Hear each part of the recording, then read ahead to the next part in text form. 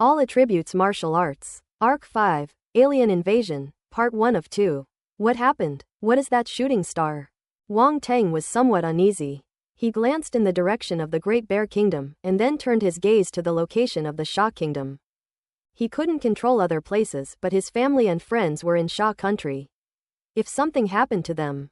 A moment later, a resolute glint flashed in Wang Teng's eyes. He retrieved the Phoenix King fighter jet from the spatial fragments, deciding to temporarily set aside his cultivation and go back to check on things.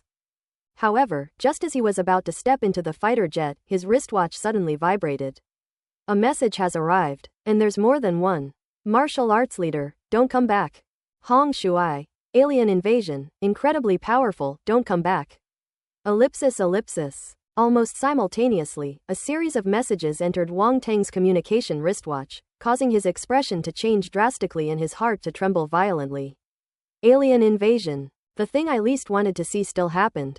But by some strange coincidence, shortly after he learned about extraterrestrial life, extraterrestrial beings invaded. He originally thought it wouldn't happen so quickly, or even if it would happen at all. In the vast universe, Earth was just an insignificant planet, located in a remote star system, far from the center of extraterrestrial civilizations. Therefore, the chances of Earth being discovered are extremely slim. But now, that possibility has still occurred. Extraterrestrial life has invaded Earth, and it's clear from the information sent by martial arts leaders that this extraterrestrial life that has descended upon Earth is definitely not ordinary. They were not even affected by the overlap of Earth's space, unlike the proto-aliens who were severely injured and captured. But what exactly happened over there? Wang Teng sent a message to confirm, but all the messages he sent went unanswered. Something's happened. Wang Teng's face was gloomy, his eyes flashed rapidly, and the ominous premonition in his heart grew stronger. His heart was heavy. All of this happened too fast. From the time the meteor fell to the time the martial arts leaders and others sent messages, less than half an hour had passed, but no more messages had been received. This indicates that an accident has occurred. The fact that they were able to do this shows that the alien life forms were truly terrifying in strength, as even martial arts leaders were quickly subdued. It could even be life-threatening. Wang Teng took a deep breath, gritted his teeth, and forcibly suppressed the urge to go back and find out what was going on. If it is someone that even martial arts leaders cannot defeat, then going back would probably be like sending a lamb to the slaughter. At this point, he had not yet converted the power of the stars, so he was certainly no match for extraterrestrial life. But he couldn't feel at ease because he didn't know what was happening over there. Wang Teng felt he should do something, his eyes darting around, and he immediately made up his mind. Clone. Use your clone to scout the situation. Wang Teng's concealment techniques were very sophisticated, but he couldn't be sure if he could evade the detection of extraterrestrial life. If not, it would be extremely dangerous for his main body to go. On the contrary, if it were a clone, there would be no such concern. Even if the clone is destroyed, it will still send the information back and will not endanger his life. Without hesitation, Wang Teng sat down cross-legged, and his spiritual power and primal force surged within him according to the dark clone technique. Outside his body, a cloud of black mist began to condense, and soon it took the shape of Wang Teng. However, he did not stop immediately. After a moment's thought, he injected earth and wood elemental forces into his clone. He had only infused this clone with fire-type primal force. Considering the strength of the alien life form, Wang Teng felt it would be better to infuse it with more primal force. It doesn't need to be too strong, but it also can't be too weak. Just the right amount of strength. This way you can confuse your opponent and use a sneaky trick next time. As the earth and wood elemental forces were fully injected, Wang Teng slowly stopped, looked at his clone, and said, "Thank you for your hard work this time. You're going too far, sending me to my death again." The clone said miserably. Wang Teng deliberately changed his appearance to resemble Yao Ji, the character he used in the Truth Cult, making him look extremely comical and ridiculous. Seriously, this is a miserable clone, just sending itself to its death online. Ahem, actually, you get used to dying after a while, it's not a big deal, Wang Teng said with a dry cough. Clone. %%%. Is this even human language? Even though it was the real person, he still couldn't help but want to curse. Don't worry about the details. You can still be resurrected even if you die, isn't that great? Wang Teng comforted him. What you're saying doesn't sound like comforting words at all. The clone rolled its eyes in annoyance, waved its hand, and said, "I'm leaving. If I stay any longer, I'm afraid I'll be driven to death by you before I even die at the hands of the alien lifeforms."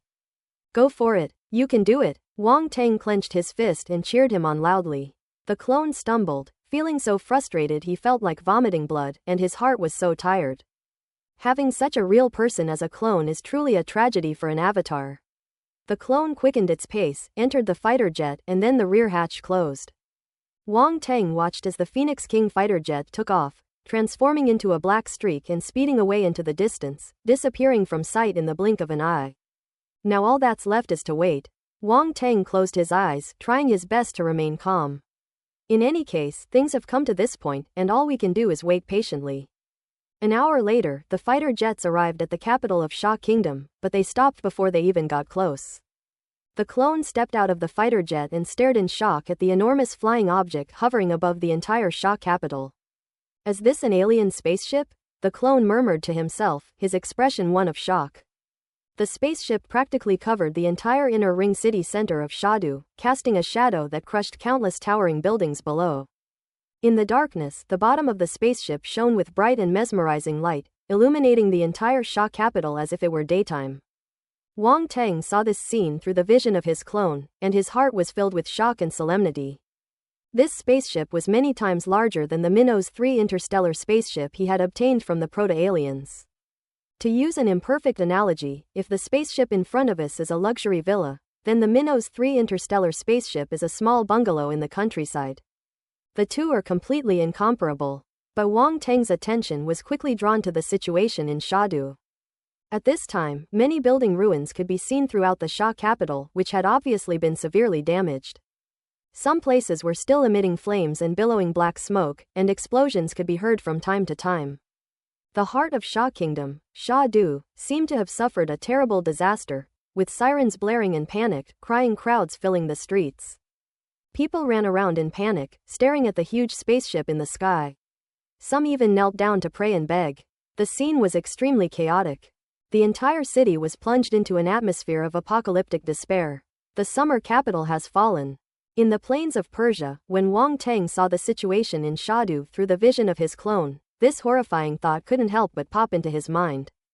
The fates of martial arts leaders, the 3 marshals, and others are unknown. Alien spaceships are openly occupying the skies above Sha capital, plunging the city into chaos. What else could this be but a fall? What kind of being descended upon Earth could have occupied Shadu in less than 2 hours? It should be noted that Shadu is home to many martial arts experts, including a large number of warrior-level experts. As a result, looking around now, there are no traces of those warrior-level experts in Shadu. They have either been controlled, killed, or are extremely wary and have all gone into hiding. Regardless of the reason, it demonstrates that extraterrestrial life is extremely powerful. The clone received Wang Teng's order and was preparing to infiltrate when suddenly a beam of light shot out from the huge spaceship in front of it, directly hitting the Phoenix King fighter jet where the clone was located. Not good. The clone was shocked and jumped ship to escape almost without hesitation. The next moment, the beam of light struck the Phoenix fighter, and with a deafening roar, the entire Phoenix fighter was reduced to a ball of fire. The clone appeared not far away, its gaze fixed on the soon-to-disappear Phoenix fighter jet, a bead of cold sweat sliding down its forehead. That was close. I was almost killed before I even saw a glimpse of alien life. However, with the Ho-Oh fighter jet destroyed, the Ho-Oh's expression must be quite unpleasant. It's a real shame that the Phoenix fighter was destroyed so soon after we got it and hadn't even used it much. The clone thought to itself, feeling a little awkward. I thought that I could avoid detection by alien ships with the isolation detector I got from the Minnows 3 interstellar spaceship, but I was too naive. It was discovered and destroyed in no time. That isolation detector is absolutely garbage. As expected, Sadidi and his group were indeed a bunch of penniless bastards. While still asleep, Sadidi once again received someone's resentment. Ellipsis. The explosion in the sky drew the attention of people below, and many looked up, wondering what had happened. At this moment, the clone used the shadow concealment technique, disappearing into the darkness, hoping to evade the alien spaceship's detection with this method. Fortunately, the alien spaceship remained silent after emitting that beam of light. The clone secretly crept towards the alien spaceship. There was no need to go anywhere else, it would go straight inside the spaceship to take a look. If it could encounter one or two alien beings and obtain information about them, it would give the main body a slight advantage in its next actions. He quickly approached the spaceship and located the entrance. In fact, the entrance was extremely conspicuous. It's unclear whether those alien lifeforms were overconfident or something else, but the huge hatch of the spaceship was left wide open. The clone concealed its body in the darkness and slipped into the interior of the spaceship. Behind the hatch was a long, dimly lit corridor, which allowed him to move freely through it. The clone moved quickly and encountered a group of alien lifeforms at a corner. To his surprise, these alien lifeforms looked almost identical to humans, the only difference being that they had long hair, and the hair colors varied greatly, making them extremely peculiar. Their hair color wasn't the kind of dyed hair that's almost extinct like the Shemate funeral love family style, it was an extremely pure color. The aliens chatted and laughed as they walked towards the outside, seemingly heading out. The clone pressed itself against the wall, its body disappearing into the darkness without a sound. Wang Teng, however, saw the strength of these aliens through the eyes of his clone. Compared to Siditi and others, these aliens were clearly not at the planetary level, but they were at the warrior level, and none of them were below the mid-level warrior level. That's secondary. The most important thing is that the force within them is not ordinary force but star force. Wang Teng couldn't understand their language and could only watch them leave. Despite feeling heavy-hearted, I continued onward. He didn't know anything about the spaceship's internal structure, so he could only search through the passageways one by one. The spaceship's interior was extremely large and interconnected, and he had no idea where he was. The clone can only reach the spaceship's cockpit if it ensures that it is heading towards the central area. That is, the most crucial part of the entire spaceship. He walked for more than 10 minutes inside the spaceship before finally arriving at the cockpit. But when he arrived at this place, his eyes narrowed immediately. The cockpit was spacious and had a rather peculiar design. Various instruments were placed around it, operated by many aliens, while the central area was a spacious and comfortable rest area. At this moment, a young man was sitting on a sofa in the rest area, with several beautiful young women beside him, feeding him crystal clear, unidentified fruits while massaging his legs and back. It was absolutely amazing. Before him stood a huge cage, inside which martial arts leaders and others were imprisoned. PFF'd. The young man, with long blue hair and strangely azure eyes, and a cynical smile on his face, spat out a few small fruit pits and said, "Your planet is quite interesting. Although it is backward and ignorant, it is a place of awakening." The clone hiding in the shadows suddenly noticed something. The young man was actually speaking the language of Sha Kingdom. "The land of awakening," Wang Teng exclaimed in surprise. The martial arts leaders and others inside the cage remained silent, waiting for the blue-haired youth to continue. The blue-haired youth accepted the crimson wine handed to him by the beautiful girl beside him, held the wine glass, stood up, and paced in front of the martial arts leaders and others, saying, "The awakening land will bring many benefits, even we can't help but be tempted, otherwise I really wouldn't want to come to your remote and backward place." He took a sip of his drink and spoke again. "You are the heads of state of this country called Sha. No one knows this planet better than you. I need your cooperation. Of course, I will also give you some benefits. As long as you help me get what I need and satisfy me, I will allow you to leave this backward planet as my subordinates when I leave this planet." The blue-haired youth had a calm expression, and his voice carried a strong sense of arrogance, as if he looked down on Earth in the slightest.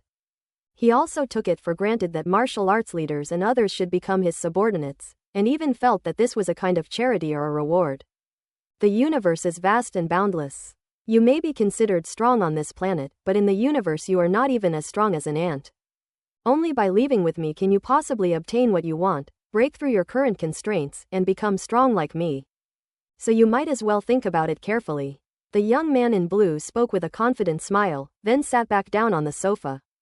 However, the scene of him bowing down and submitting to the emperor did not occur as he had imagined.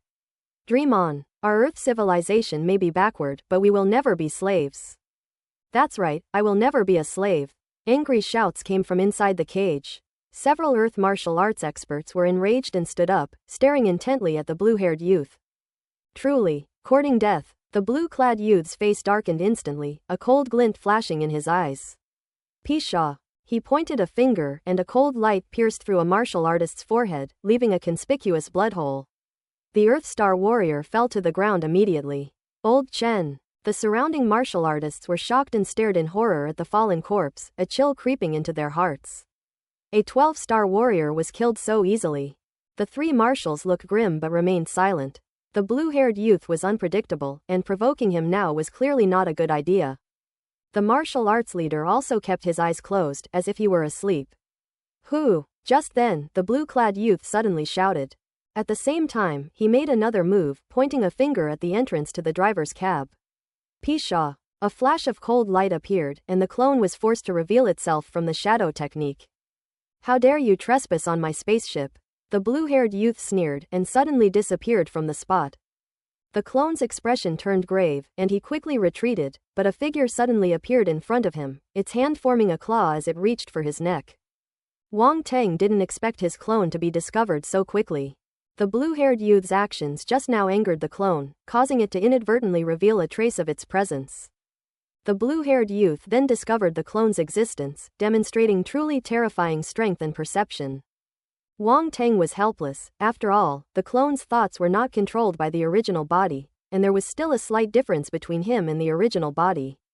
Unfortunately, he was far away, and no matter how anxious he was, it was no use. Besides, wasn't this a situation that was expected long ago? The clone will surely perish if it goes there. However, if we can test the opponent's strength beforehand, the losses this time won't be too great. Wang Teng's gaze was cold as he looked into the alien spaceship through his clone's vision. At this moment, inside the alien spaceship, the clone was rapidly retreating, while the blue-haired youth followed closely behind, a contemptuous smile on his lips. As he grabbed at the clone's neck. In his eyes, the person in front of him might be considered a top expert on Earth, but to him, he was nothing more than an ant that he could crush at will. At that moment, the martial arts leaders inside the cage were immediately drawn to the scene and all looked over. Everyone was taken aback when they saw the clone's appearance. It was a complete stranger. Die! While everyone was speculating about the origin of the clone, the blue-haired youth had already grown impatient. He took a sudden step forward, increasing his speed, and rushed in front of Wang Teng. Blue claws materialized in his hands, and this grab almost seized the clone's neck. However, his mind remained completely calm. Although extremely serious, he reacted immediately, his primal force surging as he threw a punch at the blue claw. Boom! The fist, imbued with crimson primal force, slammed into the blue claws. The two froze for a moment, then exploded with a bang. Using the recoil, the clone was pushed back another 10 meters, while the blue-haired youth was only pushed back 3 or 4 meters. The disparity in strength is too great. Very strong. However, in the eyes of martial arts leaders and others, the clone's strength was already very strong. Where did this powerful expert come from? The others were astonished to see that the clone could exchange a punch with the blue-haired youth without getting injured. At the same time, he was also a little puzzled and couldn't help but wonder about the identity and origin of the clone. Logically speaking, it's impossible for powerful figures from all over Sha Kingdom to arrive so quickly, and there's definitely no such person among the nearby powerful figures. They couldn't possibly be unaware of such a powerful figure. Did this person grow out of the ground? The blue-haired youth stopped, his face slightly gloomy. He stood with his hands behind his back, his eyes narrowed as he looked at his clone. Not bad strength. State your name? Although you are quite ugly, I have decided to give you a chance to become my subordinate. With his condescending tone and arrogant expression, the blue-haired youth displayed it all perfectly. It was a pride that came from the bottom of his heart. Well, I really have to thank you then. The clone said with a mocking tone, but if you want to know my name, that's fine too. Listen carefully, I am the legendary Nicholas Wersneba Wang, who is so handsome that he can charm the universe, captivate countless beautiful girls, is known as the friend of women, and has killed thousands in the red light district. The blue-haired youth looked slightly bewildered. He's so damn handsome, he's captivated countless girls. He was also known as a friend of women and a serial killer in the red light district? They don't even look at themselves. Forgive his ignorance, he has never seen such a shameless person. Nicholas Wersneba Wang, right? Damn it, what kind of name is that? The blue-haired youth said speechlessly. He was completely unaware of the problem. The martial arts leaders, the three marshals, and others had strange expressions, and immediately felt a strong sense of familiarity wash over them. The three marshals, in particular, had witnessed someone's shamelessness before, and now felt that this shameless style was exactly the same. And then there's that name. Nicholas Wersneba Wang. King. Who else could this be but Wang Teng? What's with this Wasniba thing? Isn't that just blatant insult? Only that kid could come up with such a bizarre way of cursing. As for his current appearance, they weren't surprised. In the martial arts era, there are quite a few ways to change one's appearance.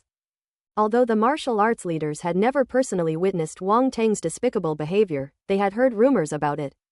Naturally, they guessed what was going on and exchanged a glance with the three marshals, becoming even more certain. It really was that kid. The group's expressions immediately turned serious. Hadn't they told him not to come back? This kid is too willful, he won't listen to a word anyone says. They were both angry and anxious. Knowing full well that he was no match for the blue-haired youth, he still came here. Wasn't that just walking into a trap?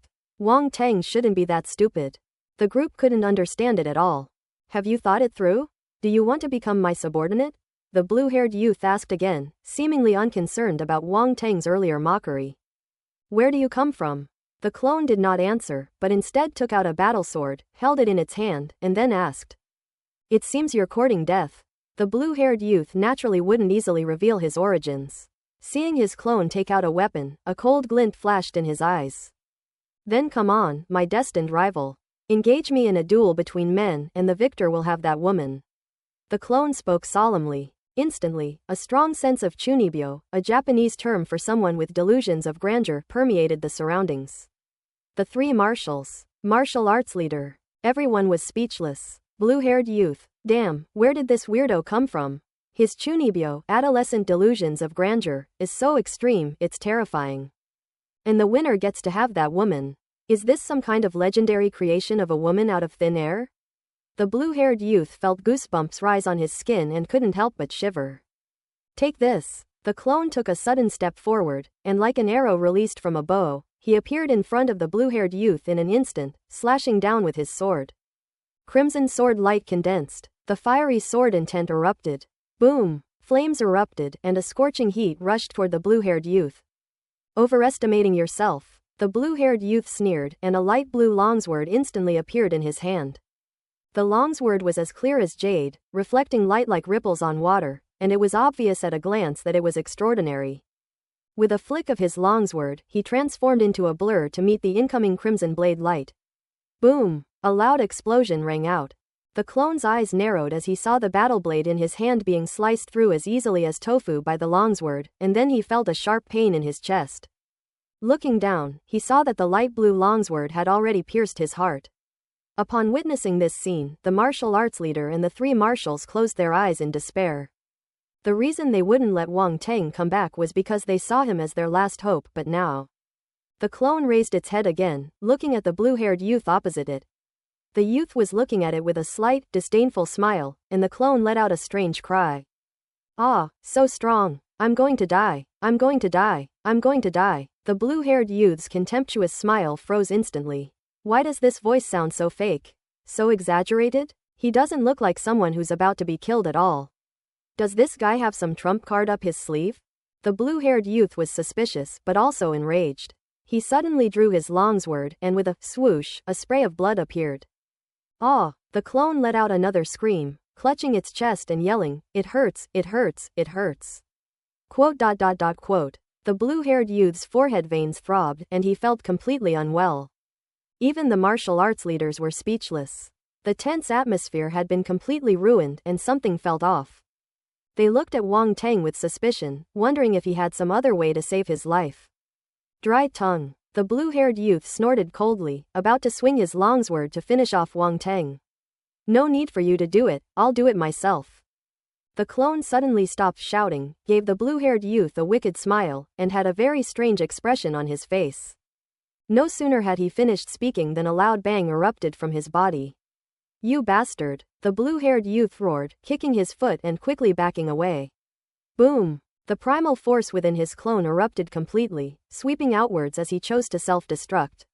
The self-destruction of a 13-star warrior level being is incredibly powerful. The aftershocks swept outwards, destroying everything in their path. A moment later, the driver's cab returned to calm.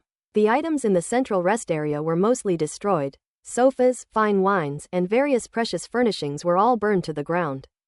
Surprisingly, the surrounding instruments remained completely undamaged, as a ring-shaped barrier had somehow risen up around them, blocking the explosion.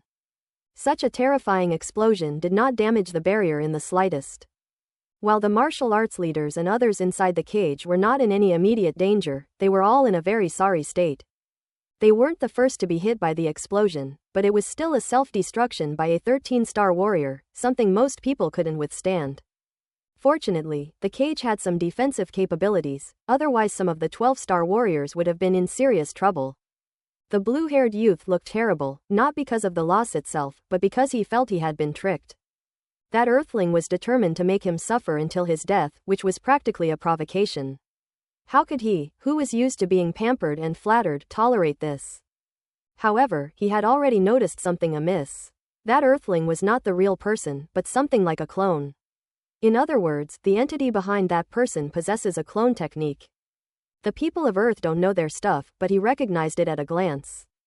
The blue-haired youth's eyes gleamed, a hint of fervor and greed flashing across his face. He suddenly turned to the martial arts leaders and the others, asking, "Does anyone know that person from just now?" Everyone remained silent, no one answered him. "Do you think I won't kill you?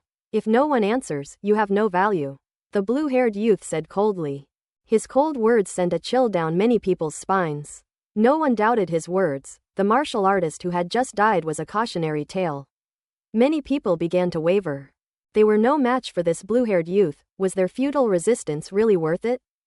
"We don't know him." At this moment, the martial arts leader spoke up first. "You can ask them, it will be the same. None of us have ever seen this person." "Oh, nobody recognizes you?" The blue-haired youth stared directly at the martial arts leader and sneered, "Do you think I'm stupid? None of us really knew him." "Yes, I've never seen anything like it before." Seeing the martial arts leader speak, the others echoed his sentiments.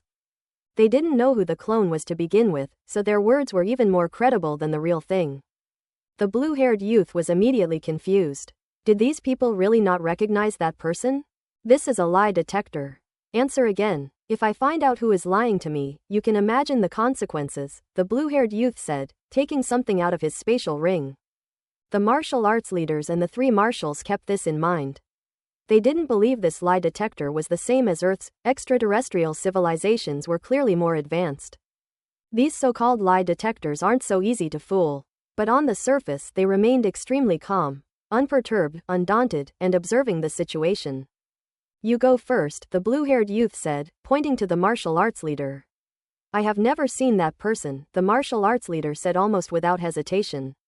He remained completely calm and composed. Whether you've seen them before or not, whether you know them or not, are two completely different concepts. The martial arts leader stated that he had never actually seen the clone's appearance. The lie detector gave a very honest response. He was not lying. Upon seeing this, the martial arts leader breathed a sigh of relief. Fortunately, Wang Teng did not appear in his true form. Otherwise, he would not have been able to use linguistic loopholes to evade the lie detector. The blue-haired youth frowned immediately, pointed at the three marshals, and had them test one by one. The result was, of course, the same. None of the three marshals had ever seen Wang Teng's clone. After the other tests were completed, the blue-haired youth frowned even more deeply, feeling a sudden surge of irritation for no apparent reason. He wasn't stupid, he guessed the key point. The person who possesses that clone technique is probably very well hidden, and has never let others know who their true self is, which is why these people don't know their identity. This is not hard to guess, because as far as he knows, many people in the universe who possess the ability to create clones do so, and this is not an isolated case. A clone can be used as a trump card, so it cannot be easily exposed. The blue-haired youth waved his hand, ordering his men to take the martial arts leaders and others away and imprison them, while he prepared to launch an operation to control the Shah kingdom. In the plains of Persia, Wang Teng opened his eyes and received all the sensations from his clone. After a moment, he muttered to himself with a flickering gaze, "Shah capital has fallen, and the martial arts leaders have all been captured. These aliens have no small ambitions." The blue-haired youth referred to Earth as the land of awakening. Does that mean Earth changed after the Force invasion? Some opportunities here attracted them, so they came here. If I'm not mistaken, that meteor was the scene of their arrival. In that case, the Great Bear Kingdom is probably doomed. So, is the same in other countries?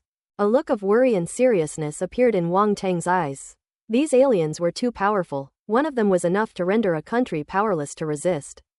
Fortunately, he used a clone to hide his identity. Otherwise, he would have been easily found, and given the opponent's technology and strength, he would have had a hard time escaping. Even so, it probably wouldn't be difficult for them to find him.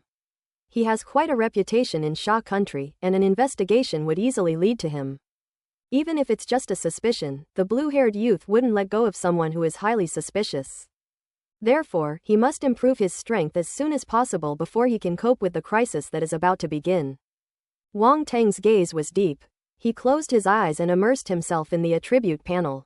His clone picked up a few attribute bubbles from the blue-haired youth. Open black lens bracket star force, water, asterisk 120 close black lens bracket. Royal Realm Spirit asterisk 55. Royal Realm Comprehension asterisk 46. There weren't many attribute bubbles, just 3, but Wang Teng still managed to glean some information from those 3. The blue-haired youth possessed water attribute primal force, and it's also possible that he possessed primal force of other attributes at the same time. His mental strength has also reached the level of the Emperor realm. The blue-haired youth is very likely at the same level as Sadidi, that is, the planetary level, but the difference in their strength is obvious. And his sword was no ordinary item. The clone used a 9-star rune sword obtained from the True Church's lair, but it was instantly cut in half when it clashed with that sword. Wang Teng used these details to assess the blue-haired youth's strength and compare the gap between himself and the youth.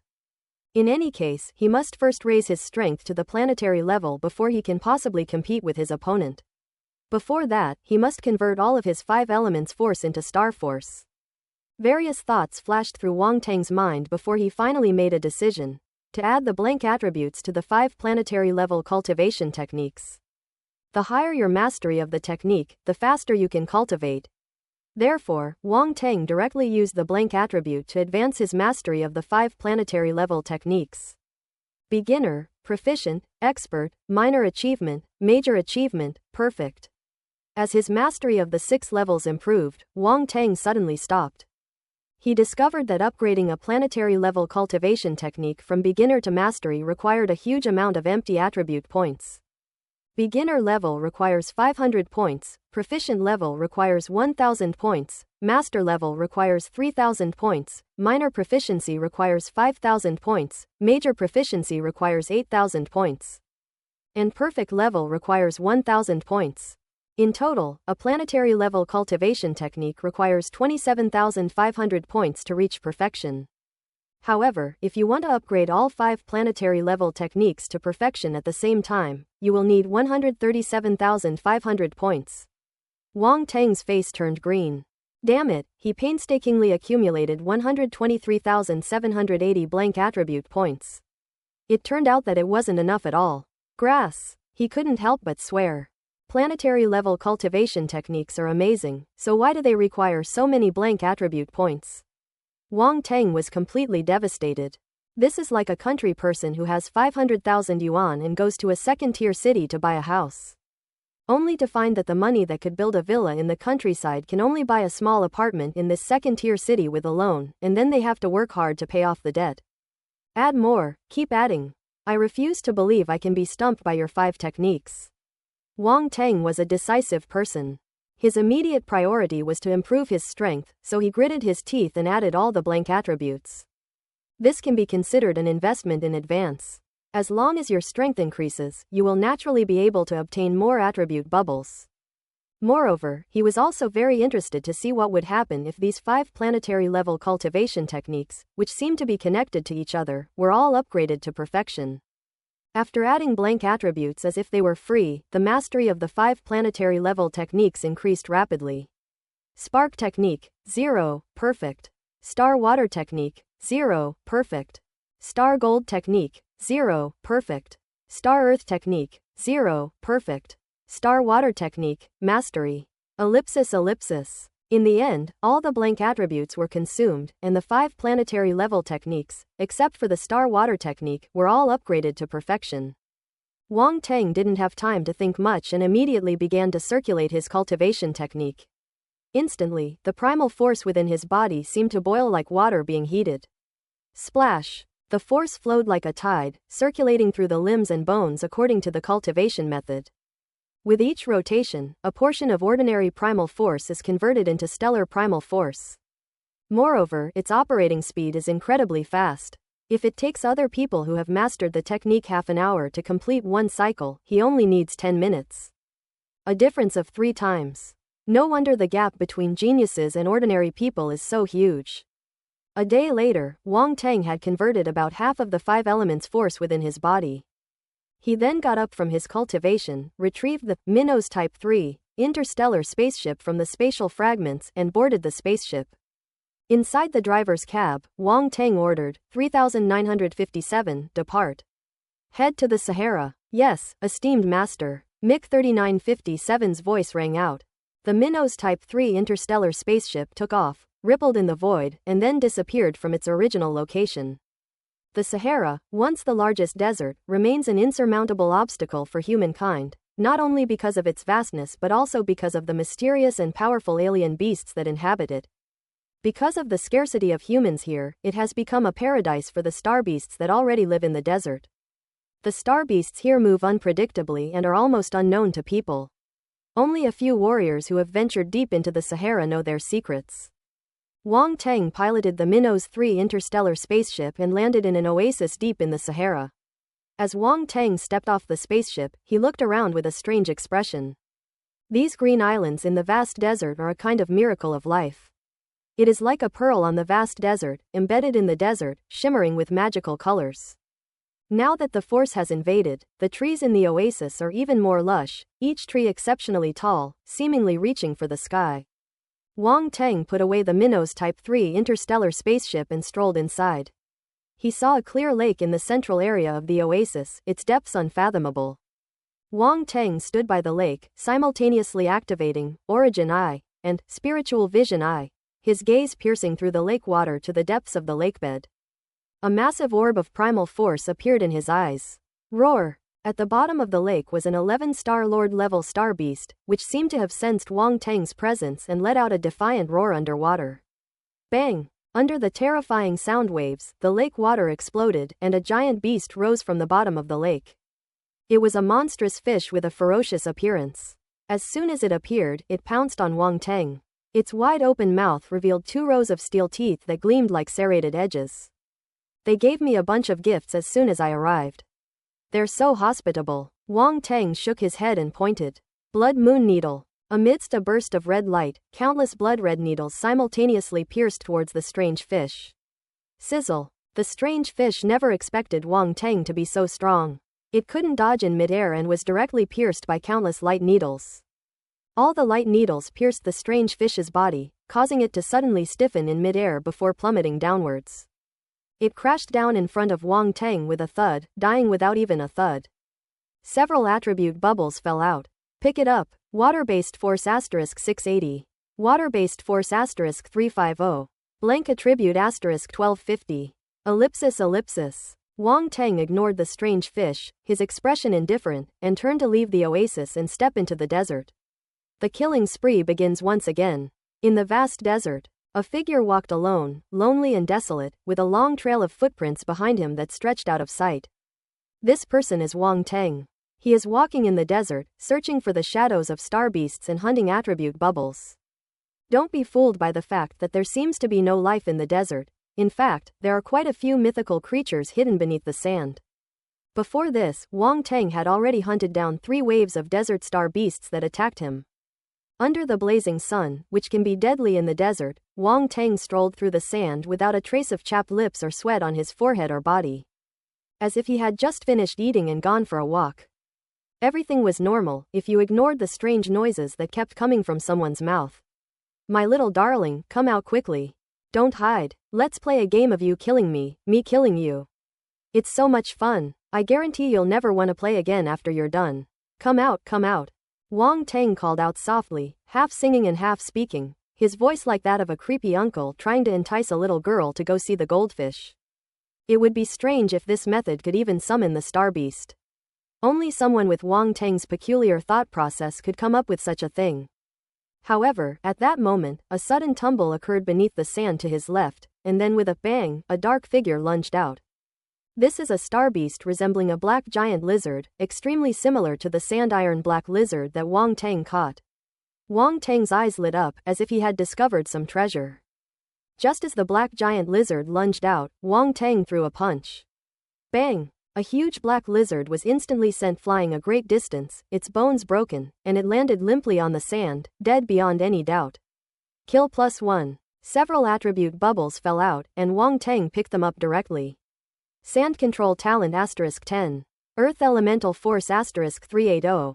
Blank Attribute *325. ellipsis. Wang Tang's eyes flashed. He had actually obtained the Sand Control Talent from this black giant lizard. Although this talent overlaps somewhat with the Heart of Heavy Rock and Magnetic Sand Body he had obtained before, it was even inferior to those two talents. But this is a real talent. Furthermore, the information he had previously obtained from the sand iron black lizard indicated that its population existed in this desert. Now that he saw this black monitor lizard, he had reason to believe that this was the species to which the sand iron black lizard belonged. Sure enough, just as his thoughts were wandering, the sand around him churned violently, and one after another, black giant lizards crawled out from under the sand, roaring and howling at Wang Tang. Roar, roar, roar. Clearly, Wang Tang's killing of the black giant lizard had enraged the entire clan. They occupy this area and have always been the ones hunting other life forms. How could they allow intruders to run rampant here? Rumble. Two even larger black lizards appeared in Wang Tang's field of vision. Judging from the strength of the primal force orbs within their bodies, their strength was at least at the 12-star Lord level. This black giant lizard population actually has two 12-star Lord level creatures, which is extremely rare. At this moment, the surrounding black giant lizards made way for the two Lord level star beasts to pass by. They stopped in front of Wang Tang and said, "Human, how dare you trespass into the territory of our black sand giant lizards? So what if we broke through?" Wang Tang interrupted it. "Us." One of the Lord-level black sand giant lizards was about to say something when Wang Tang interrupted it again, looking terrified, and said, "What do you want? Do you want to eat me? You're too cruel. How scary." Black sand monitor lizard. "This human looks a bit abnormal. Please don't eat me. My flesh is sour and doesn't taste good at all. Really, I'm not lying to you. Please believe me," Wang Tang said hurriedly. "We've eaten human flesh before. It's delicious," the Lord-level black sand giant lizard murmured. No, I'm different from other humans. My flesh isn't delicious at all, really." Wang Tang shook his head repeatedly, looking terrified, and kept backing away. The black sand giant lizards automatically swarmed around, densely packed together, completely surrounding the area. Who knows how many black sand monitor lizards there are in this area? How do they sustain this entire population?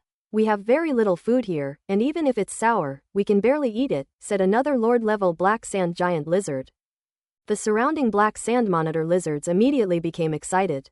Although there was only one human, which was not enough to satisfy their hunger, they had not eaten a human for a long time.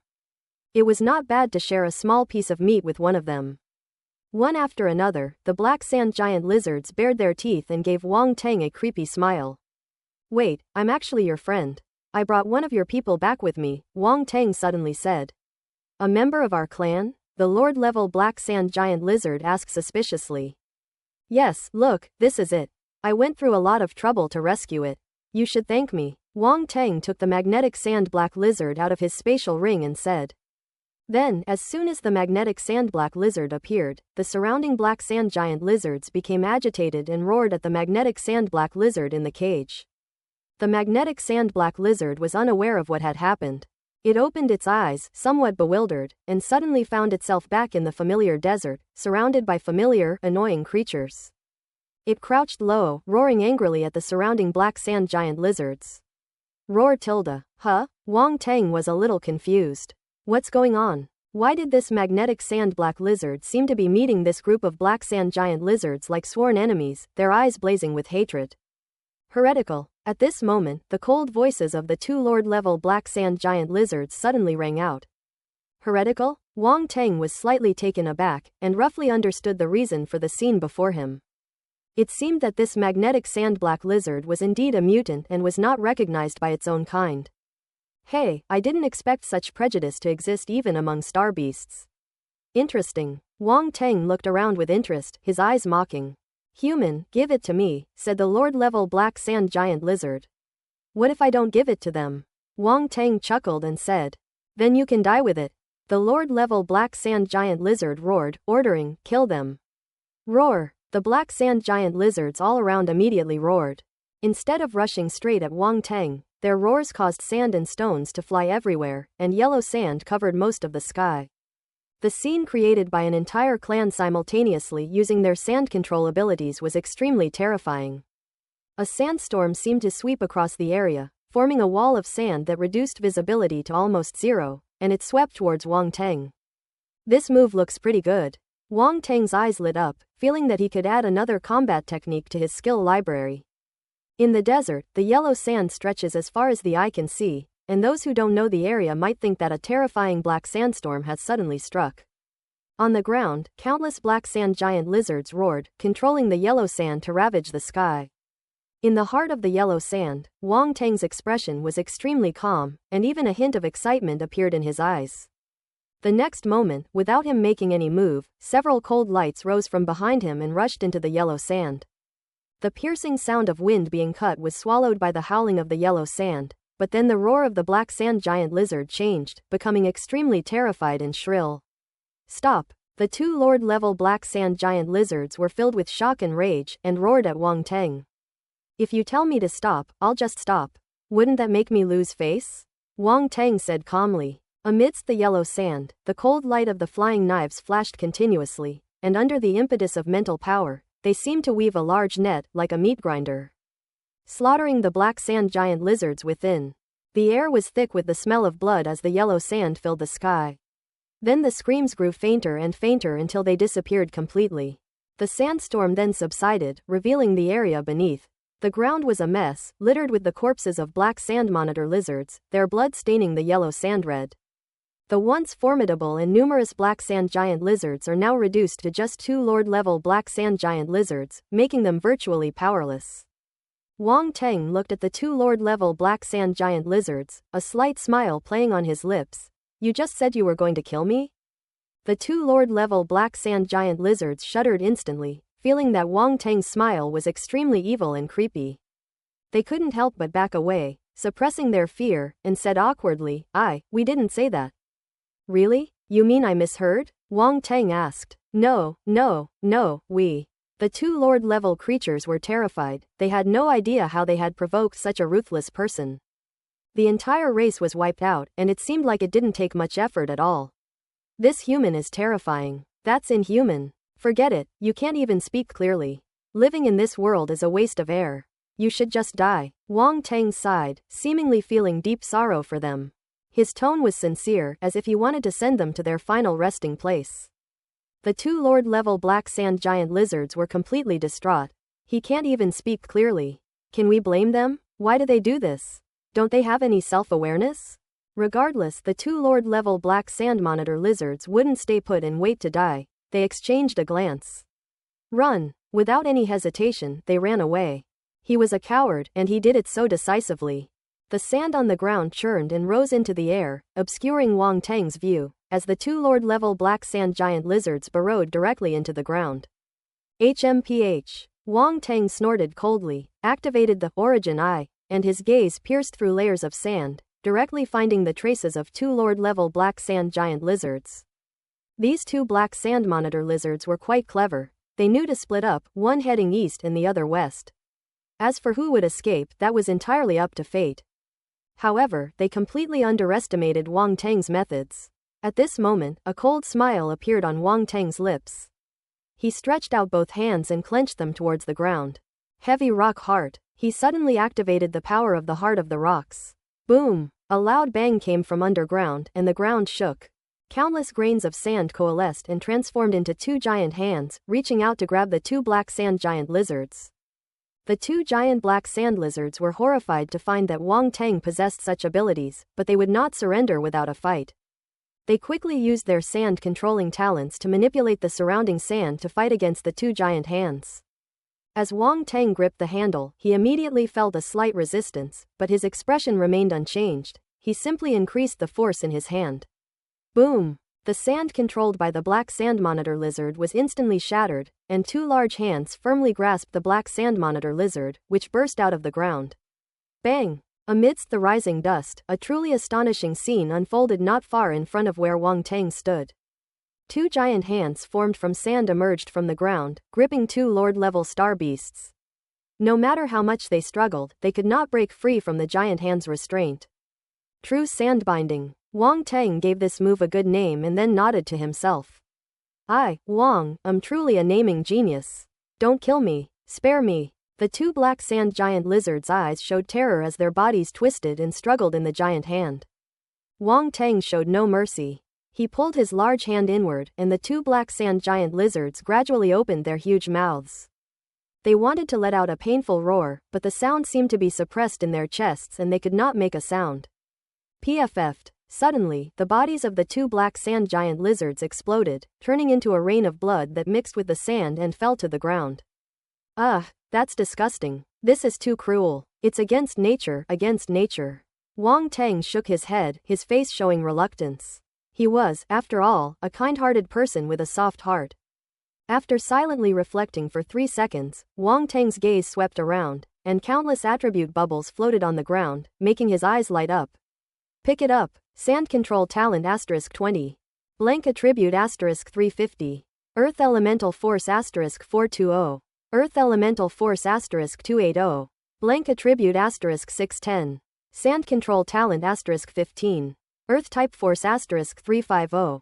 Ellipsis. Wang Tang gained a large number of attributes, including 2,580 points in Sand Control Talent, 18,300 points in Blank Attributes, and 16,500 points in Earth Force.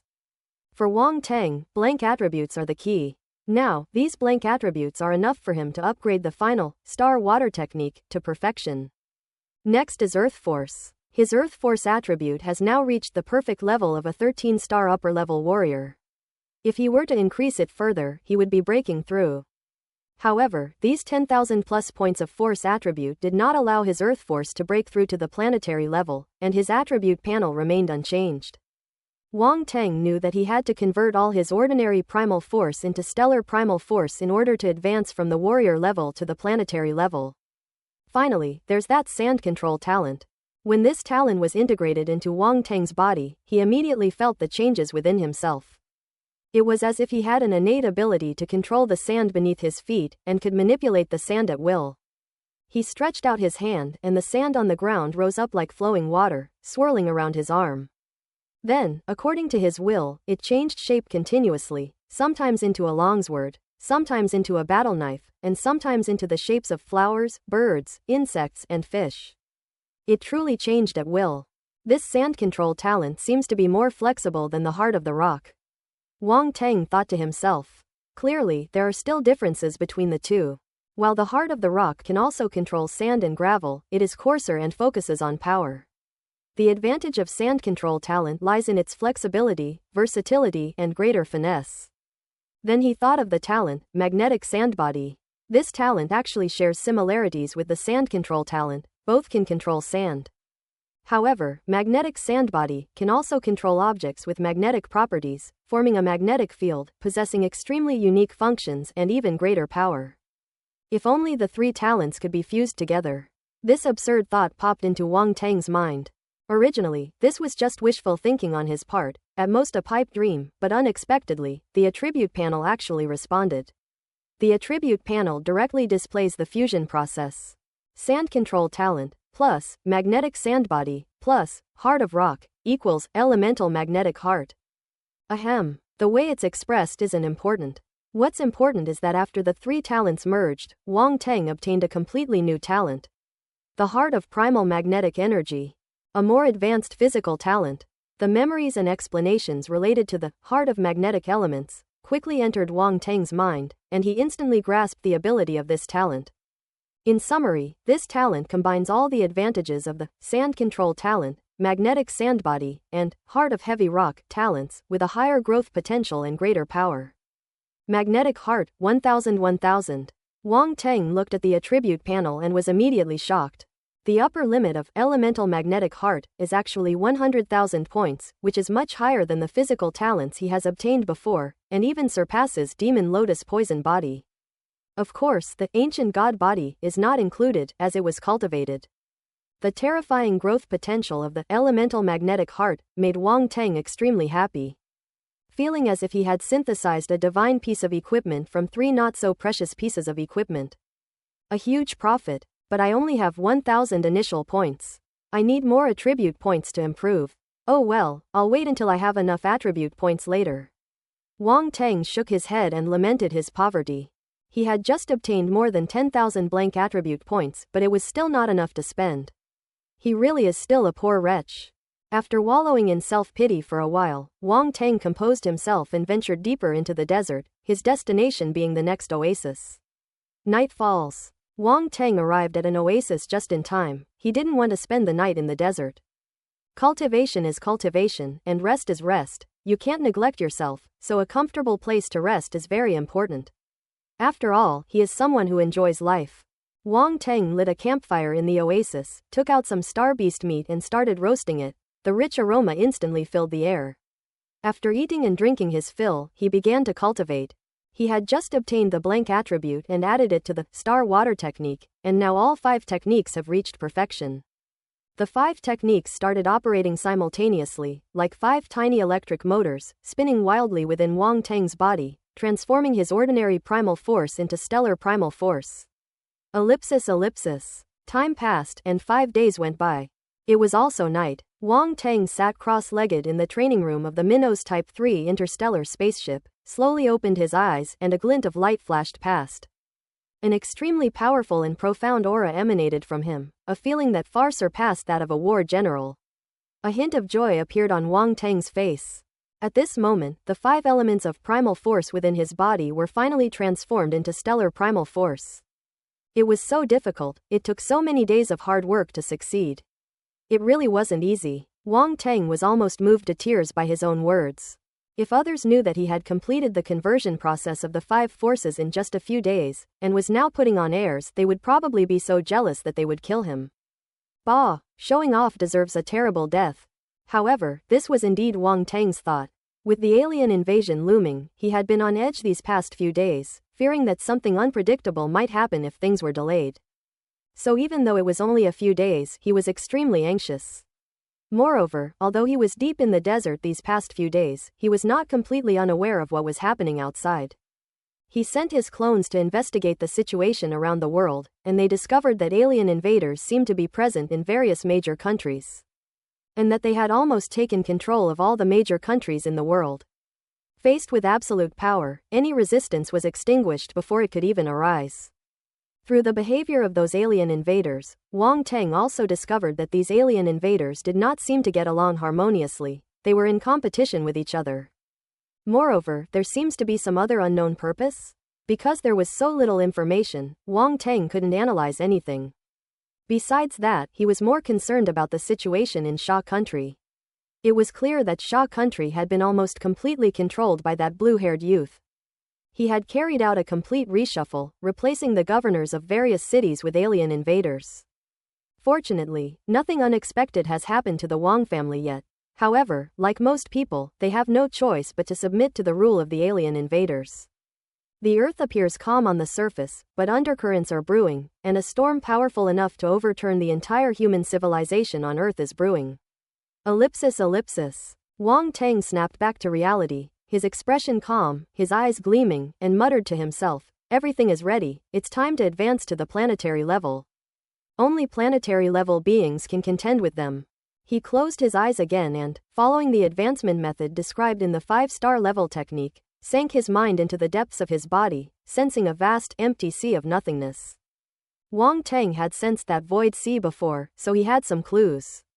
He focused his mind, eliminating all distracting thoughts, letting his mind slowly sink. This feeling was extremely strange, but at this moment Wang Teng had no other thoughts to think about. His mind sank deeper and deeper, the surroundings grew darker and darker, he could see nothing, feel nothing, only loneliness and nothingness remained. Wang Teng didn't know how much time had passed, he had even lost track of time until he heard a voice. Ding dong. a clear and pleasant sound. It's like a drop of water falling into a calm, still lake. Wang Teng opened his eyes and saw a sea of nothingness. This is it, he murmured to himself. The sea of nothingness was right before him, and he should have been overjoyed, but he remained completely calm. Build bridges to connect the sea of nothingness. It was as if a voice was echoing all around. Suddenly, countless starlight emerged from the surrounding void and converged in one place, like galaxies. Red, gold, blue, green, yellow. In an instant, 5 galaxies appeared in the void. 5 rivers of starlight, each a different color, crisscrossed the void, rushing towards the sea of nothingness, as if forming 5 bridges connecting this shore to the other. This is a qualitative leap. Boom, boom, boom. At this moment, the entire void sea trembled, the calm surface instantly churning, and towering waves seemed to try to prevent the 5 bridges from descending. However, these 5 bridges are incredibly sturdy. They are formed from the purest and most abundant stellar energy, making them virtually indestructible. Wang Teng was unaware that many people had a high failure rate when advancing to the planetary level, mainly because their force was not pure or strong enough, ultimately preventing them from building a bridge and reaching the other side. Unlike him, his stellar force was condensed from a perfect planetary level technique. Although the 5 techniques he possessed were the most basic planetary level techniques, they were the most fundamental and complete planetary level techniques. These 5 planetary level cultivation techniques have been passed down for countless years and have been practiced by countless people throughout history. Their existence is not without reason. However, many people nowadays pursue high-level cultivation techniques and thus neglect this one. At this moment, above the sea of nothingness, 5 galaxies gradually coalesced, withstanding the obstruction and tremors of the sea of nothingness, and finally crossed the almost insurmountable distance to reach the other shore. Boom! A tremendous sound rang out, and the surface of the sea of nothingness suddenly exploded. The 5 stellar primal forces surged into the sea of nothingness, like true dragons entering the ocean, causing upheavals and stirring up huge waves. The 5 stellar primal forces churned and coalesced beneath the sea surface, seemingly compressed by an invisible force, undergoing baptism and tempering, before slowly sinking to the seabed. This scene shocked Wang Teng to no end. The stellar force actually sank into the sea of nothingness. There's no such description in those 5 planetary level cultivation techniques. The above only states that once the bridge is completed, the force will reach the sea of nothingness and then condense into stars, which is considered an advancement to the planetary level. But what's going on now? Wang Teng was filled with doubt and surprise. If it weren't for the powerful aura constantly emanating from beneath the sea of nothingness, he would have even thought that his 5 elements force had been swallowed up by the sea of nothingness. Left with no other choice, Wang Teng could only wait quietly. After an unknown amount of time, suddenly, beams of light rose from beneath the pitch-black sea of nothingness. Upon closer inspection, there were 5 of them. It happens to be one of the 5 colors: red, gold, blue, green, and yellow. As light rose, 5 lotus flowers of different colors bloomed out of thin air on the sea, and then 5 huge, star-like spheres slowly rose up. A bright moon rises over the sea. This is the Force Star. Wang Teng had surprisingly reached the planetary level. Moreover, all 5 elements of primordial power simultaneously reached the planetary level. In reality, Wang Teng suddenly opened his eyes, and a dazzling light shot out from them. If you looked closely, you would see 5 stars of different colors orbiting each other in the depths of his eyes, slowly rotating. Boom! Suddenly, a powerful aura erupted from his body. A beam of light, composed of 5 colors, rose from his body and shot straight into the dark night sky. The starry sky trembled, countless stars shone brightly, as if celebrating the rise of a star in the world, celebrating someone's advancement to planetary level. Inside the spaceship, Wang Teng stood up, his jet-black hair and clothes moving without any wind. The light emanating from its body quickly subsided, almost vanishing in the blink of an eye. Within Wang Teng's body, above the sea of void, 5 stars slowly rotated. These 5 stars are beyond description with any words in the world. They are incredibly beautiful, with a faint halo around their surface, and are composed of countless points of light inside. Like crystal, but even more peculiar. That was an aggregate of stellar primal force. This single star contained an extremely terrifying and peculiar energy. A faint, persistent fluctuation emanated from the sphere of light. Wang Teng originally thought that this was the completion of the planetary level advancement, but suddenly, an unexpected change occurred. Within the 5 stars, the core formed by the stellar primal force suddenly began to rotate, quickly transforming into a vortex, like a deep black hole, from which powerful suction forces emanated.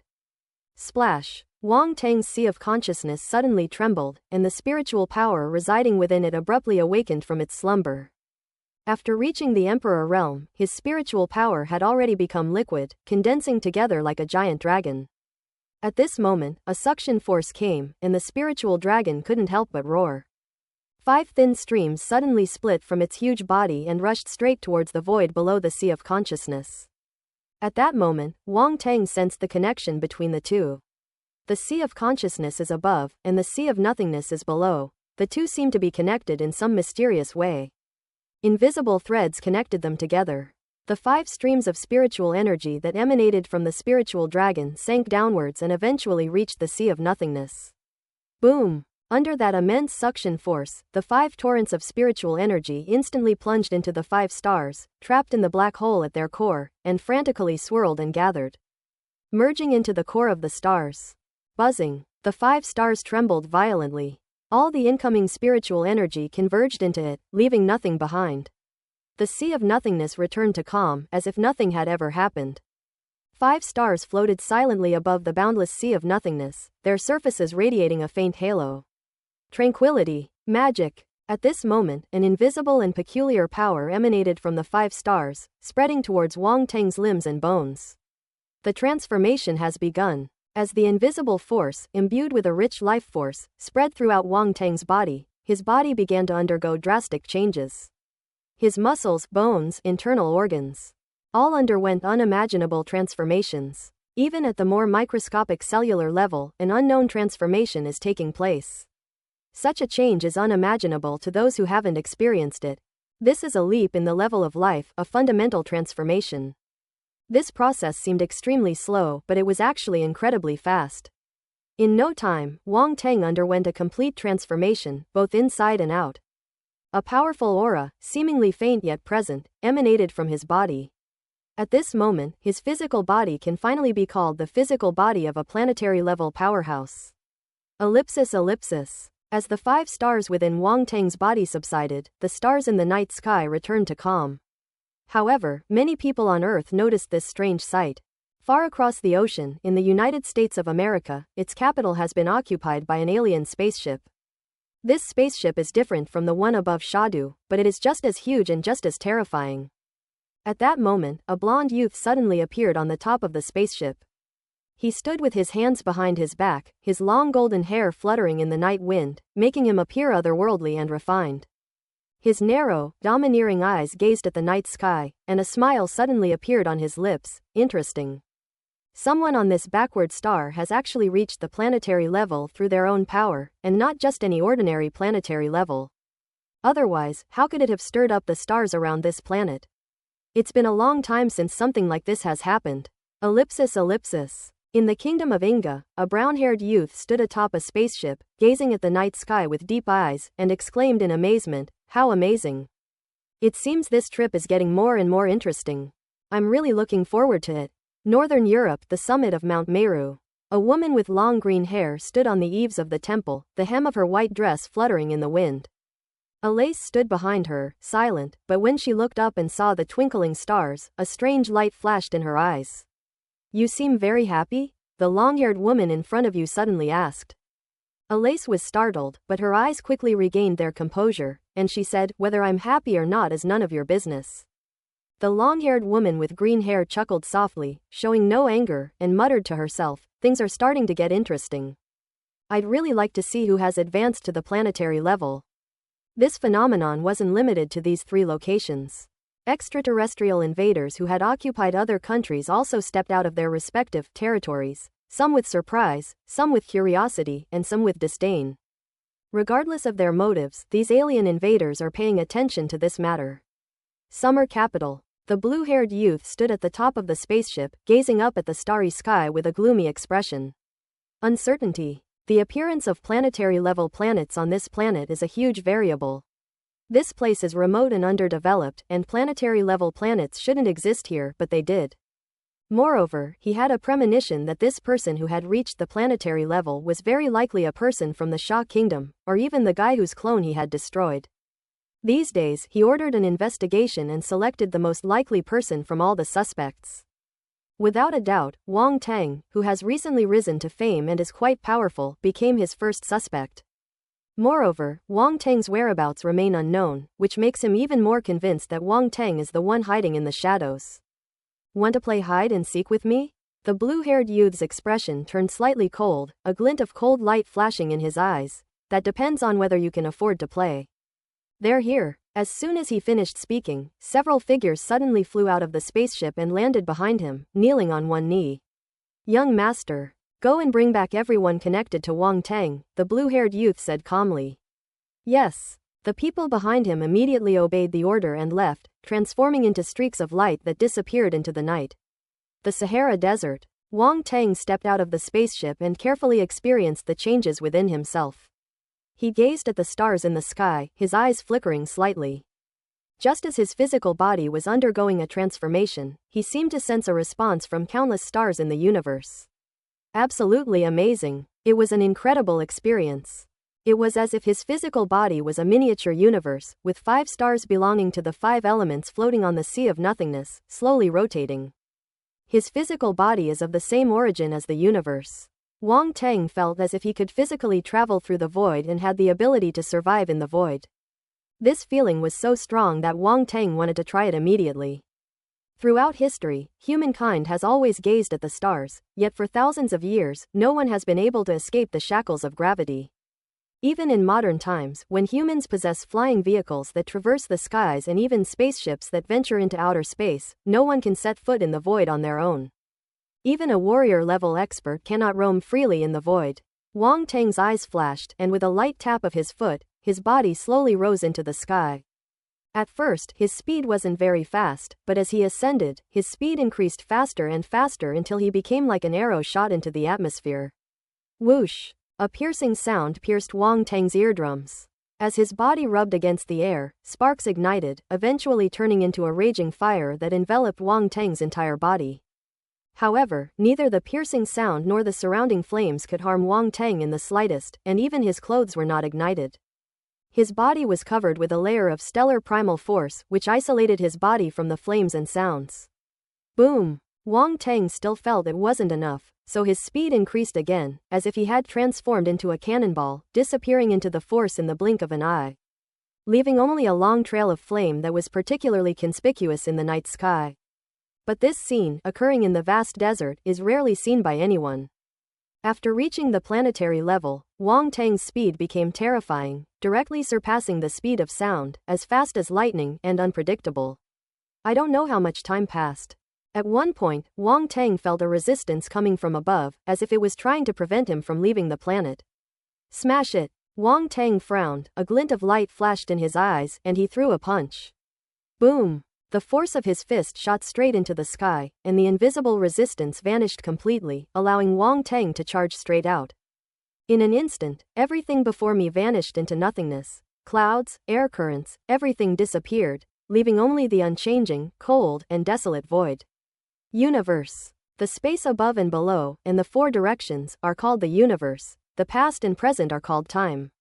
This is the universe. Wang Tang stood in the void, with a blue planet beneath his feet and an endless expanse of nothingness before him. In the distance, scattered points of light created a breathtaking and magnificent scene. Those are countless stars. Standing in the universe for the first time, Wang Tang was filled with many emotions. Standing in the void with one's physical body, an unparalleled sense of accomplishment and the joy of breaking through the limits of one's own life arise spontaneously. This feeling is wonderful. Wang Tang clenched his fist, a slight smile appearing at the corner of his mouth. His gaze turned slightly cold as he looked in the direction of the Sha Kingdom, muttering to himself. It's time to go back. Summer capital. The group sent by the blue-haired youth escorted the Wang family members, as well as Lin Chuan, Lin Chusha, Tan Taizan, and even Wang Tang's classmates such as Hu Pinliang and Baili Qingfeng. To Shadu. Almost everyone connected to Wang Tang was captured. Under the powerful technological might of the alien civilization, no one could escape their search. At this moment, in the center of Shadu, beneath that enormous alien spaceship, a metal platform was erected. The Wong family members, Lin Chuan, Lin Chusha, and others were all imprisoned in individual cages. The cages were suspended in mid-air for people to admire. On the high platform, the blue-haired youth ordered a table and chairs to be set up. He sat down on the chair and was surrounded by several beautiful girls who massaged his legs and fed him. He acted like a spoiled brat. At this moment, a faint sneer appeared on his lips as he said, "If you don't reveal Wang Teng's whereabouts, don't blame me for being impolite." He already regarded Wang Teng as his first opportunity on Earth. He was determined to obtain the method of creating clones. If these backward and ignorant Earth natives in front of him do not cooperate, then he would not mind going on a killing spree. Among the Wang family members, Old Master Wang, Wang Shengguo, and others were filled with shock, anger, and deep worry. They never expected that these alien invaders would actually want to deal with Wang Teng. Grandpa Wang and the others didn't know what the alien invaders wanted with Wang Teng, but they knew very well that it definitely wasn't anything good. The younger generation, along with Wang Teng's aunt and third aunt, were terrified and all looked at Old Master Wang. "What's the panic? At worst, we'll just die," Old Master Wang said calmly, suppressing his shock and anger. "Dad, do you know where Wang Teng went? He's so strong, he should be able to deal with these alien invaders, right? If he doesn't come soon, these alien invaders will kill us." Zhao Huili, Wang Teng's aunt, said in a trembling voice. Upon hearing this, Wang Shengguo and Li Shumei's expressions immediately turned sour. "Mom!" Wang Yanan's expression changed, and she called out hurriedly. "They are blood relatives. These words are incredibly hurtful. Enough. Although Xiao Teng is a genius, how could he possibly be a match for these alien invaders? Isn't sending him out to his death?" Wang Teng's uncle, Wang Shenghong, said angrily.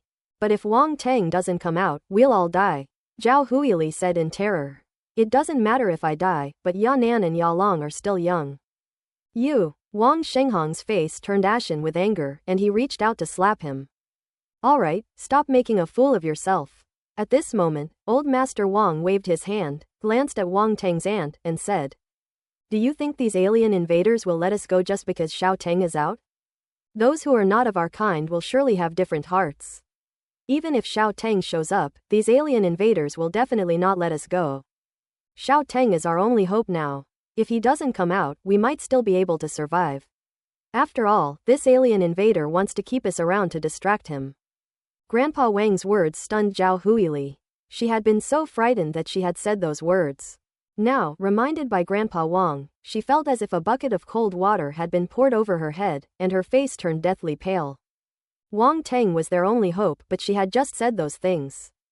"Old man, you're too talkative." The blue-haired youth naturally heard their words. His face was ugly at this moment.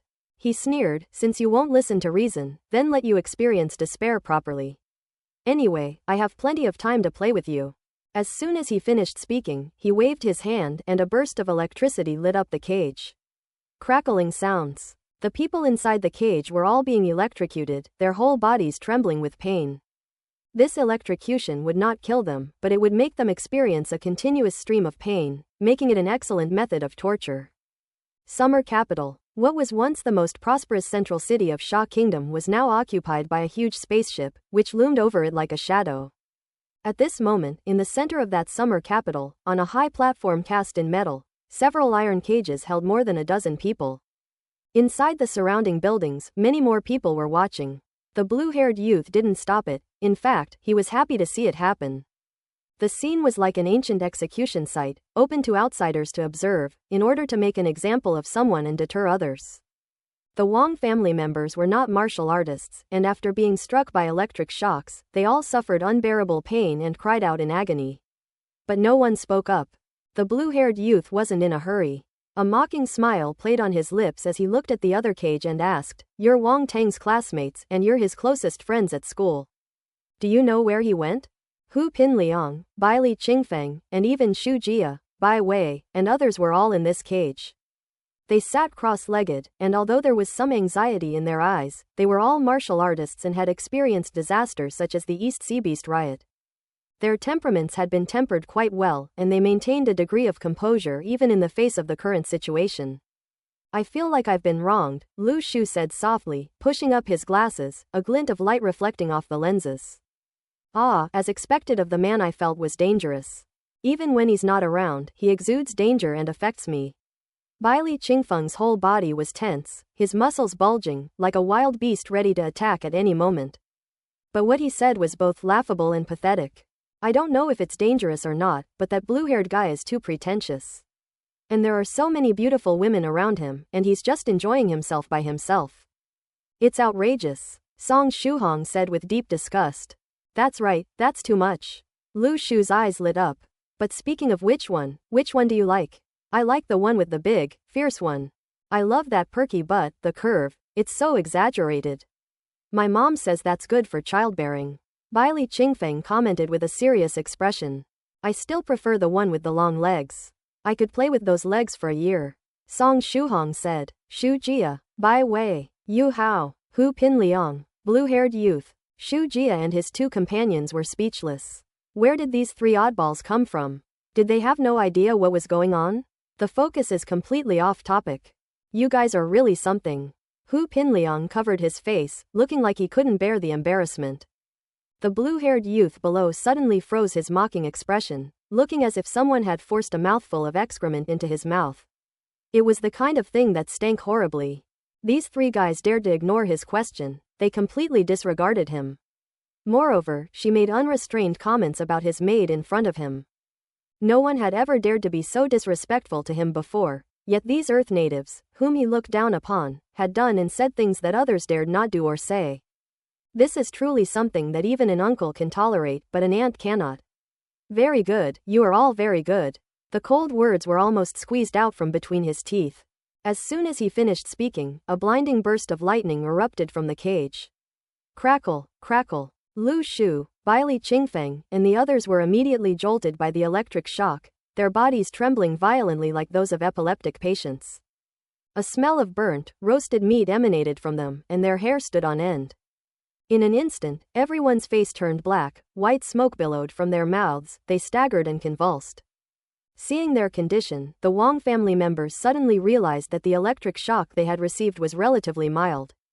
The muscles on old Master Wang's face twitched slightly. We've dragged them into this, but aren't these kids a little too naughty?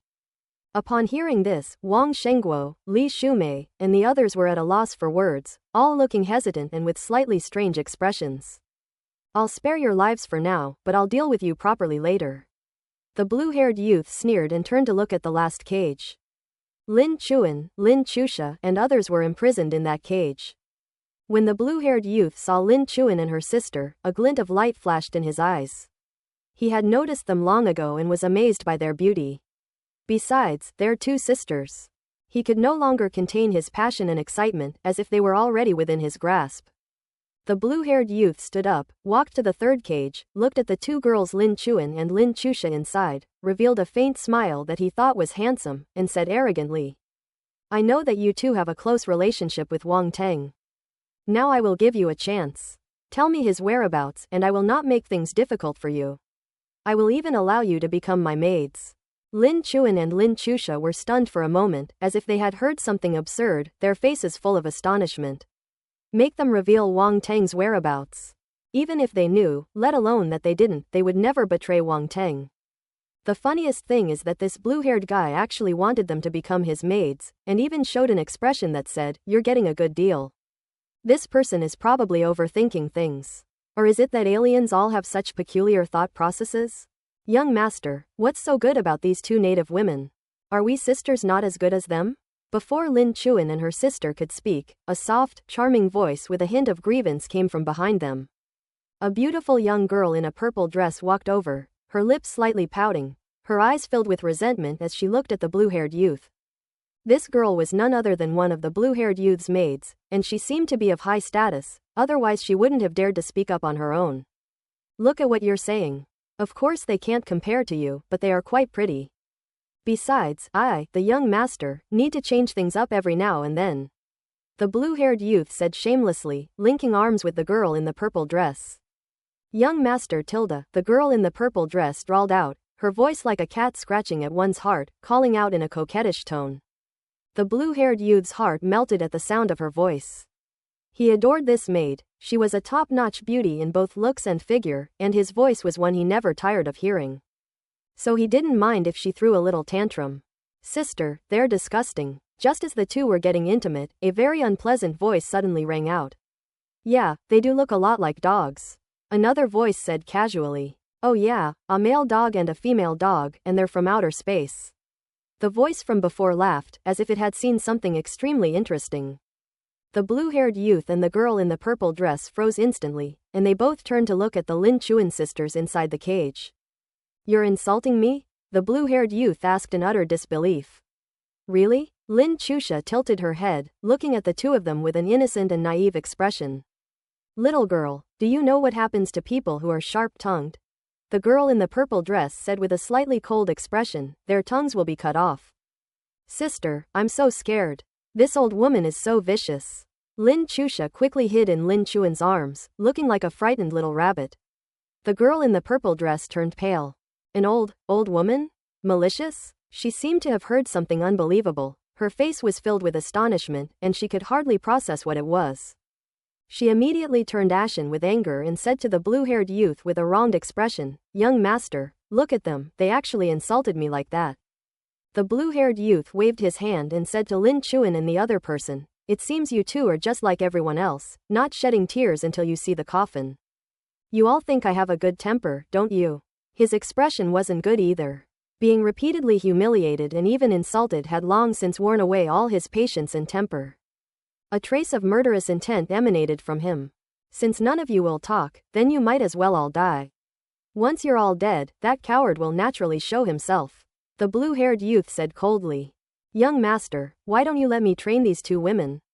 The girl in the purple dress rolled her eyes and sneered, No matter how stubborn they are, I will make them obey.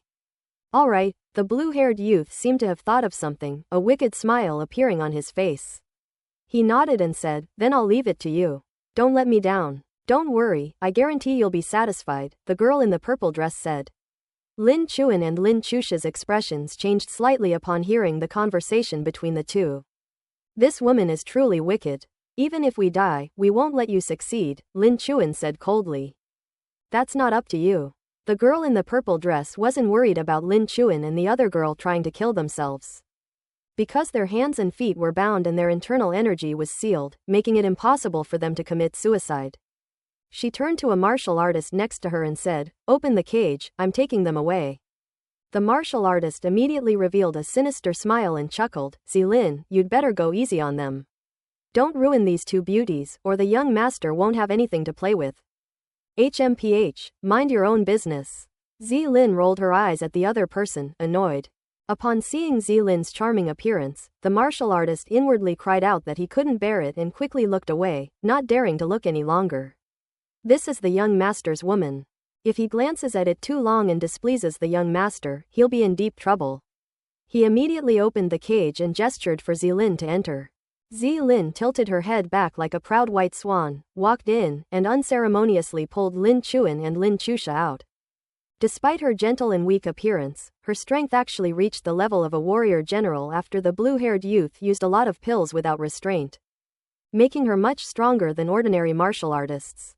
Zilin patted Lin Chusha's cheek and said, You brat, try being stubborn again. Paw! Lin Chusha was not a weak woman who would be bullied, and immediately spat at her. Zilin was stunned. She wiped the drool off her face, her eyes wide with disbelief. You, what do you mean, what do you mean? Is my saliva tasty? Lin Chusha said with a grin. You're asking for it. Zilin trembled with rage and slapped him across the face. Seeing that her sister was about to be hit, Lin Chuan panicked and rushed over without thinking. Zilin was surprised that Lin Chuhan could attack in such a savage way even with her primal force restrained. Given the close distance between them, Zilin was immediately hit in the chest, causing her breasts to ache and forcing her to take a few steps back. It really hurts. As for the slap that was thrown at Lin Chusha, it naturally came to nothing. Zilin didn't care about anything else at the moment. She clutched her chest, gasping for breath in pain. If the situation allowed, she would have rubbed it to relieve the pain. The martial artists nearby immediately looked at each other with strange expressions, but dared not look any longer. They quickly raised their heads as if they had not seen anything. The blue-haired youth coughed lightly and said, Cough cough, Zilin, are you all right? Young master, I'm fine, I'm all right.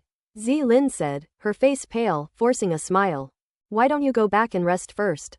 The training can wait a bit, I'm not in a rush, the blue-haired youth said. No, I'm going to train them now. I'm going to show them what I'm capable of, Zilin said through gritted teeth. Alright, whatever makes you happy. The blue-haired youth felt that Zilin was a bit scary at this moment, so he quickly said. Zilin's eyes blazed with fury as she glared at Lin Chuan and Lin Chusha. If looks could kill, Lin Chuan and Lin Chusha would have been torn to pieces by now. The hatred for being groped is irreconcilable. Ouch, that hurts. The blue-haired youth ignored what was happening here and turned around to order his men to open the other 2 cages. He then brought out the Wang family members, Lu Shu, Baili Qingfeng, and others, and had them lined up on the high platform. He sat back down in the chair below the platform, enjoying the service of several beautiful maids around him. He pointed to old Master Wang, who was first in line, and said coldly, let's start with him. Kill this old bastard first, cut off his head, and hang it up here. Upon hearing this, everyone's expression changed drastically. This blue-haired youth actually tried to kill old Master Wang. Damn it, Wang Shenghong, Wang Shengjun and the others looked grim and immediately stood in front of old Master Wang. If you're so capable, kill me first. What kind of capability is it to kill an old man? Wang Shengguo stepped forward and said. Get out of my way, all of you. If anyone's going to die, it'll be this old man who dies first, old Master Wang said calmly, pushing the crowd aside. Dad, everyone looked grief-stricken. Don't rush, take it one at a time, your turn will come eventually. The blue-haired youth didn't even raise his eyes, and said calmly, pull the others aside, kill the old man first. Yes. Several martial artists responded in unison. He then stepped forward and pulled the crowd apart. Dad, you bastards, how dare you? Ellipsis. The Wang family members struggled to step forward, but were held tightly by several martial artists, who were determined to make them watch helplessly as old Master Wang was executed. Dad, I'm so sorry. Wang Shengguo looked guilty and couldn't help but shed tears. It's none of your business. Tell Xiao Teng that I'm proud of him. Old Master Wang shook his head, a satisfied smile on his face. Now that we've finished talking, let's get going. A martial artist raised his sword and aimed it at old Master Wang's neck. Don't want, the Wang family members shouted, their voices filled with anguish. Let's do it. Suddenly, a loud shout rang out from all around, and several figures rushed out of the building, attacking the platform. The little mouse has finally made its move. The blue-haired youth chuckled. Stop them. As soon as he finished speaking, several figures rushed up from the high platform and collided with the martial artists who suddenly appeared in the sky. Boom boom boom. Without further ado, the roar of the engines immediately resounded. The martial artists who suddenly appeared were none other than Tantai Zan, Yi Jixing, and others. They had not been captured by the blue-haired youth. They had already gone into hiding, but after learning that the Wang family had been arrested, they secretly infiltrated Shadu and hid in the surrounding buildings as a precaution. I never expected it would end up like this. The blue-haired youth wanted to kill the Wang family members. Given their relationship with Wang Teng, if they didn't intervene, they would likely be ashamed to face Wang Teng in the future. Tantai Zan and the others did not expect these alien warriors to be so powerful. They were at a disadvantage as soon as they started fighting and had no time to help the Wang family. On the high platform, the martial artist remained unmoved, as if he had not seen the battle in the sky, and his battle blade slashed down like lightning. This strike was exceptionally sharp and fast. Even if Tantai Zan and the others wanted to come to their rescue, it would be too late. The Wang family members thought they were saved, but it turned out to be a false alarm. They closed their eyes in despair, filled with immense pain. Watching old Master Wang beheaded must have been incredibly painful. Especially Wang Shengguo and others, who were born as sons, were unable to do anything at this time. Their torment and pain were beyond the comprehension of others. The blade was almost at old Master Wang's neck. Old Master Wang felt the chilling aura, which stung the skin on his neck.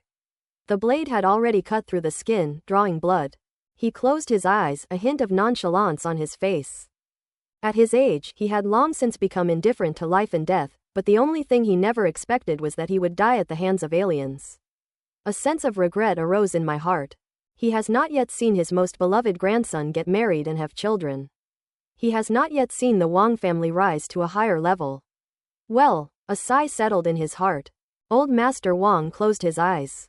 Perhaps this was his end, but it was by no means the end of the Wang family. However, the expected sharp pain and relief did not occur. Instead, a loud bang echoed in his ears.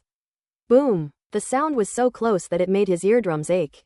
At the same time, gusts of strong wind blew relentlessly across his face, almost causing him to fall backward. But soon he was supported by a gentle force and regained his balance.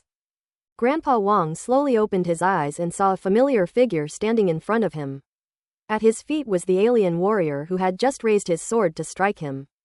Xiao Teng. Old Master Wang could hardly believe his eyes. The figure that suddenly appeared was none other than Wang Teng, who had rushed back from the Sahara Desert. Grandpa. Wang Teng turned around and looked at the old man, saying guiltily, "I'm sorry, I've made you suffer. You shouldn't have come back." Old Master Wang said anxiously, showing no sign of joy. "It's all right, leave it to me." Wang Teng shook his head, offering no explanation. When he turned to look at the blue-haired youth below, his expression was icy cold. "You all deserve to die." On the high platform, Wang Teng suddenly appeared, and no one saw how he appeared. The sudden roar drew everyone's attention. The first to react was Old Master Wang, followed by the rest of the Wang family, and then Tantai Zan and the others.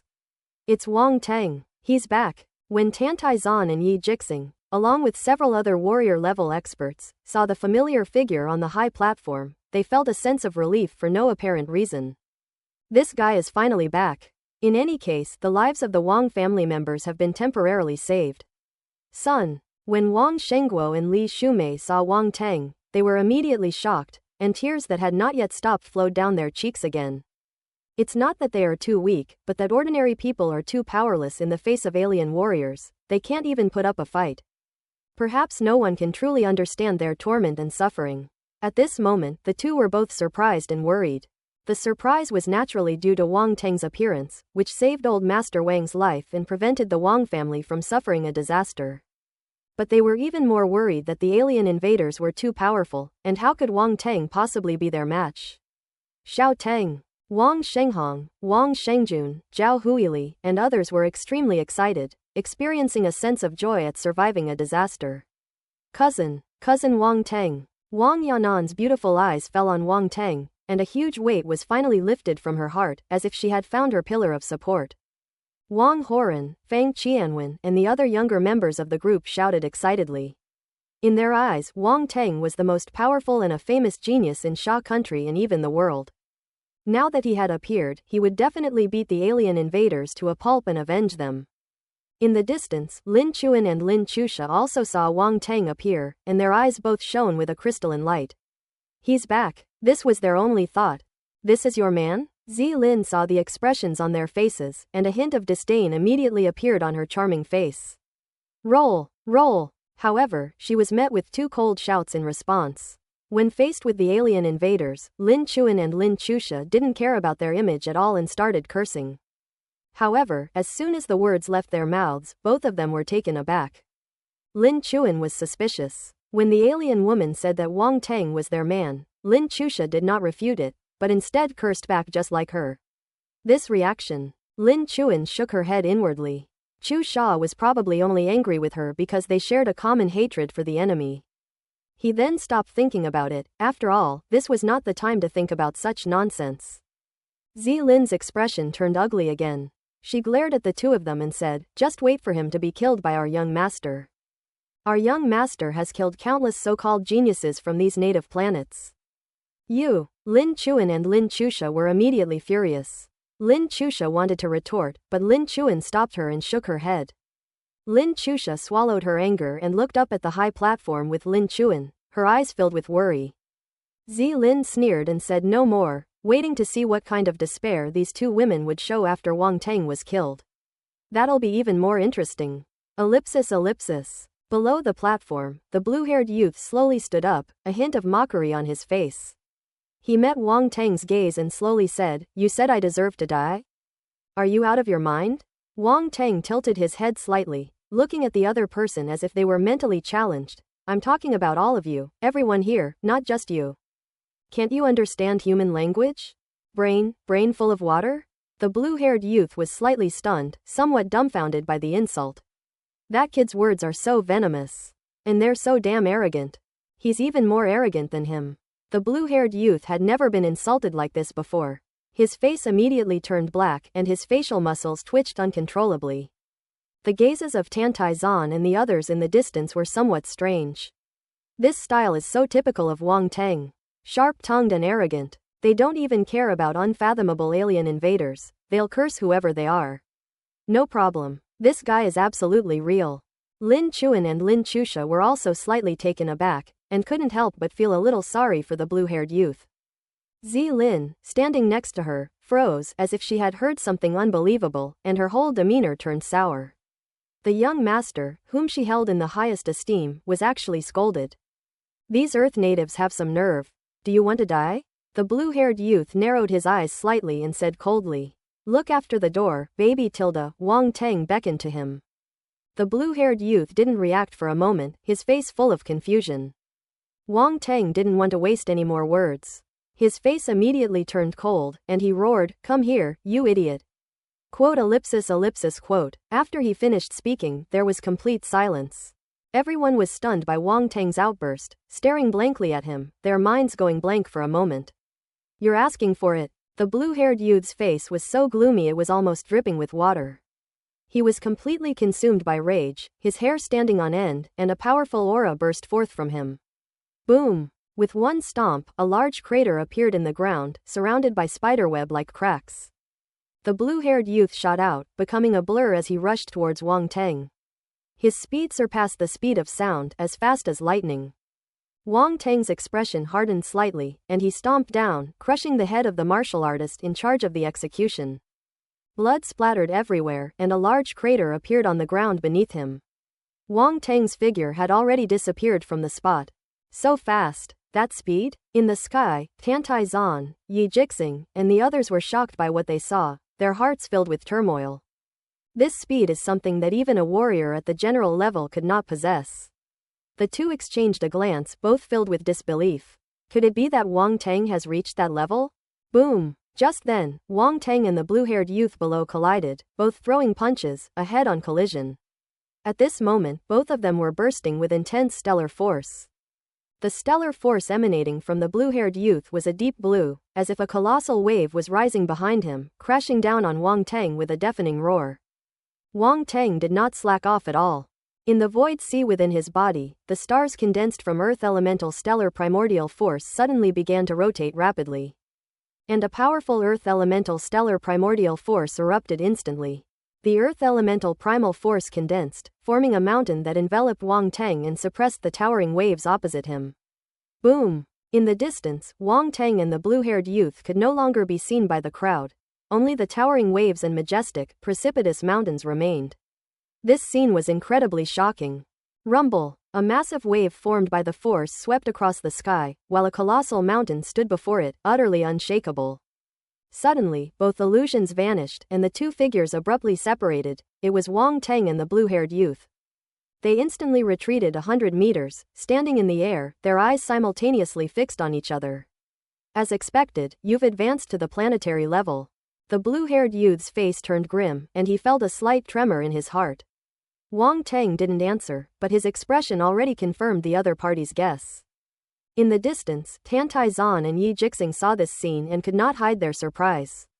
They were deeply shocked. Wang Teng has truly reached a level that no one on Earth has ever reached before. Judging from what the blue-haired youth said, that level is called planetary level. Although they couldn't understand what those three words represented, they knew that the strength represented by this realm was absolutely immense. The power and speed unleashed in their mere tentative exchange were beyond their comprehension. On the other side, Zilin, the maid of the blue-haired youth, also stared wide-eyed. An Earth native has actually reached the planetary level. How is this possible? She originally wanted to see Wang Teng get brutally tortured to death by her young master, but she found that this Earth native was not a pushover. In the sky, the blue-haired youth spoke again, his expression calm. That clone before was you, wasn't it? At that time, you probably hadn't reached the planetary level yet, so you only used a clone to test me, while your true self hid. Until now, you somehow advanced to the planetary level, so you think you have the confidence to contend with me. Am I right? Wang Teng neither confirmed nor denied it. If that's the case, then I can only say you're incredibly naive. The blue-haired youth suddenly revealed a hint of disdain on his lips. You have no idea how different we are. There are different planetary levels. How could you guys, who only reached the planetary level by some kind of luck on a backward planet, possibly understand the difference between a firefly and the moon? The blue-haired youth's arrogant and conceited words echoed in the sky, causing all the Earth warriors around him to change their expressions drastically. His words, though arrogant, were undeniably true. Earth's martial arts civilization was far inferior to that of extraterrestrial civilizations. Although Wang Teng has advanced to the planetary level, I'm afraid. Boom! Suddenly, a terrifying surge of primal force erupted from the blue-haired youth. He vanished from his spot, leaving no afterimage, and appeared directly in front of Wang Teng, his arrogant laughter echoing out. To die by my hand is your good fortune. Suddenly, a light blue battle sword appeared in his hand and thrust straight towards Wang Teng's heart. The sword tip emitted a sharp, cold blue light, seemingly cleaving the air in two, leaving a clear white mark in the void. A strong wind blew the blue-haired youth's long blue hair back, revealing his ferocious and arrogant face. However, Wang Teng's expression did not change at all in the face of such a fierce attack. His eyes were calm and unwavering. When he met the blue-haired youth's gaze, the youth was taken aback. Clang! Just then, a clear, metallic vibrato rang out. Unbeknownst to them, a huge, pitch-black, strangely shaped weapon appeared in the path of the longsword, forcefully blocking the fatal blow. This weapon is none other than the demon's blade. The demon sword, being of a forging grade, naturally cannot compare to the azure longsword. However, its surface was covered by a thick layer of earth elemental force by Wang Teng, giving it astonishing defensive power, which is why it was not cut off immediately. Even so, a faint white mark appeared on the demon sword, clearly indicating that it had been injured by the light blue longsword. Wang Teng's eyes flashed, and he felt a tremendous force coming from him, which sent him flying backward. The blue-haired youth pursued closely, unleashing a series of attacks with his light blue sword, the terrifying sword light slashing horizontally towards Wang Teng. Wang Teng suddenly stepped forward in midair, stopping his retreat, and then dodged several slashes coming from the opposite direction. His mind raced, and he knew that he couldn't contend with this blue-haired youth with just one type of primal force. The other's strength was not as simple as someone who had just advanced to the planetary level. Such strength is at least at the third level of the planetary level. According to the records in the planetary level cultivation manual, the planetary level is divided into 9 levels. Each advancement in level will bring about a huge change in strength, enough to crush lower-level martial artists of the same level. If they were to compare ranks, Wang Teng would absolutely not be a match for the blue-haired youth. After all, Wang Teng had only just advanced to the first level of the planetary realm, and the gap between him and the third level of the planetary realm was quite large. Fortunately, he also had a strong foundation. His 5 elemental energies had simultaneously advanced to the planetary level. If he were to unleash his full power, he would be no weaker than the blue-haired youth. Boom! Boom! At the same time, 2 other stars within Wang Teng's body began to operate, namely the wood element star and the water element star. Wood, water, and earth, the primal forces of the 3 elements of the stars erupted. Wang Teng gripped the sword with both hands and slashed out, the green, blue, and yellow colors mixing together to form an extremely terrifying blade of light. The blue-haired youth's eyes narrowed. Without thinking, he channeled all his inner energy and swung his sword. A sword beam flashed across the sky and collided with the blade light. The 2 beams of light from the sword and the blade shot straight into the sky, almost tearing a hole in it. The 2 collided and annihilated each other, producing a terrifying roar. A strong gust of wind swept outwards, and everyone was knocked backwards and sent flying. The alien warriors under the blue-haired youth had no time to pay attention to Tantai-zan and the others. Their faces were filled with shock as they retreated to places where the attack could not reach them. Tantai-zan and the others quickly protected the Wang family members and led them away from the center of the battle between Wang Teng and the blue-haired youth. Otherwise, given their ordinary physical condition, such an aftershock would have been enough to kill them. As the aftershocks of the force raged, countless skyscrapers around the area collapsed. This place was originally the central area of Shadu, a bustling commercial hub with countless office buildings and shopping malls with hundreds of floors. Now, under the terrifying aftershocks of the battle between the 2, they were all reduced to ruins. As the blade and sword lights annihilated each other, the figures of Wang Teng and the blue-haired youth were finally revealed. The blue-haired youth stood atop a building that had been cut in 2, looking at Wang Teng atop a tall tower opposite him, and spoke with a grim expression. The 3 elemental forces. You actually possess 3 types of force.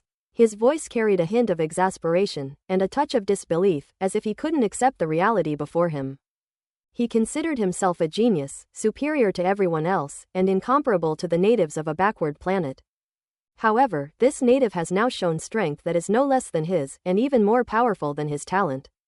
With his strength that has just been promoted to the planetary level, he is able to contend with him at the 3rd level of the planetary level. This disparity was undoubtedly a huge blow to his arrogance.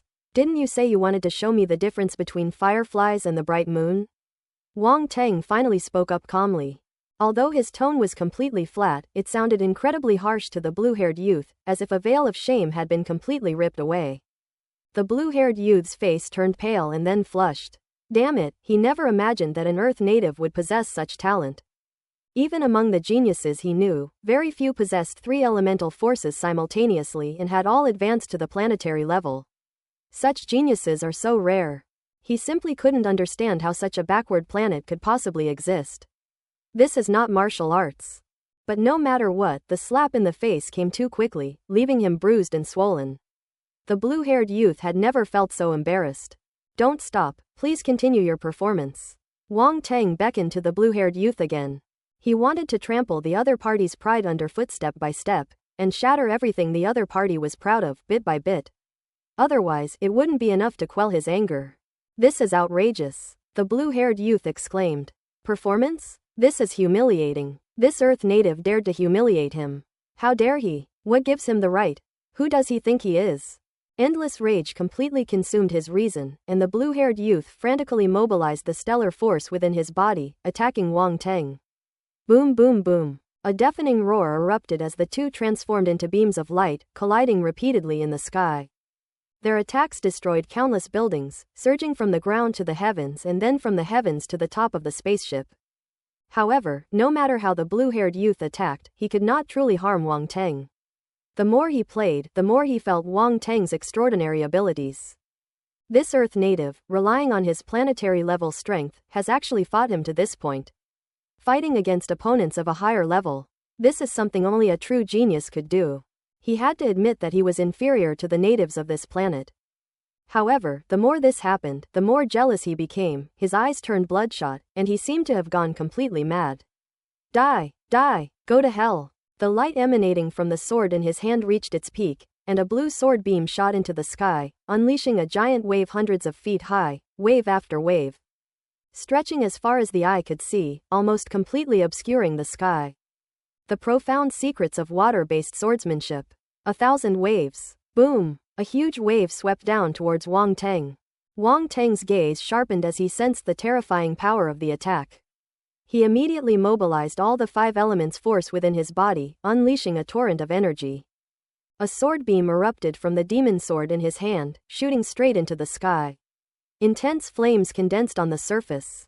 Starfire sword slash. This is the planetary level combat skill he obtained. He had previously used the blank attribute to upgrade it to perfection, and now, without thinking twice, he not only incorporated the fire sword intent, but also the sword intent of the other 4 elements, making the sword light even more terrifying. The energy within became extremely violent, seemingly ready to explode at any moment.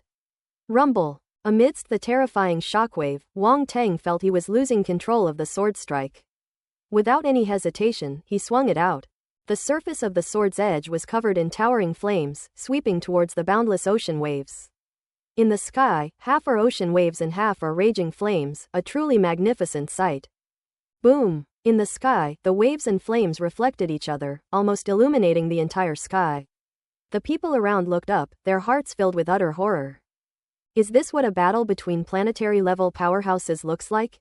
Every blow was like a natural disaster. It was truly terrifying.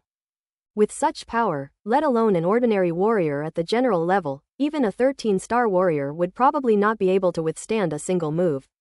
The difference is too big. Can Wang Teng win? Tantai Zan asked worriedly, her voice hoarse. Yi Jixing stood beside her, shaking his head and sighing, his eyes filled with deep shock. He thought that they too had once been outstanding figures, rising to prominence and becoming powerful figures in their time. Now, faced with the overwhelming power of this planetary-level force, all their pride has been shattered, and their mentality is almost broken. The Wang family was filled with worry. Old Master Wang, Wang Shengguo, Li Shumei, and others all kept their eyes fixed on the scene in the sky. Even though the terrifying clash of auras made them shake their minds and almost unable to control themselves, they did not look away for a moment, for fear that something might happen to Wang Teng. Lin Chuan and Lin Chusha were also staring intently at the violent collision in the sky, their worries on their pretty faces impossible to hide. Beside her, Zilin had no time to pay attention to the two sisters. She had thought that the Earth native was just a small fry who could be easily killed by the young master, but she never expected that he would actually push the young master to this extent. She suddenly felt a little nervous. Could it be that the young master would be caught off guard and suffer a setback? No, definitely not. Zilin shook her head frantically in her mind, quickly dismissing this absurd idea. Just then, the stalemate in the sky suddenly changed.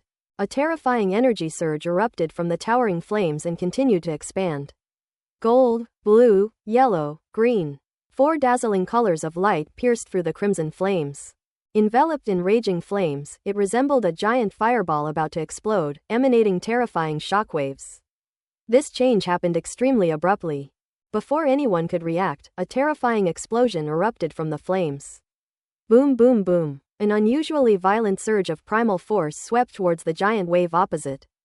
The colossal wave that blotted out the sky was shattered like glass, and countless droplets of water-based primal force evaporated under the high temperature, turning into water vapor that filled the sky. How is that possible? A terrified scream of disbelief suddenly erupted from behind the colossal wave that blotted out the sky. Boom! The sound was immediately drowned out by a deafening roar, and the terrifying aftershocks of the explosion swept backward, completely engulfing the last wave in front of it. Before the aftershocks of the force had completely dissipated, a figure was sent flying backwards from within it. Bang! The figure flew hundreds of meters horizontally, crashing straight into the side of a building and creating a large, human-shaped hole. The figure immediately disappeared into the building. However, everyone still managed to see his appearance clearly. It's a young man with blue hair. Young master. Below, Zilin's expression changed drastically, her eyes widening to the extreme. She simply couldn't believe what she was seeing. Her greatest source of confidence and support has actually collapsed like this? How could she possibly accept being defeated by the natives of a backward planet? The other alien warriors also changed their expressions drastically, their expressions mirroring Zilin's. They simply couldn't believe that their young master would be defeated by a native earthling. Just then, a figure plummeted down from the sky, heading straight for the building where the blue-haired youth had fallen. It's Wang Teng. He wants to wipe them all out. Insolence. You dare. Several alien warriors gritted their teeth, knowing full well that Wang Teng was powerful, but they had no choice but to take action and immediately rushed forward to stop him. Roll! A cold glint flashed in Wang Teng's eyes, and he slashed out with the demon sword in his hand, a pale white blade of light slashing across at an extremely fast speed. Several powerful alien warriors met Wang Teng's gaze and trembled violently with fear, momentarily stunned. Pshaw! The blade flashed and sliced through the air, cutting the alien warriors in two like slicing leeks. They didn't even have time to scream before blood gushed out and death came instantly, their mangled bodies falling straight to the ground. The alien warriors who followed closely behind turned deathly pale upon seeing this scene, and were too frightened to move forward. Wang Teng didn't even bother to look at them and rushed into the building ruins in an instant. A moment later, everyone saw him come out carrying a person in his hand. The man's clothes were tattered, he was in a terrible state, and blood was constantly flowing from his mouth, indicating that he was seriously injured. However, he was not yet unconscious. He was being held in Wang Teng's hand, feeling extremely humiliated, and he struggled desperately. Unfortunately, he was no match for Wang Teng at this moment, and his struggling appearance was just like a defeated dog whose fate had been choked. Wang Teng emerged from the hole in the building, carrying a knife in one hand and the blue-haired youth in the other, his indifferent gaze sweeping downwards. Blood was still flowing from the blade, dripping onto the ground. All the alien invaders were horrified and their minds were shaken. Looking at that tall and majestic figure, they seemed to see some terrifying existence, and none of them could utter a sound. Quiet, a deathly silence. The next moment, a cheer suddenly erupted from all around. It wasn't the Wang family members, nor Tantai Zan, Yi Jixing, and the others, but rather countless ordinary people watching from all around.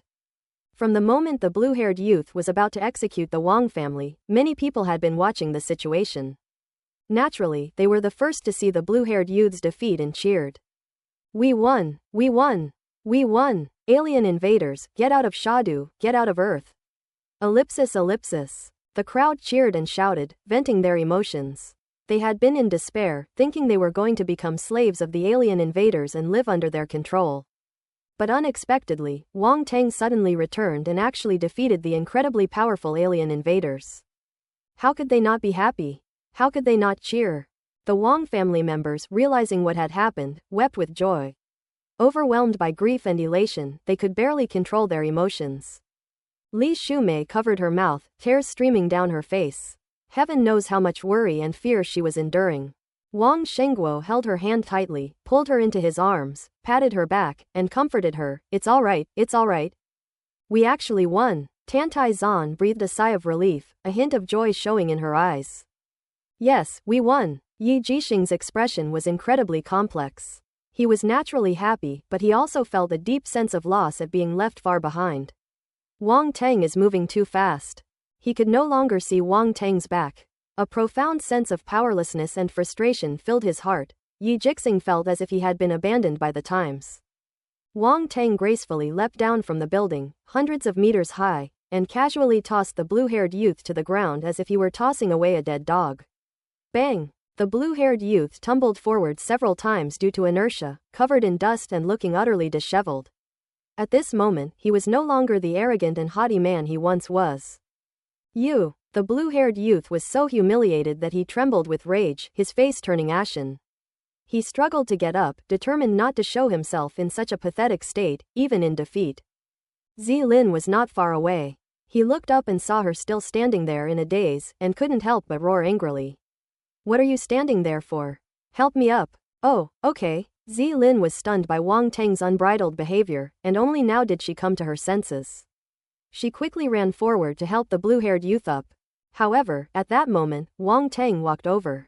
When Zilin saw Wang Teng's indifferent face, she stiffened and dared not take another step forward. Do you want to die? The blue-haired youth was in excruciating pain. Seeing Zilin hesitate, he became furious and his face twisted with rage. Did I tell you to get up? At that moment, a voice suddenly entered the blue-haired youth's ears, causing his expression to change. Before he could react, a foot suddenly stepped on his head.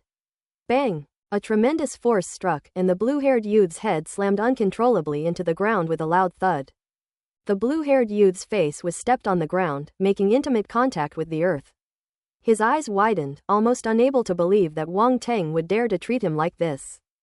Zilin was stunned, staring blankly at Wang Teng as if she had seen a demon. Her face turned pale, and she involuntarily took 2 steps back. This man is terrifying. Wang Teng! A suppressed shout was squeezed out of the blue-haired youth's mouth, each word shrill and filled with boundless hatred. Wang Teng looked down and met the blue-haired youth's resentful gaze. His eyes remained calm and unmoved, but a slight smile appeared at the corner of his mouth. I love the look on your face. It's like a vicious dog that wants to bite someone but can't. After all, it's just a dog. The blue-haired youth's eyes blazed with fury, his gaze sinister as he coldly asked, Do you know who I am? I don't want to know the identity of a dead man, Wang Teng said calmly, increasing the pressure of his foot as he pressed the blue-haired youth's face into the ground. Rubbing it hard until bloody marks appeared on his face, and blood flowed from the corner of his mouth. Hey, ignorance is bliss. Faced with such humiliation, the blue-haired youth let out a cold laugh. With what you have done today, the entire Sha Kingdom, no, this entire planet, will pay a heavy price. All the humans on this planet will die because of your arrogance and ignorance. You can kill me, but after you kill me, none of you will survive. Remember, it's everyone. Your parents, your woman, your friends, everything will suffer endless torment before they die, and it's all your fault. You think you can rest easy after defeating me? Naive, ridiculous, ignorant. The blue-haired youth's eyes were filled with resentment and mockery, as if he were mocking Wang Teng's overestimation of his abilities and his ignorance. That's right, our young master is a direct descendant of the Lan family of the Orient Federation. Do you know what kind of existence the Lan family is? One family controls 3 inhabited planets. The martial arts and technology on each planet are many times stronger than those on your Earth. If you touch them, the entire Earth will be buried with them. Zilin seemed to have regained her confidence, and her pretty face regained its haughty expression. She looked at Wang Teng with disdain and said, "Why don't you quickly release the young master, kneel down and apologize? Maybe you can beg the young master to spare the lives of the other Earth humans." Tantai Zan and the Wang family members were walking over when they heard Zilin's words, and their expressions immediately turned ugly. Alteran Federation, the Lan family, take control of 3 life-bearing planets. They simply couldn't imagine what a terrifying behemoth it was. If they target us, Earth will be completely finished. No one expected that after finally defeating the alien invaders, they would also be drawn into a terrifying behemoth.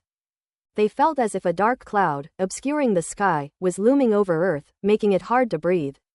Wang Teng was also slightly taken aback. He wasn't too afraid, but he didn't expect that the blue-haired youth had such a background and such a family behind him. Controlling 3 inhabited planets, that's a truly terrifying force. You're scared, aren't you? If you're scared, then quickly release my young master, otherwise once the Lan family's martial arts fleet arrives on Earth, you will definitely regret it in despair. Seeing Wang Teng's appearance, Zilin assumed he was scared and immediately said with a smug look. Dry tongue. Wang Teng frowned, waved his hand, and his primal force condensed into a large hand, which slapped Zilin away. PFF'd. Zilin spat out a mouthful of blood mixed with 2 teeth, then slammed down more than 10 meters away, covering her face in disbelief. This native actually dared to hit her? I never hit women, but you're so vicious, you can't be a woman, right? Wang Teng glanced at her. Quote. Zilin, she's not a woman. This guy, in order to justify hitting a woman, actually said she wasn't a woman. How utterly inhumane. Tantai Zan and the others looked at Zilin with strange expressions, as if she were an idiot. This woman wasn't very strong, and her status was just that of a maid. Yet she had this sense of superiority that she was pointing fingers and acting as if she had Wang Teng completely under her thumb. People who can't recognize their own limitations deserve to be beaten. Well done, Lin Chusha shouted, complaining to Wang Teng, brother-in-law, she just bullied us and even wanted to train us and give us to her young master. Upon hearing this, Wang Teng glanced apologetically at Lin Chuan and Lin Chusha, then narrowed his eyes slightly, a cold glint shooting out as he looked at Zilin and said coldly. Have you thought about how you want to die? This woman actually dared to have designs on Lin Chuan and Lin Chusha, she deserves to die. Zilin shuddered, sensing the killing intent emanating from Wang Teng. She shuddered, her scalp tingling, and her beautiful face turned deathly pale. She stammered, I didn't. I'm asking you, have you thought about how you want to die? Wang Teng frowned and asked again. No, don't kill me, young master, save me.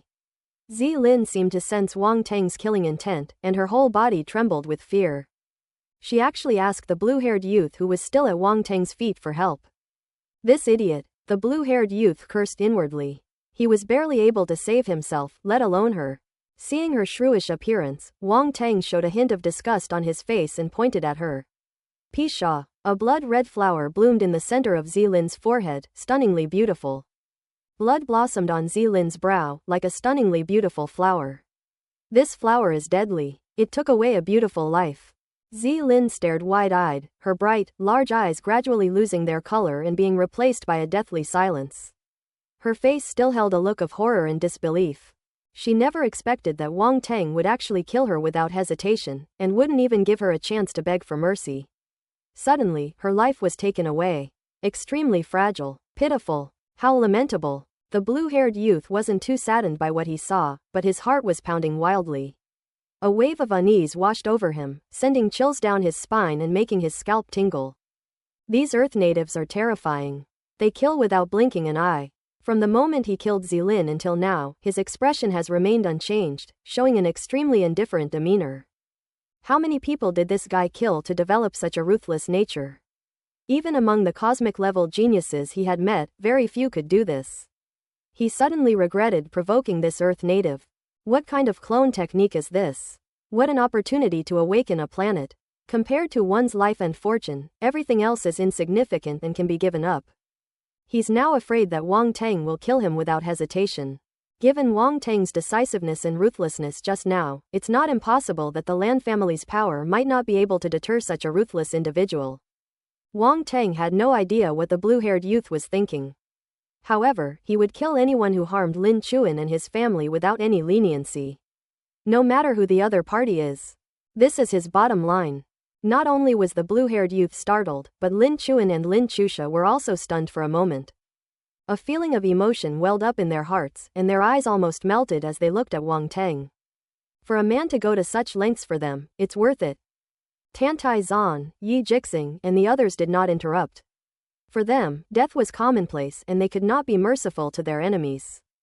They may have been frightened by the blue-haired youth's family background, but after they came to their senses, they realized that there was no room for compromise. Did they really think that begging for mercy would make the blue-haired youth let them go? They're not that naive, so everyone looked at Wang Tang to see what his final decision would be. The atmosphere suddenly became tense. The blue-haired youth sensed something, his eyes trembling slightly, but his pride prevented him from begging for mercy. He could only brace himself and pretend to be calm.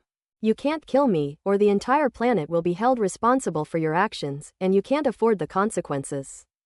Think of your parents, think of your compatriots. They won't remember your kindness, they'll only think you killed them. In your earthly language, you'll become the target of everyone's scorn. If you let me go, I swear I can pretend that nothing happened before, we'll wipe the slate clean, and we'll never cross paths again. With your talent, the universe will be a great stage for you, where you will gain greater power and a broader future. There is no need for you to fight me to the death. You are a smart person and should understand this. The blue-haired youth tried to persuade Wang Tang to give up his idea of killing him. He was smarter than Zilin, using both soft and hard tactics, coercing Wang Tang without giving him enough, while still maintaining a certain degree of toughness. Even when trampled underfoot, they can still calmly negotiate to save themselves. Those direct descendants from such large families are indeed not to be trifled with. Wang Tang lowered his head, a half-smile on his face, and said with interest, "Why do you think I'm the kind of person who cares about what others think?" "What do you mean?" The blue-haired youth was slightly taken aback and asked. "Why should I care about the lives or deaths of other people?" Wang Tang retorted. When the blue-haired youth saw the nonchalant expression on Wang Tang's face, he felt a chill run down his spine. He realized that he seemed to have made a big mistake. He had overestimated Wang Tang's bottom line. "You're ruthless, actually trying to disregard everyone else." The blue-haired youth's voice was bitter. "You're the truly ruthless one, aren't you? After all, it was you who wanted to kill them, not me. Even if we go to hell, it will be your crime that will be punished, not mine. Besides, once I have the strength, I will avenge them," Wang Tang said confidently. The blue-haired youth was speechless. Damn it, he felt that what Wang Tang said made a lot of sense, and he was speechless. "Besides, if I take my family and friends and leave Earth directly, do you think your Lan family can find me?" Wang Tang said with a smile. "You." The blue-haired youth was horrified, he had already guessed Wang Tang's plan. In the vast universe, if Wang Tang were to leave Earth with his family and friends, it would be like searching for a needle in a haystack for the Lan family to find them. It would be utterly impossible. Moreover, if Wang Tang kills him, there's no guarantee the Lan family won't go to war over a dead direct descendant. After all, the Lan family is just a small family in the Orient Federation. With Wang Tang's talent, it's not impossible for him to find a backer in the universe who is far more powerful than the Lan family. The blue-haired youth's face immediately turned ashen, as if he had eaten shit. He thought this Earth native was naive and would easily submit to him after being intimidated, but who would have thought that the other party wouldn't fall for his act at all? Wang Tang squatted down and said with a smile, "So, don't even think about threatening me. I'm the kind of person who doesn't respond to threats."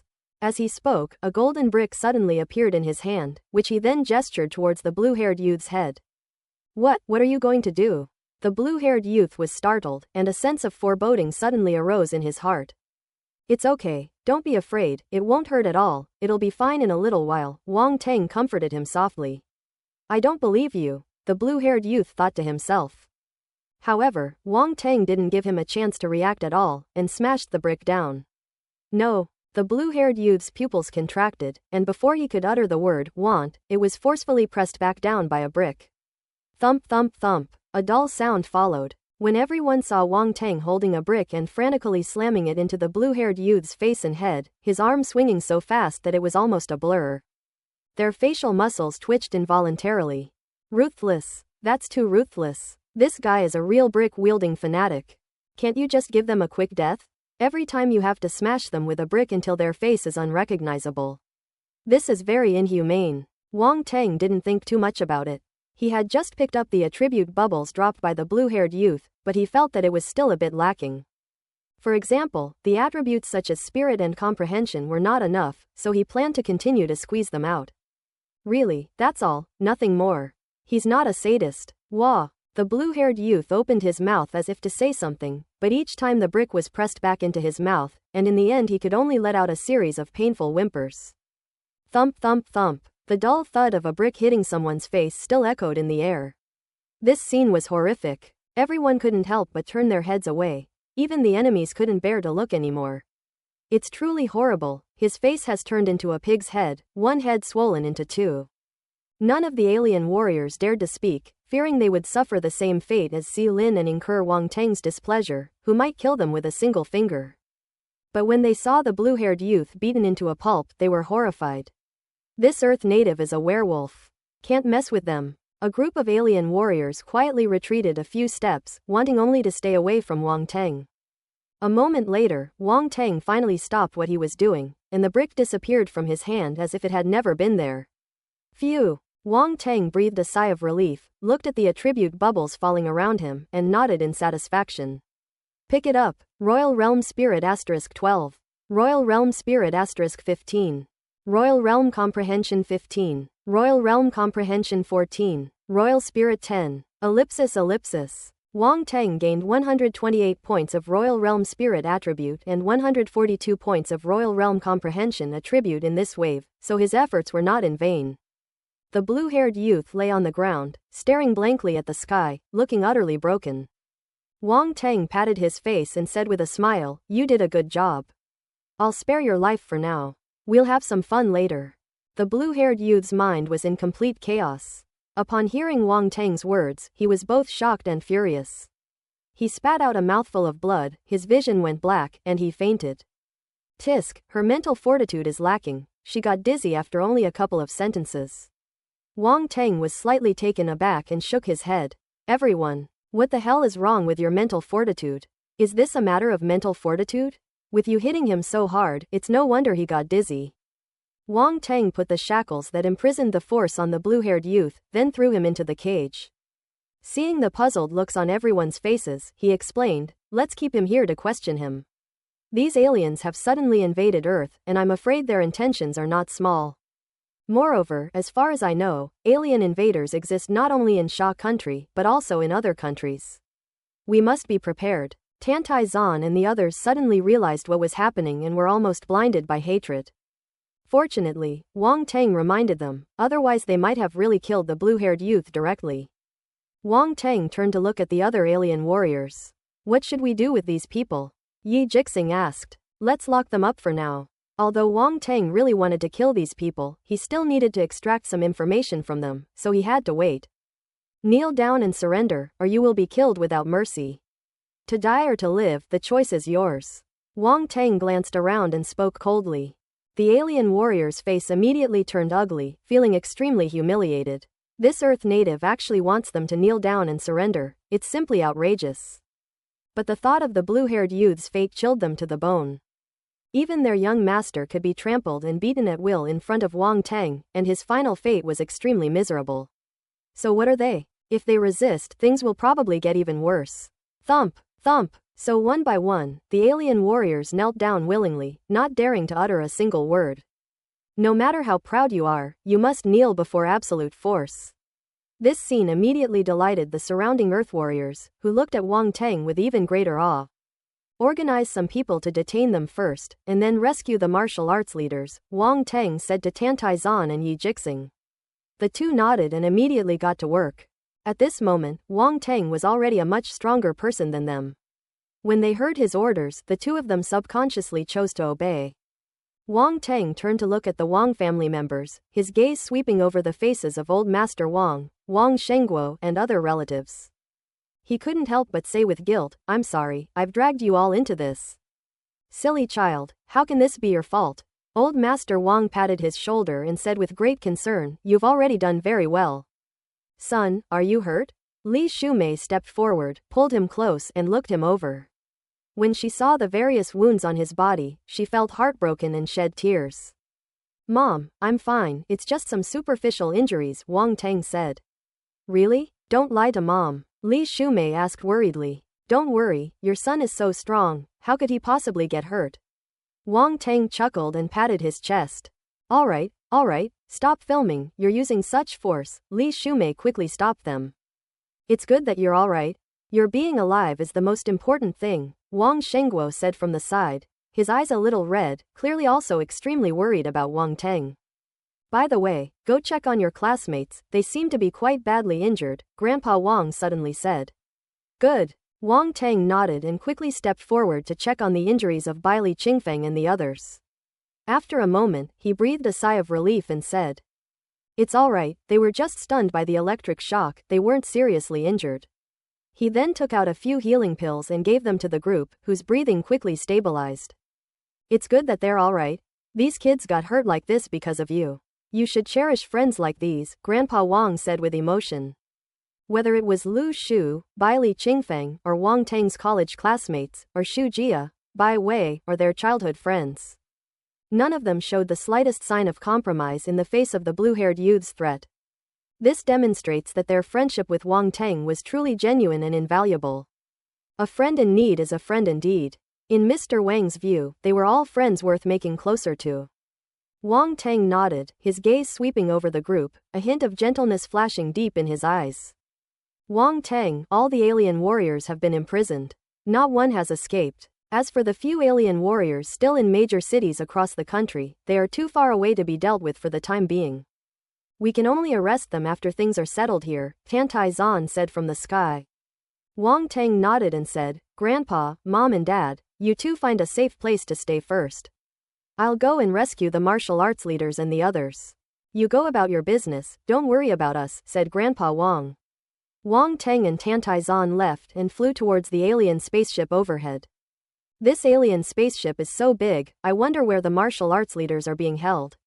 Tantai Zan frowned. "I've been here before, I know where it is," Wang Teng said. "You've been here before?" Tantai Zan was very surprised. "To deal with alien warriors, one must understand their strength. I tested them the day they arrived on Earth," Wang Teng said calmly. He spoke casually, but Tantai Zan could guess the difficulties and dangers involved. This guy really dares to do that. Tantai Zan felt incredibly conflicted, and couldn't help but sigh that she was no match for him. The two met up with Yi Jixing and then entered the alien spaceship. Led by Wang Teng, they headed directly to the place where the martial arts leaders and others were being held. This was a prison-like room, completely sealed off on all sides. An alien warrior was guarding the room. Upon seeing their arrival, he was immediately alarmed and shouted, "Who goes there?" The sound startled the martial arts leaders and others imprisoned in the room, who all opened their eyes and looked outside. When they saw that it was Wang Teng and the others, they were slightly taken aback, and then their faces showed surprise. Why did they get here? The alien warrior's words were completely incomprehensible to Wang Teng and his companions, as he spoke a language they had never heard before.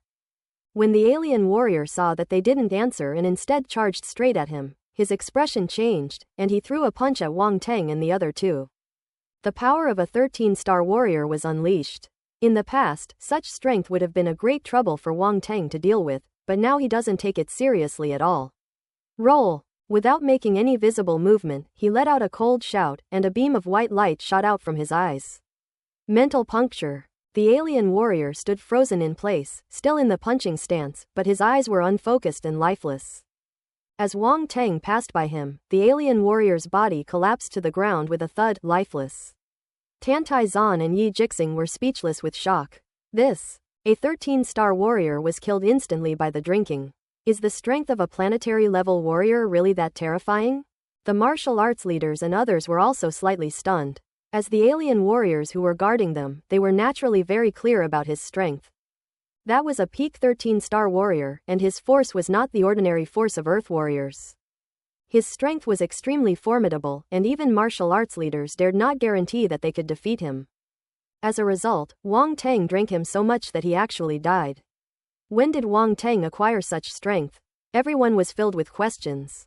Tantai Zan and Yi Jixing immediately stepped forward, wanting to open the door and release the martial arts leaders and others. But they embarrassingly discovered that the door was too high-tech and they didn't know how to open it. Wang Tang, however, was experienced. He picked up the alien warrior from the ground and slammed his face against the wall by the door with a thud. With a beep, the door opened. That's it? Tantai Zan and Yi Jixing asked, bewildered. Bang! That's it. Wang Tang casually tossed aside the alien warrior's corpse and walked into the room. Quote ellipsis ellipsis quote. Why are you here? What's the situation outside? The martial arts leader asked immediately. Despite his calm demeanor, he was actually extremely anxious and worried about the situation of Sha Kingdom.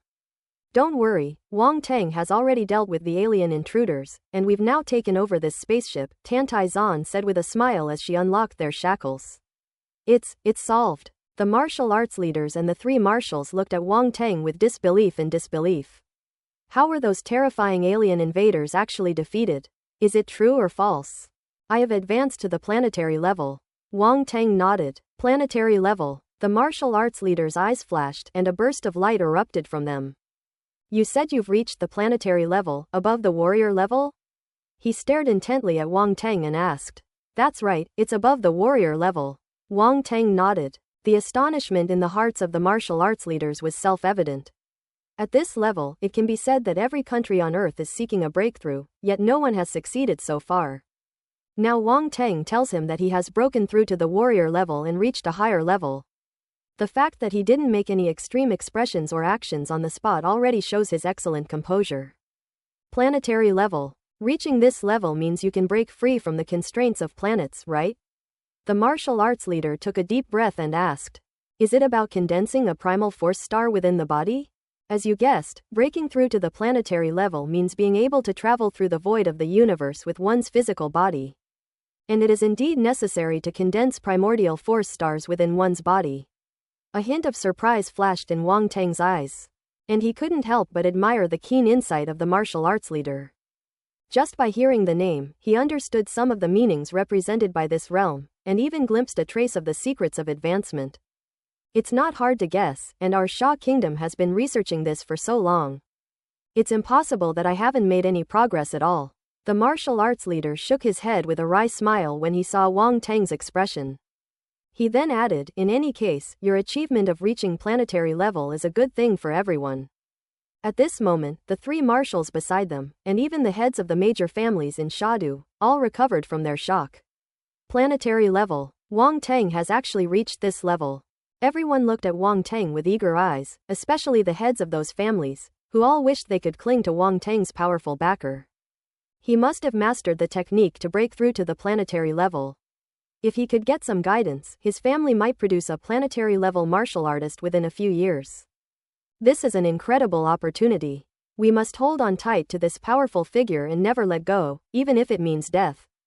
No one asked Wang Tang how he reached the planetary level. No matter what, cultivation techniques are always top secrets and cannot be told to others casually. Even martial arts leaders didn't want to use righteousness to pressure Wang Tang into revealing the technique for breaking through to the planetary level. Furthermore, even if Wang Tang were to reveal a planetary level cultivation technique now, only martial arts leaders would likely have the opportunity to break through to the planetary level in a short period of time. Others would have no chance without extensive training. Talent is something that others can't learn. Not everyone is as prodigious as Wang Tang. So this can't be rushed. Fortunately, everyone present was shrewd, and no one was so blind as to ask such a foolish question. A moment later, everyone emerged from the spaceship. The martial arts leader stood at the entrance of the spaceship and looked down at the ruins. The center of Sha capital was almost completely destroyed.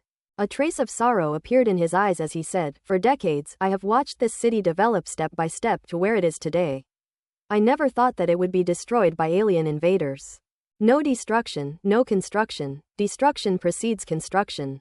This may not be a bad thing for Shadu, or even for Earth," Wang Tang said. The martial arts leader nodded, knowing that now was not the time for sentimentality, and quickly composed himself, saying, "An alien invasion is imminent. We must be prepared to deal with it. We will convene a meeting of martial artists from all sides in 2 hours to discuss countermeasures. What do you think? At this moment, even martial arts leaders couldn't help but place Wang Teng on an equal or even higher level, rather than as a junior with unlimited potential. Even meetings had to be attended by him, because if Wang Teng didn't show up, the meeting would lose its meaning. In the world of martial arts, the strong are always respected. Now, the Xia Kingdom can only rely on Wang Teng. I'm fine with it, just let me know when you've made the arrangements. Wang Teng immediately took a hands-off approach, not wanting to deal with so many troublesome matters. He'd rather let the martial arts leaders and others handle the headaches. After saying that, he turned and ran without looking back. The martial arts leader and the 3 marshals were slightly taken aback, then shook their heads and chuckled. This guy, the martial arts leader, was both amused and exasperated. It seems we old folks still have to keep shining. This kid just doesn't like to meddle, Hong Shuai said helplessly, shaking his head. I'm afraid only someone as single-minded in their cultivation could have reached this point, Yang Shuai remarked from the side. Let's go, there are still many things waiting for us to deal with. The martial arts leader said, then turned to Tantai Zan and said, summarize the situation, including the number of casualties, the strength and number of alien invaders, and so on. Then give a report so that everyone can discuss it together. Thank you for your hard work these past few days. Tantai Zan was inwardly miserable. She gave Wang Teng a thorough dressing down. That guy had disappeared without a trace, and now all the trouble was piling up on her shoulders, and she couldn't even refuse. Yes, she could only nod and obey. Summer Capital Military Headquarters, residential area. Wang Teng brought the Wang family and Lin Chuan and the others here. After settling them in, he said, this is my residence at the military headquarters. Don't worry about safety. You can rest here. I have some things to do, so I won't stay with you any longer. After giving some instructions, Wang Teng went to the underground training room. This training room is extremely spacious, and the walls are made of a highly impact-resistant material and reinforced with rune power. So it can withstand most of the heavy blows from martial artists without being destroyed. Of course, for Wang Teng now, all of these are just for show. This room probably can't withstand a single blow from him. However, he didn't come here to cultivate, he just wanted to take stock of his gains. Wang Teng sat cross-legged in the center of the training room, closed his eyes, and immersed his mind in the attribute panel. Because he was in a hurry to get back, he didn't have time to properly study the changes in his attribute panel when he broke through to the planetary level. This change is unlike anything before. The entire properties panel interface looked like it had been refreshed. The origin of life, 5016. Soul origin, 1256. Comprehension, 2352 3000ths, Royal Realm. Spirit, 2585 3000ths, Royal Realm. Luck, 36, maximum 10 for ordinary people. Appearance, 98, 100 is the maximum for average people. Battlefield awareness, 7569 thousandths, 9 stars. Space fragment, 1251,000. Force talent. Top tier metal talent, 20,565 thousandths. Top tier wood talent, 1,635 5 thousandths. Top tier water talent, 1,565 thousandths. Top tier fire talent, 1,085 thousandths. Top tier earth talent, 1,285 thousandths. Top tier wind talent, 1,305 5 thousandths. Top tier ice talent, 535 thousandths. Top tier dark talent, 1,335 thousandths. Top tier lightning talent, 1,465 thousandths. Physical constitution. Spatial dimension, 1,000 First order. Magnetic core, 1,000 Demon lotus poison body, 3,361 thousandths. Body of light, 2,151 thousandths. 8-armed demon body, 6,006 thousandths. Perfect. Ice dust body, 848 5 thousandths. Pupil power. Vision, 1/100th, intermediate. Source eye, 1/100th, intermediate. Special talent. Top tier swordsmanship talent, 1,255 thousandths. Top tier saber technique talent, 1,485 thousandths. Top tier archery talent, 435 thousandths. Realm. Metal-based stellar force, 1/1000th, planetary level 1. Wood-type star force, 1/1000th, planetary level 1. Water-type star force, 151 thousandths, planetary level 1. Fire-type stellar force, 1/1000th, planetary level 1. Earth-type celestial force, 1/1000th, planetary level 1. Technique, ancient god body, 14,505 1,000ths, 2 stars. Star gold technique, 1000 perfect. Star wood technique, 1000 perfect. Star water technique, 1000 perfect.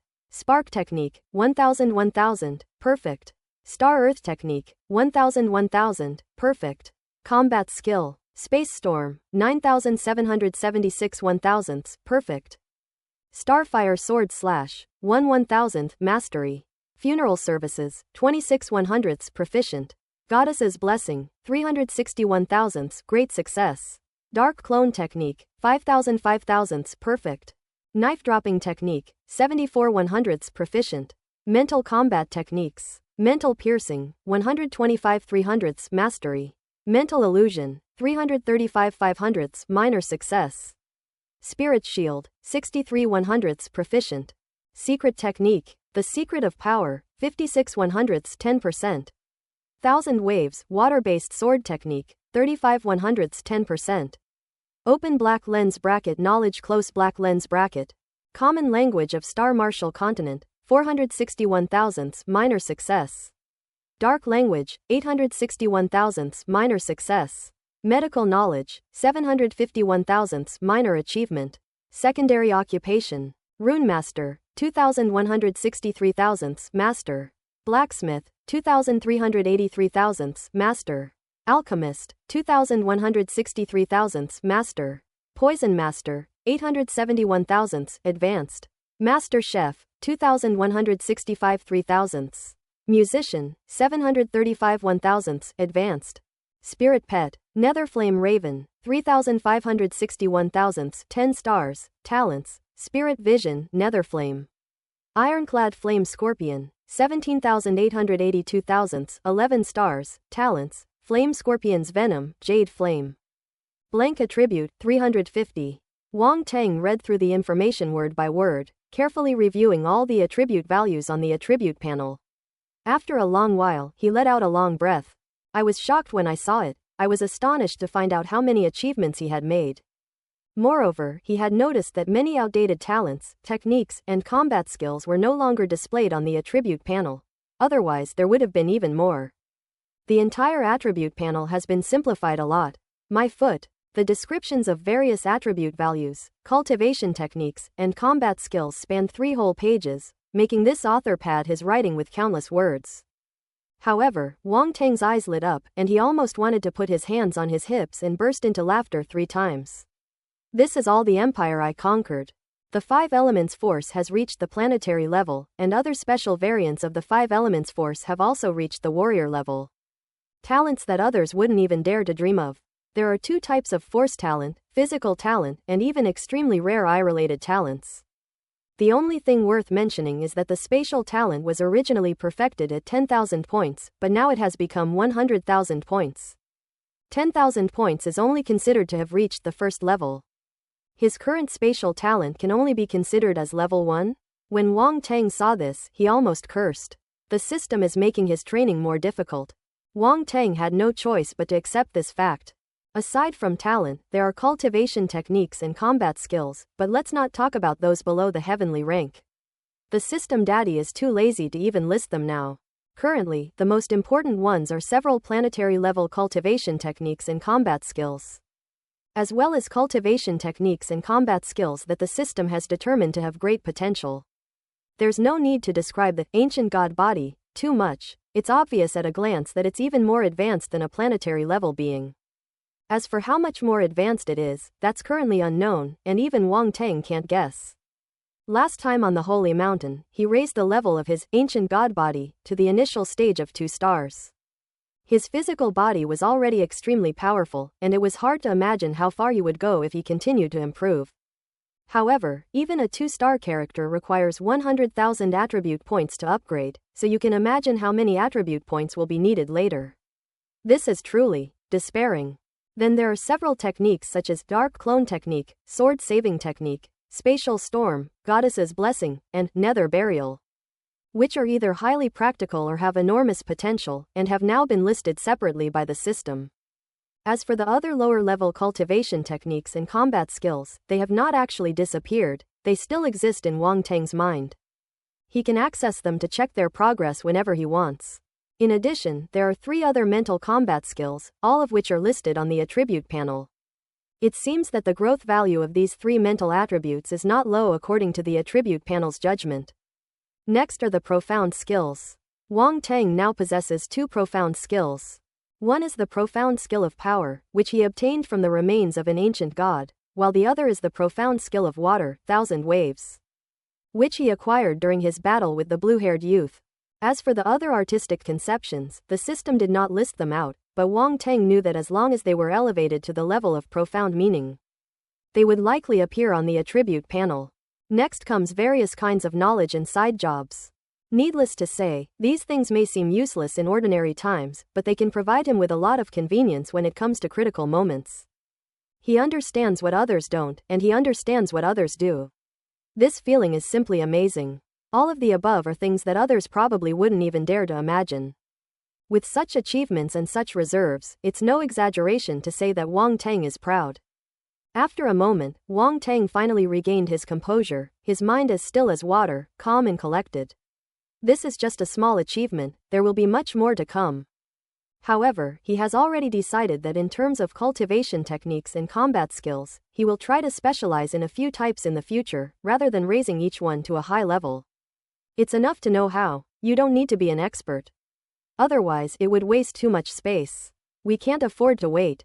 Wang Teng thought to himself with a bit of a bitter feeling. His gaze swept across the list, finally settling on the very top of the attribute panel. The origin of life. After reaching the planetary level, his life essence increased directly from over 1,000 points to 5,016. No wonder there's such a big difference between planetary level and warrior level beings. You can tell from their life essence that they are 2 completely different levels. This is the essence of life's leaps and bounds. Next up are the 2 mysterious attributes, luck and looks. These 2 attributes are rarely encountered in daily life. Wang Teng only ever got the luck attribute from Xiao Zie, no one else had it. Speaking of which, I really miss that little one. I wonder how she's doing in the dark world.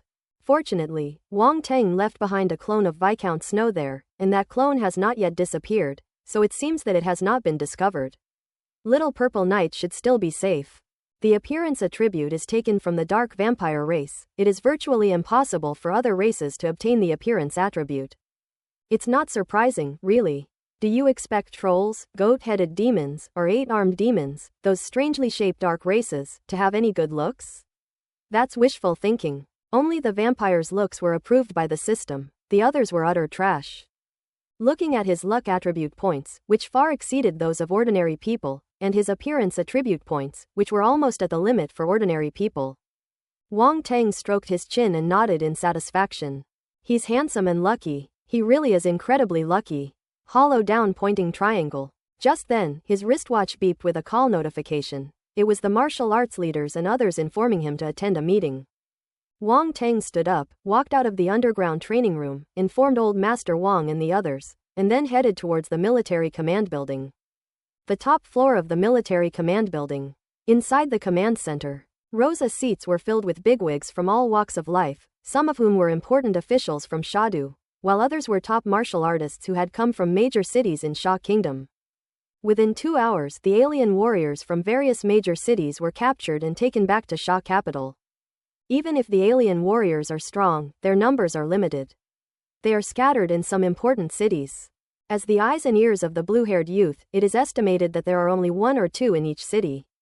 The warriors of Sha Kingdom were all mobilized, and they were defeated one by surprise, which naturally did not take much effort. Ultimately, the main fighting force of the alien invasion was still that blue-haired youth. After Wang Teng dealt with him, the other alien warriors did not pose much of a threat. For some unknown reason, among all the alien warriors, only the blue-haired youth was a planetary-level powerhouse. Is it overconfidence? Or were there some limitations to their arrival? These are currently unknown. Has Wang Teng not arrived yet? Asked a warrior-level expert guarding the South China Sea. We're almost there, I've already notified him, said Commander Yang from the head of the table. Lord Sun, we've only been waiting a short while, why the rush? Said Qian Boyu, a member of the Qian family of Nane who had met Wang Teng once before. The position of garrison commander is a post with a status above that of a provincial governor. However, the places where garrisons are set up are all located on the border, either where a large number of star beasts exist or where dark rifts exist, thus requiring powerful warriors to suppress them. Such a martial artist must be at least at the 13-star warrior level. An alien invasion, time is of the essence, how can we waste any more time? Sun Yuanju frowned, then asked, I heard he has reached a higher level, is that true or not? Upon hearing this, the bigwigs around them turned to look, clearly very interested in the issue, but hadn't had the chance to ask it earlier. That's certainly true, otherwise who would have dealt with the alien invaders? Hong Shuai glanced at him and said, General Sun, there are some things you shouldn't say when Wang Teng arrives. General Hong, how can this be nonsense? I've been stationed in the South China Sea and have already noticed the unusual movements of various countries. It seems that the United States, India, Australia, and other countries across the ocean have all been occupied. They don't intend to remain inactive, instead, they are preparing to attack neighboring countries. At this time, if Wang Teng has mastered a higher level of cultivation technique, it would be best to share it with everyone. Only by increasing our strength can we possibly resist the invasion of foreign enemies. Sun Yuanju said, a glint of light flashing in his eyes. Hong Shuai's face immediately darkened, and he stared intently at Sun Yuanju. Whether he did it for the Sha kingdom or for himself, no one knows. At this moment, the bigwigs present all had shifty eyes and expressions of anticipation, many of them actually sharing the same thoughts as Sun Yuanju, but they simply didn't voice them. Who wouldn't want a higher level of cultivation technique? If they could obtain the cultivation techniques that Wang Teng possessed, they might also be able to advance to a higher level. Those are beings far beyond the war general level. Once they are promoted, it means they will have the opportunity to leave Earth and seek a wider world in the universe. Those who have reached this point naturally have considerable ambitions. General Sun, I hope you will not say such things again. When aliens invade, we should naturally work together to overcome the difficulties, but it is a great taboo to spy on other people's techniques. You have gone too far. At this moment, the martial arts leader opened his eyes, glanced at Sun Yuanju, and said slowly. Sun Yuanju's expression changed. He had thought that revealing the aliens' movements would create a sense of urgency and gain everyone's support for his goal. Although they couldn't defeat Wang Teng, with so many people speaking up at the same time, and the moral high ground pressing down on him, Wang Teng naturally had to obediently submit. Who would have thought that the martial arts leader would be the first to stand up and oppose it? No one is closer to that level than the martial arts leader, but he has suppressed his own desires. What right do others have to force Wang Teng? Leader, you have no idea how bad things have become. An alien invasion will inevitably disrupt the world order. We must prepare as soon as possible, otherwise, the Sha kingdom may be wiped out in history. Normally, I would never do something as shameless as prying into other people's cultivation techniques, but now, only by sacrificing Wang Teng's interests can we seize the initiative. We have no other choice. Sun Yuanju still wanted to salvage the situation, so he put on a righteous and awe-inspiring appearance and earnestly persuaded him. Enough! Hong Shuai roared angrily, if it weren't for Wang Teng, Sha kingdom would have already been occupied by alien invaders, and we wouldn't be sitting here. Aren't you afraid of chilling his heart by doing this? Many people looked embarrassed, knowing that Hong Shuai's words were not only directed at Sun Yuanju, but also at many others in the room who shared the same thoughts. They felt somewhat astonished. Wang Teng had saved them, yet they were now trying to take advantage of him. If word gets out, they'll be known as heartless scoundrels. I am naturally extremely grateful for Wang Teng's contributions. Sun Yuanju wanted to retort, but before he could finish speaking, he was suddenly interrupted by a voice. Wow, it's quite lively here. The person arrived before the voice did. Upon hearing this voice, everyone's expression changed slightly. Sun Yuanju's expression immediately became unnatural, and he looked towards the gate with a guilty look in his eyes. A young figure walked slowly in from outside. It was Wang Teng. When he appeared, all the sounds disappeared. Wang Teng glanced around, his deep gaze sweeping over everyone, but not lingering on Sun Yuanju. Like the others, he seemed not to care about him at all. Sun Yuanju's face was rather unpleasant. He felt ignored and resentful, but for some reason, when he saw Wang Teng's deep gaze, he didn't dare to say another word. You're here, come and sit down. The martial arts leader spoke, pointing to a seat next to him. This seat was right next to the martial arts leader, side by side, which shows that he had placed Wang Teng on an equal footing. The others naturally saw this scene, their eyes flickering with uncertainty, various thoughts racing through their minds. Wang Teng didn't stand on ceremony and went straight over to sit down. What were you all discussing just now? It seemed quite lively. Don't mind me, I'm just here to observe. You guys continue. Wang Teng made a gesture of invitation, whether intentionally or unintentionally, it was directed towards the direction where Sun Yuanju was. Everyone couldn't help but look in that direction. Sun Yuanju's face immediately turned green. Even though Wang Teng hadn't done anything, he still felt an invisible pressure coming at him, making it hard for him to breathe. Sun Yuanju's expression shifted constantly, his heart filled with bitterness. He finally understood that in the face of absolute power, everything was in vain. His previous actions were nothing short of a joke. The entire command center fell silent. No one spoke up for Sun Yuanju, nor did anyone mention contributing cultivation techniques again. Only then did they realize the gap between themselves and Wang Teng. His mere presence, a lingering and unyielding aura, was enough to make one unable to look directly at him. How strong must he be? Given such a huge disparity, their ulterior motives had no room to take hold. The martial arts leader remained silent, simply watching quietly as the situation unfolded, letting Wang Teng handle it himself. In his view, Wang Teng's strength was the best deterrent. The proverb goes, kill the chicken to scare the monkey, and Sun Yuanju jumped out, becoming the chicken in the process. Wang Teng looked around calmly and said indifferently, weren't you very talkative just now? Why are you silent now? Garrison Commander Sun, won't you say a few more words? Sun Yuanju's expression changed slightly. He felt like he had been utterly humiliated. He looked up and, facing Wang Teng's calm gaze, stammered, misunderstanding, He stammered, his words becoming somewhat incoherent. Just what? Wang Teng looked at him with a half smile. Sun Yuanju couldn't answer at all. He knew that Wang Teng must have heard everything he just said. No matter how he tried to explain, it would be useless.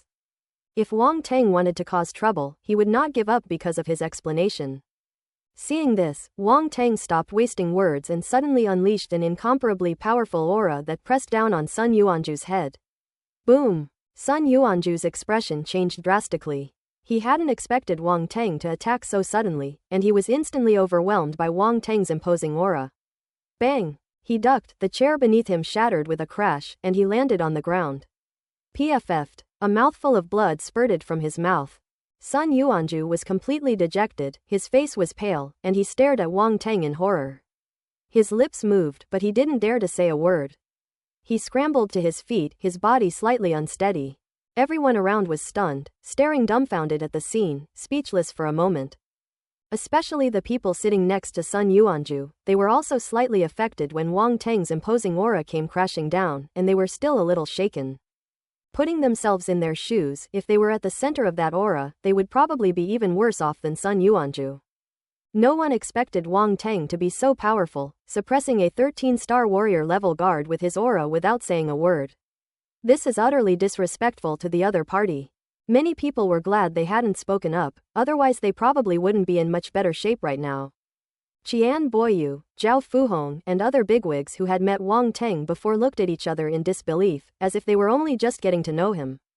Could that polite young man from before have been a fake? These powerful figures, who were already in high positions, finally realized that Wang Teng was not someone they could easily manipulate. Wang Teng's expression returned to its calm and composed state, and he said indifferently, "Say what you have to say to my face. Don't blame me for being impolite if you gossip behind my back. There are some things that I have to give you before you can take them. If I don't give them to you, who dares to try and steal them?" After he finished speaking, he looked around, but no one spoke, and no one dared to meet his gaze. Wang Teng was very satisfied with the effect. A smile suddenly appeared on his face, and he spoke again. "All right, I've said everything. Everyone, don't keep such a tense face, as if I'm going to eat you up." Everyone was speechless. The way you were just now, didn't you look like you wanted to eat someone? They don't even know their own limitations. Looking at Wang Teng's grinning face, they were all cursing under their breath. Keep going. This guy is so young, yet he's such a good actor. Which one is his real face? By the way, you can just tell me directly what higher level cultivation techniques you want. How am I supposed to know what you want if you don't tell me? Look at you, making things unpleasant for everyone by doing these underhanded tricks behind our backs. Why bother? Wang Teng suddenly said. This time, everyone was truly dumbfounded. Judging from this, Wang Teng is actually going to bring out an even higher level of cultivation technique? Just say it directly. Who would have thought he would say it himself? Sun Yuanju's face turned green. If he had known that Wang Teng was going to share the cultivation technique, why would he have resorted to such underhanded tactics and become the villain? Offending Wang Teng now is a huge loss. He was filled with resentment. Why didn't Wang Teng say so sooner? Why, if he had said so earlier, he wouldn't have jumped out and become the first to stick his neck out. The martial arts leaders and the three marshals looked at Wang Teng with surprise. They didn't expect Wang Teng to reveal the cultivation technique so easily, and it wasn't even their suggestion, it was his own idea. Could it be that he really has such a high level of awareness? After the meeting, the martial arts leader will review everyone's qualifications. And then you can come to me to receive your cultivation techniques, Wang Teng said with a chuckle as he observed the expressions on everyone's faces. A qualification review is also required. Everyone was slightly taken aback. Of course. What if someone has some unknown motive or ulterior motive? If I give them this planetary level cultivation technique, wouldn't that be aiding and abetting evil? Wang Teng said. A planetary level cultivation technique? Everyone's eyes flickered with surprise. That's right. The next level after the warrior general is the planetary level, and to reach the planetary level, one must possess a planetary level cultivation technique, Wang Teng explained simply. Planetary level. Everyone's eyes lit up as they stared intently at Wang Teng. You've all seen the combat power of a planetary level being. The power of a planetary level being is extraordinary. The situation is special now, so we must be careful in everything we do. I don't want to create an enemy with my own hands, don't you agree? Wang Teng said. The crowd's expressions changed slightly. They were suddenly very glad that they hadn't made an enemy of Wang Teng, otherwise they would have lost this incredible opportunity. Thinking this way, they immediately agreed. Yes, that's right. Excellent, I completely agree with this approach. That makes perfect sense, that's how it should be done. I, Zhao, am the first to support it. My Ministry of Education also supports it. Ellipsis. Everyone felt that this was the proper course of action, since they didn't have any deep-seated hatred towards Wang Teng, so they weren't worried. However, one person had a dark complexion and looked as depressed and miserable as if he had eaten shit. Many people seemed to have noticed something as well, and they all looked at Sun Yuanju with strange eyes. If we really have to consider qualifications, then Garrison Commander Sun would probably be the first one excluded. Tisk, only then did they truly understand Wang Teng's intentions. A big stick and a sweet date. That was a really smooth move. By using Sun Yuanju as a scapegoat to intimidate the monkeys and make them fear him, and then revealing his martial arts techniques, the people would naturally be grateful and in an instant, thus winning their hearts and minds. Is this little fox really a young man under 20? Because of Wang Teng's words, the atmosphere in the command room changed instantly, from the original dull and tense atmosphere to a lively one. I've said everything I needed to say. Let's officially begin the meeting now. Wang Teng glanced at everyone, a hint of a smile flashing in his eyes. He had made the decision to use a planetary level cultivation technique long ago. Now that he had advanced to the planetary level, and with all 5 elements of primal force advancing simultaneously, even a planetary level 3rd layer martial artist like the blue-haired youth was no match for him. Naturally, he was not worried about these people on Earth surpassing him after they advanced. Moreover, advancing to the planetary level is not so easy. Converting stellar energy alone takes them a lot of time, not to mention the crucial advancement process. Many people are unable to successfully cross that barrier. Wang Teng dared to guarantee that most of the people present would not reach the planetary level. Many of them were too old, their potential had been exhausted, and their future prospects were limited. Of course, most importantly, Wang Teng would only give them the transformation method from the planetary level cultivation technique at first.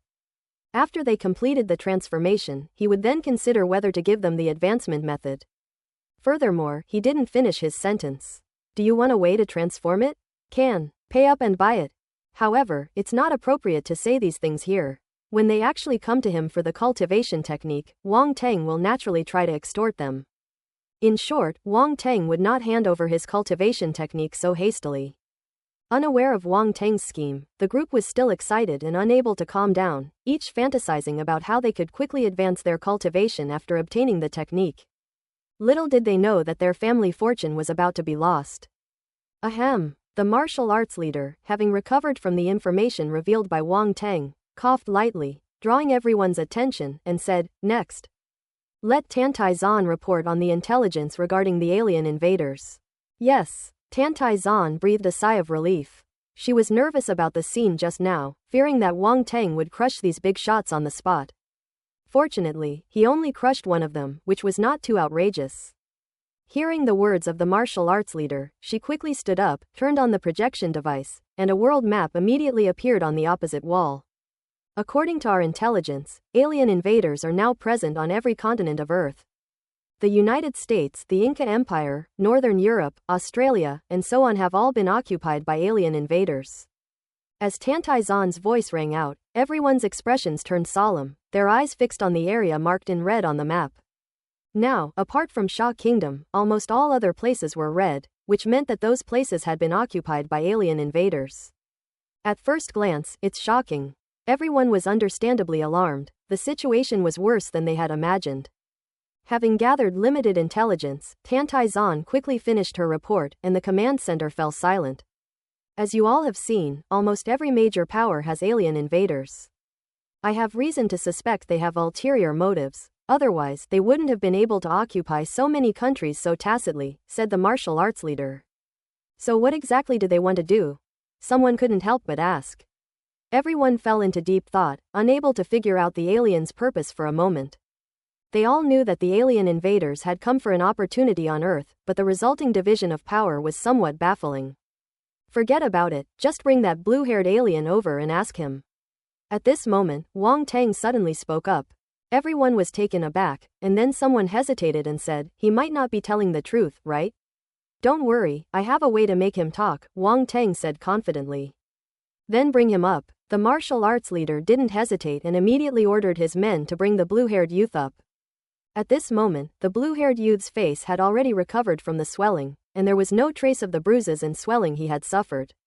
His recovery ability was quite astonishing. However, he remains unconscious and appears not yet to have woken up. This face is recovering pretty quickly. Looks like it can withstand another round of brick throwing. Wang Teng muttered to himself, stroking his chin. "Everyone, I'll caress you my foot." This guy actually calls hitting someone a caress. He's utterly shameless. Huh? Where am I? Just then, the blue-haired youth on the ground woke up, rubbing his head and looking around in a daze. "Stop pretending, your acting is too exaggerated," Wang Teng sneered. Everyone, was this alien just pretending? They hadn't even noticed, and everyone was immediately shocked. How did this kid find out? The blue-haired youth was frustrated, but still pretended to be confused and said, "What are you talking about?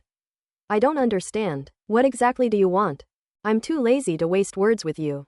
Now I'll ask, you answer. If you dare to lie, don't blame me for not holding back with my brick." Wang Teng took out a golden brick, waved it in front of the blue-haired youth, and said. The blue-haired youth's eye twitched, and he immediately recalled some unpleasant memories, wishing he could snatch the brick and smash it in Wang Teng's face. But he knew that the situation was beyond his control. He couldn't even run away, let alone snatch the brick and slap it back. "What do you want to know?" he asked, forcing back the humiliation in his heart. "What is your purpose in coming to Earth?" Wang Teng asked. "There's nothing to hide. We came here for the opportunities this planet offers," the blue-haired youth said, his eyes flashing. "Anything else?" Wang Teng asked noncommittally. "Anything else?" "That's all," the blue-haired youth said. "You're not being honest." Wang Teng narrowed his eyes slightly, tossing the brick in his hand as if ready to smash it over the head at any moment. The young man was terrified and almost rushed up to fight Wang Teng to the death. This guy is a complete scumbag. He actually tried to hit him on the head with a brick. This is intolerable. Damn it, if you come at me again, I'll fight you to the death. The blue-haired youth hardened his heart and glared back defiantly at Wang Teng, meeting his gaze head-on. "I've been waiting for you, you idiot." A slight smile suddenly appeared on Wang Teng's lips, and a burst of scarlet light suddenly erupted from his eyes. Bewitching the mind. Wang Teng had already perfected this mind-bending skill, and coupled with his powerful emperor-level spiritual power, he was always invincible. The blue-haired youth's expression changed, but before he could react, he was completely stunned, his eyes immediately showing a look of confusion. It's a success? Wang Teng was somewhat surprised. He was prepared for a mental battle, after all, when he used his mind-controlling techniques to bewitch Sadidi. The latter had struggled with him for a long time before finally falling for his trick. This blue-haired youth is even stronger than Sadidi, so it seems that success won't be so easy for him. However, unexpectedly, the blue-haired youth lost consciousness in just an instant. Could it be related to one's personal character? Wang Teng pondered, stroking his chin. That Sadidi was clearly a seasoned veteran, while this blue-haired youth seemed more like a newbie, actually lacking vigilance. Otherwise, he wouldn't have been so easily taken advantage of by Wang Teng. No one knew what Wang Teng was doing, but they were all surprised to see the blue-haired youth looking bewildered. Now answer me, what is your real purpose?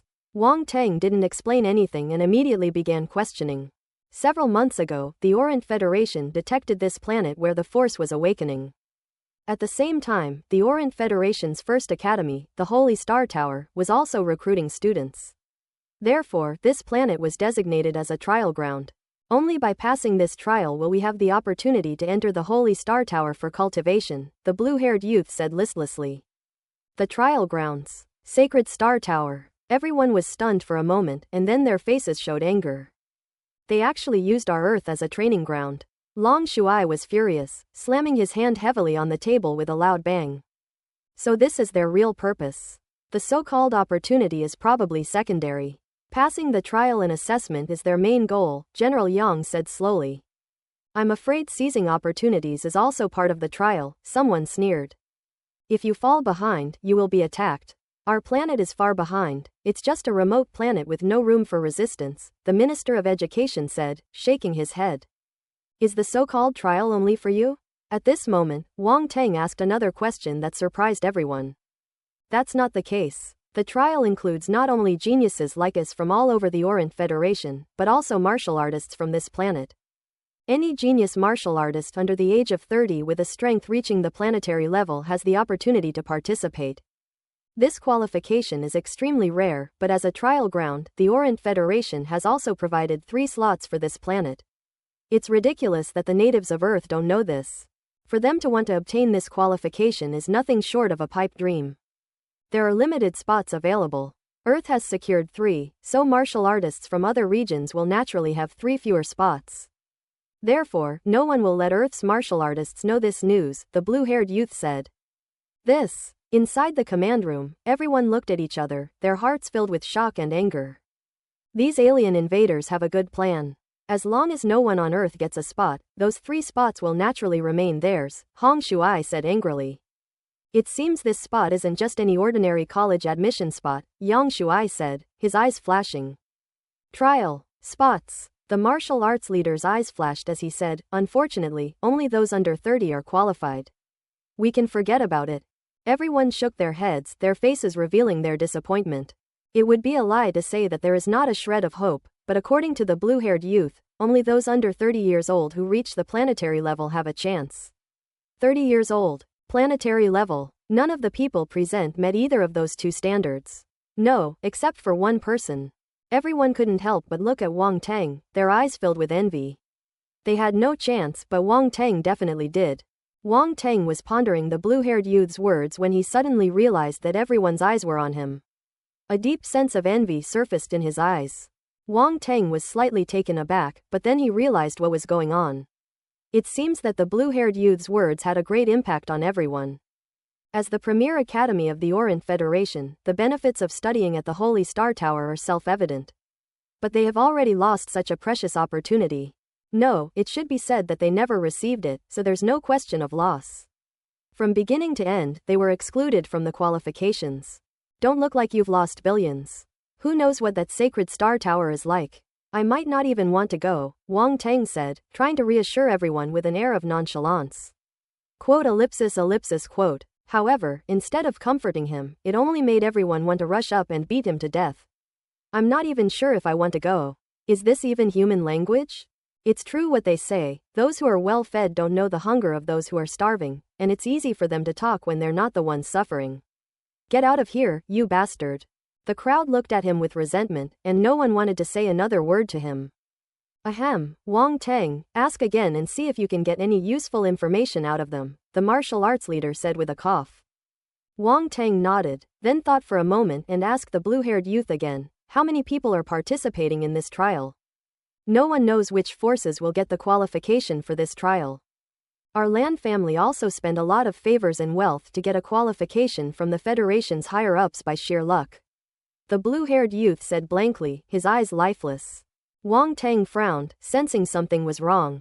He exchanged a glance with the martial arts leader, they were both thinking the same thing. It's not hard to guess from the blue-haired youth's words that this trial is actually only for the geniuses cultivated by major forces. Ordinary martial artists probably won't be qualified, and even if they are, they will be few and far between.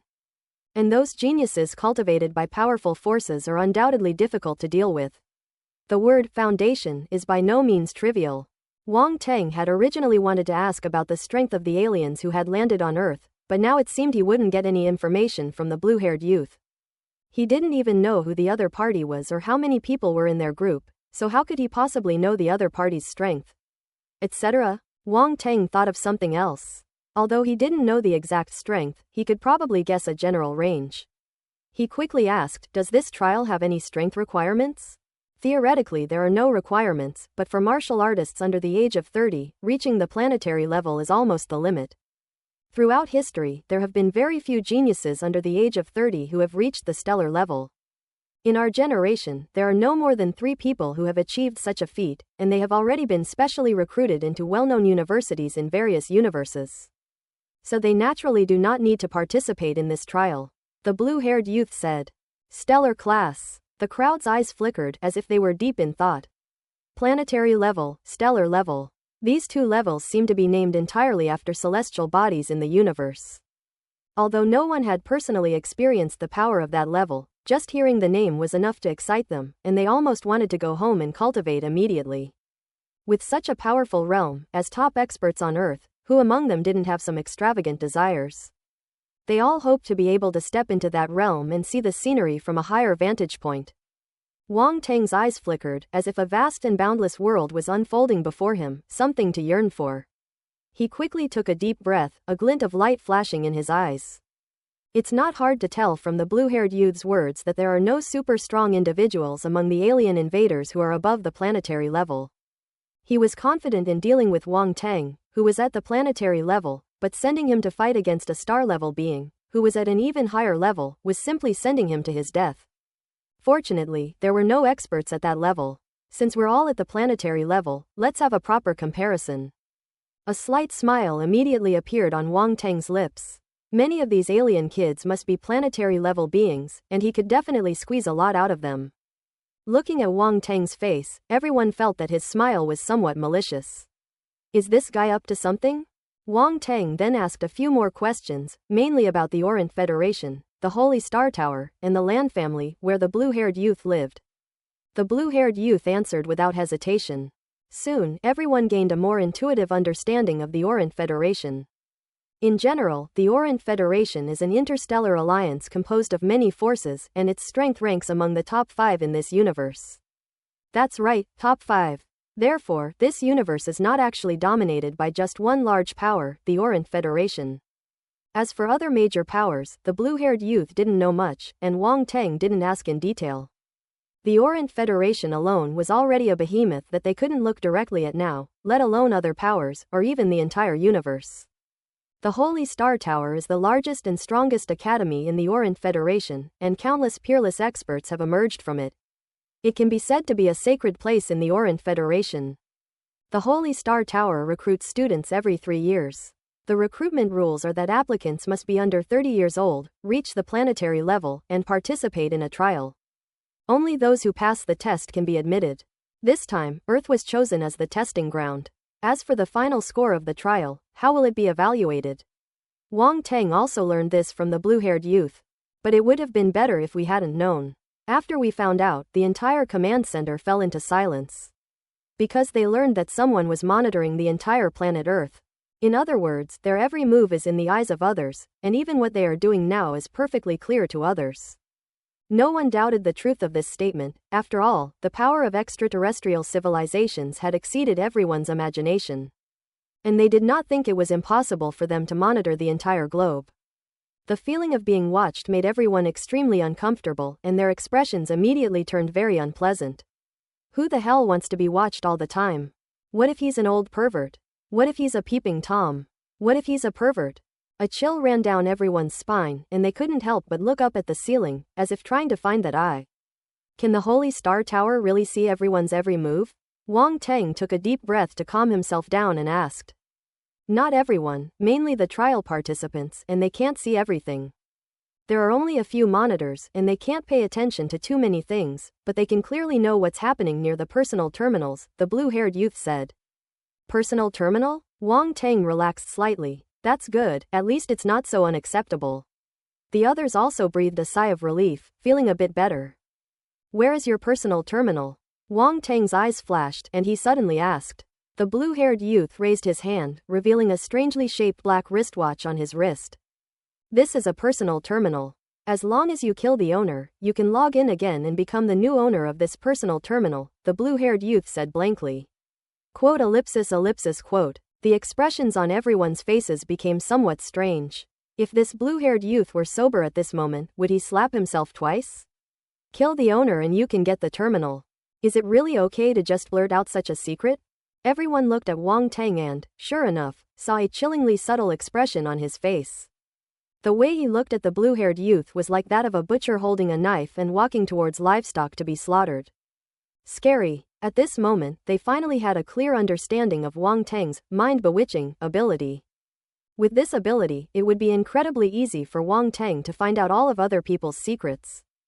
The thought of their deepest secrets being so easily extracted sent chills down everyone's spines, and their gazes toward Wang Teng became increasingly wary. This guy is too dangerous, I have to stay away from him. And you absolutely must not offend them.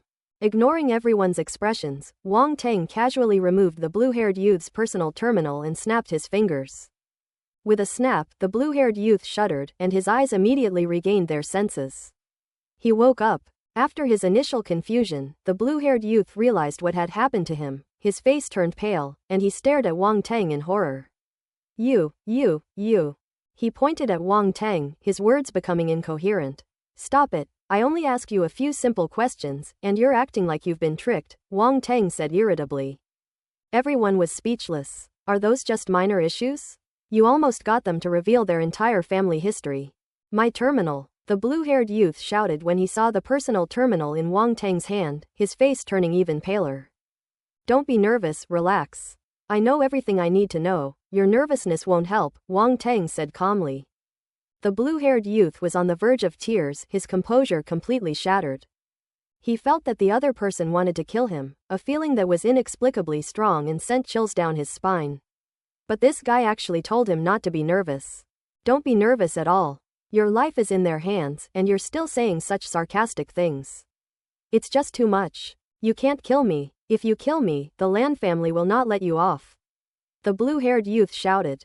Wang Teng ignored him and turned to the crowd, saying, I've asked everything I needed to ask. Is there anything else you want to ask?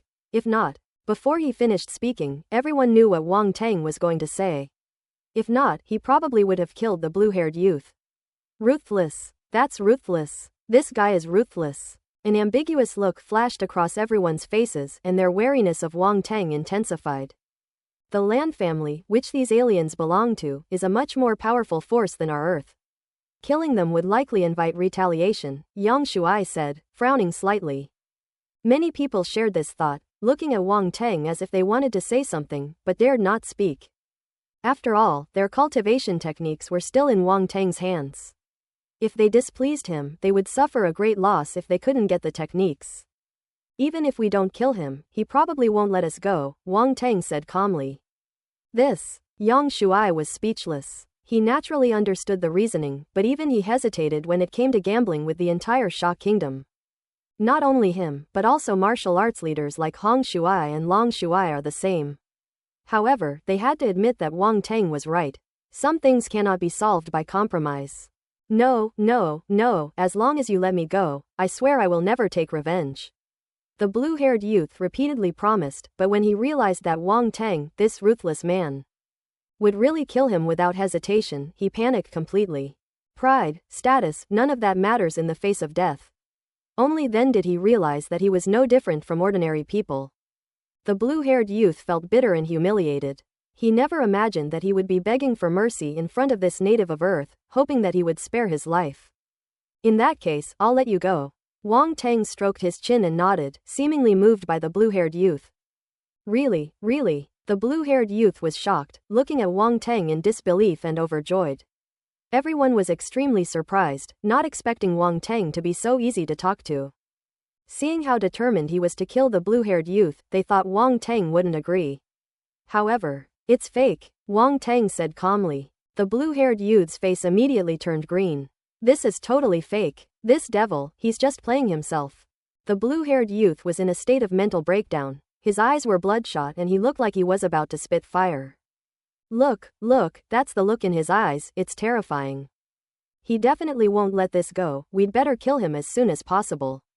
Wang Tang looked scared, as if the blue-haired youth was the one who wanted to kill him. Blue-haired youth. Quote ellipsis quote. Everyone was so shocked by Wang Tang's shamelessness that they were speechless. You'll die a horrible death. Even if you kill me, you won't get away with it. The Lan family will avenge me. The blue-haired youth seemed to know he couldn't escape his fate, his eyes filled with resentment as he spoke fiercely. Pshaw. However, before he could finish speaking, a soft sound suddenly rang out, and a flower of blood bloomed on the blue-haired youth's forehead. It was definitely better to kill him after all, Wang Tang muttered to himself, casually retracting his finger. The blue-haired youth stared wide-eyed, filled with resentment and bitterness, before collapsing to the ground with a thud.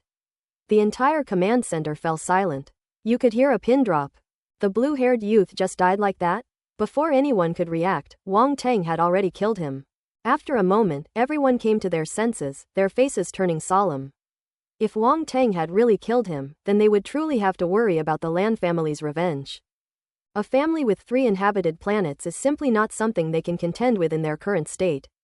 Unlike the others, Wang Tang wasn't worried and looked at the ground. After killing the blue-haired youth, several attribute bubbles fell from his body. Pick it up. Royal Realm Spirit *132. Royal Realm Comprehension 145. Water Type Star Force *2400.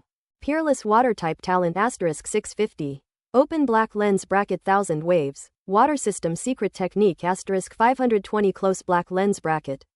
Wang Tang's eyes lit up, and he immediately felt that the blue-haired youth had not died in vain. His death was worthwhile. Both his spirit and comprehension were at the Emperor level, and he had more than 100 points in each, all of which were released at once. Wang Tang's spirit and comprehension are getting closer and closer to breaking through to the Emperor realm. Next is 2,400 points of stellar force. You should know that after advancing to the planetary level, even if it is only the first level of the planetary level, it will take 10,000 points of stellar force to advance. Wang Tang was initially very worried that the speed of advancement would be very slow in the future, but now it seems that he was worried for nothing. Killing a planetary-level enemy grants over 2,000 points of stellar force. Killing a few more will allow you to advance smoothly. Very good. Planetary level is indeed a major source of attributes. There are no planetary-level martial artists on Earth, but there are certainly plenty in the universe. The blue-haired youth truly lives up to his reputation as a genius in the universe, possessing unparalleled water-based talent, and this time he unleashed a whopping 650 talent points. In the past, very few martial artists on Earth could generate so many talent points. Exceptional water-type talent, 2,210 5,000ths. The talent points that were originally 1560 have reached 2,210, which is quite a rapid progress. Wang Tang suddenly wanted to see what level of talent would emerge after reaching the pinnacle. And how terrifying would his talent become? The last attribute bubble is the ultimate attribute bubble. As the bubble merged with his mind, fragments of memories immediately surfaced in Wang Tang's mind. Waves, sword light, human figure. These fragments of memory are all insights into the profound meaning of the 1,000 waves, and at this moment they all enter Wang Tang's mind, becoming his insights and memories. Boom! A white light flashed and an astonishing sword light appeared in Wang Tang's mind. Above the sword light, wave after wave surged in. This ultimate technique is incredibly powerful. Wang Teng opened his eyes, and a flash of light, azure blue, disappeared, exuding a terrifying aura.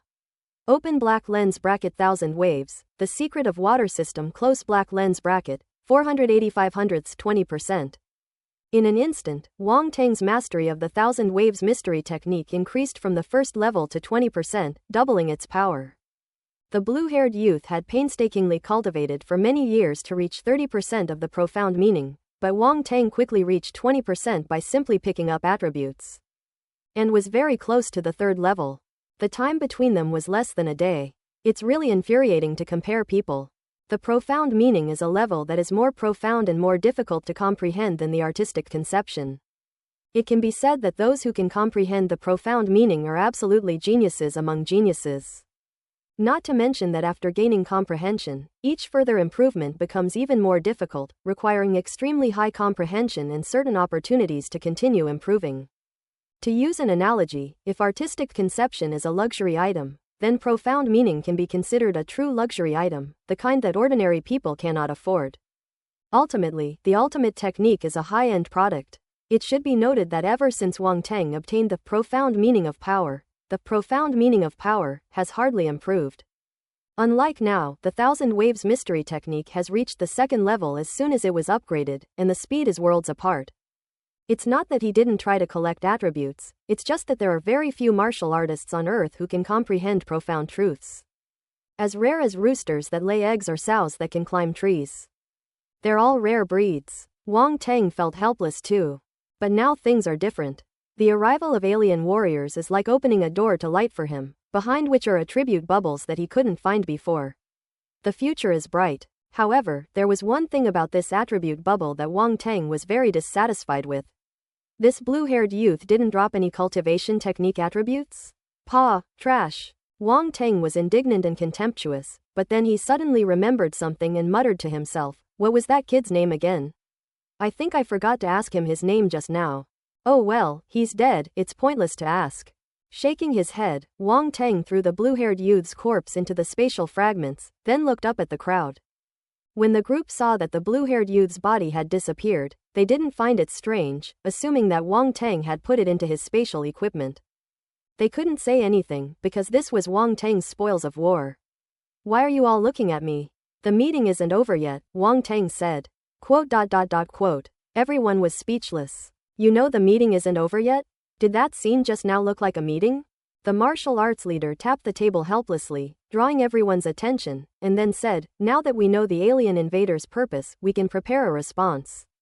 Wang Teng, among all of us, only you have the qualifications to compete for the admission to the Holy Star Tower. What do you plan to do next? Wang Teng pondered for a moment and said, actually, there's not much we can do right now.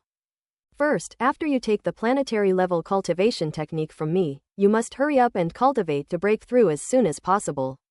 As for the second thing, he paused for a moment, looked around at everyone, and grinned, revealing gleaming white teeth. We will take the initiative to capture the alien invaders. I want to make their trial a joke. Everyone was slightly taken aback, then looked at Wang Teng in shock.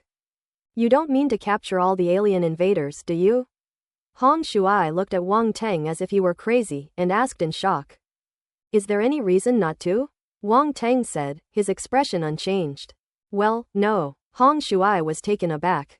He wanted to say that Wang Teng was incredibly audacious and ignorant, but thinking about Wang Teng's past deeds, it seemed that he had done what he said, and it wasn't just empty boasting.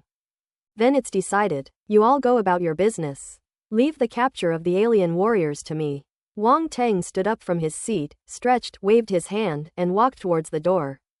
As everyone watched his departing figure, they looked at each other, unsure of what to say. Wang Teng walked to the door, then suddenly stopped and turned back, saying, by the way, if you want the cultivation technique, remember to bring enough money. If you don't have money, you can exchange it for something else. I'm not picky. After saying that, he disappeared through the doorway. Quote. Everyone was stunned, and an ominous premonition arose in their hearts. But this time Wang Teng had truly left, giving them no further chance to speak. Seriously? We have to pay for it? How much does it cost? It can't be too expensive, can it? No need to even think about it, it's definitely going to be expensive. I knew this guy wasn't that kind of person, he made me excited for nothing. Can you pay in installments? Our family is desperately poor lately, we're broke. You're dreaming. Ellipsis ellipsis. The crowd couldn't help but whisper among themselves, their voices filled with bitterness. Cough tilde. The martial arts leader, with a strange expression, coughed lightly and said, everyone, stop complaining. That's a planetary-level cultivation technique. Having the opportunity to obtain it is already incredibly lucky. Everyone should hurry back and pool their money to buy it from Wang Teng. The martial arts leader's words only made everyone feel more miserable. Forget it, let's go back and raise the money.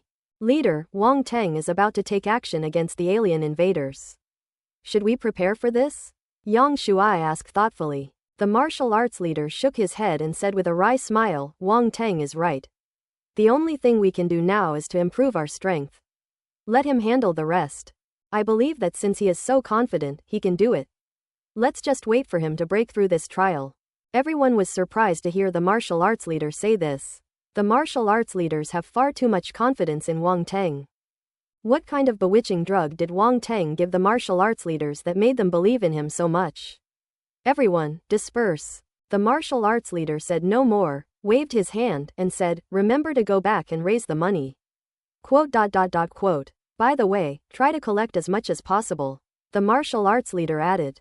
The crowd, the bigwigs, looking miserable and frustrated, left the command center and hurried home.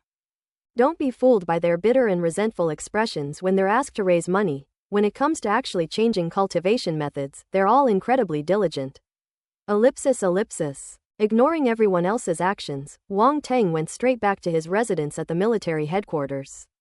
In the small villa, the sisters Lin Chuan and Lin Chusha were playing with a little one in the yard. No, it can't be called playing, they were actually practicing martial arts. However, the little one was so small that its tiny arms and legs made it look like it was playing. Wang Teng couldn't help but laugh when he saw this scene, especially when he saw Dodo's round, chubby face with a serious and earnest expression, which he found extremely amusing. This little girl has gained quite a bit of weight recently. Wang Teng muttered to himself. Brother, you're back. Dodo saw Wang Teng's figure in the distance, her big, dark eyes lit up, and she ran towards him with her short legs. With her arms outstretched behind her, she looked like a chubby little girl as swift as the wind. She ran up to Wang Teng in a few quick steps, then stopped abruptly, tilted her head up to look at him, and asked earnestly, Brother, are you done with your work? The chubby little face tilted up, his two big eyes sparkling brightly as he looked at Wang Teng with adorable eyes. So cute it's almost unbearable. Wang Teng's heart softened. He realized that he had been busy with cultivation lately and had neglected the little one. Dodo is so sensible that it breaks my heart, I don't dare disturb him at all. Only now did I dare to ask. Feeling guilty, Wang Teng immediately put on a smile and said, I'm done with work. How about you play with Dodo, brother? Really? Little Bean was clearly surprised by this answer. She was slightly taken aback, her eyes widened, and she asked in disbelief. Of course, I never lie to anyone, Wang Teng said confidently. Wow, that's awesome. Little Bean jumped up and ran towards Wang Teng. Brother, hug me tilde. Oh my, you little chubby girl. Wang Teng laughed and quickly caught Xiao Dudu, pinching her nose. Dudu's chubby face immediately fell, and she said somewhat embarrassedly, Dudu isn't fat, she's just growing. Wang Teng secretly chuckled to himself, but didn't expose her, and said with a smile, that's right, Dodo is growing and needs to eat more. Little Bean nodded heavily and said, I eat a lot, I can eat 3 bowls of rice in one meal. Quote. Wang Teng was startled. Goodness, this little guy eats quite a lot. Don't let him actually grow into a heavyweight little fat boy. However, after a moment's thought, he understood something. He activated the Eye of Origin, and looked into Dodo's body, immediately gaining insight into her constitution. Sure enough, the little guy has already made great progress in martial arts. Novice Martial Apprentice. What the hell is a beginner martial arts apprentice? Can you believe that a 5-year-old child has actually reached the level of a beginner martial arts apprentice? Wang Teng thought about what he was doing when he was 5 years old. They seemed to still be playing in the mud. He immediately flashed a reserved yet proud smile, feeling like he was a complete loser when he was little, and then patted Dudu's mushroom-shaped head. Dudu is awesome. Little Bean thought Wang Teng was praising her for eating a lot, so she smiled even more happily and touched her little tummy, saying shyly, I think I can eat 5 bowls. But I was too embarrassed to say it. Wang Teng, I thought you had eaten enough, but I was too naive. There is no limit to how much there can be. Lin Chuan and Lin Chuan, who were listening to the conversation, couldn't help but show strange expressions, trying hard to suppress their laughter. But they really couldn't hold it in any longer. Ha ha ha tilde, sisters, what are you laughing at? Dudu asked curiously. Oh, haha, it's nothing. I just suddenly remembered something funny. Lin Chusha was the first to react and quickly waved her hand. Are you laughing at Dudu for eating so much? Dudu asked suspiciously. No, that's not true. Eating a lot is a good thing. Why would we laugh at you? Lin Chuan quickly put away her smile. That's right, I'm so envious of you eating so much, Lin Chusha said, making it up. Really? Then how about you eat 5 bowls of rice like Dudu tonight, sister? Dudu asked. Lin Chusha felt like she had shot herself in the foot, her face filled with astonishment and misery. That's right, your sister Chusha will also eat 5 bowls tonight, just like you, Wang Teng declared. Quote. Lin Chusha almost burst into tears. I don't want to become a glutton. She stared at Wang Teng with resentment in her eyes, almost wanting to rush up and fight him to the death. Lin Chuan tried her best to suppress her laughter. This time she held back, otherwise she was afraid that if she laughed out loud, Wang Teng would make her eat 5 bowls of rice. Although 5 bowls of rice are nothing to a martial artist, she is a girl, after all. How could she possibly eat that many bowls of rice? Moreover, they were obviously going to have dinner at the Wang family's house tonight. If old Master Wang and the others saw them, wouldn't they laugh at them? Next, Wang Teng accompanied Dodo to practice martial arts in the yard, teaching her the advanced training for beginner martial arts apprentices. Ever since he discovered that this little guy had exceptional talent, he had been determined to nurture him properly and not waste his talent. Martial arts training should start from childhood. If things continue like this, Dudu might reach the level of an advanced martial arts apprentice in a year. A 6-year-old advanced martial arts apprentice, that's defying the heavens. The thought of raising a little prodigy filled Wang Teng with amusement. Lin Chuan and Lin Chusha also adored Dudu and accompanied her during practice sessions. Dudu is usually alone, and this is the first time so many people have been with her, so she feels extremely happy. The courtyard was filled with her silvery laughter, and her big eyes squinted with joy. Soon it was dinner time. Li Shumei, wearing an apron, walked to the front door and called out to everyone. Stop practicing, go wash your hands and get ready to eat. Alright, Wang Teng picked up Dodo and walked into the house first. Let's go, let's eat 5 bowls of rice. 5 bowls of rice, 5 bowls of rice. Dodo shouted, as if eating 5 bowls of rice was something to be extremely proud of, completely influenced by Wang Teng. Behind them, Lin Chusha wore a long face and looked sullen. The entire Wang family was present at the dinner table. This time, the blue-haired youth brought the entire Wang family to Shadu, and the way they gathered together again was quite dramatic. In addition, Lin Chuan and her family were also present. No one expected that the Lin family would sit down with the Wang family in this way for the first time. Wang Shengguo and Li Shumei warmly invited them to sit at the table. Wang Teng specially arranged for Dodo and Lin Chusha to be together, and then personally served them both a full bowl of rice, piled high like a mountain. Eat, then you can fight, Wang Teng urged the two to eat. This child, how can you give a girl so much food? Li Shumei scolded playfully. Lin Chusha nodded frantically, hoping that Li Shumei could rescue her from her misery. Mom, you don't understand. Martial artists need to eat a lot. You probably don't know, but Dudu is already a beginner martial apprentice, Wang Teng said. What, Dudu is already a beginner martial arts apprentice? Wang Shengguo exclaimed in surprise. The other members of the Wang family also looked over, their eyes all falling on Dodo, extremely shocked. That's right, Wang Teng nodded. Upon Wang Teng's confirmation, everyone took a deep breath and looked at Dodo as if she were some rare animal. I was wondering why she's gotten so much stronger lately. A few days ago, she even insisted on carrying my groceries when we went out, without any effort at all, Li Shumei said with a sudden realization. Why didn't you say so sooner? Wang Shengguo said speechlessly. How would I know? I thought she was stronger because she was practicing martial arts with our son, Li Shumei said innocently. Ha ha ha, it seems our family has not only produced a true dragon, but now it's about to produce a golden phoenix. Old Master Wang laughed heartily. Wang Shenghong, Wang Shengjun, and others were filled with envy. Look at the second son's family. They have a son who is an unparalleled genius, and now the daughter they picked up is also a little genius. Looking at their own family, none of the younger generation are suited for martial arts. In this day and age, what future can one have without practicing martial arts? Seeing everyone staring at her, Dudu, with chopsticks in her mouth, asked timidly, "Did Dudu eat too much?" "Not much, not much, eat as much as you want, eat your fill. If you get hungry later, just tell Grandpa, and Grandpa will buy you something." Grandpa Wang laughed heartily. "Thank you, Grandpa," Dodo said obediently, overjoyed. "Good, what a good child." The more Grandpa Wang looked at Dodo, the more he liked her, and he praised her with a happy smile. "Don't just stand there, everyone. The food's getting cold, let's eat." Everyone picked up their chopsticks. Dinner was lavish, seemingly to celebrate everyone's survival, and everyone drank alcohol. Even Dodo was no exception. Wang Teng used his chopsticks to dab a little and put it in her mouth, which could be considered as her having drunk some.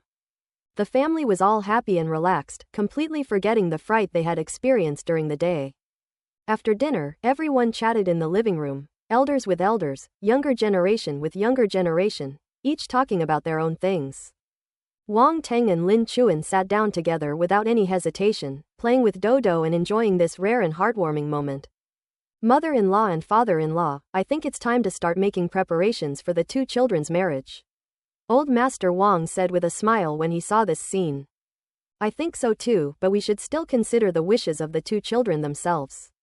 Lin's mother's smile never faded. She was very satisfied with Wang Teng. Where could you find such an excellent son-in-law? Inside the villa, the Wang family is living happily together. Grandpa Wang, Wang Shengguo, and Li Shumei even talked to Lin's parents about Wang Teng and Lin Chuan's marriage.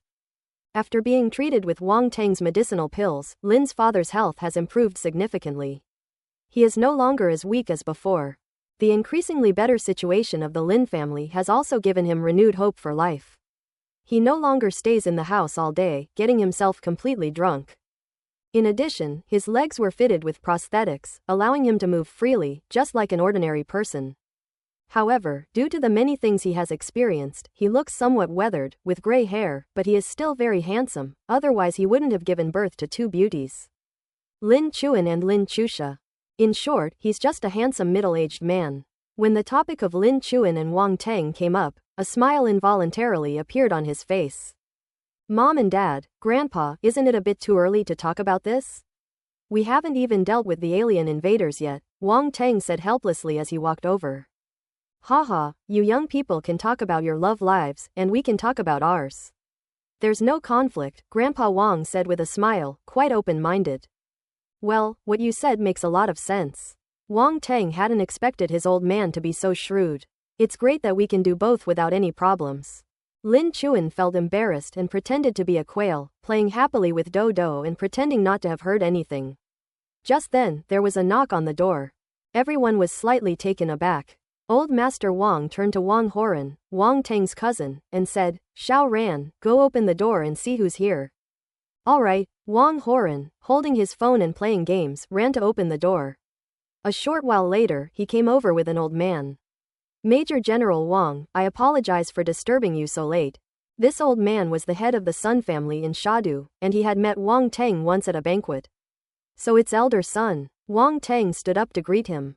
Although he is strong, the person in front of him is old, so giving him some respect won't cost anything. Besides, if we're polite now, it'll be easier to take advantage of them later. "And who is this?" Old Master Wang stood up and asked Wang Teng. "The head of the Sun family, one of the 10 great families of Shadu," Wang Teng introduced. "The Sun family?" Old Master Wang exclaimed in surprise, and quickly said to Wang Teng's aunt, "Huili, quickly make some tea." Zhao Huili was originally planning to watch the fun, but she was slightly stunned when she was called out by Old Master Wang.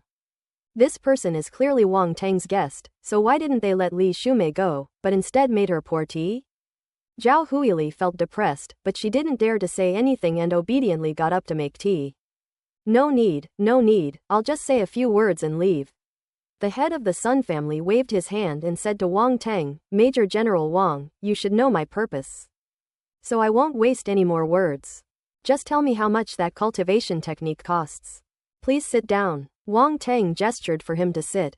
After the Sun family patriarch sat down, he continued, your strength is not yet sufficient to advance to the planetary level, but you can first undergo force conversion. What is the transformation of the force? The head of the Sun family asked with a very respectful attitude, humbly seeking knowledge. It's about converting ordinary origin force into stellar origin force. You can treat stellar origin force as a higher level energy. And this is a necessary path to advance to the planetary level. Wang Tang didn't hide anything from the crowd and explained directly on the spot. The head of the Sun family nodded thoughtfully, looking at Wang Tang, waiting for him to continue. That's it, that's all, Wang Tang said. Ahem, so what do you mean? The Sun family patriarch asked cautiously, not believing that Wang Tang was simply trying to explain things to him. My meaning is simple, you can buy this force conversion method first, Wang Tang said with a smile. Isn't it a complete planetary level cultivation technique? The Sun family patriarch asked, his heart skipping a beat. Do you think you can afford a complete set of planetary level cultivation techniques with your current financial resources? Wang Tang raised an eyebrow. I can't afford it. The head of the Sun family felt as if an arrow had been stabbed in the chest, and shook his head miserably. That's right, so you can buy the transformation method now and consider the advancement method later. I'm doing this for your benefit, and I have absolutely no selfish motives, Wang Tang said righteously. I don't believe you for a second. The head of the Sun family rolled his eyes inwardly. The Wang family members watched from the side, all looking up at the ceiling. They felt that Wang Tang was framing people, so it was best not to interfere. How much does this transformation method cost? The head of the Sun family asked. Not much, Wang Tang said. Before the Sun family patriarch could even rejoice, he added, just give me 50 billion. How much? The head of the Sun family almost jumped up from his chair. 500 billion. This is going to bankrupt their entire family. That's too ruthless. The head of the Sun family looked at Wang Tang as if he were seeing a grinning devil. The Wang family members were also shocked. 500 billion. That's 500 billion. That cultivation technique, which isn't even complete, costs 50 billion. Wang Shenghong, Wang Shengjun, and the others tried their best to suppress their exclamations. Calm down, damn it, I can't stay calm. Wang Shengguo and Li Shumei also looked at Wang Tang, wondering if the words profiteer were written all over his face. Is this really their son? It must be a genetic mutation. Although the Wang family started out in business, they never imagined that their business would grow to such a large scale. I can't even imagine it. Old Master Wang's expression remained unchanged, but his eyes twitched involuntarily as he tried to hide his shock. No matter what, Wang Tang is a descendant of our Wang family. No problem. Wang Tang's aunt was making tea when she heard the words 50 billion. Her hand trembled, and she spilled the half-filled cup of tea. She quickly picked it up, gave an embarrassed smile, and poured another cup. Her interruption brought everyone back to their senses. The head of the Sun family picked up the teacup, ignoring how hot it was, and took a sip to calm his nerves. Can't you make it cheaper? 500 billion. That's too expensive, he said bitterly. Patriarch's son, this is already a discounted price. I've already given you a huge discount. Wang Tang said with a sincere expression, you have no idea how expensive planetary level cultivation techniques are. I won't lie to you. In the universe, many people work hard for half their lives and still can't afford a planetary level cultivation technique. I'm only doing this clearance sale because we're all fellow Earthlings. Making money is secondary. The main thing is to open a path to the stars for everyone. That is the key to leaving this planet. Only by reaching the planetary level can a martial artist's physical body travel through the void and be qualified to set foot in the universe. Compared to that, what is such a small amount of money? The Wang family members watched as Wang Tang deceived the Sun family patriarch, their expressions strange, as if they were seeing a little fox in human skin. The head of the Sun family held his teacup, his hand trembling, completely taken aback by Wang Tang's actions. Although he thought it was expensive, he also inexplicably felt that what Wang Tang said made a lot of sense. That's a planetary level cultivation technique costing 50 billion. Realistically speaking, it's not that expensive. But the head of the Sun family felt that something was off. He strongly suspected that Wang Tang was deceiving him. Master Sun, you are the first one here, so I'm giving you this discounted price. Those who come later won't get this price. Seeing his hesitation, Wang Tang immediately added fuel to the fire. The head of the Sun family was indeed shocked, not expecting that he would be the first. According to Wang Teng, it's quite possible that he'll rip off the people who come after him. I was originally going to haggle for a while, but now I don't care anymore. I'd better finish my purchase and leave quickly, or things might change. Fine, 500 billion it is. The head of the Sun family gritted his teeth and said fiercely. So the two made a secret deal, exchanging money for goods. The head of the Sun family obtained the planetary level force conversion method as he wished, and left Wang Teng's villa with a look of great excitement on his face. It's just like buying a car. Although it hurts to pay for it, you feel great after you get it. Ellipsis. Old Master Wang and the others watched with their own eyes as Wang Teng received 50 billion yuan in just a few words. They all stared wide-eyed at him. This money came way too easily. It felt like it was blown in by a strong wind, making it seem extremely unreal. Why are you all looking at me like that? Wang Teng asked, turning around after putting away the 50 billion yuan. He noticed everyone staring at him. Son, why is that cultivation technique of yours so expensive? Wang Shengguo couldn't help but ask. Those alien invaders are at the level of warrior generals or above, which is the planetary level one just mentioned. The cultivation technique I gave Patriarch Sun is one that will allow him to break through to that level, Wang Teng explained. Planetary level. The Wang family members were shocked. This cultivation technique is so important, is it all right for you to hand it over to them so easily? Old Master Wang asked, his eyes flashing. It's all right, what we've given them now is just the method of converting the original force. By the time they've all completed the conversion, I don't even know how far along we'll be. So naturally, I'm not worried about anyone causing any trouble, Wang Teng said. As long as you know your limits.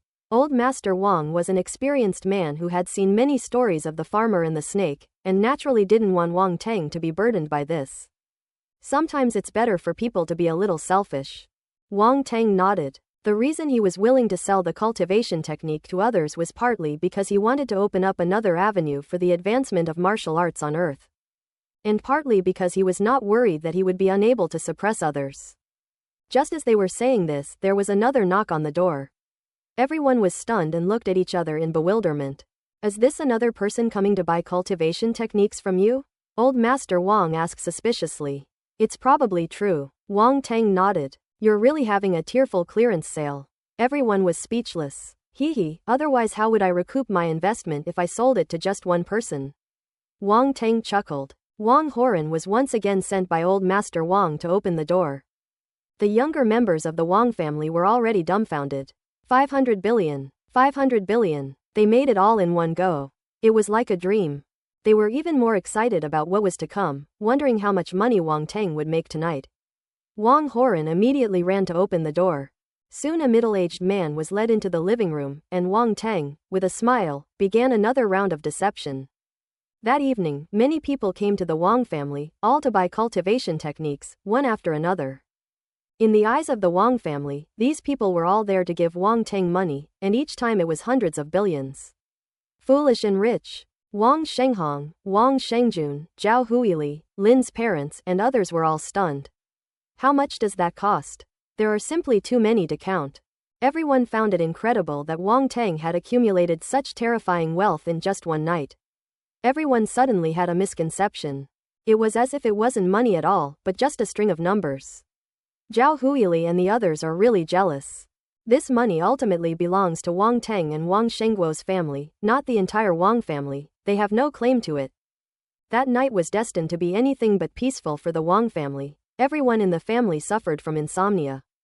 After everyone went back to sleep, Wang Teng went to the roof of the villa alone, lay down, and looked up at the starry sky. What he did tonight is just the beginning, but it will surely show initial results after a while, and a group of planetary-level beings will emerge on Earth. It remains to be seen how far these people will ultimately go. Wang Teng began to look forward to it. What are you thinking about? A voice suddenly entered his ears. Wang Teng turned his head and saw a figure slowly emerge a few steps away, standing with his hands behind his back on the roof. He is the leader of martial arts.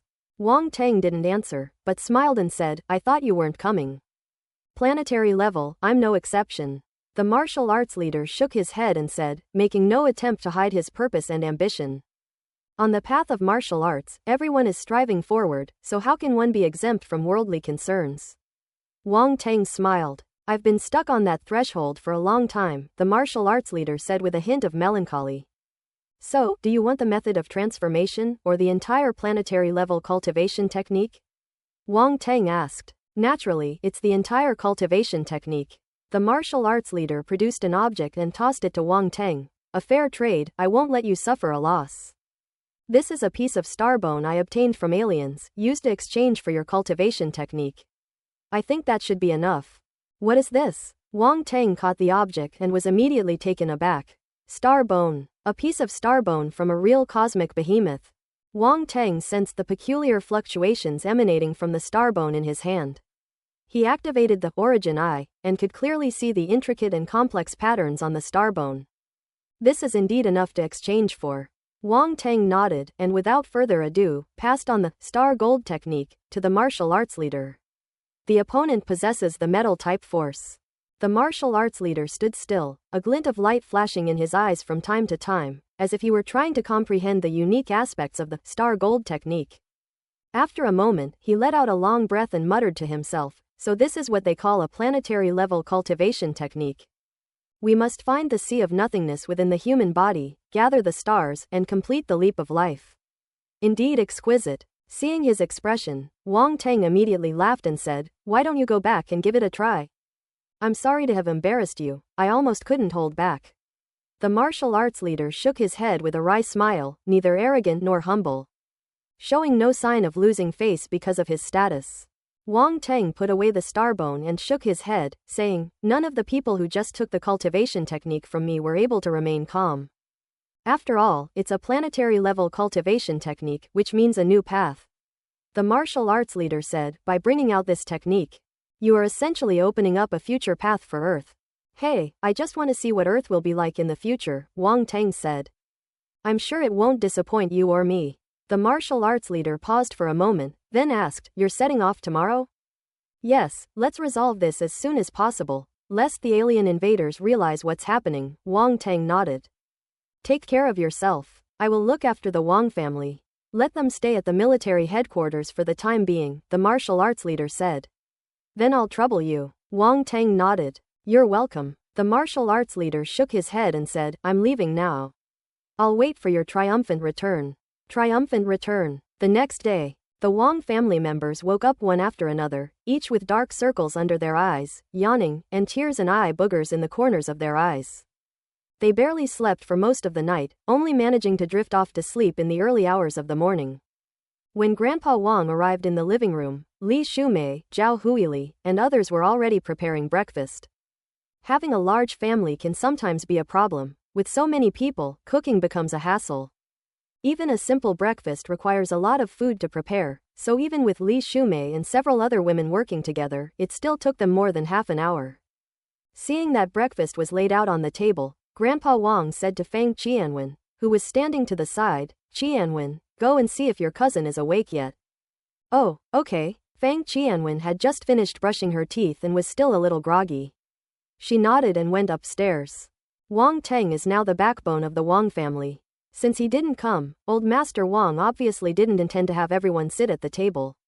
"Sister, I want to go too." Dodo darted out from the side, her tiny legs carrying her as she ran to catch up with Fang Qianwen. Slow down, you'll fall," Li Shumei called out from behind. A moment later, Fang Qianwen came downstairs holding Dodo's hand and said strangely, "My cousin isn't here. I wonder where he went?" "Yes, he's not here. My brother got up a long time ago." Dudu nodded her little head in agreement. "Not here?" Old Master Wang was slightly taken aback. "He probably went out for his morning exercise, Dad." "Let's eat first, don't wait for him," Wang Shengguo said casually. "In that case, let's all sit down and eat," Grandpa Wang nodded. As everyone sat down around the dining table, preparing to eat breakfast, a beam of light suddenly appeared above the table, and a figure emerged. It was none other than Wang Teng. "Grandpa, Mom and Dad, by the time you see this video, I should have already left. Please stay in Shadu for now. The martial arts leader has promised to take care of you, so don't worry about your safety. I have to leave for a while and my return date is uncertain. Don't worry about me." The sound came from the image, and after saying these words, the light faded and the image disappeared. A silence fell over the crowd. That brat, he left without even saying goodbye, Li Shumei said reproachfully, her eyes slightly red. She naturally guessed what Wang Tang had gone to do, and a look of worry appeared on her face.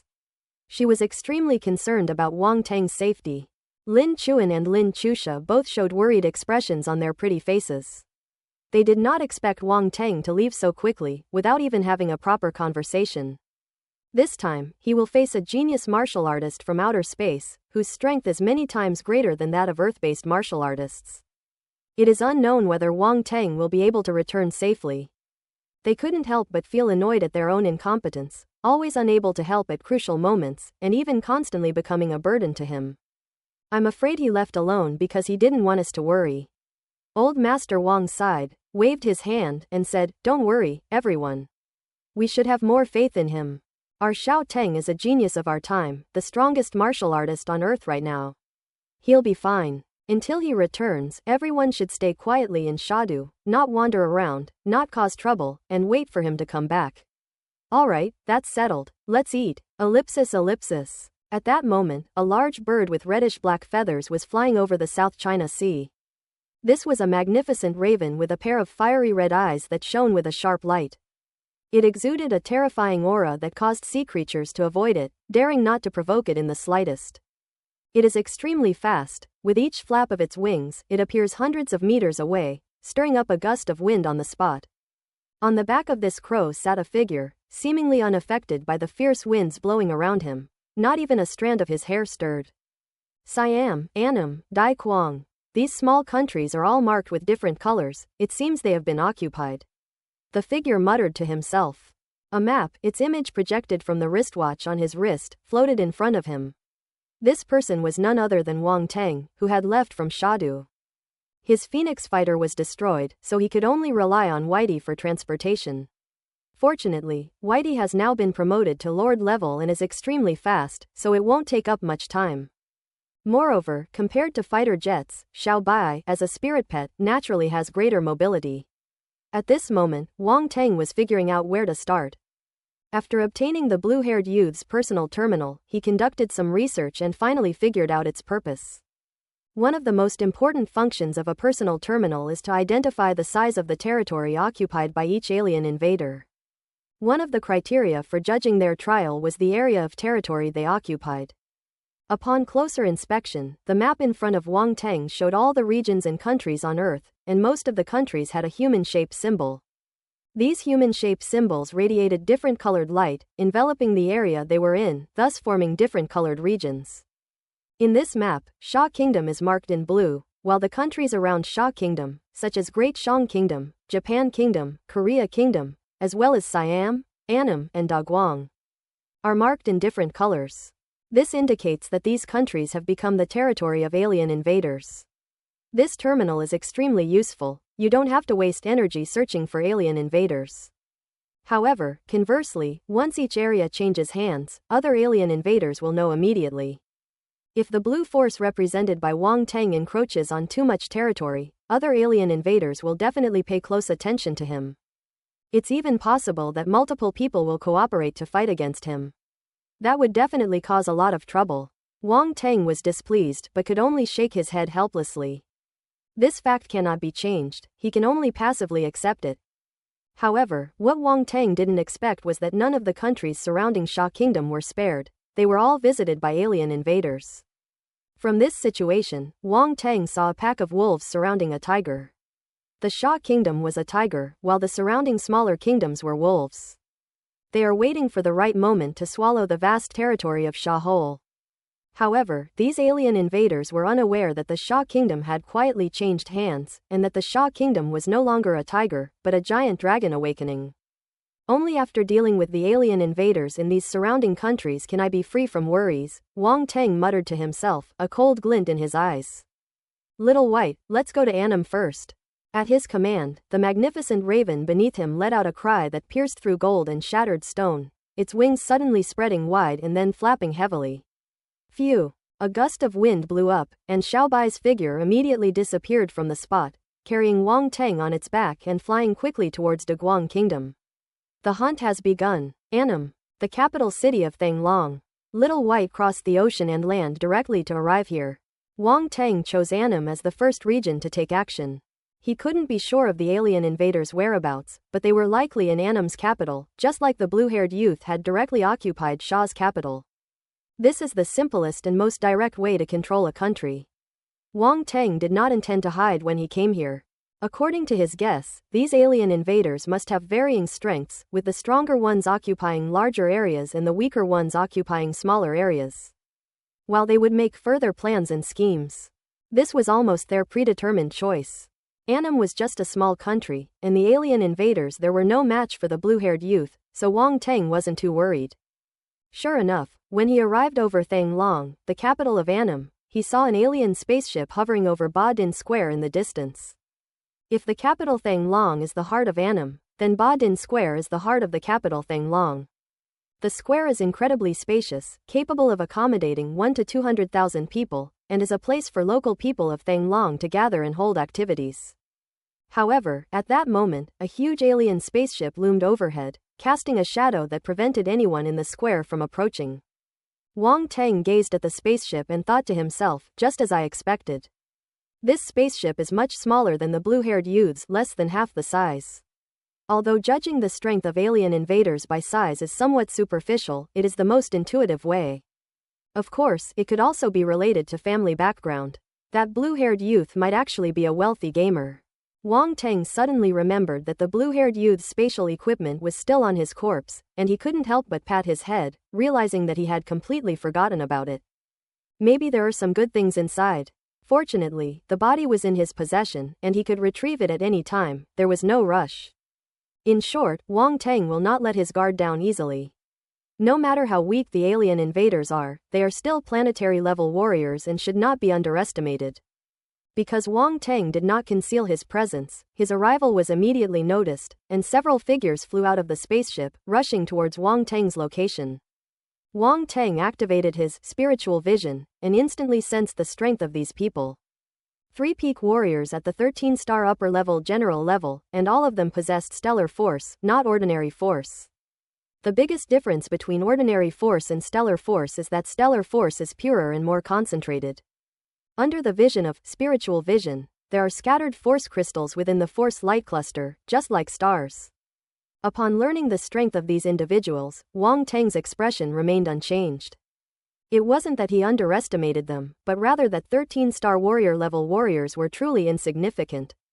Who are you? The 3 alien warriors quickly approached within tens of meters of Wang Teng, which they considered a safe distance, allowing them time to react should a fight break out. A 13-star warrior is extremely powerful. A distance of tens of meters is nothing more than a blink of an eye. These alien warriors did not speak Earth's language, but Wang Teng was not worried. He had already learned from the blue-haired youth that his personal terminal had a language translation function. This is why the blue-haired youth was able to communicate with him. Actually, it wasn't him speaking, it was the personal terminal translating. He was still speaking an alien language. However, these martial artists in front of them were not planetary-level beings. They were not participants in the trial, but merely subordinates or vassals of the trial participants. Therefore, they did not have personal terminals and were naturally unable to communicate with Wang Teng. The language translator in the personal terminal can translate a large number of alien languages. Even if a terrestrial language is not included in the cosmic language database, the personal terminal can still analyze and translate it on its own thanks to its powerful computing capabilities. Which shows its powerful functions. Ordinary martial artists could not possibly possess such a thing. Now that Wang Teng has his own personal terminal, there is no language barrier. The language used by the alien warriors was a universal language, which was translated and transmitted into Wang Teng's mind via his personal terminal. Tell me, where are the trial participants here? Wang Teng asked, the message being transmitted via his personal terminal's translator.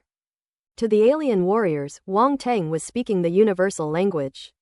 This is the magic of personal terminals, they make it impossible for people to detect anything unusual. Wang Teng once again experienced the power of cosmic civilization, which was simply overwhelming Earth civilization. The expressions of the martial artists changed. They mistook Wang Teng for a trial participant who had come to seize this area. My lord, the martial artists dared not disobey. They knew the power of a planetary-level martial artist. A warrior general was as weak as an ant in front of a planetary-level martial artist, so they dared not be arrogant and immediately bowed respectfully. There is an unwritten rule in general trials that it is rare to kill the opponent's vassals during the process of vying for territory. For the trial participants, vassals are not within the scope of the trial, and their strength is at most at the warrior level, posing no threat to them as planetary-level beings. In addition, each occupied area requires manpower to suppress, since the natives of the trial grounds are not so easy to submit to or command. Relatively speaking, these foreign martial artists are more useful. Therefore, the trial participants were too lazy to kill them. However, if these people didn't know what was good for them, then it would be a matter of a casual strike. Seeing the attitude of these alien warriors, Wang Teng was slightly taken aback and somewhat surprised. Are all the subordinates of these alien warriors this shameless? The blue-haired youth's subordinates were never this easy to talk to before, they were all quite fierce. Little did he know that these alien warriors naturally held a sense of superiority over the earthlings, considering him a native and therefore looking down on him. Having spent a long time with the blue-haired youth, he inevitably picked up an arrogant and domineering style of behavior. The three alien warriors in front of him regarded him as a trial participant. In their view, trial participants were people with certain backgrounds or outstanding talents, and naturally, they were not people they could resist. Humans can be just that despicable sometimes. They look down on people of lower social standing, but fawn over those of higher social standing, even willing to be treated like dogs. Wang Teng quickly grasped the key point, and immediately adopted an arrogant expression, putting on airs, and asked indifferently, "Stop talking nonsense, ask again. Where are the trial participants here?" Upon seeing this, the martial artists dared not be careless, and they were all trembling with fear. However, they were still somewhat hesitant, because if they betrayed their young master, they would definitely not have a good future. HMPH. Wang Teng snorted coldly, a red light flashing in his eyes that pierced into the eyes of one of the martial artists. Bewitching the mind. The martial artist was instantly struck, his expression blank, having lost all self-awareness. The other two martial artists were horrified when they saw this. "Speak," Wang Teng said coldly. "Our young master is the son of the leader of the Seawolf mercenary group. He discovered an opportunity yesterday and has already gone there," the martial artist replied blankly. Seawolf mercenary group. Wang Teng's eyes flashed. He felt that the forces in this universe were somewhat different from his understanding. There were even mercenary groups. It seemed that this mercenary group was quite powerful. Without much thought, Wang Teng immediately asked, "Where is that opportunity?" In the Great Guang Kingdom, the trial participants there discovered the Millennium Jade Marrow Heart, and our young master went there to compete with them for it, the martial artist said. "A 1,000-year-old jade heart." Wang Teng muttered to himself, a glint of light flashing in his eyes. He knew that the Great Guang Kingdom was rich in jadeite, but he never expected that such a treasure would be born there. Something that two planetary-level martial artists would fight over is definitely not an ordinary item. Wang Teng suddenly became interested. How could he miss out on such a good thing? He then questioned them further, extracting information from the three alien warriors. You wouldn't know unless you asked, and it turns out that not only were the trial participants from Annam going to snatch the Millennium Jade Heart, but it seems that trial participants from Siam also went. In other words, there are now as many as 3 trial participants from the Great Guang Kingdom. Fortunately, the 3 martial artists were not all at the 3rd level of the planetary realm like the blue-haired youth. Instead, 2 were at the 1st level of the planetary realm and 1 was at the 2nd level. No wonder they could only occupy the 3 small countries of Siam, Dai Quang, and Annam. With the blue-haired youth's strength, he alone was enough to suppress the 3 trial participants here. Northern part of Daiko country. Located near the Uru River Basin and the Kandy River Basin at the border of Batu Gajah region and Kathmandu Special Region, this is a jadeite mining area. There are hundreds or even thousands of mines of all sizes scattered around. Among these mines, large and small, are busy figures. They are the local jade miners. The mining areas in Daguang Kingdom are a complex mix of companies, including those with official government backing, those with local warlord connections, those owned by powerful local families, and those jointly operated by foreign investors and locals. It's so complicated that ordinary people can't get involved at all. However, the mining area is now under the control of alien invaders, and no force, large or small, in the vicinity dares to utter a sound. More than an hour later, Wang Teng arrived at the place and used his spiritual vision to scan the surroundings, but he did not find any planetary-level powerhouses. Could they have already left? Wang Teng frowned. Who goes there? A martial artist flew into the sky and blocked Wang Teng's path. This martial artist was a white man with the strength of an 11-star warrior, and appeared to be a native Earth martial artist. Where are the alien invaders? Wang Teng asked directly. How dare you address those three lords like that? The white warrior's expression changed, and he shouted. Wang Teng's gaze sharpened, and he said, as a native of Earth, you are willing to be a lackey. You're courting death. The white warrior's face was extremely ugly, a ferocious look on his face, as he swung his battlesword at Wang Teng. You're courting death. Wang Teng's expression remained unchanged. A cold light shot out from his body and circled around the white martial artist opposite him. PFF'd. An arm holding a sword was suddenly severed from the white warrior and flew high into the air. The splattered blood sprayed 3 or 4 meters away. Ah! The white warrior's eyes widened, and he let out a shrill scream. I've always hated traitors the most, Wang Teng said calmly. You! The white martial artist's face turned deathly pale, sweat pouring down his forehead from the pain. He staggered backward, shouting in horror, Who are you? I'm the one who kills alien invaders, Wang Teng said coldly. You! To the white warrior, this was utterly treasonous, so frightening that he uttered, you, 3 times, but could say nothing more. Get over here, Wang Teng shouted coldly. A surge of mental energy formed an invisible hand that instantly grabbed the white martial artist's body. The white warrior was terrified and struggled desperately, but to no avail. He was suddenly dragged back by a tremendous force. No, don't kill me, he screamed in terror. Wang Teng was too lazy to waste words with him, so he immediately used the mind-bewitching skill to control the white martial artist and find out the whereabouts of the 3 trial participants. So we've gone underground, Wang Teng muttered to himself, flying in the direction the white martial artist had pointed out.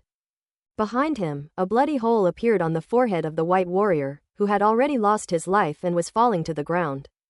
Upon witnessing this, the several white martial artists on the ground scattered and fled. Several cold beams shot out from Wang Teng's body, chasing after the martial artists and killing them one by one, leaving no one unscathed. Traitors deserve to die. However, these are just small fry, the real alien warriors are not here. As he flew over, he saw many small sheds erected in various places above the mine, serving as shade and landmarks. Wang Teng landed in front of a tent where several alien warriors were guarding. Upon seeing Wang Teng, they immediately came out. Who are you? One of the alien warriors asked in the universal language. Get out of my way. Wang Teng showed no mercy, and several more streaks of cold light flew out, heading towards the alien warriors. Not good. Several alien warriors' expressions changed drastically, and they immediately retreated. However, they were only at the level of 13-star warriors, and were utterly helpless against the flying knives controlled by Wang Teng. Several throwing knives grazed the necks of the alien warriors, splattering blood everywhere. Well, the alien warriors stared wide-eyed, clutching their necks, and fell backward with expressions of resentment. Earth-type Star Force *20. Water-based Star Force *32. Golden Star Force *25. Ellipsis. Wang Teng walked straight past several corpses, picked up the scattered attribute bubbles, and then went to the edge of the mine and looked down. Spiritual vision was activated immediately, and after passing through layers of obstacles, 3 dazzling orbs of light were finally seen at the end of the range that spiritual vision could see. My intermediate level, spiritual vision, skill allows me to see a distance of 2,000 meters. Which means that the 3 trial participants are currently about 2,000 meters underground. Wang Teng frowned and muttered to himself, they didn't fight each other for the Millennium Jade Heart, could it be that they joined forces? It is very likely that these 3 have no better choice than to join forces to invade other areas. Perhaps this 1,000-year-old Jade Marrow Heart has become an opportunity. Wang Teng stroked his chin, thinking to himself. The strength of these 3 trial participants is indeed 2 at the first level of the planetary stage and 1 at the second level of the planetary stage. In that case, there is nothing to fear. Wang Teng leapt straight down into the mine pit and used the shadow concealment technique to blend into the darkness, silently making his way to the location of the 3 trial participants below. Underground. The 3 trial participants were descending underground. In front of them was a machine with a spiral drill bit. As the drill bit spun at high speed, the rock layer in front of them was broken open like tofu, revealing a downward passage. Eric, how much longer? Suddenly, one of the men, a tall, burly man with brown hair and a head of brown hair, frowned and asked. The man called Eric was a brown-haired youth. He looked at the detector in his hand and said, "Almost there. We've gone more than 2,000 meters underground.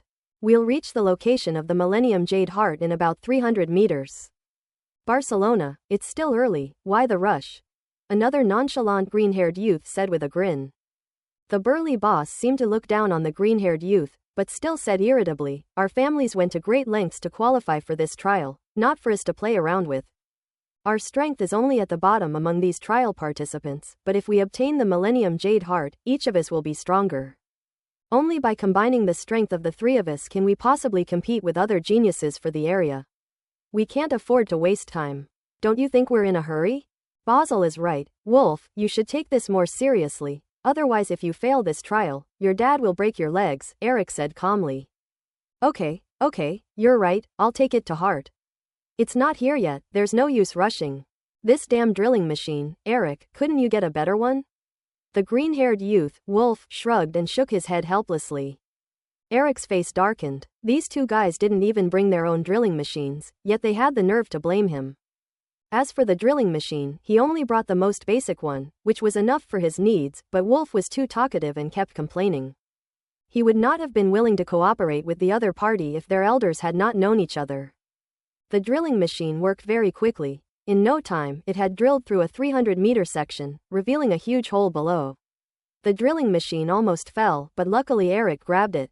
"We're here." Wolf and Basil's eyes lit up as they looked down through the opening.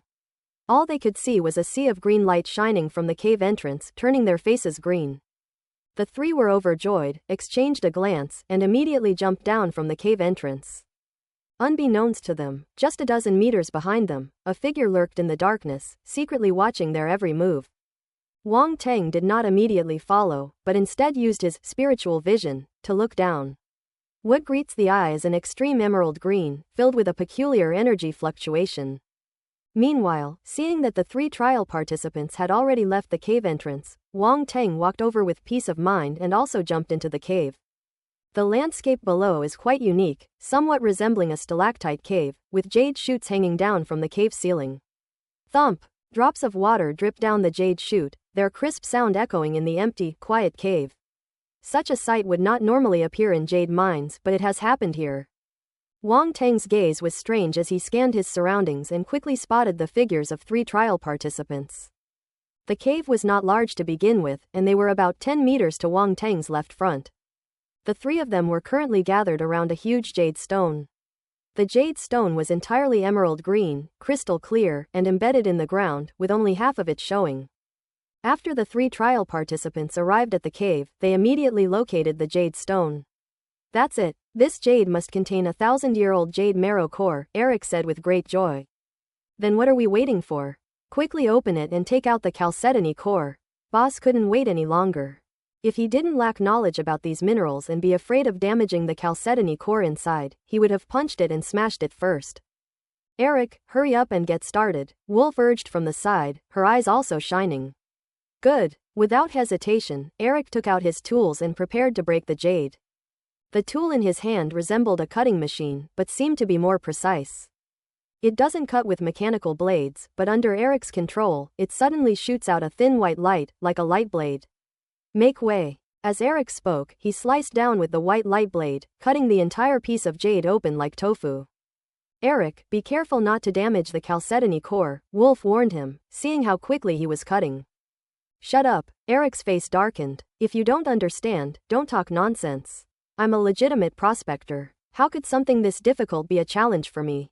Okay, you do it, I won't say anything," Wolf said quickly, without the slightest hint of anger. "Wolf, didn't you see the darkest area in the middle? If I'm not mistaken, that's where the true heart of the chalcedony is located." "Eric is still far from there," Basil said, as if he had figured something out. "Learn from Barcelona, that's what you call being rough around the edges but meticulous." "You don't understand anything," Eric reprimanded again. When Wolf saw it, he was right. He realized that he was not even as good as the big guy, Base, and that he hadn't noticed something so obvious. He immediately looked embarrassed and ashamed. Mineral prospector, Wang Teng muttered to himself in the shadows. He hadn't expected such a niche profession to exist. It seemed that everything in the universe was far more fascinating than he had imagined. While Wang Teng was lost in thought, Eric had already cut away the surrounding parts of the jade in a few strokes, leaving only a square piece in the center. The jade was of extremely pure and rich color, with a bright and clear luster. It was definitely of imperial green quality, and given its size, it was an invaluable treasure. But in Eric's hands, they were like roadside stinky stones, sliced off without a second glance. The 3 trial participants kept their eyes fixed on the piece that had been taken out of the jade. What do we do now? Barcelona couldn't help but ask. Now, naturally, we need to remove the outer layer of jade. However, this outer layer of jade is very close to the inner chalcedony core, so we need to be extremely careful. Eric squatted down and took out tools one by one from his spatial ring, leaving Wang Teng completely dumbfounded. Is this what prospectors do? Is this guy some kind of fraud? Wang Teng secretly grumbled to himself, but his eyes remained fixed on Eric's hands, watching how he operated them. Eric held tools in his hand and began cutting and polishing the jade, removing the useless outer layer bit by bit, demonstrating a great deal of skill and technique. He seemed very afraid of touching the inner chalcedony core, so he was extremely careful, and sweat kept pouring from his forehead during the procedure. Wolf and Basil, standing nearby, dared not make a sound, for fear of disturbing him. To be honest, when Wang Teng saw this, he couldn't help but feel a little nervous for him, afraid that he might accidentally puncture the jade core inside. Suddenly, at that moment, Wang Teng was slightly taken aback. He saw that several attribute bubbles had fallen out of Eric's body. No way, this can drop attribute bubbles? Wang Teng was extremely surprised and quickly picked them up. Mineral prospecting technique *5. Mineral prospecting technique *2. Mineral prospecting technique *1. As several attribute bubbles merged, some rudimentary knowledge appeared in Wang Teng's mind. Mineral exploration techniques. As the name suggests, it is a skill for finding various mineral veins and mining. This technology contains a wealth of knowledge and requires a long period of accumulation. It can be considered a very large field of study. Don't let Eric's seemingly unskilled appearance fool you. In reality, a true master of mineral exploration is incredibly skilled. How awesome is it? It might be hard for others to believe, but some mining experts are so skilled that they can spot the location of various mineral veins at a glance. And even easily identify the specific type of ore. In the universe, this profession is a rather high-end and sought-after one. Because there are countless stars in the universe, and almost every planet has various minerals, some more, some less, some common, some precious. At this point, the presence of prospectors becomes especially important. After all, not everything can be detected by machines. Many minerals containing strange energies can interfere with the operation of machines, making them impossible to detect. When many conglomerates discover a new planet, they hire one or even several prospectors at high salaries to explore and analyze the minerals on the planet in order to mine them. Furthermore, many mining operations require the guidance of prospectors, or even hands-on experience, otherwise their intrinsic value can easily be damaged. This is where the value of prospectors lies. Wang Teng was a little stunned, not expecting this profession to be so useful, and he immediately began to take it seriously. He couldn't help but glance at the attribute panel, where a new secondary profession had appeared. Mineral prospector, 8/100ths beginner. Seeing those meager 8 attribute points, Wang Teng was speechless. It was all Eric's fault for being so weak, only losing so few attributes. I was wondering why this guy was putting in so much effort and couldn't figure it out after all that time. I thought it was going to be really difficult, but it turns out he's just a slacker, Wang Teng thought to himself, shaking his head. At that moment, Eric finally managed to get rid of the jade stone and completely extract the chalcedony core from it. Eric held the jade heart in his hands, let out a long breath, and said happily, finally, it's out.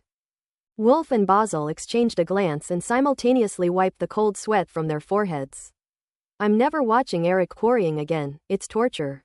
That's right, I absolutely won't watch it. He even claims to be a prospector, but his skills are completely inadequate. Parallel import. The two exchanged telepathic messages, insulting Eric 100 times over. However, they quickly cheered up and fixed their gazes on the 1,000-year-old jade heart. The entire chalcedony heart resembles a jade egg, radiating a luminous glow, and its emerald green luster is truly captivating. With this, our strength will increase by at least a lot, Wolf said excitedly. I have a very good chance of breaking through to the second level of the planetary level with this, Boz said with burning eyes. What, Barcelona, you're about to break through? Eric and Wolf were both shocked. Yes, it'll be soon. Barcelona nodded. In that case, let's hurry back and prepare for cultivation. Eric took out a jade box engraved with spirit-locking runes and put the jade marrow heart inside. However, just as he was about to put the jade box away, a sudden change occurred. An invisible force suddenly wrapped around the jade box and pulled it sharply before it could react. The jade box then slipped from his hand. Who? Eric was terrified and roared as he reached for the jade box. But it was too late, the jade box appeared instantly a dozen meters away. At the same time, Wang Teng emerged from the darkness, reached out and grabbed the jade box, then put it into the spatial fragment without even looking at it. Thanks for your hard work. After doing all this, Wang Teng raised his head, looked at the 3 trial participants opposite him, and a smile appeared on his lips. Who are you? Eric asked, his face grim. Basil and Wolf also realized what had happened and their expressions changed drastically when they saw the jade heart that Wang Teng had taken away. They glared angrily at Wang Teng. Let me introduce myself, I am Earthstar, Wang Teng. Wang Teng remained calm, his expression unchanged even when facing 3 planetary-level beings. Natives of Earth. The 3 were slightly taken aback. They never expected that the person who came to steal their treasures in this place would be an Earth native. I don't know whether to call this guy incredibly audacious or just reckless. Hand over the 1,000-year jade heart, or I will make your life worse than this. Wolf said with a hint of disdain on her face and a cold glint in her eyes. Has anyone ever told you that your green hair looks pretty good? Wang Teng said suddenly, ignoring the other person's threat. You're asking for it. Wolf's face immediately turned extremely ugly. His green hair had been mocked by countless people since he was a child, until he beat up all those who mocked him, and only then did no one dare to laugh at him anymore. Unexpectedly, on this planet, there is a native who dares to laugh at him. It's really nothing, a little green on your head makes life easier, Wang Teng said again. You'll know the benefits of green hair later. Wolf's face darkened, her eyes almost spitting fire. I'll kill you. Before he finished speaking, he had already taken a step forward. Eric and Base couldn't stop it in time. Careful. He's trying to provoke you. The 2 men's expressions changed, and they shouted. Wolf was no longer listening to any of this. In an instant, she was in front of Wang Teng and struck him on the head with a palm. A terrifying surge of primal force rippled in his palm. With this strike, not only would a warrior-level being be unable to defend themselves, but even a planetary-level being would have their head blown off. However, Wang Teng's expression remained unchanged in the face of this situation.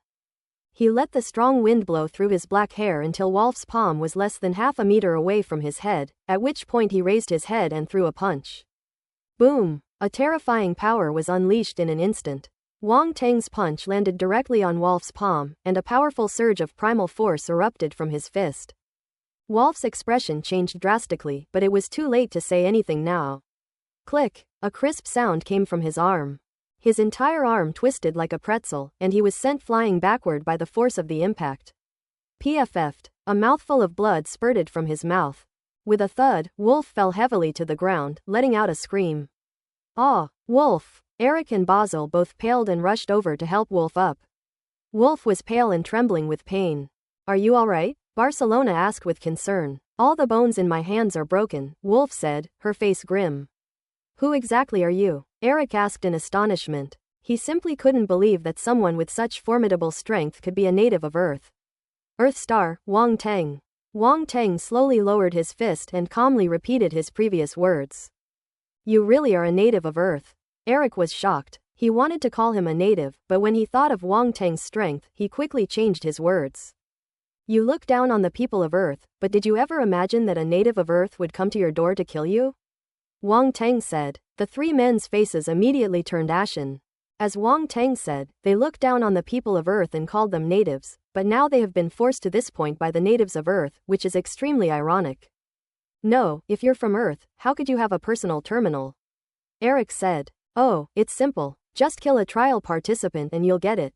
Wang Teng grinned, revealing his gleaming white teeth, and said casually. The three of them shrank their pupils, their hearts filled with shock and disbelief. The three trial participants stared at Wang Teng in utter shock, unsure whether to believe him or not. It's utterly absurd that an Earth native killed a trial participant. Moreover, only a few days after the trial participants arrived, one person has already perished. Such a thing has never happened in previous trials. Regardless, the three knew that Wang Teng would not let them off easily. What do you want? Eric asked, his expression uncertain. I've come specifically to kill you all, Wang Teng said with a faint smile. The tone made it sound like he was talking about something very simple. Upon hearing this, the three trial participants' expressions turned extremely ugly. As planetary-level genius martial artists, they had never been so looked down upon before. To say to their faces that he wanted to kill them, and in such a tone as if he were saying he was going to crush 3 ants, was infuriating. Eric, stop wasting your breath on him. With the three of us working together, he alone might not be a match for us, Wolf said fiercely, her eyes reddening as she endured the excruciating pain in her right hand. Indeed, this person clearly has no intention of letting us go. We have no choice but to fight to the death. Boss's eyes were sharp, and he exuded a fierce aura, like a raging bear, making people's hearts tremble. A huge double-edged axe appeared directly in his hand, hanging naturally at his thigh, but judging from the exaggerated curve of his arm muscles, he was ready to make a move at any moment. Eric nodded, a battle sword appearing in his hand, its blade pulsating with the energy of the Force. The three trial participants were, after all, planetary-level martial artists who had experienced many real battles. Even though they knew that the enemy opposite them was very powerful, they did not lose their composure and dare not fight back. Given the strength Wang Teng just displayed, if they were to try to escape now, they would have no chance and would only be killed one by one. Rather than that, we should fight to the death. The three of them moved slightly and spread out in perfect unison, forming an encirclement around Wang Teng. Wang Teng's gaze swept over the area, a slight smile appearing at the corner of his mouth. This slight curve completely enraged the three trial participants. Kill! Barcel struck first, roaring and glaring angrily. He stepped forward, swinging his double-bladed axe in a wide arc, creating a semicircular blade of force. On the other side, Eric and Wolf also made their move simultaneously. Eric swung his sword, a beam of light aimed directly at Wang Teng's head, intending to decapitate him. With his right hand crippled, Wolf could only hold the gun with his left. His weapon was a rune gun, and as energy condensed, a bullet formed from primal force was instantly fired, aiming straight for Wang Teng's vitals. The bullets fired from the rune gun were incredibly fast, disappearing from their original positions almost instantly and reappearing right in front of Wang Teng. They arrived faster than the attacks from Base and Eric. Wang Teng immediately felt a faint stinging pain between his eyebrows. He saw the rapidly spinning force bullet not far in front of him and a look of surprise flashed in his eyes. This rune gun is far more powerful than the rune guns independently developed on Earth. Sensing the energy contained within, Wang Teng immediately realized that the bullets fired by the rune gun could probably even injure planetary-level beings. He dared not underestimate it and his mental power surged forth instantly. The Earth elemental force, compressed by mental energy, formed a palm-sized shield, blocking the bullet's trajectory. Judging the trajectory of a bullet is naturally no challenge for him, a gunmaster who has mastered the art of gunfighting. Bang! The force bullet exploded on the tan round shield, leaving a deep dent, but it did not break through the defense. At this moment, Barcelona and Eric's attack also arrived. Barcelona's terrifying axe cleaved straight down on Wang Teng's head, while Eric's sword had already sliced across Wang Teng's neck. However, the two did not show any joy. Instead, their expressions changed, and they immediately withdrew and retreated. Because they sensed that their attack had not landed properly, and what they saw in front of them was just an afterimage. The two were shocked and felt it was unbelievable. It's truly unbelievable how the other party disappeared right under their noses without them noticing. Just then, several cold lights appeared behind the two men, silently attacking their vital points. Eric and Boss's pupils contracted, as if they sensed the impending danger, and they almost simultaneously dodged to the side. Pshaw! However, it was too late. A cold light flashed across Eric's arm, leaving a trail of blood. The other two slashes passed under Barcelona's left ribs. If he had been a step slower, those cold lights would have pierced through his body. Behind you, Wolf's anxious voice suddenly rang out. It turned out that Wang Teng had appeared behind Eric and Bossa at some point, and the demon sword in his hand slashed out with a blade of light. Upon seeing this, Wolf's expression changed drastically. He gathered energy in his rune gun once more and fired 3 shots in quick succession, approaching Wang Teng from an extremely tricky angle. With a flash of cold light, Wang Teng used his mental power to control several throwing knives to meet the 3 bullets. The stronger one's mental power, the stronger the attack power of the weapon one can wield. With Wang Teng's mental power now almost at the peak of the Emperor realm, the power he unleashes by controlling his weapon is in no way inferior to a strike from a planetary-level expert.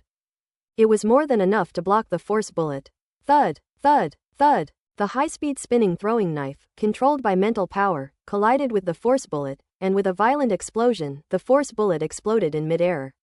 A mind control master. At this moment, the 3 trial participants finally saw Wang Teng's attack method clearly and all exclaimed in horror. "You're actually a mind master," Eric exclaimed as if he'd seen a ghost. In the universe, divine sense masters are extremely rare. Almost every divine sense master is a monstrous genius, especially those who can reach a high level, who are even more terrifying and virtually invincible within their own realm. Most martial artists would not want to be his enemy. Basil and Wolf looked equally grim. They never imagined that such a powerful mind master existed on Earth. Eric saw the flying knives all around and seemed to understand something. His face lit up with joy, and he said, "No, you have a lot of mental power, but you don't have the corresponding inheritance. You only know simple object manipulation techniques, and you can't even unleash 2 or 3/10 of its power." The inheritance of a divine sense master. Wang Teng frowned. What the other party said was true. He had not received any decent inheritance. Although he had learned some application of techniques from Golan, they were no longer sufficient to keep up with his strength. They were completely useless. "Kill him quickly. We must not let him grow stronger," Wolf said, her face turning cold and her eyes filled with jealousy. "This guy is exceptionally talented. We absolutely cannot let him live," Barcelona said coldly. "Kill." The 3 men's faces were contorted with rage. Wang Teng's displayed talent filled them with both envy and fear. How could a mere native of Earth possess the talent of a divine sense master? Nonsense. Even without the inheritance of a divine sense master, killing you would be a piece of cake. Yet you still want to kill me. Wang Teng sneered, a chilling killing intent flashing in his eyes. Boom! Wang Teng's eyes flashed with a cold light as he stepped forward, facing the 3 trial participants head-on. Several throwing knives transformed into extremely cold light, swirling and dancing around him at an incredible speed, almost leaving only afterimages. Go! A thought struck Wang Teng, and several throwing knives suddenly disappeared into the void while traveling at high speed. Upon witnessing this scene, Eric and his 2 companions felt a sudden unease, their brows furrowing and a sense of foreboding rising within them. They immediately extended their spiritual power to sense their surroundings.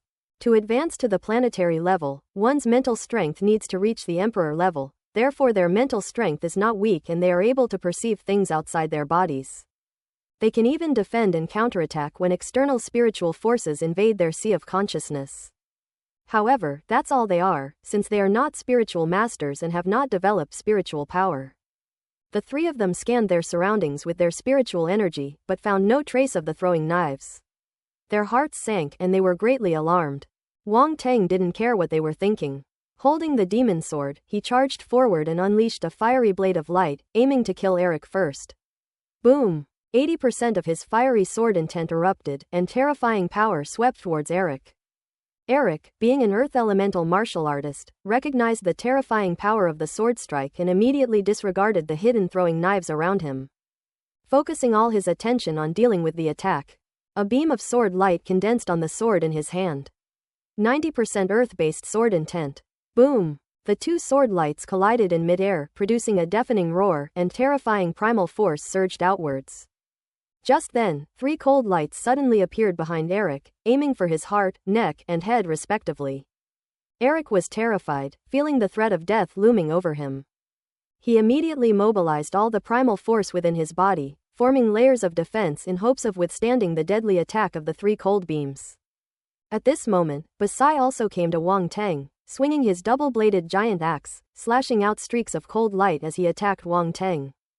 Wolf repeatedly pulled the trigger of her rune gun, and several force bullets shot out, drawing clear and transparent trajectories in the air, completely sealing off all directions around Wang Teng.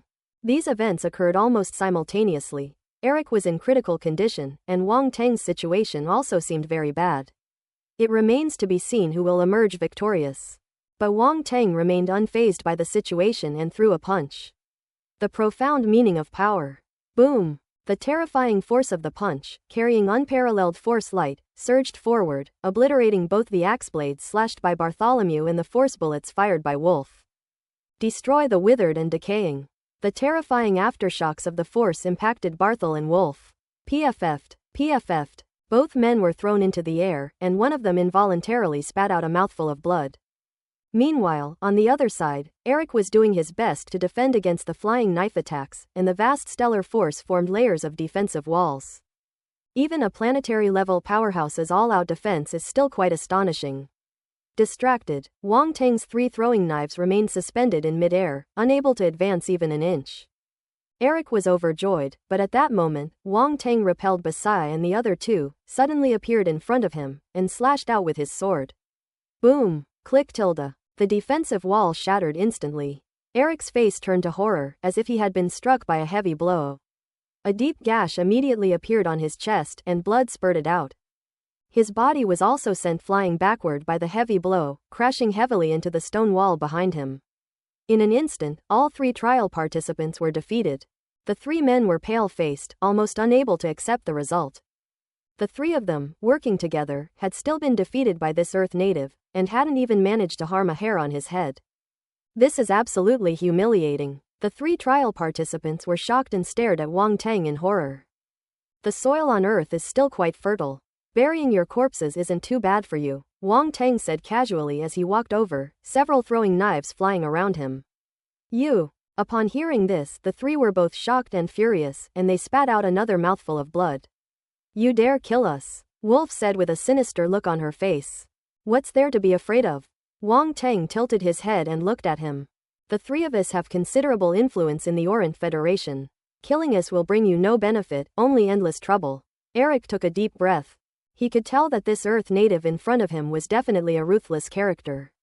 He couldn't see any fear in his eyes. Such a person was not easy to deal with, so he could only relax his tone and say this. That's right, you can't kill me. My father is the leader of the Seawolf mercenary group. Do you know what kind of existence the Seawolf mercenary group is?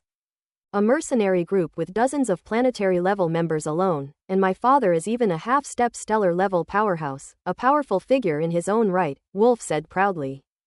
The forces behind me are about the same, so killing us won't do you any good, Boss said. The 3 men successively increased their demands, hoping to make Wang Tang hesitate and not dare to touch them. Someone else has said the same thing to me. It's said that his family controls 3 inhabited planets. I wonder how that compares to yours. Wang Tang asked with interest, stroking his chin. Eric and the other 2 were slightly taken aback, and then their hearts skipped a beat as a bad premonition immediately welled up in their minds. Controlling 3 inhabited planets, such a power is naturally beyond their ability to contend with. Judging from your expressions, you seem to be no match. Wang Tang smiled nonchalantly and said, Do you know what happened to that guy later? How is it? Eric asked with a bitter expression. Both Wolf and Basil looked rather grim, their eyes fixed on Wang Tang, eager to hear the outcome from him. Later, his personal terminal came into my hands.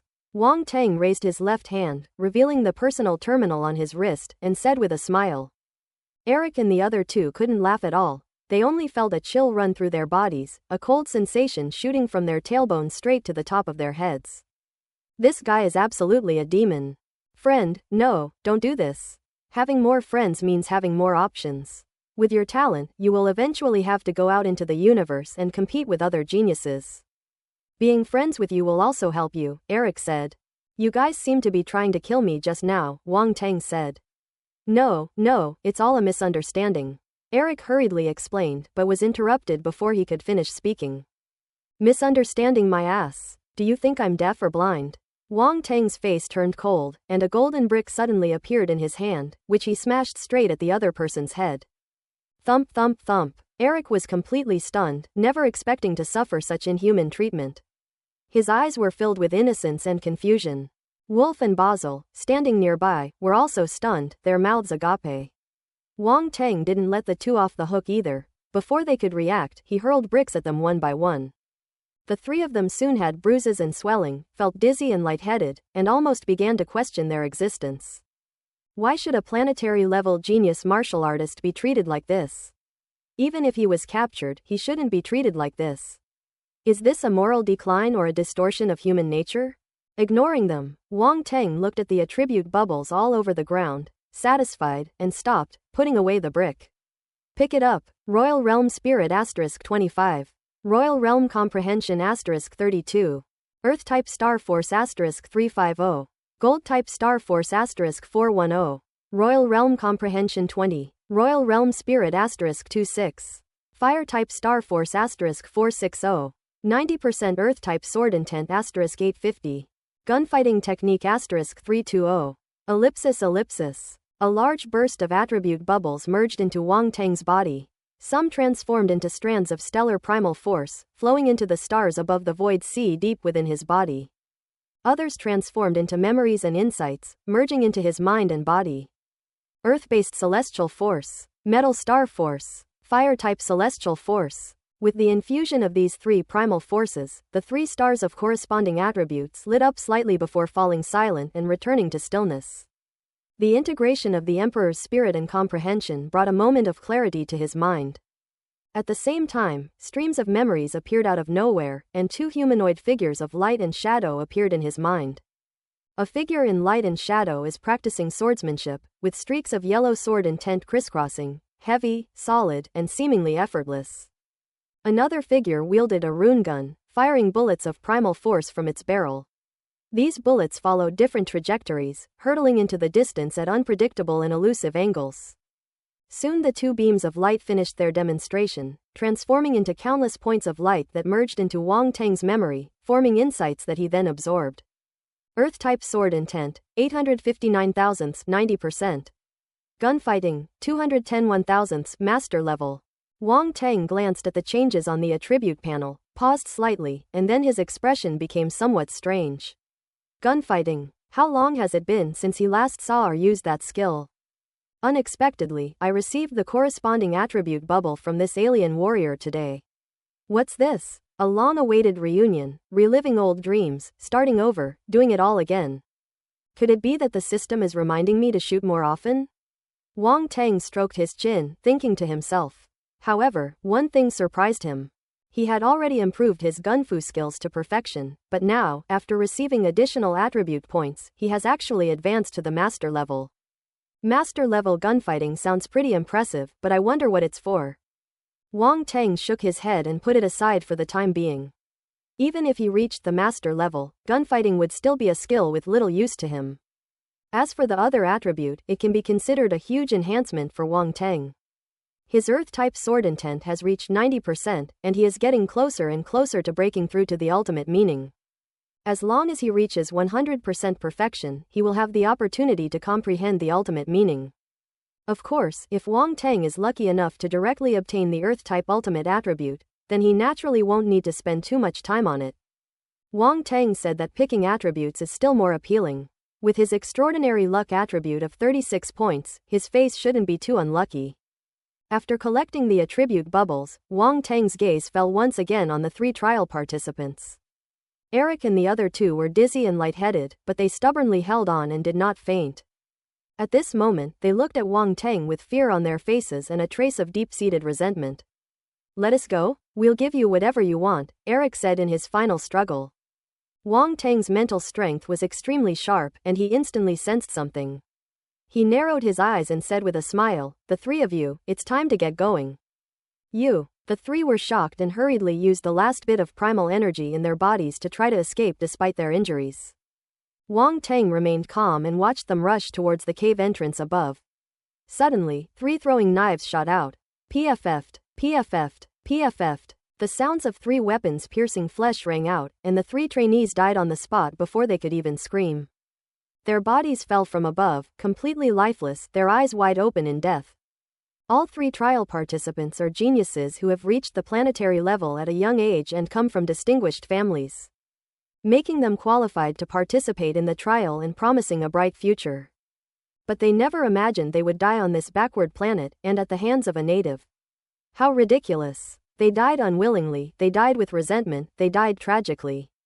Wang Teng shook his head and picked up the scattered attribute bubbles around him. He had originally planned to collect them and exploit them for a while, but now he thought better of it. It's best to resolve these 3 problems as soon as possible. Earth-type Star Force *1250. Peerless Earth-type Talent *200. Fire-type Star Force *1080. Peerless Fire Talent *185. Gold-type Star Force *1320. Peerless Gold-type Talent *210. Royal Spirit 115. Royal Realm Comprehension 108. Universal Language *320. Universal Language *280. Universal Language *310. Open Black Lens Bracket Mountain Crushing Battleaxe *350 Close Black Lens Bracket. Wang Teng received another wave of attribute bubbles, and a smile involuntarily spread across his face. It has to be said, it's so satisfying to pluck bubbles from planetary-level powerhouses. Look at these attribute bubbles. Previously difficult to obtain, the Star Force can now be obtained in thousands of points with a single bubble. Thinking back to how little he used to collect the Star Force attributes, Wang Teng suddenly felt like crying. It was too difficult. Fortunately, we've finally made it through. The difference between before and after is simply a leap forward. There's also talent. Almost all planetary-level genius martial artists have top-tier talent, at least Wang Teng hasn't seen anyone with talent lower than that. After acquiring 3 top-tier talents, Wang Teng felt even more outstanding and awesome.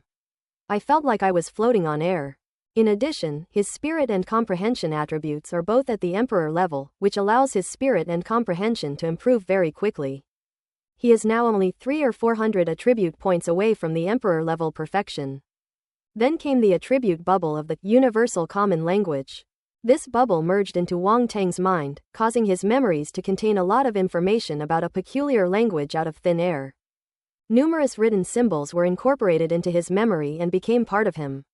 Universal Language, 10/1000 minor success. From beginner to proficient, and then to mastery, you've achieved a basic level of expertise. Wang Teng mastered the language instantly, as if he had been learning and using it for more than 10 years. He could speak it fluently and write it down as soon as he picked up a pen. He used to need the translation function on his personal terminal to understand the universal language, but now he doesn't need it at all.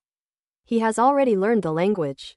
Awesome. The last attribute bubble was somewhat unexpected for Wang Teng. It turned out to be an axe-type combat skill attribute. It's true that his combat skill is at the planetary level, but the problem is that he doesn't use a battle axe. Having finally obtained a planetary-level combat skill, only to find it unusable, one can imagine Wang Teng's frustration. The thought of himself wielding a gigantic battle axe, hacking and slashing wildly in all directions sent a chill down Wang Teng's spine. The scene was too beautiful, I dared not think any further. Forget it, I'll just sell them off in a package later when I have the chance. Wang Teng shook his head and silently started making plans. It's a planetary-level combat skill, so it should sell for a good price. He had no idea that he was about to do something that would get him killed. After collecting the attribute bubbles, Wang Teng looked at the corpses of the 3 trial participants, and then quietly reached out his sinful hand. He's an absolute professional at looting corpses. Before long, Wang Teng acquired 3 spatial equipment and 3 personal terminals. These are all his spoils of war, he must keep them safe. It will come in handy when traveling through the universe. Death is the greatest honor, now's your way. As Wang Teng prepared to leave, he remembered something and a cluster of blue flames appeared in his hand. He flicked his finger and the flames landed on the 3 corpses. With a loud bang, the 3 corpses instantly turned into 3 large fireballs. Wang Teng didn't even glance at it before turning around and leaving the mine. Behind him, the 3 corpses quickly turned to ashes. In the sky, Wang Teng sat cross-legged on Xiao Bai's back and flew off in a certain direction. Wang Teng took out 3 spatial items, 2 rings and 1 bracelet. Since the owners of the 3 spatial devices were dead, the spiritual imprints on them had also dissipated, so Wang Teng easily probed the spatial devices with his spiritual power. Wow, this space is huge. As soon as Wang Teng probed into it with his spiritual power, his eyes lit up. 3 spatial devices, each about 500 or 600 square meters in size. This was the first time Wang Teng had ever seen such a massive spacecraft. Those 3 trial participants are definitely all rich. Wang Teng then browsed through all the items in his spatial equipment and found quite a few good things. Each piece of spatial equipment contained a small pile of originium, and the color of these originium was much darker than those he had seen before. Wang Teng casually took one out and felt it in his palm. The primal force contained within it is more than 100 times that of a yellow rank origin stone, so this is probably a profound rank origin stone. He didn't know if these originium were considered a lot in the universe, but they were still a fortune, better than nothing. Aside from these originium stones, the rest were some strange machines or luxury items. Wang Teng didn't pay much attention to these things.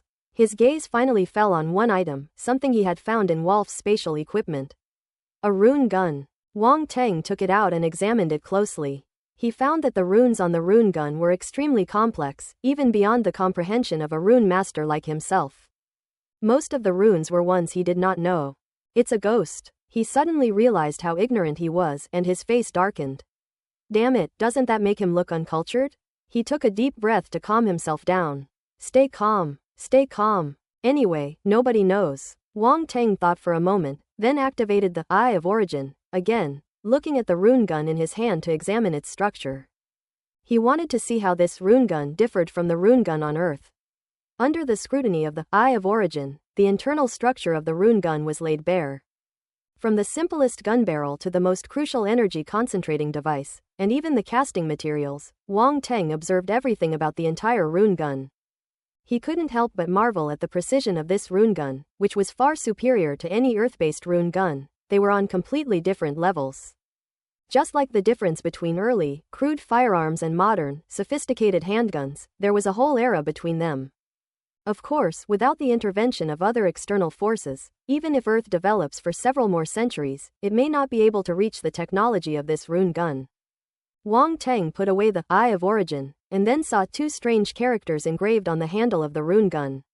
These were universal characters. Fortunately, Wang Teng had just mastered the language, so he was able to recognize the two characters, Flame Serpent. Clearly, this rune gun is named Flame Serpent. Naming a rune gun clearly indicates it's not a mass-produced mainland product. This rune gun probably has quite a history. Wang Teng thought to himself, put it away, and then took out the weapons of the other two trial participants, a battle sword and a double-edged battle axe. He discovered that both weapons were beyond the scope of 9-star combat soldiers, surpassing them in both strength and sharpness. He then took out his demon sword. The demon sword was in a rather shabby state. Although it was not destroyed in the battle with the blue-haired youth, it was not in much better shape. It was covered with many scars, and even the blade showed signs of curling.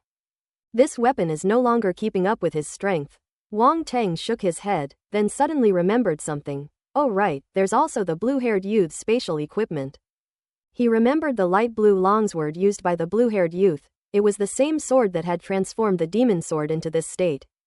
Therefore, it seems that the weapon is of a higher grade than the demon's blade. Wang Teng immediately took out the blue-haired youth's spatial ring and probed into it with exceptional ease. He first scanned the area and found quite a few source stones. Without looking at them for long, he went straight to the light blue battle sword and took it out. It's a fine sword. Wang Teng compared this battle sword with Eric's battle sword and felt that this light blue battle sword seemed to be sharper and more powerful.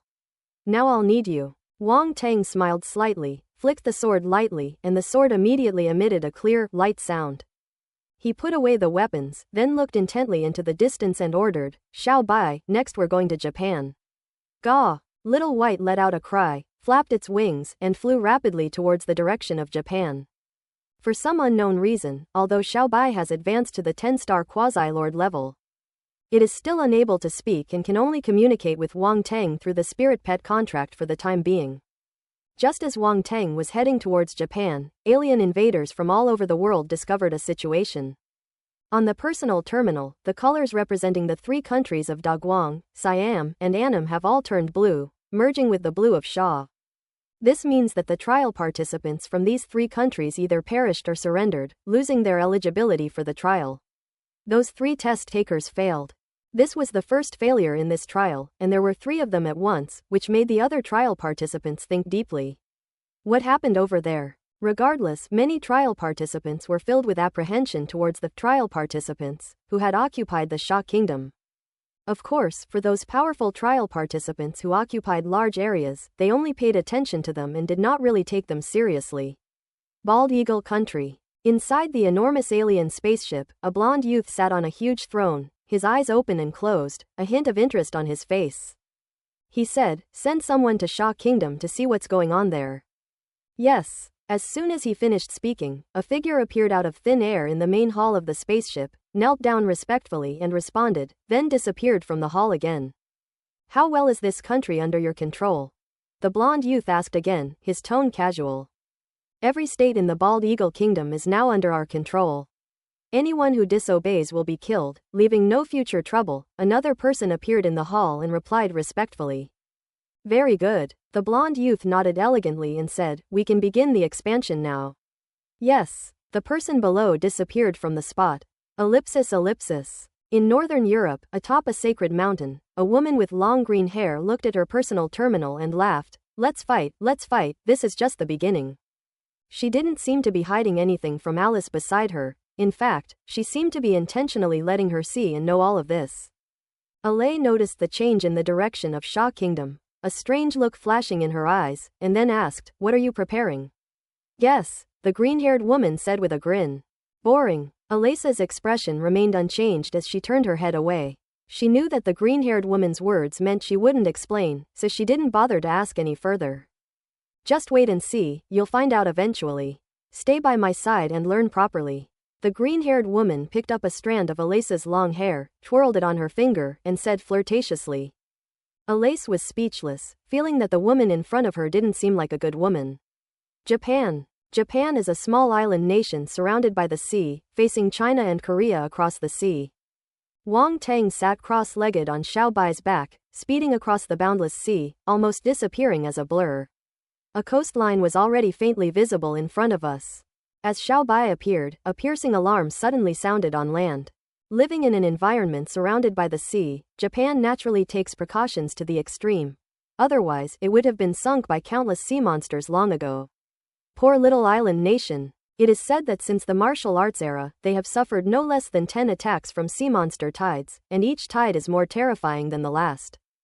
The most recent loss was 6 months ago, when Japan lost 8 warrior-level experts, not to mention countless low-level martial artists, making it arguably the biggest loss in recent years. The only fortunate thing is that their territory is small and there is no trace of the dark race, otherwise their situation would only be more difficult. Japan is short of resources, and the reason they are able to survive amidst the encirclement of sea monsters is mainly due to the support they receive from the United States. However, in return, they also need to make some sacrifices, such as sending warriors to the Dark Rift in the Bald Eagle Kingdom to help the Bald Eagle Kingdom resist the Dark Race. There are many similar examples. They are merely soldiers trained by the United States to fight for them. Japan has always wanted its entire nation to immigrate to the United States, but unfortunately, the US is not so foolish as to invite a wolf into its house. Even if that wolf is not particularly powerful. Wang Tang recalled the information he had learned about Japan, when he suddenly heard the alarm blaring in his ears, and his brows furrowed slightly. Boom boom boom. Just then, a loud roar suddenly came from the coastline. A beam of light, visible to the naked eye, swept toward Xiao Bai at an extremely fast speed, emitting powerful energy fluctuations. Faced with such an attack, Wang Tang didn't even blink, his expression remained completely calm, and he didn't even intend to make a move. Gah! A hint of human-like contempt flashed in Xiao Bai's eyes. It suddenly let out a sharp cry, opened its dark red mouth, and spewed out a ball of crimson-blue flames. Boom! All the energy beams exploded upon contact with the crimson flames and were then engulfed by the flames. Whoosh! As if entering an empty field, Xiao Bai passed straight through the clusters of flames, like a crimson-black ribbon, and instantly arrived above the coastline. The flames left no mark on its body. Its dark red feathers, as if cast from metal, reflected a cold light in the sunlight. Star Beast. Lord-level Star Beast invasion. Damn it, how could a Lord-level avian Star Beast appear? Ellipsis. Many defensive structures were built along the coast, with various heavy runic weapons mounted on metal fortresses. However, these weapons did not provide any sense of security. The low-level warriors around them stared in horror at the giant raven in the sky and were thrown into chaos. A string of words kept ringing out from the crowd below. It was a neon language, and the accent sounded rather strange. Fire! Fire now! Shoot it down! Ellipsis ellipsis. A violent roar resounded again, and beams of energy shot into the sky, instantly engulfing Xiaobai. Hit! The warriors below were overjoyed to see this. How annoying! Wang Teng opened his eyes, a hint of impatience flashing in them. Xiaobai, destroy all the military buildings below. Gah! An angry cry suddenly rang out, abruptly silencing the cheers of the Japanese warriors below, like a duck being choked. Immediately, a terrifying ball of flame shot down from the sky, shattering the beam attack in front of it, and then surged down with unstoppable force. Before the intense heat even arrived, many of the items below had already spontaneously combusted. Boom! The next moment, crimson and blue flames crashed down, the runic weapon exploded, a military building turned into a sea of fire, and screams suddenly rang out. Insolence! Just then, an angry shout came from afar. Along with that came a long, narrow blade of light, tens of meters long, which sliced through the air and slashed directly at Xiaobai's head. It's General Watanabe. Great! Lord Watanabe is an 11-star war general level expert. This star beast is doomed. The warriors below cheered when they saw the newcomer. Snort! Wang Teng snorted and waved his sleeve forward, unleashing a terrifying force. The blade of light froze in midair, frozen in place, and then, as if struck by a heavy blow, shattered with a loud bang.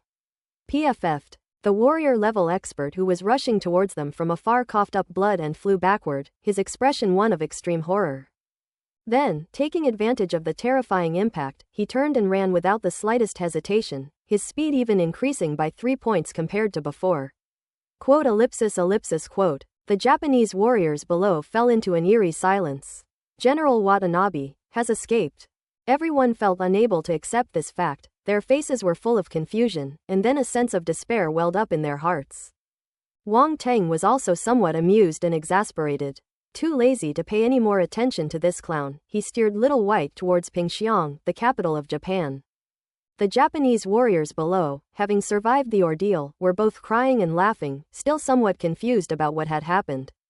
That Lord-level star beast actually abandoned them and flew away. Is it here for sightseeing? Wait a minute, there seems to be someone on the back of that Lord-level star beast. It flew towards Pingxiang City. The Japanese warriors, realizing what was happening too late, exclaimed in surprise, their expressions changing drastically. Pingxiang City. An alien spaceship was hovering in the sky above the capital of Japan, where its ruler resided in his palace complex. This alien spaceship has a rather unique appearance, resembling a giant lump of iron covered with various patch-like large iron plates, the type of metal of which is unknown. Each piece of iron plate is a different color. Some appear rusty, turning brownish-brown, while others are black or yellow. It seems to have been pieced together from various sources, making one seriously doubt its ability to travel through space. Meanwhile, in the palace complex below the spaceship, in a magnificent golden hall, the seat that originally belonged to the Japanese ruler was occupied by a fat man. The fat man sat in a very comfortable and relaxed position in a huge chair, while several pretty Japanese women massaged and fed him. Not far in front of him, a middle-aged man stood respectfully. He was the ruler of Japan. He looked at the fat man at the head of the table with a hint of fervor in his eyes. In addition, in the center of the main hall, a woman was suspended in midair by ropes in an indescribable manner, with all her sensitive parts tightly bound, making them stand out prominently. A strange-looking alien creature was hovering around the woman. Yes, it's coiled all around. Its upper body is similar to that of a human, but its lower body is covered with tentacles that wriggle and cling restlessly. The woman looked terrified, her beautiful face streaked with tears, crying so bitterly that she let out weak and feeble sobs. Yamate tilde. Inside the luxurious hall, a mournful cry could be heard from time to time, enough to break the heart and bring tears to the eyes of anyone who heard it. Upon witnessing this scene, the ruler of Japan's face twitched. Haddock, you really have a twisted sense of humor. The fat man sitting at the head of the table glanced at the Japanese king's expression and chuckled. Oh tilde, my dear friend, don't you think the language of this country is very charming? Look at those sounds, they're truly intoxicating. The humanoid octopus monster in the center of the hall crossed its arms and made a sickeningly sweet voice, looking completely infatuated. You're right, that voice is indeed quite good. It sounds a bit like the language of planet Asiba, said Fatty Jin Yuan, stroking his chin. He, let me play a little longer. Haddock extended his wicked tentacles towards the woman bound in midair, under her armpits and around her waist. Squeak squeak squeak. Yamate tilde. The woman let out another evocative cry. Haddock, it seems we should get down to business, Jinbao suddenly said with a serious expression. Are you going to make a move against the neighboring Sha kingdom? Haddock stopped several tentacles that were floating in midair and turned to look at the fat man at the head of the table. That trial participant on the other side is not easy to deal with. Didn't you see him just take down 3 trial participants? Jin Yuan said with a solemn expression. I saw it. How could I not see such a big change on my personal terminal? Haddock's expression was equally grim. It seems this trial participant is not easy to deal with. Should we consider changing locations? I did some research when I arrived on this planet, and I know a lot about the geniuses participating in this trial.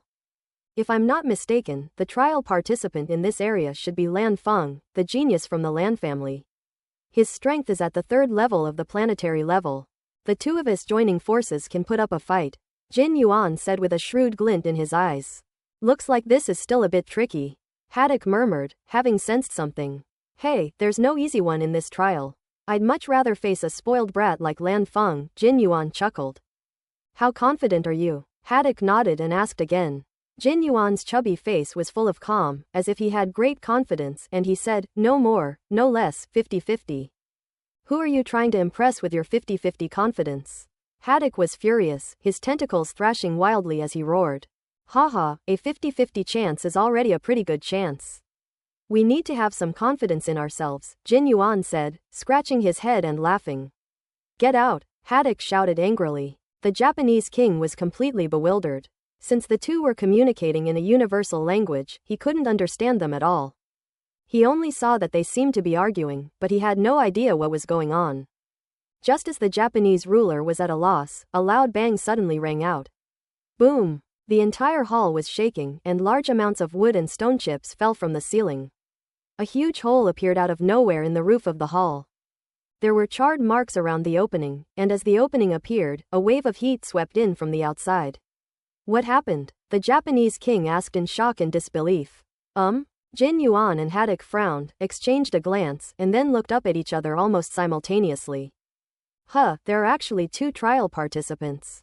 Just then, a soft exclamation came from outside. Upon hearing this, Jin Yuan and Haddock's expressions immediately changed.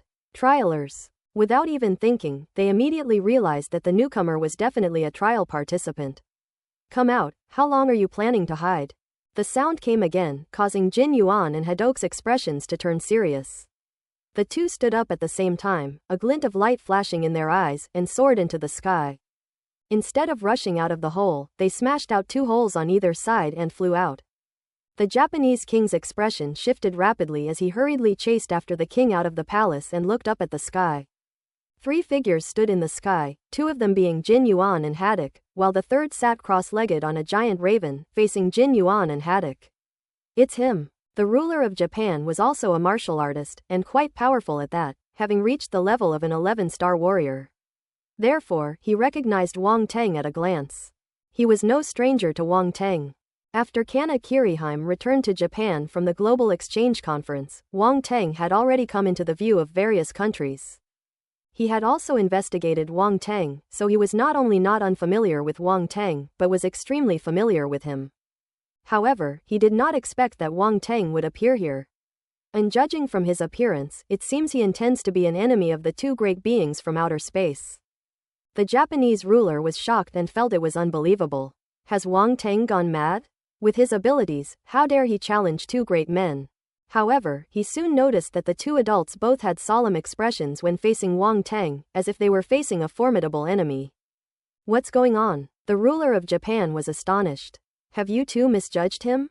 Is there some misunderstanding? This Wang Teng is only a general. Whoosh, whoosh. At this moment, perhaps noticing the commotion, several figures rushed over from a distance. There are quite a few warrior-level powerhouses, these are the foundation of Japan. Among them was an acquaintance of Wang Teng, Kana Kirihime, who had also participated in the Global Exchange Conference. My lord, my lord. Several warriors at the level of generals bowed to the ruler of Japan. No need for formalities. The Japanese ruler simply waved his hand. Wang Teng, From the crowd, Kana Kiriheim looked up at the sky and immediately spotted Wang Teng. Her face showed surprise, and she asked the Japanese lord without any politeness, "What's going on?" Those around them seemed unfazed, keeping their eyes down and their minds at ease. It was none of their business to interfere in the affairs between the father and daughter. "Why are you here?" The Japanese king's expression changed, and he immediately asked in a low voice. "Since we're already here, what's there to be afraid of?" Kana Kiriheim said calmly. What if those two lords see you? You know their hobbies?" The Japanese lord felt a headache coming on when he thought about the two trial participants' unusual hobbies.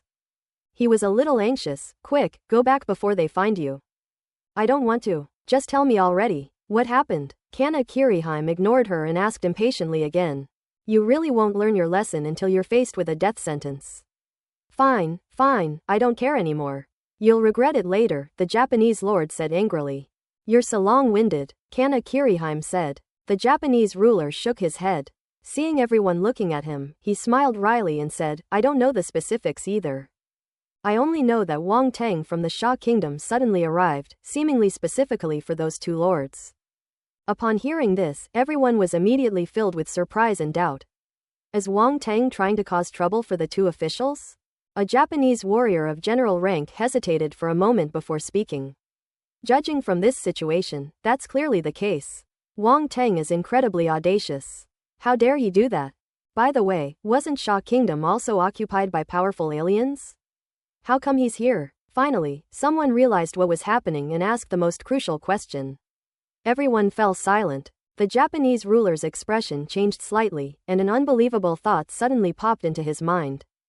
The others also came to their senses, seemingly having the same thought as him, and couldn't help but look at each other in shock. At that moment, a woman with a voluptuous figure and extremely charming appearance in the crowd stared blankly at the figure in the sky, lost in astonishment. How could it be him? The woman almost covered her face and ran away. The person she least wanted to face had appeared in front of her again.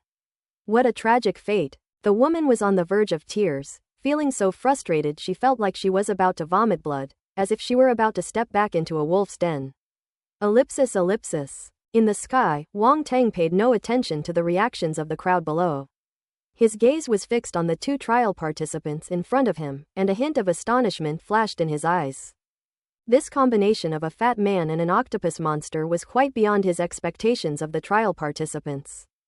The previous trial participants he encountered all looked human, which almost made him forget that there were more than one race of aliens, as well as quite a few humanoid races.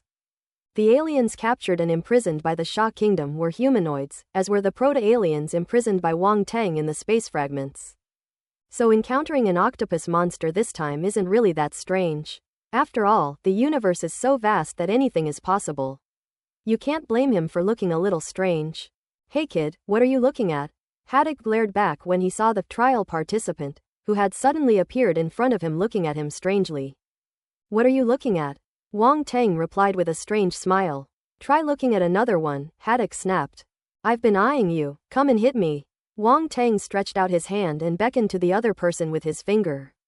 "Ugh, I'm so angry." Haddock was furious, and the tentacles beneath him suddenly grew larger, as if transforming into a long whip that lashed out at Wang Teng. Snap! The air roared and whipped up a violent blast of air. A glint flashed in Wang Teng's eyes as he collected little white beneath him into a spatial fragment. Planetary-level battles were beyond its capabilities. A single horizontal strike from this tentacle would be enough to turn it into mincemeat. However, Wang Teng was not afraid at all. He leapt up, a light blue battle sword appearing in his hand, drawing a dazzling sword light with towering flames as he met the thick, long tentacles head-on. PFF'd. Upon contact, the sharp, scorching sword light sliced into most of the tentacle, causing blood to spurt out. The blood was green. Haddock let out a scream, retracting the tentacle as if electrocuted, his face filled with shock. "You fatso, this is what you call a 50-50 split? 50-50 my ass." He turned and yelled at Jin Yuan. "Damn it, this guy isn't Lan Feng. I don't know where he came from. There's no such person in my intelligence." Fatty Jin Yuan shouted. "What should we do then? Should we continue fighting?" Haddock asked urgently. "Let's fight. The two of us team up, I refuse to believe we can't beat him." Jin Yuan gritted his teeth, and two large iron hammers suddenly appeared in his hands. He swung them with tremendous force, shouting, "Go!" Let's get him. Damn it, let's go all out. Although Haddock was extremely wary of Wang Teng, seeing that Jin Yuan had already rushed out, he did not hesitate. Various weapons appeared on his dozen tentacles, including rune guns, and he brandished them as he charged towards Wang Teng. Take this. Jin Yuan wielded his twin hammers, his obese body surprisingly agile. He was another fat man as swift as the wind. He leapt high into the air, and huge yellow phantoms appeared on his twin hammers, heavy as mountains, and slammed down on Wang Teng. Wang Teng frowned, his right hand holding the sword still, but his left hand threw out a punch. The profound meaning of power. Boom! A terrifying explosion rang out, and then the hammer slammed down hard. Ding tilde. A dull, metallic tremor echoed incessantly, making the ears of the Japanese people below ring, almost deafening them to other sounds. How is that possible? Jin Yuan looked terrified, his small eyes wide open as if he had seen something unbelievable. Just how terrifying is the strength of a person who can block the double hammers of gravity with a single fist? Kill! At this moment, Haddock arrived, his dozen or so tentacles, each wielding a weapon, aimed at Wang Teng. The rune gun fired force bullets, completely blocking all of Wang Teng's escape routes. More hands. Wang Teng frowned, a murderous aura surfacing, and a cold glint flashed in his eyes. In an instant, with a thought, the spiritual power within his sea of consciousness surged forth, transforming into dozens of invisible hands. Some of these invisible hands controlled throwing knives, clashing with the weapons held by Haddock's tentacles, while others condensed the force into shields, blocking force bullets. Others formed binding forces directly, wrapping around Haddock's body. A mind control master. Haddock screamed as if he had seen a ghost. Fatty, let's get out of here. This guy is a monster. If we're any later, we'll both be dead. He shouted as he parried Wang Teng's attacks, retreating rapidly. However, at that moment, an invisible force, like a rope, wrapped around his body, rendering him unable to move. Jin Yuan had already realized that his opponent was much stronger than they had expected. After clashing head-on with Wang Teng, he used the recoil to somersault in midair and then ran away. Haddock, seeing this, turned green with rage and yelled, "Holy crap, you fatso, save me." Haddock, it's not that I don't want to save you, but I'm in dire straits myself. Let's just hope for the best. Jin Yuan didn't even turn his head as he hurriedly fled. His fat body rolled like a ball, and his voice carried far away. Haddock was so frustrated he felt like vomiting blood. Although he knew what kind of person the fat man was, he still wanted to curse when he saw him abandon him and run away without hesitation. However, he also understood that at this moment, he could only rely on himself, so he struggled desperately, his whole body crackling with primal energy. Trying to break free from the invisible restraints. Wang Teng looked at the fat man who had run away with a strange expression. The next moment, he took a step forward and disappeared from the spot. Boom! A loud bang was heard. The fat man in front suddenly bounced back like a ball hit by a huge force. The obese body crashed heavily to the ground, destroying a building and raising a cloud of dust. Below, the Japanese monarch and the surrounding warriors all stared wide-eyed, their faces filled with shock and disbelief. Those two lords were defeated? Are you kidding me? That's a powerful expert from outer space. How could he lose to Wang Teng? This is not scientific. Bullshit, this isn't martial arts. Ellipsis. The Japanese warriors at the general level were stunned, their mouths slightly agape, unable to close them for a long time, finding it hard to accept this outcome. In their eyes, no matter how talented Wang Teng was, he was only a genius on Earth. How could he compare to the powerhouses of the universe? However, the truth is just that unexpected. Watching Wang Teng single-handedly fight and defeat two powerful cosmic beings, everyone felt it was an utterly fantastical experience. This genius from Sha Kingdom is simply defying the heavens. The Japanese ruler's expression shifted rapidly. The two officials he regarded as the hope of Japan had actually been defeated. He originally intended to use the power of those two adults to bring Japan into the universe and truly transcend Earth, this backward planet.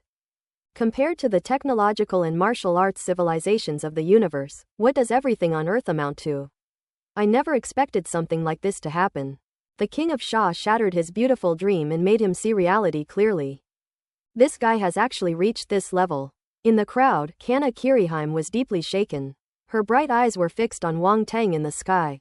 She took several deep breaths but still couldn't calm down.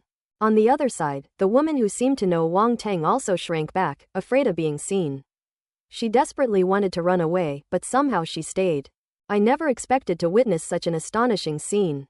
That guy is definitely a monster. He's not a normal person at all.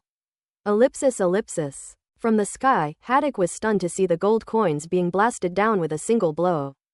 That fatso may not have any other outstanding skills, but he's absolutely first-rate at escaping. He was still caught up and knocked down. Just how strong is this young man in front of us? At this point, he dared not struggle anymore. He realized that he could not break free from the restraints on his body, and that any struggle would be in vain. What if you anger the other party? Wouldn't you end up like that fatso? Boom! At that moment, the collapsed building below shook and Jin Yuan staggered out of it. He was covered in dust and dirt, his clothes were tattered and revealed many wounds, making him look extremely disheveled. Damn it, we've really messed up this time. This is the first time I've ever stumbled in my life. Jin Yuan spat out a mouthful of bloody saliva and muttered curses. Ha ha ha, you fatso, why aren't you running anymore? Go ahead and run. Haddock laughed gleefully. Get lost. You're happy to see me arrested too, aren't you? Jin Yuan cursed. We'll share the good times and the bad, we're still good brothers, Haddock chuckled. Get lost, get lost. I'm not going to be brothers with you, you tentacle monster. Jin Yuan said irritably. Wang Teng watched the two with great interest. The other trial participants they had encountered before, knowing they couldn't escape, all threatened and begged for mercy. But these two didn't seem to care at all and even had the mind to argue. That's really bizarre. He shook his head, his mental energy sweeping around him, picking up the attribute bubbles that the two had dropped. Earth-type Celestial Force *360. Water-type Star Force *420. Royal Realm Spirit *32. Royal Realm Comprehension 28. Berserker Hammer *10. Open Black Lens Bracket 1 Mind, 18 Functions *20 Close Black Lens Bracket. Ellipsis ellipsis. As several attribute bubbles merged into his body, Wang Teng was momentarily stunned, his mind filled with countless complaints he couldn't express. Berserker Hammer. It's another planetary-level combat skill. Combat skills are great, but the problem is, why is it this kind of combat technique that's only suitable for tough guys? 1. Mountain-shattering battle axe. 1. Berserker Warhammer. Is it because they're afraid he's not fierce enough? Wang Teng froze on the spot, his lips twitching involuntarily. The thought of myself wielding a warhammer in one hand and a battle axe in the other, dominating the battlefield like a muscular powerhouse, fills me with a sense of awe and wonder. No, these combat techniques absolutely cannot be used. I'll sell them all when I get the chance, Wang Teng thought fiercely, shaking his head desperately. His attention then fell on another attribute bubble, 18 functions in one mind. What kind of weird attribute is this? Once the bubbles merged, Wang Teng understood the purpose of this skill. The first thing he did after regaining his senses was to count the octopus monster's tentacles. Very good, exactly 18, no more, no less. Quote ellipsis ellipsis quote. So this is the origin of the phrase, one mind, 18 uses. Wang Teng is truly speechless. 18 uses? Why don't you just call it, 18 touches? Wang Teng felt that this skill was useless to him. He certainly didn't have 18 tentacles to use. Wait, it doesn't necessarily have to be used on tentacles. Wang Teng suddenly realized that he had only scratched the surface. There was still room for deeper exploration of this skill. The greatest use of this skill is probably thinking. That's right, it's thinking. Simply put, it allows a person to think about 18 things at the same time. Or, during battle, unleash 18 different attacks simultaneously. Thinking about 18 things at the same time and launching 18 attacks simultaneously, that's a bit terrifying.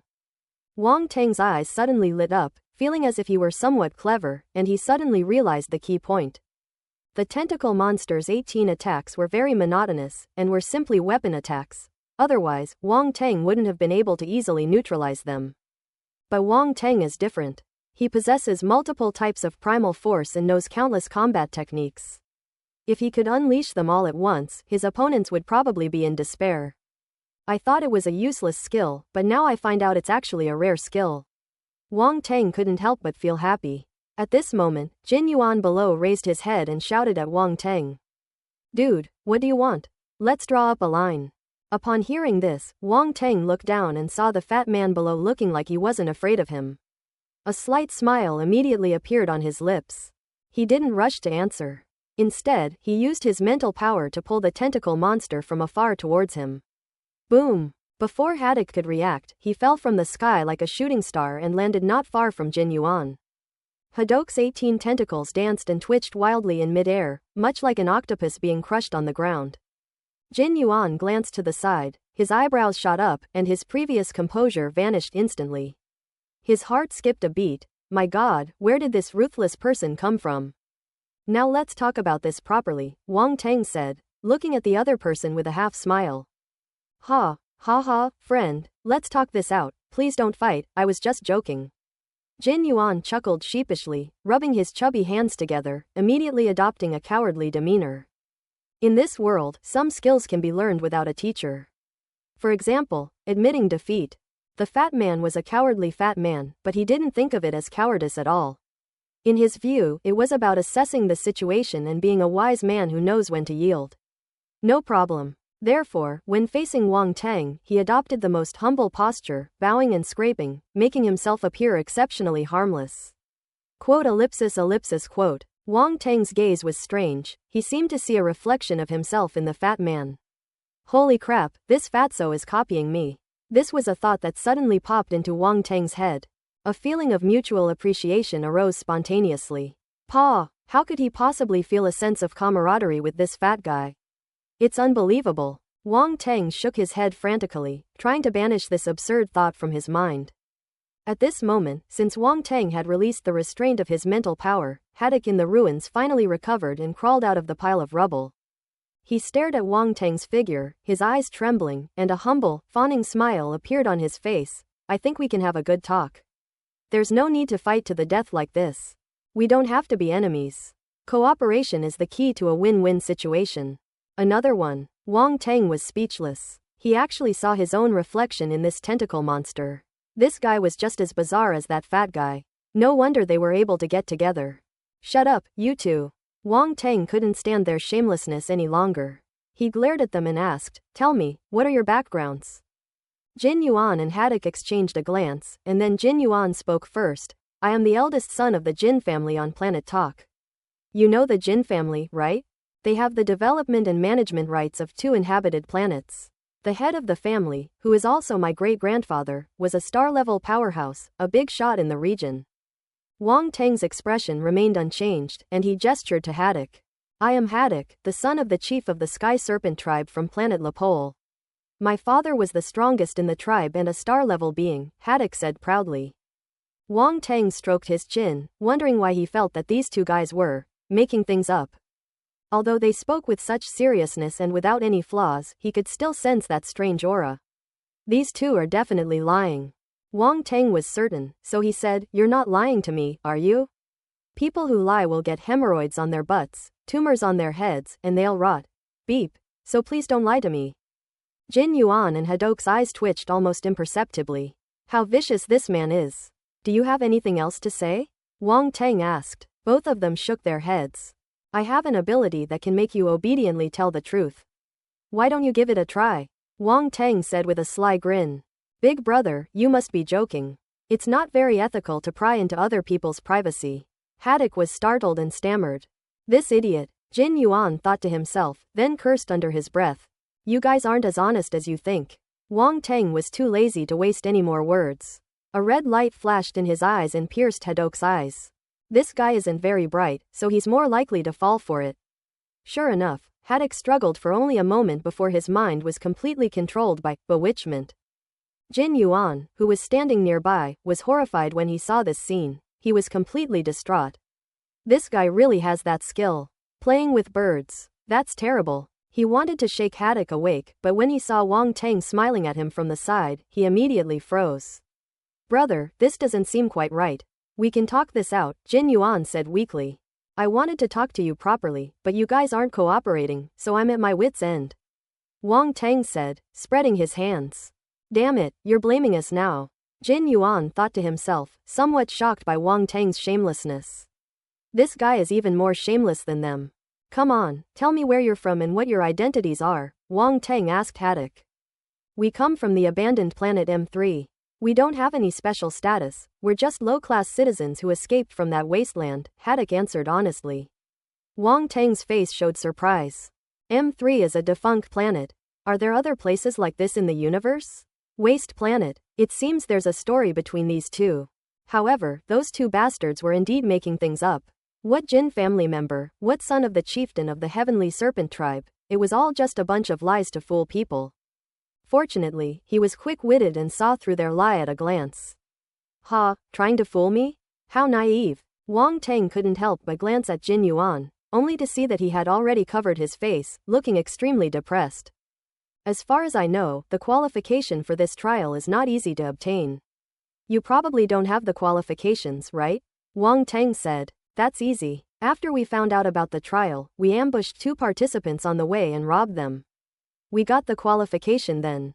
Anyway, it's not like you can't just steal the qualification, Haddock said. You guys are really something. Wang Teng gave Jin Yuan a thumbs up. He originally thought that all the people participating in this trial were scions of powerful families from all over the universe, but he didn't expect that there would be 2 oddballs among them. You flatter me, Jin Yuan said with a dry laugh. You really think I'm praising you? Wang Teng said irritably. Jin Yuan's face immediately showed embarrassment, and he didn't dare to say anything more, standing obediently to the side. After questioning Haddock further and learning a lot of information from him, Wang Teng put away the bewitching mind skill, his eyes flickered slightly, and he fell into deep thought. Haddock awoke, his face pale as he stared at Wang Teng, his eyes filled with terror. He already knew what Wang Teng had done to him. Big brother, you don't mean to kill us, do you? Jin Yuan looked at Wang Teng cautiously. Seeing his indifferent expression, he quickly said, killing us won't do you any good. We both have some skills that can help you a lot. Keeping us alive is more valuable than killing us. At worst, we can withdraw from this trial and then we won't pose a threat to you. Oh, you can withdraw from the trial? Wang Teng asked. Of course. Jin Yuan was afraid that Wang Teng would change his mind, and he didn't have time to think about why Wang Teng wouldn't know these simple details. He immediately started operating on his personal terminal. Big brother, look, I've already forfeited. Upon hearing this, Wang Teng glanced at the fat man with a suspicious expression, then looked down at his personal terminal, where a line of information appeared. Trial participant number 15 has given up the trial. A line of text written in the universal language appeared on the personal terminal. The red lettering is extremely eye-catching. It's likely that not only Wang Teng saw it, but the other trial participants did as well. Wang Teng was extremely surprised. This fat guy actually gave up on the trial. Such decisiveness and efficiency made him look at the other party with new respect. This fat guy is something else. Me too. Me too. Haddock, standing next to him, was not to be outdone and quickly started operating his personal terminal. Trial participant number 22 has given up the trial. Another line of red text appeared. Haddock's decisiveness was no less than that of Jin Yuan. Wang Teng was speechless. These 2 guys were simply bizarre. The trial qualification, which others regarded as their lifeline, became trash that they could throw away at will. They gave up just like that. And they were all eager to give up, as if they were afraid of being a step too late. However, these 2 are no ordinary people. Wang Teng narrowed his eyes slightly, various thoughts flashing through his mind. These 2 trial participants voluntarily gave up their trial opportunities, so in principle, he had achieved his goal and had no reason to target them anymore. However, he had absolutely no trust in these visitors from outer space. Or should we just kill him? After all, only the dead are the safest, and besides, some attribute bubbles can be generated from the 2 of them. Wang Teng was itching to act, but then he heard a cautious voice beside him. Big brother, is this alright? Wang Teng looked to the side and saw the fat man looking timid, and he couldn't help but laugh and cry. What use are you to me? Wang Teng said. Useful, useful, very useful. I'm good at gathering intelligence, and this tentacle monster is good at analysis. He can multitask and his brain works much better than that of an ordinary person, Jin Yuan said quickly. Wang Teng glanced at the 2 men with suspicion. These 2 oddballs, do they even have special skills? However, he thought of the 1 mind, 18 uses attribute bubble he had obtained from this tentacle monster, and it seemed to be quite credible. Wang Teng stroked his chin and nodded, saying, it seems to still be somewhat useful. Big brother, from now on you'll be our big brother. If you point west, we'll never go east. If you point east, we'll never go west, Jin Yuan quickly promised, seeing an opportunity. That's right, big brother, I'm your long-lost little brother Tilda. Haddock next to him went even further, opening several tentacles and trying to hug Wang Teng. Roll! Wang Teng glared back coldly. These two freaks are incredibly shameless, even more so than him. This skill of climbing up the pole has been honed to a level of perfection. Wang Teng ultimately decided to keep the two of them. In this era, talent is extremely important. Such talent is hard to find. Let's keep him around for now and observe him. If he doesn't behave well, we can get rid of him later. Wang Teng was quite confident in his own abilities. He didn't believe he couldn't handle two level 1 planetary realm beings, especially two cowardly level 1 planetary realm beings. Wait for me a moment, then come back to Sha Kingdom with me. Having made his decision, Wang Teng stopped arguing and immediately addressed Jin Yuan and Haddock. Their eyes lit up slightly, and they immediately breathed a sigh of relief, feeling extremely fortunate. My life is finally saved. Wang Teng ignored the two and turned to look at the group of Japanese people. His gaze lingered on Kana Kiriheim for a moment, then quickly passed over her before settling on a figure retreating and hiding in the crowd. It's been a long time, Miss Satin Retsuka, Wang Teng said with a half-smile. The woman's body stiffened instantly. The Japanese people around were slightly taken aback, and then their eyes followed Wang Teng's gaze and fell on her. You, the Japanese king looked at the two of them with considerable surprise. He suddenly remembered that Satin Retsuka had brought back news of Wang Teng's annihilation of the truth cult last time. As for other information, Satin Retsuka did not mention anything, so he did not expect that the two of them would have any other interaction. But now it seems there's something fishy going on between the two. Senior sister, do you know him? Kana Kiriheim asked curiously. Liahua, what happened? A gaunt old man standing nearby couldn't help but ask. This old man was unremarkable in appearance, but he held a high position in Japan. He was Abe no Genzo, a famous onmyoji in Japan, who possessed many secret techniques of the onmyoji school. Kana Kiriheim and Satin Retsuka were his students. So when he asked the question, a hint of difficulty flashed in Satin Retsuka's eyes, but she had no choice but to answer. She could only respectfully say, Master, I didn't make it clear to you before, but I actually had some interactions with him. Oh, since we have some connection, let's go and meet him. Why are you hiding in the back? Abe Genzo said. This. Satin Retsuka was immediately in a dilemma. Liahua, Wang Teng's strength is now so great that even powerful beings from the universe are no match for him.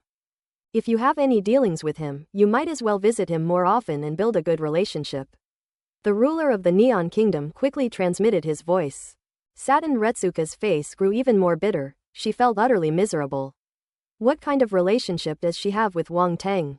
She had even given away her soul core, and only managed to escape when the other party wasn't paying attention. Now, she was being asked to go back to them again. This is absolutely outrageous. Satin Retsuka was on the verge of tears, feeling so depressed she felt like she was going to vomit blood. Why are you avoiding me, old friend? Wang Teng walked over step by step, smiling broadly. What do you want? Knowing she couldn't avoid it, Satin Retsuka gritted her teeth and stepped forward. You said one of my little pets ran away, and now I've caught her again. How should I punish her? Wang Teng asked with a playful look in his eyes. You're going too far. Satin Retsuka's face turned pale. Last time she escaped, she was punished by having her soul burned. Just thinking about it made her shudder. She didn't want to experience it again. What's going on here? The Japanese lord and Abe no Gengo and the others finally realized something was wrong. It seemed the relationship between the two wasn't what they had thought. I don't think I've been talking to you, Wang Teng said indifferently, glancing at them. The Japanese lord and Abe no Gengo were startled. They had always regarded Wang Teng as a powerful figure from Earth, so they didn't have much respect for him. But seeing Wang Teng's expression, they finally realized what was going on. What kind of stupid thing did they do? With Wang Teng's current strength, even two powerful beings from the universe were defeated and are now obediently following behind him. What are they compared to him? Standing behind the Lord of Japan, Kana Kiriheim looked utterly defeated upon witnessing this scene. She was a little unconvinced when she lost to Wang Teng at the Global Exchange meeting, and thought that she must have the opportunity to compete with Wang Teng again. But now her opponent's strength far surpasses hers, leaving her far behind, making it impossible for her to even think about comparing herself to him. Wang Teng had no idea what Kana Kiriheim was thinking, and even if he did, he probably wouldn't care. He had already left those senior martial artists on Earth far behind, let alone her, up here. Among this generation of martial artists, no one can keep up with him anymore. This is a harsh reality. It is also a sad fact. On this planet Earth, the only things that Wang Tang cares about are the trial participants. At this moment, Kana Kiriheim felt extremely bitter, and her gaze towards Wang Tang was extremely complicated. But she had no choice but to step forward, lower her stance, and say very humbly, Lord Wang Tang, my father and the others did not mean to offend you. I, Tong Ji, apologize to you on their behalf. Please do not take offense. Wang Tang was somewhat surprised to see this once arrogant woman now so humble. He waved his hand and said, never mind, just don't interrupt me anymore. No, no, the Japanese king quickly replied. I have offended you. Abe no Gengo sighed inwardly and bowed slightly. Wang Tang ignored them and turned to walk towards Haddock and Jin Yuan. Just yesterday, when Liahua thought Wang Tang had let her go, a faint voice came from ahead. Keep up. Satin Retsuka's expression changed slightly. She gritted her teeth, but in the end, she didn't dare disobey Wang Tang's order. She glanced at Abe Gengo and said, Master, I'm leaving. Abe no Gengo sighed, unsure of what to say, and could only nod. Satin Retsuka bowed to Abahara Gosho and hurriedly followed. The kingdom of Weixia, Wang Tang gave the order. Jin Yuan and Haddock quickly raised their wristwatches and operated them. In an instant, a thick beam of light shot down from the spaceship overhead, enveloping Wang Tang and his companions. The next moment, the four of them disappeared from the spot. In the sky, the spaceship, which looked like it was patched up everywhere, swayed slightly before turning into a blur and disappearing into the horizon. It moved so fast that it was impossible to see how it disappeared from the spot. As the spaceship departed, the people of Japan felt a sudden emptiness in their hearts. The powerful alien they had hoped for was gone. No regrets whatsoever. Like a heartless scumbag who doesn't even look back. The Japanese king's face was extremely ugly, especially since Wang Tang's arrogance and rudeness had just stung him. He was, after all, the king of a country, but Wang Tang had not given him any face at all. How could he not be angry?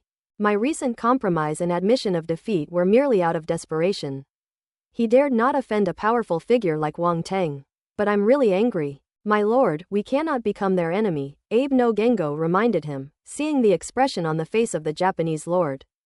I know. The Japanese lord took a deep breath to calm himself down and said expressionlessly, I won't do anything foolish. It's just that I feel sorry for Satin Retsuka. She left with Wang Tang. I wonder what kind of treatment she will receive. Abe no Uchiha fell silent, praying in his heart that Wang Tang was not some kind of pervert. Don't worry, Wang Tang isn't that kind of person. Senior sister might suffer a little, but she won't be treated inhumanely, Kana Kiriheim comforted her. I hope so. Abe nods. Ellipsis. On the spaceship, Wang Tang looked around with some surprise. He hadn't expected that the spaceship, which looked dilapidated on the outside, would be so luxurious and comfortable inside. Your spaceship, you didn't steal it either, did you? Wang Tang asked Jin Yuan and Haddock across from him, sitting on the sofa. How could that be? Jin Yuan exclaimed, as if insulted. This spaceship was built with great difficulty by the two of us. It was not stolen. Although you are our elder brother, you can insult our character, but you absolutely cannot insult our technology.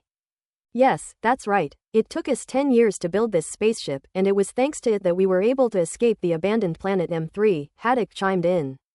Wang Tang was somewhat surprised to see the two of them so excited. Alright, I admit I misspoke. He shook his head and asked again, didn't you say before that you had collected information on all the trial participants? Now tell me. This brings us to our specialty. Jin Yuan chuckled, then suddenly shouted, Alice. Yes, my master. A beam of light appeared, accompanied by a sweet cloying voice. When Wang Tang saw the image of the light and shadow, his expression immediately became somewhat strange. Satin Retsuka, who was standing behind him, couldn't help but twitch her lips, then moved to the side to keep her distance from Kim Won and Haddock. The light and shadow revealed an extremely alluring cowgirl figure with a curvaceous body, incredibly sexy, and a fluffy tail swaying from side to side on her buttocks, making her very seductive. Most importantly, this cat-eared girl is dressed very scantily, covering almost only a few vital parts. For most male otaku, this is absolutely goddess-level temptation. You two have great taste. Wang Tang coughed lightly and gave the two of them a thumbs up. Jin Yuan and Haddock were overjoyed, thinking they had gained Wang Tang's approval, and said in unison, we never expected that you, brother, were also one of us. We really are brothers. Pa, Zuo Tinliahua spat inwardly, feeling utterly contemptuous of Wang Teng. This guy was indeed no good either. Quote ellipsis ellipsis quote. Wang Teng looked frustrated and was internally frantic. Is that what I meant? Who among you shares the same path? Damn it, they're slandering people's innocence for no reason. These two guys should really be killed. Jin Yuan and Haddock were still unaware of what was happening when they felt a chill run down their spines. They looked around in confusion and seemed to notice that Wang Teng's face was somewhat dark. They were immediately alarmed and looked at him cautiously. Did they say something wrong? Introduce the information. What are you standing there for? Wang Teng took a deep breath and said irritably. Okay. Jin Yuan nodded hurriedly, gathered his thoughts, and said, Alice, retrieve the trial participants' information. Yes, master. Alice struck a seductive pose and then faithfully carried out Jin Yuan's orders. As the light fell, a row of data streams appeared all around. Those were portraits, indistinguishable from real people, surrounding the crowd. Jin Yuan cleared his throat, about to begin his introduction. Boom! Suddenly, the spaceship shook violently. Alice, what's going on? Jin Yuan was about to give a proper presentation when he was suddenly interrupted, so he frowned and asked. Sea monsters are attacking our spaceship, master, Alice said. Which sea monster is tired of living and dares to attack us? Jin Yuan roared in anger. There's more than one. There are countless sea creatures below, my master, Alice said softly. Alice, are you trying to sabotage me? Jin Yuan said speechlessly. No, master, there really are many sea monsters, and they are attacking us like madmen, Alice said. As if to verify his words, the spaceship shook violently again. Project the external scenery in, Jin Yuan ordered, frowning. Aren't you going to introduce the trial participants? Alice asked. Let's check what's going on outside first, Wang Teng said speechlessly. What kind of time is this to be introducing the trial participants? This spaceship's AI doesn't seem to be very smart. Wang Teng inwardly grumbled. Listen to the boss, quickly put on the projection.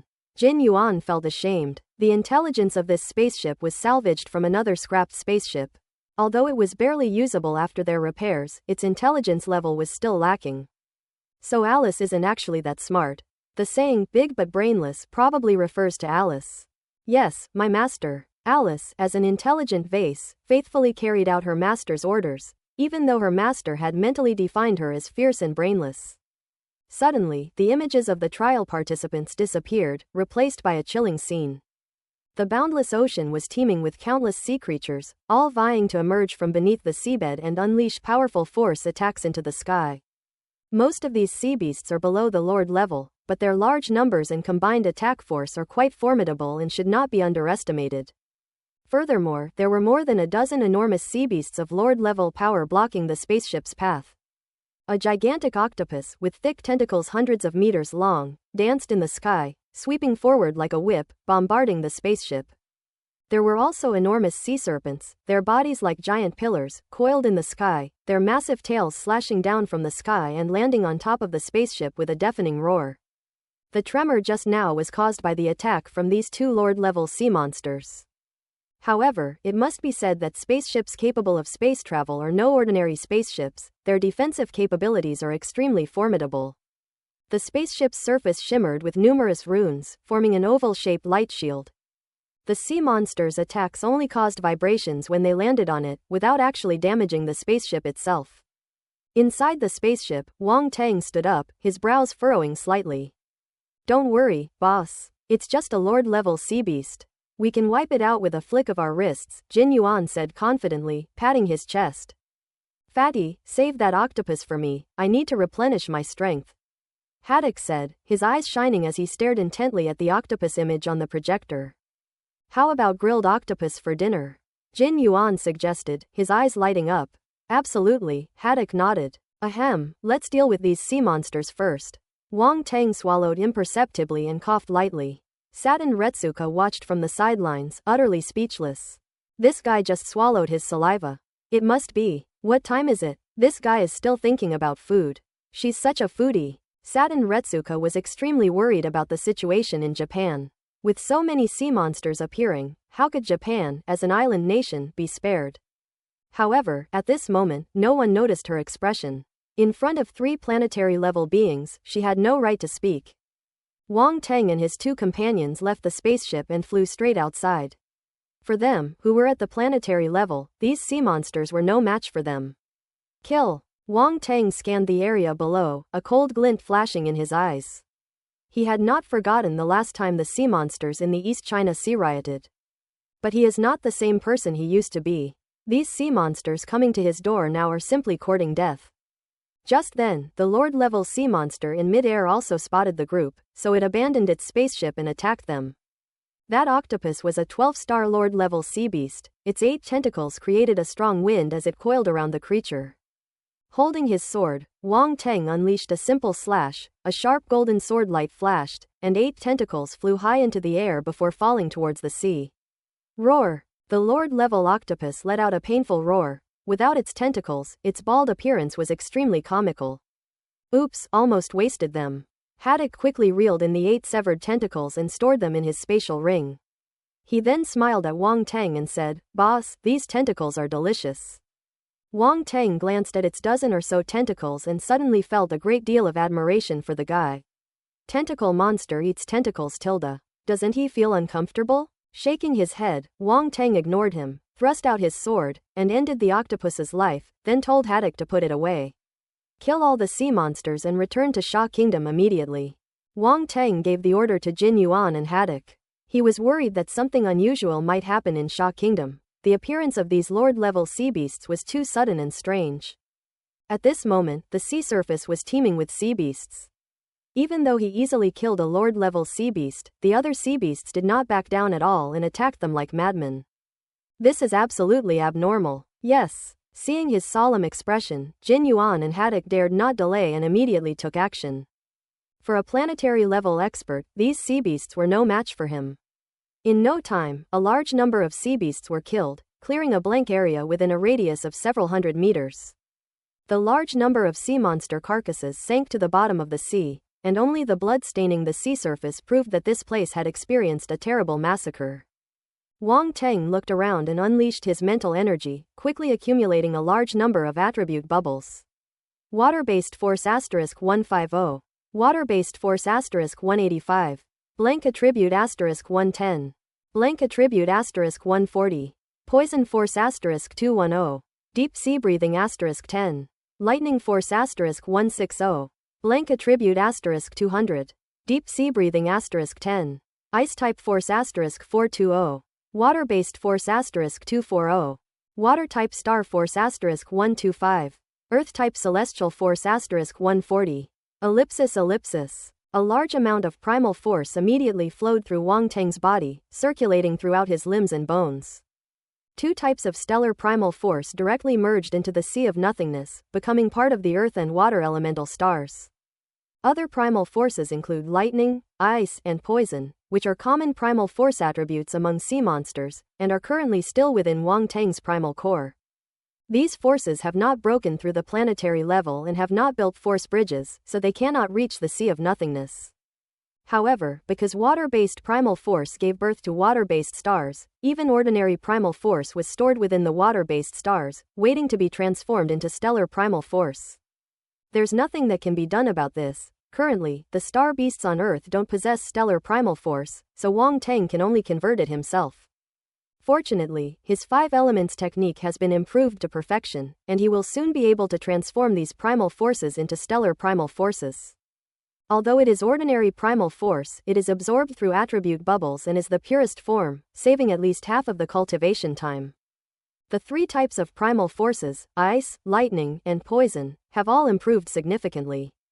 The ice and lightning primal forces, which were originally at the peak of the 10-star quasi-warrior level, have now both broken through to the 11-star warrior level. Ice Force, 3,652 thousandths, 11 stars. Lightning Force, 4,262 thousandths, 11 stars. His Poison type force is still at the 11-star warrior level, but it has improved a lot and is not far from breaking through to the 12-star warrior level. Poison Force, 16,802 thousandths, 11 stars. The fact that all 3 elemental forces have increased dramatically this time shows just how terrifying the number of sea monsters is. Unfortunately, no other elemental forces appeared, Wang Tang thought greedily. In addition to the force attribute, Wang Tang also obtained a considerable number of blank attributes. Blank attributes are a good thing. He relied on a large number of blank attributes to push his cultivation level to the planetary level. Blank attribute, 36,500. This time, he gained more than 30,000 blank attribute points at once, and with the ones he had accumulated before, the total number of blank attribute points reached 36,500. With a large number of blank attributes in hand, I'm not panicking. Finally, there's a special skill-related attribute bubble, deep sea breathing. As the name suggests, it is a skill that allows people to breathe in the deep sea. Wang Teng had obtained this skill during the last sea monster rampage, and it has reappeared now. Deep sea breathing, 31,000th tier 1. First tier. Wang Teng muttered to himself, a hint of interest appearing on his face. The first level deep sea breathing allows him to breathe underwater without relying on the force, making it a rather practical skill. So what if we upgrade to the second or third tier, or even higher? Wang Teng smiled and stopped thinking about it. After clearing away the surrounding sea beasts, perhaps frightened by the three men's slaughter, no other sea beasts appeared. Wang Teng and his two companions boarded the spaceship and flew straight towards the Sha Kingdom. Ellipsis. At this time, the entire area encompassed by the South China Sea and even the East China Sea coastline within the territory of Sha Kingdom was attacked by a large number of sea monsters.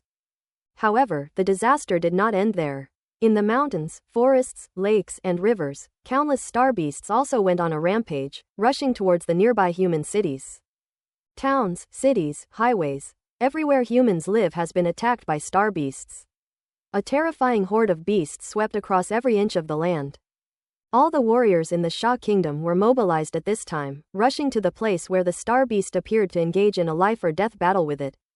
A large number of heavy weapons were deployed, and fighter jets were dispatched to launch large-scale bombing raids to repel the beast tide. Jingmen is the largest port city in northern Sha State.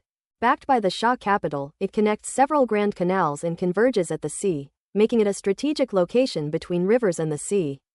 However, this geographical environment is precisely the most advantageous terrain for sea monsters to attack. Boom boom boom. From afar came a deafening roar, as sea monsters howled and stormed into Jingmen City along the Grand Canal, wreaking havoc. Force attacks destroyed buildings, and countless humans cried out in despair amidst the ruins, but these sounds were quickly drowned out by the roars of the star beasts. This scene is like the end of the world.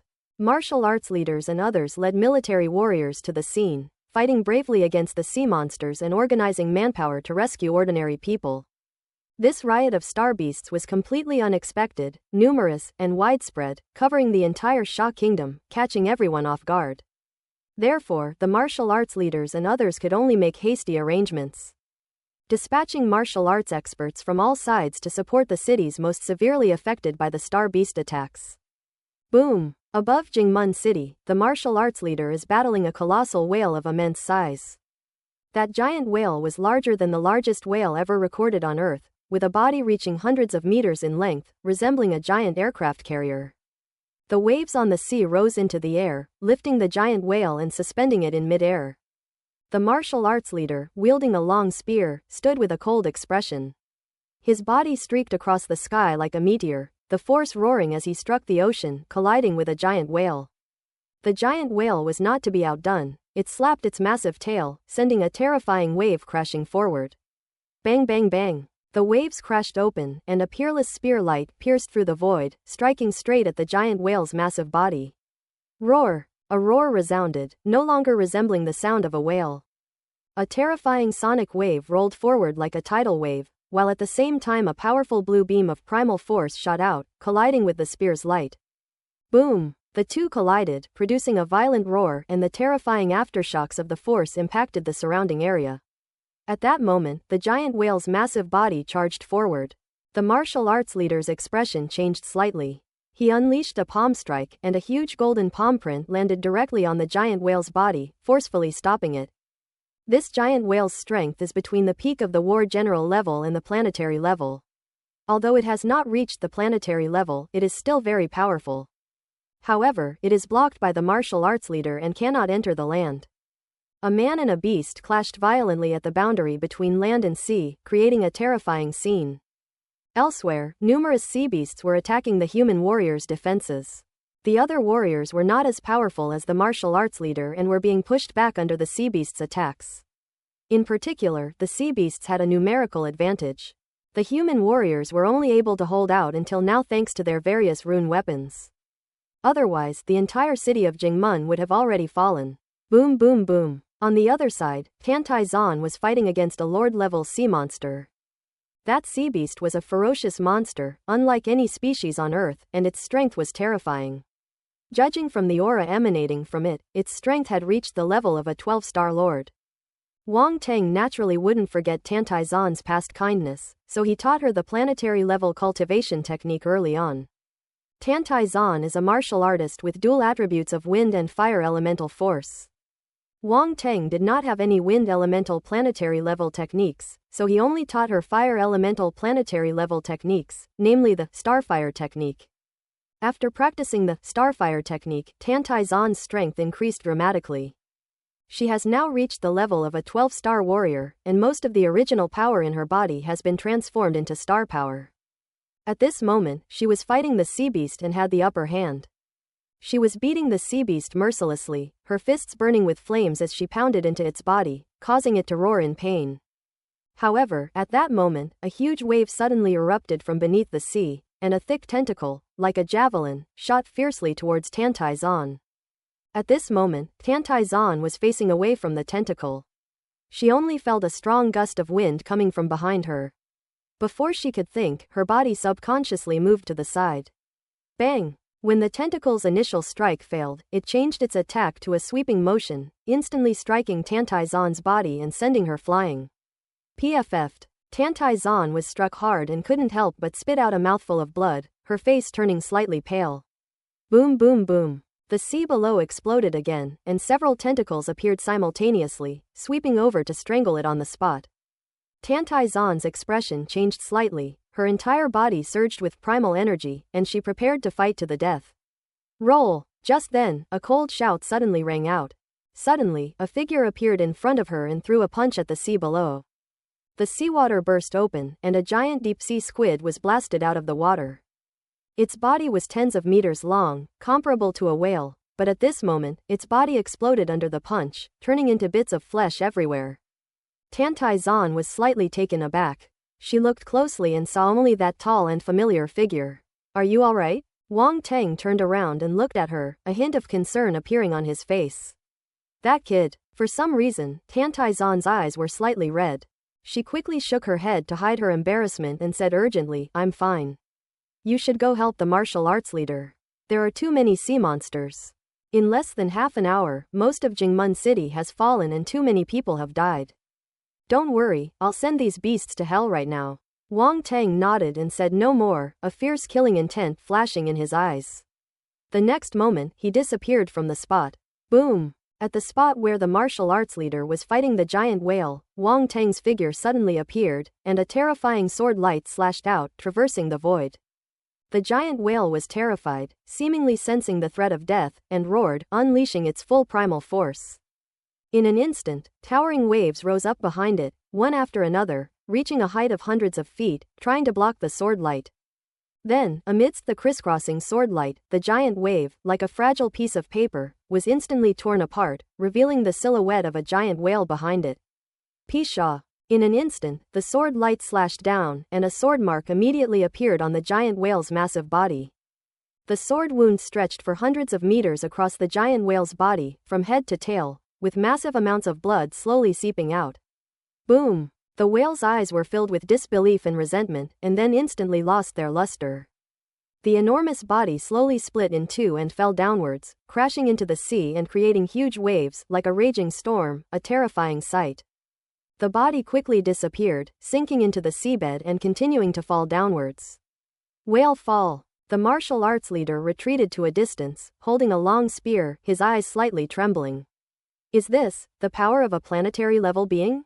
At that moment, he was truly shocked. Although he had seen Wang Teng make a move before, he had never seen it so directly or experienced it so closely.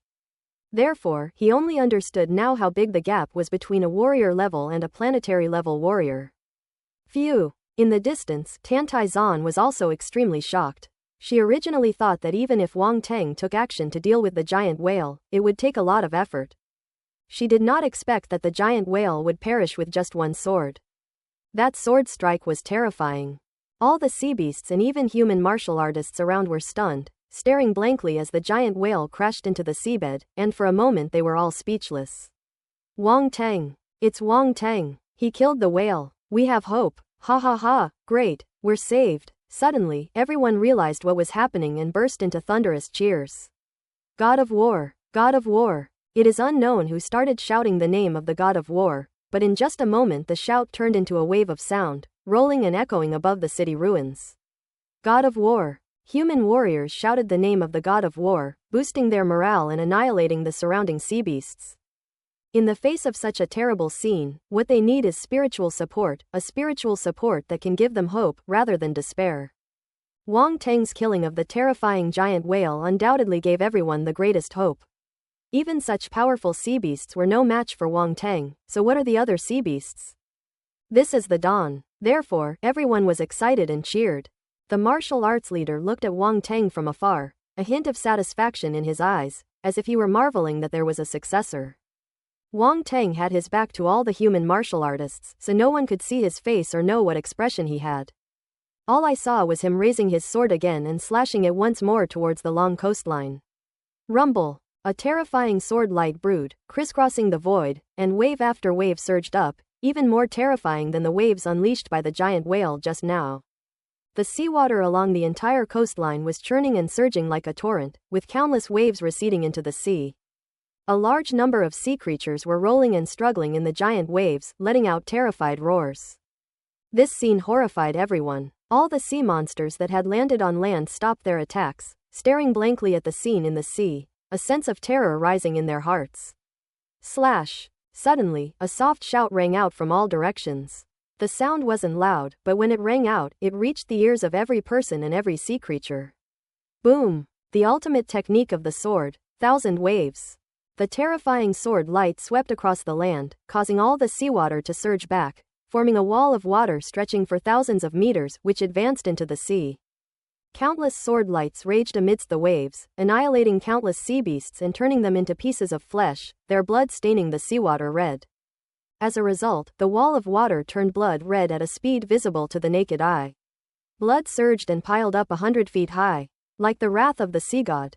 Countless sea creatures perished in this attack, their fates unknown as they were swept away by the seawater. But they would eventually sink to the bottom of the ocean and become nourishment for this planet. This is the real whalefall. Born of the ocean, buried of the ocean. Gradually, the waves receded, the sea level, hundreds of feet high, subsided, and not a single sea monster could be seen within thousands of meters. Quiet, dead silence. The entire city of Jingmen was shrouded in a deathly silence. Immediately, all the sea creatures seemed to awaken from a dream, shivering and rushing towards the sea and the nearby river. They were scared, they were terrified, they were desperate. That human was terrifying, like a god or demon. With a single blow, he killed the giant whale lord and wiped out the entire sea beast tide. How can they fight against such terrifying figures? We won! We won! As the sea monsters retreated, the crowd cheered, their voices echoing through the sky and shaking the sea. Their joy was almost indescribable. Gentlemen, kill all the sea monsters. At this moment, Wong Tang's icy voice echoed. Yes, kill, kill. All the human warriors responded in unison, their battle cries shaking the heavens as they charged toward the fleeing sea beasts with chilling killing intent.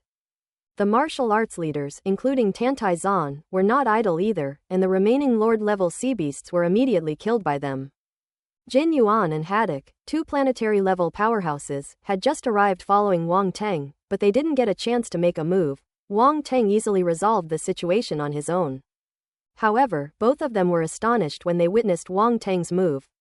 Wong Tang's strength is even greater than they imagined. Moreover, even though they had long suspected Wong Tang's identity, when they were now certain that he was a native Earth warrior, their shock did not diminish in the slightest. On the contrary, it intensified. A martial artist from a backward planet has actually reached such a terrifying level through self-cultivation. This guy is a monster. The two were shocked and became even more wary of Wong Tang. The remaining sea creatures posed no threat and were quickly eliminated. But Jingmen City was already in ruins. Survivors wept amidst the ruins, covered in blood. Some dug through the rubble with their bare hands, searching for their loved ones, their spouses, and their friends. The scene was one of utter devastation. My heart is filled with sorrow. Standing in the sky, Wang Teng looked down at the scene below and couldn't help but think of what had happened to the East China Sea, his heart heavy. Sorry I'm late. A sigh escaped his lips. The crowd raised their heads, and those who had knelt on the ground lifted their tear-stained faces, gazing at the figure in the sky. At this moment, in everyone's eyes, that figure was so majestic, like a god. Gentlemen, the dead are gone, and the living remain. Please accept our condolences. Wang Teng sighed again and spoke. Everyone remained silent, but one by one they stood up.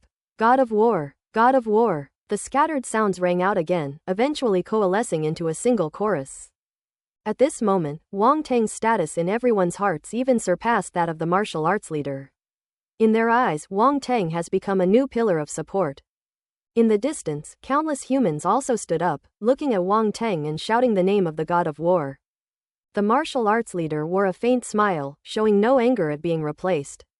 Instead, behind that smile lay a sense of relief at having been relieved of a heavy burden. Tantai Zan's eyes sparkled with a crystalline light. No one was happier than her to see Wang Teng grow to this level. After all, she could say she watched Wang Teng grow from his initial appearance into the towering figure he is today. At this moment, in everyone's hearts, Wang Teng's image was elevated to an unparalleled level. He was their hero, an invincible being like a martial god.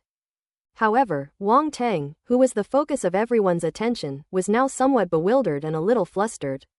Something just doesn't feel right. This doesn't seem to be the result he wanted. He simply wanted to help these people get back on their feet. Having personally experienced the disaster in the East China Sea, he understood their sorrow and pain all the more, which is why he couldn't help but offer words of comfort. I never expected it to turn out like this. As for heroes, he had no intention of becoming one. Being a hero is tiring. You have to maintain an idle image all the time. What's the point? This is really not what he wanted. Wang Teng suddenly regretted his loose tongue, which seemed to have caused everyone to misunderstand something. What should we do now? Is it too late to take back what I just said? Wang Teng's mind was racing, but his expression remained unchanged. Don't panic when something happens. Just keep a straight face and no one will notice. The martial arts leader flew over from a distance, his face grave, and said urgently, Wang Teng, this star beast riot is not limited to this one place. Terrifying beast tides have occurred all over the country. Star beast tides have appeared in the northern border, the South China Sea, and major mountain ranges and jungles. The situation is extremely serious. What? Wang Teng exclaimed in surprise. A beast tide has broken out all over the country. Indeed, almost every city has been attacked. These star beasts have gone mad for some unknown reason, suddenly rushing out of their respective territories without warning. The martial arts leader nodded heavily. How could this happen? Wang Teng asked with a grave expression. We just received the news and haven't found the cause yet. The martial arts leader shook his head and said, if I'm not mistaken, not only our Sha Kingdom, but other countries are probably not at peace either. Wang Teng nodded thoughtfully and said, in any case, let's deal with the Star Beast uprising in Sha Kingdom first. The martial arts leader nodded, his expression grave. It's just that there are too many areas where riots have occurred, and we probably can't take care of them all at once. By the time we get there, it will probably be too late. We can only rescue the areas where the riots are most intense first. Wang Teng pondered for a moment, then turned and called out, Jin Yuan, Haddock. Yes, boss. Jin Yuan and Haddock replied with smiles. The martial arts leader and Tantai Zan and others only then noticed the two of them, especially Haddock's tentacle monster appearance, which immediately reminded them of alien life forms. And they were greatly surprised. What is this? The martial arts leader asked. That's right, they are alien warriors, but they're on our side now. Wang Teng gave Jin Yuan and the other man a meaningful look and said. The boss is right. We have abandoned the Trialers faction and officially joined Earth. We are now proud Earthlings. Jin Yuan immediately declared his stance, speaking without any scruples. From this day forward, I will be born a human of Earth, and I will die a ghost of Earth, Haddock declared with unwavering conviction. Quote. Martial arts leader. Quote. Tantai Zan. These two aliens are acting kind of shameless. Alright, stop fooling around. You two, whoever you are, one head south and the other west. I don't care what methods you use to suppress the Star Beast riot. I'll give you half an hour, is that enough? Wang Teng's facial muscles twitched as he said irritably. No problem, half an hour is enough. Jin Yuan said easily. No problem, Fatty, let's see who can finish this faster, Haddock said. Alright, it's settled then. Whoever loses gets half the grilled octopus tonight. Jin Yuan chuckled and said to Wang Teng, Boss, we'll be off then. See you in the capital of this country in half an hour. As soon as they finished speaking, the two transformed into streaks of light, one heading south and the other west, disappearing straight into the horizon. That speed was unbelievable. Planetary level. A look of shock flashed in the martial arts leader's eyes, and he spoke in a slightly hoarse voice. Those two unreliable aliens were actually planetary-level powerhouses. He never expected this. Moreover, where did Wang Teng find two planetary-level beings? This is just as shocking as Wang Teng reaching the planetary level himself. Those are two planetary-level beings, not some common cabbages that you can find everywhere. This is really... Even the martial arts leaders were at a loss for words. They are indeed planetary-level beings. With them around, the Star Beast uprising should be resolved quickly, Wang Teng said. With a planetary-level expert taking action, there shouldn't be much of a problem. The martial arts leader nodded in agreement, recalling Wang Teng's actions earlier. Then, I'll go to the northern border next, Wang Teng said. Alright, I'll leave that to you. I'll organize people to clean up the other smaller riots, the martial arts leader said. Wang Teng nodded, said nothing more, and suddenly transformed into a fleeting glimpse of a wild goose, disappearing into the northern horizon. Target, Northern Xinjiang. The martial arts leader watched the departing figure, a complex mix of emotions in his eyes. It's up to you, Wang Teng. Ellipsis ellipsis. A figure sped across the sky, its speed breaking the sound barrier and reaching an unbelievable level, almost impossible to detect with the naked eye. Wang Teng unleashed the full speed of a planetary-level being and flew towards the northern frontier, all the while taking stock of the attribute bubbles he had just acquired. It has to be said that this wave is even larger than the ones we've encountered before. Wang Teng reaped another large amount of attribute bubbles. The Ice-type, Lightning-type, and Poison-type primal forces, which had just been upgraded to 11-star warrior level, have all been upgraded again. Ice-type force, star. Lightning force, star. Poison force, star. Among them, the Ice-type and Lightning-type primal forces are still at the 11-star warrior level, but they are not far from breaking through. However, the Poison-type primal force directly broke through to the 12-star warrior level. In just a few hours, Wang Teng's strength had increased so much, the speed was terrifying. In addition, he also obtained a lot of Wind-type force bubbles this time, and his Wind-type force also surged to the 12-star warrior level. Wind force, star. These four elemental forces are now getting closer and closer to reaching the level of a 13-star general. Once the corresponding planetary-level cultivation techniques are found, these four elemental forces can be upgraded to planetary level, and everything will be perfect. Of course, Wang Teng also obtained a large amount of water-based primal force this time, as well as other elements of primal force. After all, even among sea beasts, there are other elements of primal force, not just water-based primal force. In addition, many strange skill attribute bubbles have also emerged among the sea monsters, but they are not of much use to Wang Teng at the moment. Besides one of its skills, swallowing. This is a special skill from the Whale Lord. Wang Teng's eyes flashed as he recalled the characteristics of this skill in his mind. Swallow it whole. As the name suggests, it is a unique skill that allows one to devour massive amounts of food, and even the force, like a whale. This skill provides an extremely powerful boost to cultivation techniques. Once activated, it allows one to absorb a large amount of primal force for personal use at once, or to consume a large amount of food to extract energy. In conclusion, the effectiveness of this skill was somewhat beyond Wang Teng's expectations. Whale swallowing, 1 star. Only 1 star. Wang Teng turned his gaze away from the attribute panel. He noticed that the skills he had recently acquired had been divided into levels, and were no longer at their highest level as they were before, where reaching perfection was the only option. Level means that with each level increase, the effect of the skill will be enhanced by 1 level. This is undoubtedly good news for Wang Teng.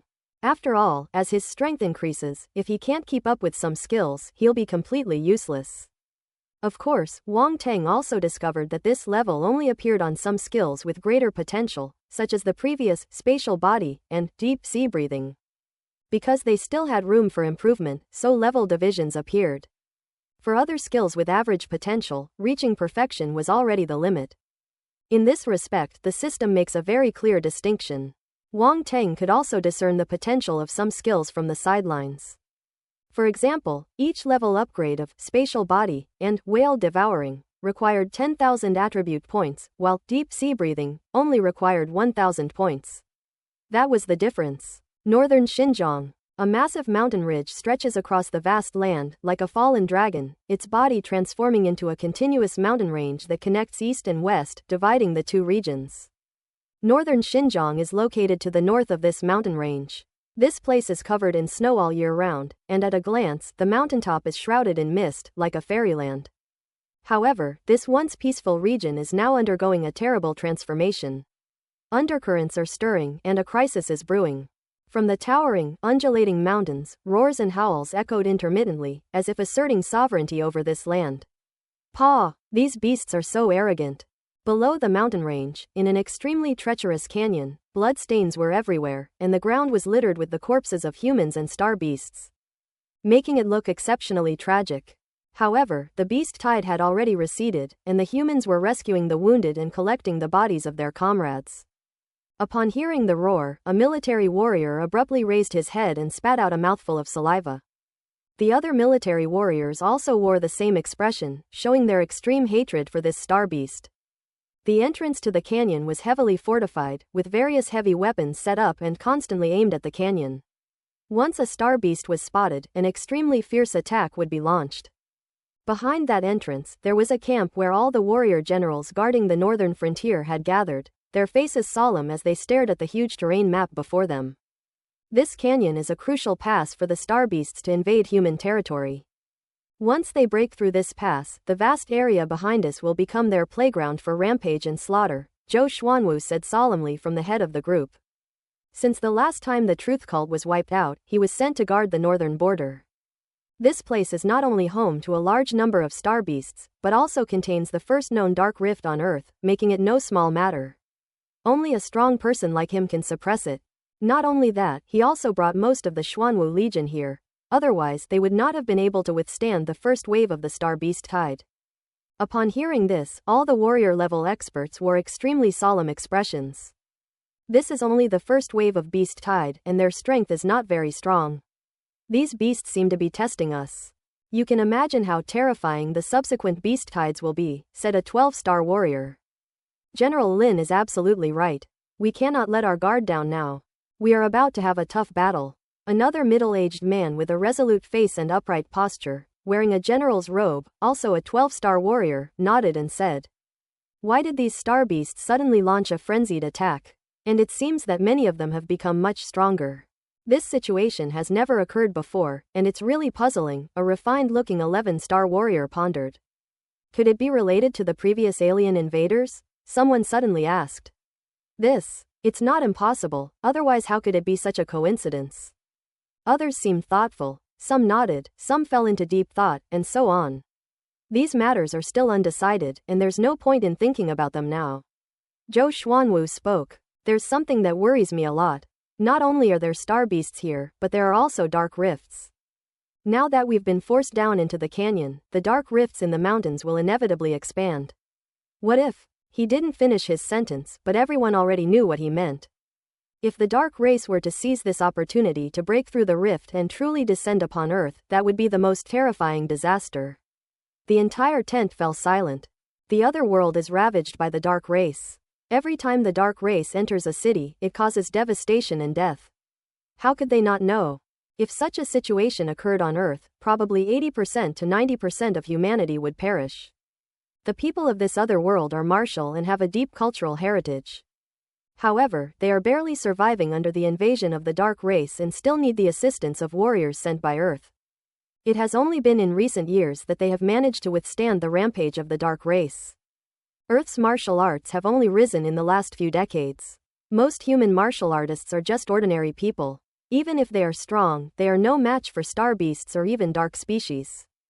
Therefore, once the dark rift erupts, humanity will basically face extinction. The warriors at the general level inside the tent had all anticipated such a cruel outcome, and their faces all turned grim, with cold sweat dripping from their foreheads.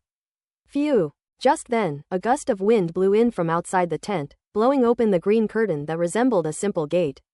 Everyone was slightly startled and turned to look. A figure strode in, followed by a clear voice. Mere star beasts? Just charge at them. What are you all afraid of?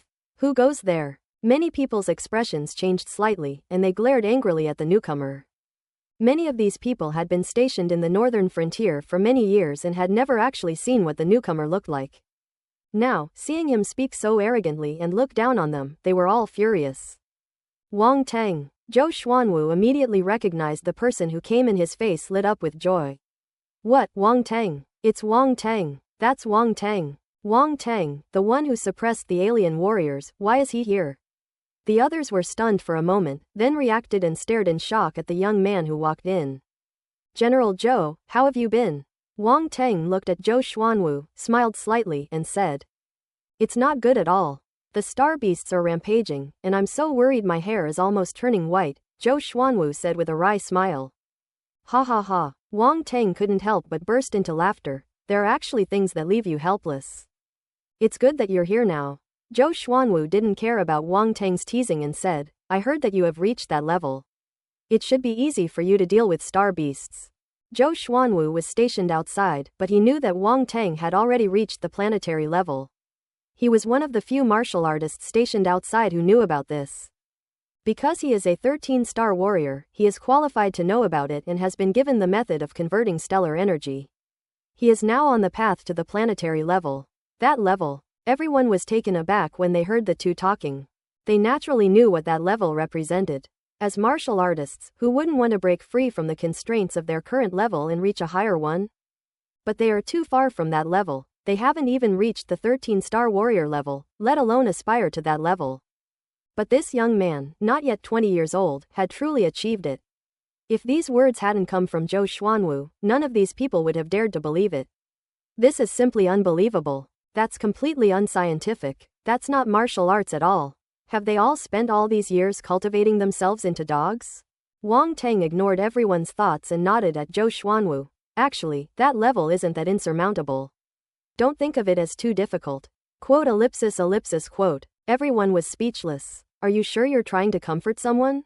Why does that sound so infuriating? Zhou Xuanwu was also covered in sweat.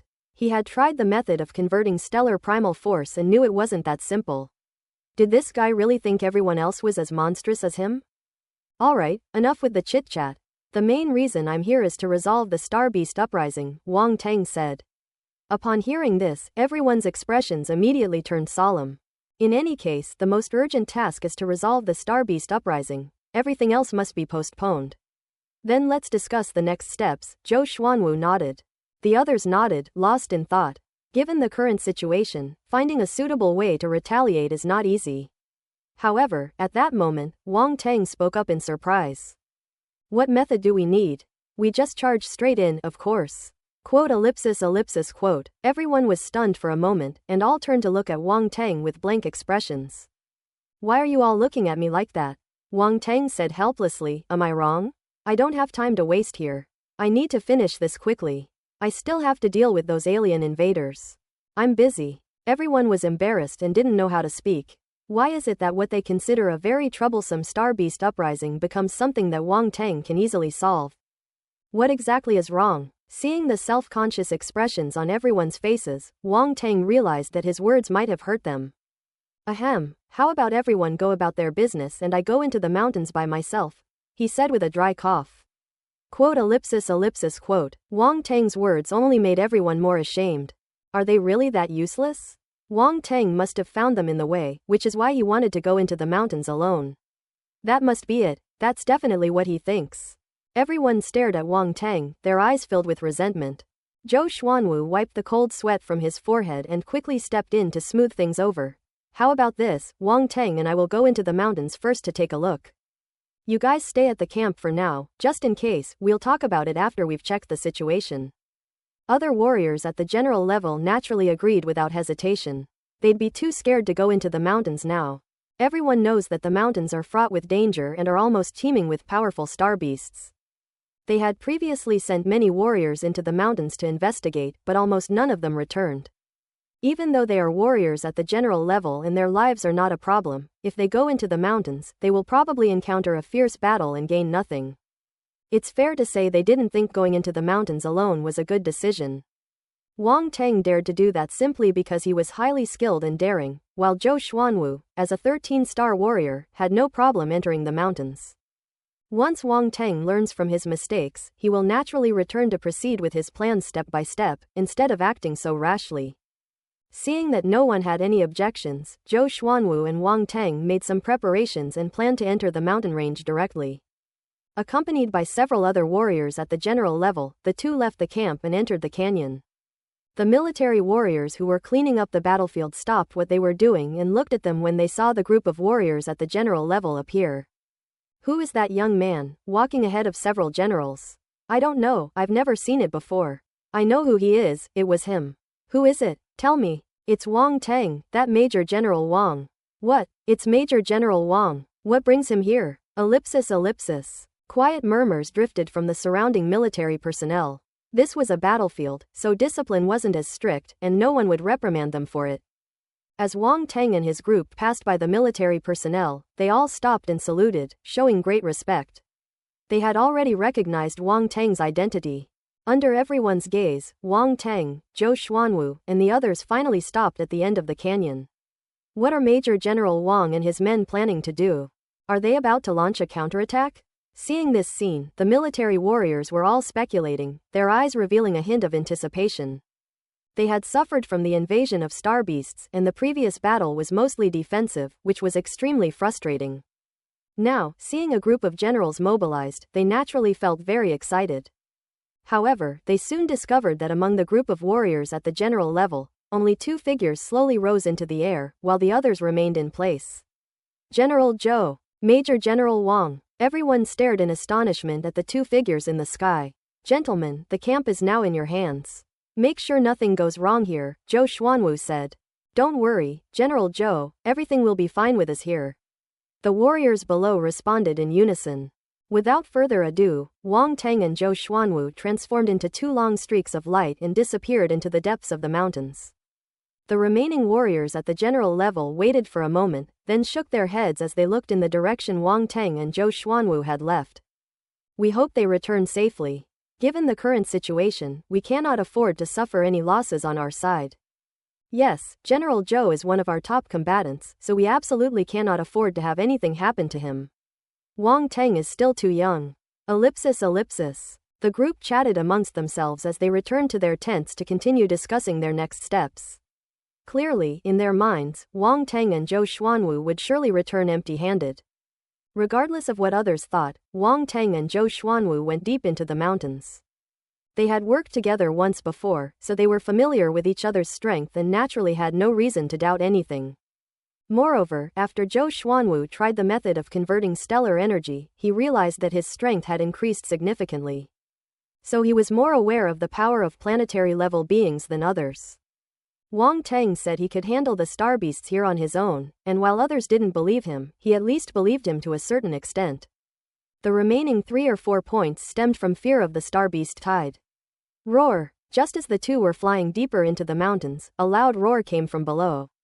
A giant mountain ape rose from the jungle below, standing over 10 feet tall. It leapt up and slammed its massive hand down towards Wang Teng and Zhou Xuanwu. Boom! The hand slammed down, compressing the air and creating a loud, terrifying sound. The enormous hand, like a mountain, pressed down directly on Wang Teng and his companion. 12-star Lord level. Zhou Xuanwu's expression changed slightly. He hadn't expected to encounter a powerful star beast of the 12-star Lord level here. He was not afraid of this kind of star beast, but he was also unwilling to take a direct hit from it, as such a blow would be enough to injure a human martial artist.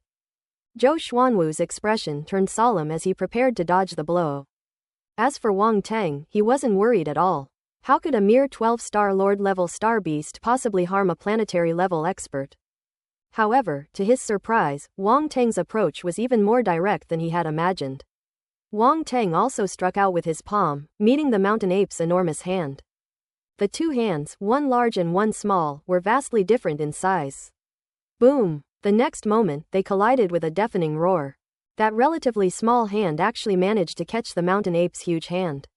And that's not all. Click! The mountain ape was filled with disbelief, unable to comprehend how this seemingly weak human could possess such immense strength.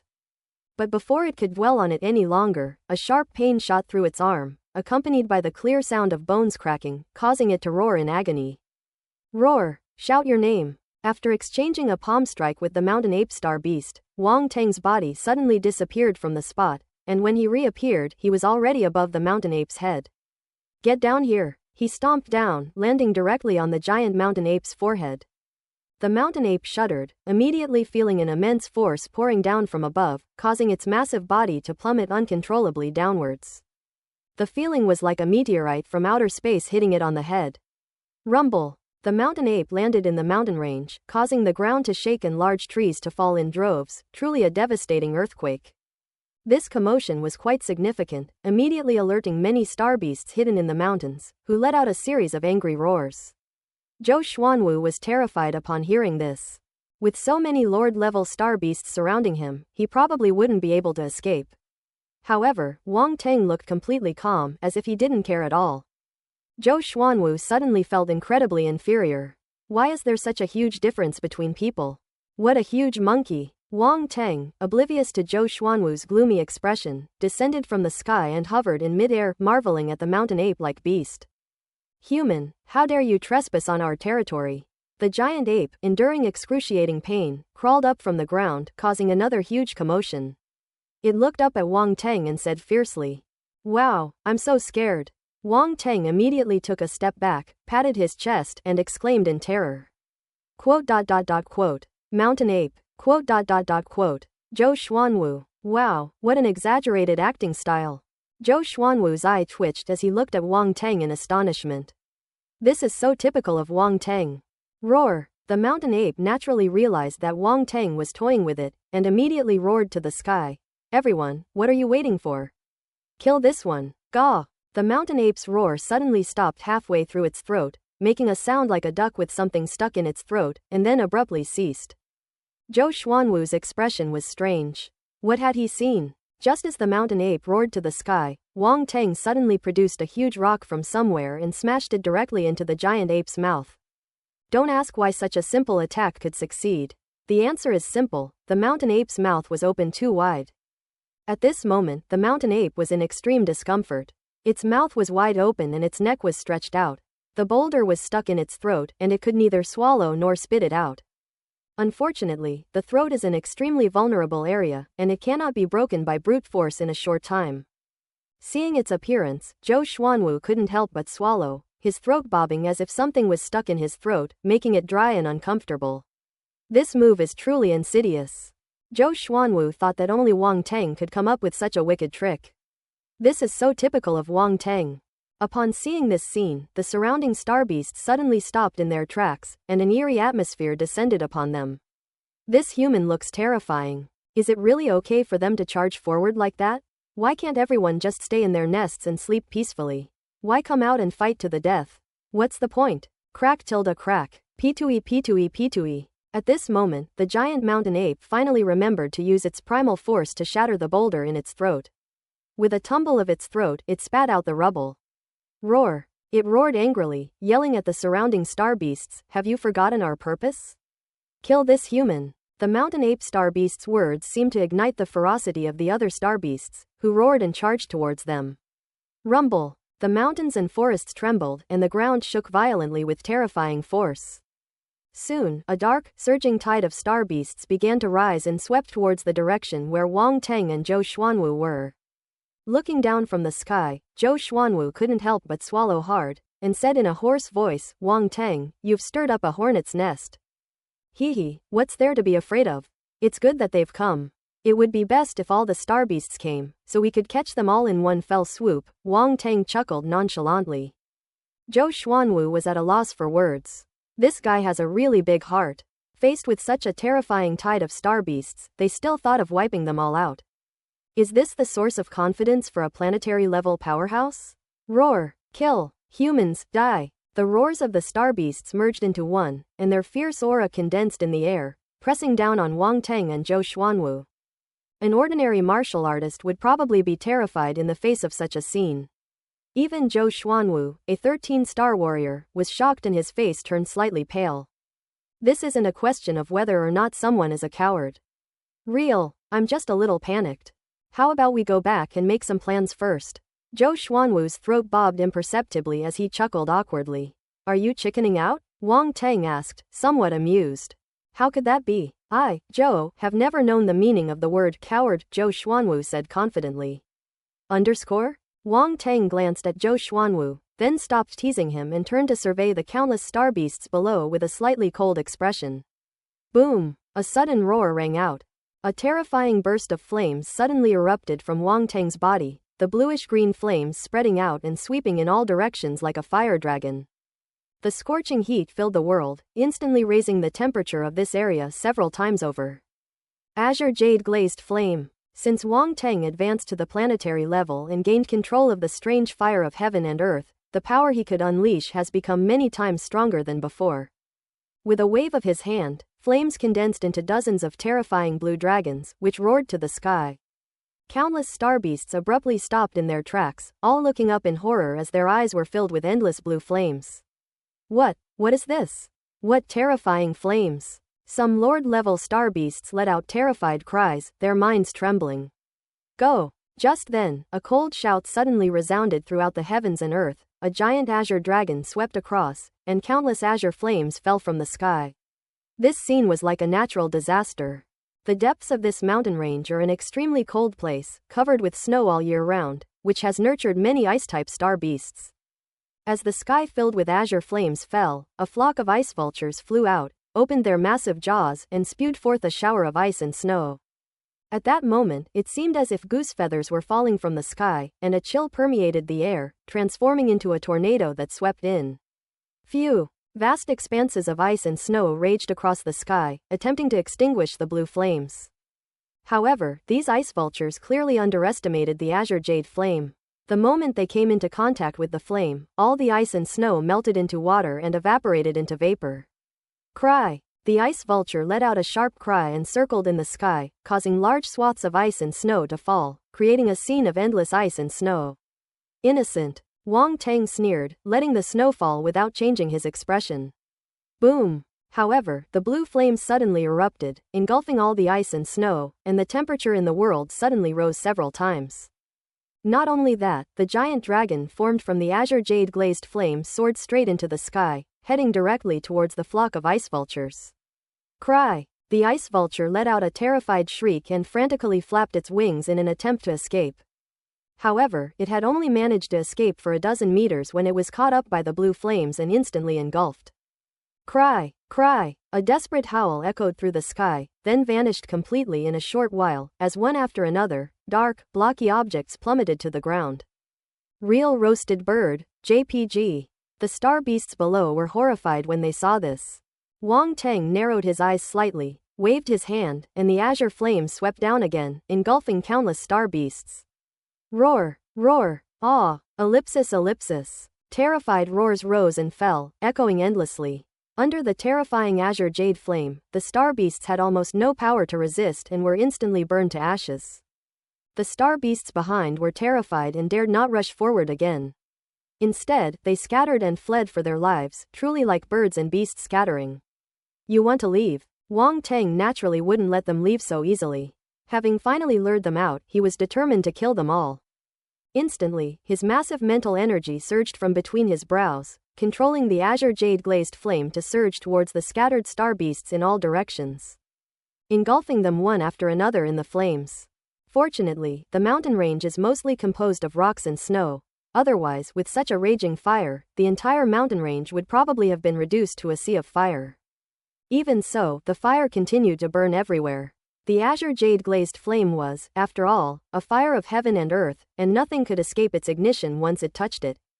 Even on the rocks, one can see clusters of blue flames burning eternally. Zhou Xuanwu, standing to the side, was stunned, as if in a dream, unable to believe his eyes. Faced with such a terrifying beast tide, Wang Teng simply set it ablaze, burning it to pieces and forcing it to flee in a sorry state.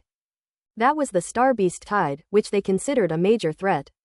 During each beast tide, countless powerful star beasts emerge, and the impact of their collective attack is terrifying. They are not just any cats or dogs. But at this moment, they were crushed like ants. It's unbelievable. Zhou Xuanwu suddenly felt a bit shocked. It seemed he had become a mere bystander. He, the dignified commander of the Xuanwu army, has been reduced to a mere background character. For a moment, Zhou Xuanwu couldn't help but shed humble tears. This is too difficult. He's having such a tough time. Wang Teng was unaware of Zhou Xuanwu's thoughts. Seeing the star beasts in complete disarray, he released Xiao Bai and the ironclad flame scorpion. When Zhou Xuanwu saw the two star beasts, a hint of surprise flashed in his eyes. Lord level. Both of these star beasts are actually Lord level. Go, hunt down star beasts. Whoever kills the most will get the biggest reward at the end, Wang Teng said to his two spirit pets. He was taking this opportunity to train his two spirit pets, because if they didn't speed up their cultivation, they simply couldn't keep up with his improvement rate. Wang Teng didn't expect them to follow him closely, but he also didn't want them to fall too far behind. After all, as his spirit pet, how could he be presentable if his strength was too low? The surprise in Zhou Xuanwu's eyes deepened. Under such circumstances, sending a spirit pet out for training was something only Wang Teng would dare to do.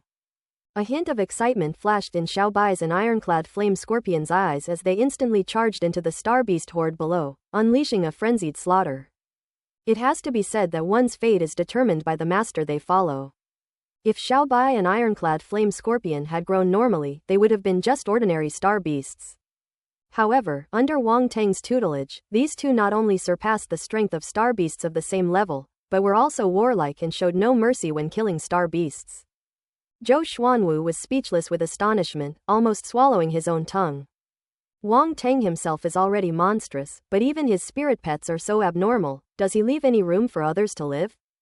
Zhou Xuanwu was severely discouraged. Given his cultivation level and strength, he would never have felt this way before. He couldn't help but vow in his heart that he would go back and cultivate desperately to improve his strength as soon as possible. He really didn't want to experience that frustrating feeling of being just a spectator again. At this very moment, under the ravages of the azure jade glazed flame, a large number of star beasts turned to ashes, vanished with the wind, and disappeared without a trace. As if they had never existed. Seemingly aware that they were doomed, many star beasts stopped fleeing and instead knelt down, howling mournfully towards the depths of the mountains. In that direction, there is a towering snow-capped mountain, its summit shrouded in mist, making its peak invisible. Roar! All the star beasts roared as if in worship, their voices merging into a single wave that shook the heavens and the earth. What are they doing? Wang Teng was slightly taken aback, his brows furrowing slightly. He activated his spiritual vision and looked towards the snow-capped mountain, hoping to glean some clue. As it turned out, there seemed to be a distorted force blocking his spiritual vision, preventing him from seeing anything. Space distortion. Wang Teng possessed spatial talent and quickly realized that the obstacle was caused by spatial distortion. Even his spiritual vision talent could not detect it, which showed that the degree of spatial distortion must be extremely terrifying. What's going on? Zhou Xuanwu also noticed the abnormality and flew to Wang Teng's side to ask. It seems there's something strange about this place. Wang Teng chuckled and said, I'm really lucky. I just randomly chose to go to the northern frontier and actually ran into Da Tu. Zhou Xuanwu seemed to suddenly realize something, and his expression changed. Wait, that's the area where the spatial rift is located. A spatial rift, then it must be it. Wang Teng nodded thoughtfully, then hesitated and said, wait a minute, if that's the location of a spatial rift connecting to the dark world. Why are these star beasts worshipping in that direction? Could it be that they have sided with the dark race? Star beasts have defected to the dark race? Zhou Xuanwu was shocked by Wang Teng's guess, as if he had heard something extremely absurd. The star beasts have defected to the dark race. Is this possible? Humans can side with the dark race, and powerful star beasts possess intelligence that is in no way inferior to humans, so why wouldn't they side with the dark race? Zhou Xuanwu wasn't stupid. He wouldn't naively believe that star beasts were simple-minded. He analyzed the situation in his mind and concluded that there was at least a 60 to 70% chance of this happening, which immediately made his expression somewhat unpleasant. If the star beasts really side with the dark race, that would be truly troublesome. There's no use thinking about it so much. Since these star beasts are worshipping in that direction, let's see if any being will appear to save them. Wang Teng suddenly sneered, waved his hand, and flames shot out, mercilessly rushing towards the surviving star beasts. The star beast let out a mournful roar and perished beneath the azure jade flames. Human, you will die a horrible death. Roar, the Beast King will surely avenge us. Beast King, Beast King. Ellipsis, ellipsis. Beast King? I'd like to see if the so-called Beast King behind this will show himself after I kill all these star beasts. Wang Tang's sneer deepened, almost undisguised, and he became even more ruthless, slaughtering the surviving star beasts with extreme cruelty. Since we have chosen to invade, we must be prepared to be annihilated. The law of the jungle prevails over all. It is an unchanging truth in the martial arts world. One after another, star beasts fell, including many powerful star beasts of the Lord level. They were unwilling to die and continued to flee into the depths of the mountains under the ravages of the azure jade glazed flame, but in the end it was all in vain. They could only die with regret and resentment. With the death of the last star beast, silence fell over the surroundings, with only the burning flames and scorch marks on the ground indicating the horrific carnage that had just taken place. Wang Tang's mental power swept over, and all the azure jade glazed flames were drawn back and disappeared into his brow. Little white and ironclad flame scorpion flew back. Master, I killed 138 star beasts, 133 of which were below the Lord level and 5 were Lord level star beasts, the ironclad flame scorpion said obsequiously. Not bad. Wang Tang nodded. Gaw gaw gaw. Little White let out a cry, not to be outdone.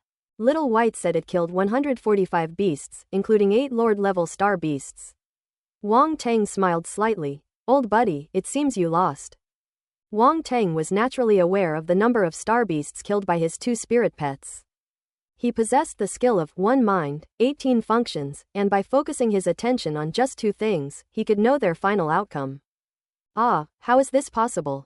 How could the little crows have more than me? Ironclad Flame Scorpion said in disbelief. It's much smarter than you. It specifically targets the star beasts I've injured, so it's naturally more efficient than you, Wang Tang laughed. Holy crap, you can do that? The ironclad flame scorpion tapped its head with its massive pincers, cursing itself for being so foolish as to not even think of such a simple method. Alright, now distribute the fire-type star cores according to the number of Lord-level star beasts you hunted. Little White gets 8, and you get 5, Old Iron. Is that alright? Wang Tang took out a few fire-type star cores and distributed them to the 2 spirit pets. Alright, I admit defeat this time. The ironclad flame scorpion dejectedly put away the few star cores it had swallowed, then its eyes darted around and glanced at Little White beside it. Gaw gaw gaw. Little White immediately cast a disdainful glance at it, then swallowed its own star core without giving it a chance to speak. Do they really have to be so wary of me? Seriously, ironclad flame scorpion muttered. Wang Tang ignored the bickering between the 2 spirit pets, his gaze sweeping around before brightening slightly. Numerous attribute bubbles floated, densely packed in a considerable quantity. Pick it up. Without hesitation, he immediately unleashed his mental energy, collecting all the attribute bubbles around him. Earth-type force *150. Ice-type force *210. Ice-type force *180. Blank attribute *165. Blank attribute *140. Fire force *120. Gold-type force *300. Blank attribute *240. Poison force *220. Wind force *310.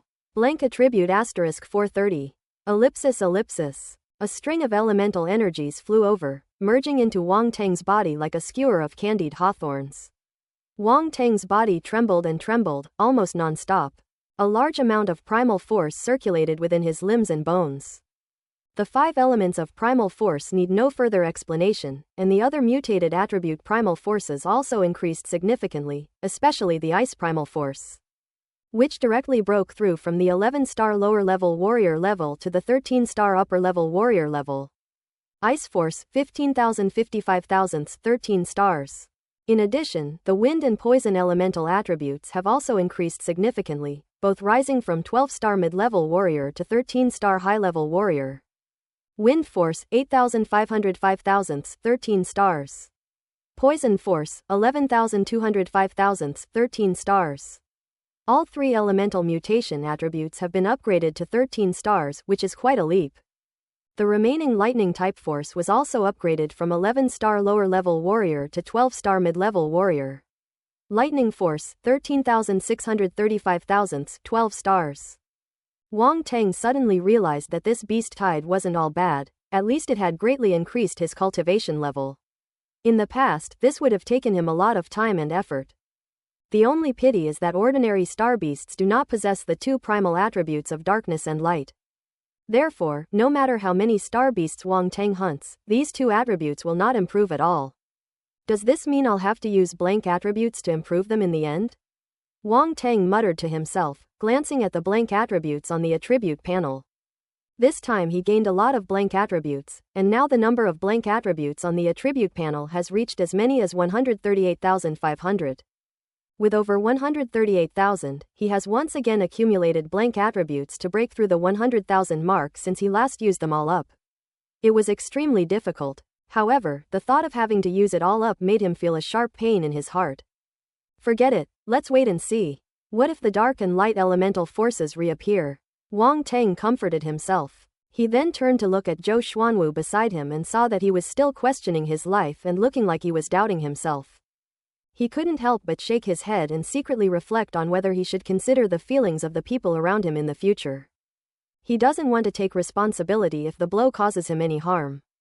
Thinking this, Wang Tang said, "Brother Zhou, why don't you go back first? I'm planning to go up that mountain and take a look." Zhou Xuanwu felt as if an arrow had pierced his heart. He took a deep breath and said, "I'll go with you. I have some impression of this area and should be able to help." He was extremely insecure when he said that. Can he really help? That doesn't seem so, but since he's already said it, he can't just admit he's only here to make up the numbers. Doesn't Zhou have any pride? Let's go then. I want to see what kind of creature that coward is. Wang Tang didn't hesitate, nodded, and flew towards the snow-capped mountain deep in the mountain range. The snow-capped mountains soared into the clouds, their peaks shrouded in mist, obscuring the view. Wang Tang and Zhou Xuanwu transformed into long rainbows and rushed straight into the smoke. As soon as he got close, Wang Tang sensed a clear spatial fluctuation. Be careful. Even though Wang Tang's strength had reached the planetary level, his expression tightened slightly, and he couldn't help but speak up to remind him. He had personally experienced spatial rifts and knew their terrifying nature. Even planetary-level powerhouses couldn't guarantee they could face them safely. Wang Tang still vividly remembers the remains of that ancient god. Even such powerful beings could not escape it, let alone a newbie like him who had just been promoted to the planetary level. Zhou Xuanwu knew the danger of this place and dared not be negligent in the slightest. He nodded quickly and followed closely behind Wang Tang, his eyes scanning the surroundings warily to guard against any possible danger. The two slowed down and climbed slowly towards the summit, breaking through the thick fog until they reached the top. Tap, tap. Before long, the two landed on the mountaintop. The situation here surprised them somewhat. It was pitch black all around, and the fog was so thick that it was almost impossible to see anything. Wang Tang frowned, a look of surprise in his eyes. From below, he could only see the mountaintop shrouded in mist, but once he actually reached the top, he found that the sky above was full of dark clouds, a dark and heavy expanse, as thick as ink. Even within those dark clouds, flashes of silver lightning occasionally streaked across the sky, like silver snakes weaving and disappearing within the inky sea of clouds. Zhou Xuanwu looked horrified and said in a hoarse voice, "When I was first sent to guard this place, I observed the spatial rift on the mountaintop, but this situation didn't appear then. Now this is." He couldn't continue speaking. Anyone could see that the situation was definitely more serious than before. It seems that an even more serious situation has emerged. Wang Tang remained expressionless and said calmly. His gaze swept across the area and he saw many attribute bubbles floating in midair. These attribute bubbles were all dark and transparent, and it was obvious what was inside them. It's you. It's you. It's definitely you. The dark force. It's definitely you, no doubt about it. A glint flashed in Wang Tang's eyes, and his mental energy surged forth, sweeping across the surroundings. Pick it up. One by one, dark, transparent attribute bubbles flew in under the sweep of mental power and merged into Wang Tang's body. Dark Force *80. Dark Force *120. Dark Force *150. Dark Force *130. The attribute bubbles transformed into a large amount of dark primal force that circulated within Wang Tang's body, even producing a gurgling sound like flowing water. In a short time, Wang Tang gained more than 8,000 points of Dark Force attribute, which allowed his Dark Force to break through from the 11-star lower-level warrior level to the 12-star middle-level warrior level. Dark Force, 3,250 35 thousandths, 12 stars. The feeling of instantly leveling up is so exhilarating that no one else can understand. A slight smile appeared on Wang Teng's lips, and he felt a sense of pleasure. Zhou Xuanwu turned his head to look, intending to ask Wang Teng what kind of scheme he was planning, but he happened to see this slight curve and was immediately dumbfounded. Quote? What's going on? What's with this guy suddenly giving that weird smile? Could he have been influenced by this? Has it been invaded by darkness? Zhou Xuanwu's mind raced through countless possibilities in an instant. He watched Wang Teng warily and subtly retreated, as if preparing to flee at any moment. After all, Wang Teng is a planetary-level powerhouse. If he is truly corrupted by darkness, his only option is to escape. He shouldn't even think about fighting to the death. There's no chance. Even if you try your hardest, it won't be enough to withstand a single slap from someone. What are you doing? Wang Teng was even more bewildered when he saw Zhou Xuanwu's appearance, having no idea what had happened. He seems like a perfectly normal person, but suddenly he seems to be acting a bit silly. Wang Teng, do you feel uncomfortable anywhere? Zhou Xuanwu asked cautiously. Not feeling well? Wang Teng asked suspiciously. What do you mean, not feeling well? I'm perfectly fine. Which eye of yours saw that I was not feeling well? Ahem, why don't you feel yourself again and see if there's anything abnormal about your body? Zhou Xuanwu still didn't dare to get closer. People who are generally tainted by darkness are like this, they rarely notice anything unusual. Just like how mentally ill people usually think they are normal. When Wang Teng saw the look of pity on his face as if he were mentally challenged, he immediately became enraged. His face darkened, and he roared, "You're the one who's not normal. You're not normal at all. Your whole family is not normal." Phew. Zhou Xuanwu couldn't help but let out a long breath when he saw the furious Wang Teng. Thank goodness. Thank goodness. The fact that he could remain rational despite such anger shows that he has not been corrupted by darkness. He's still a normal person. You scared me to death. I thought you'd been corrupted by the darkness. Now that he was sure Wang Teng was alright, he quickly said. Am I tainted by darkness? Wang Teng pointed to his nose, looking utterly incredulous, completely unable to understand why Zhou Xuanwu thought he had been corrupted by darkness. His dark primal force had reached the level of a mid-level 12-star warrior, making him an extremely powerful being among the dark races. How could he possibly be corrupted and tainted by the dark primal force? However, Zhou Xuanwu was unaware of this. Only Wang Teng was certain that he would not be infected. What are you thinking? I'm stronger than you, and you haven't been corrupted. How could I possibly be corrupted? Wang Teng said speechlessly. Who told you to give that weird smile just now? Anyone would think too much in that situation, Zhou Xuanwu said matter-of-factly, though he was annoyed. Wang Teng was immediately embarrassed. It all started because of a smile. Ahem, it seems I got a little carried away just now. Wang Teng thought to himself awkwardly, but his expression didn't change at all. He said with a straight face, what smile? You must be seeing things. How could I possibly have that kind of smile? I was just thinking about it. Zhou Xuanwu couldn't help but doubt himself. Could it be that he really saw it wrong? That doesn't make sense. As a warrior of the general level, how could he be mistaken? That's practically impossible. Seeing that he had been fooled by his nonsense, Wang Teng's eyes flashed with a cunning smile, but it was only fleeting. He coughed lightly and said, let's go and take a look around. The fog on the mountaintop is so thick that even we can't see the surroundings clearly. Okay. Zhou Xuanwu came back to his senses, nodded, and stopped thinking about it. The two did not separate, but instead headed in the same direction, intending to circle the mountaintop to see if there was anything unusual. The two walked through the fog, with visibility of only 3 or 4 meters. Wang Teng activated his spiritual vision, and slowly scanned the surroundings. Whoosh! Just then, a very faint sound suddenly rang out from within the mist.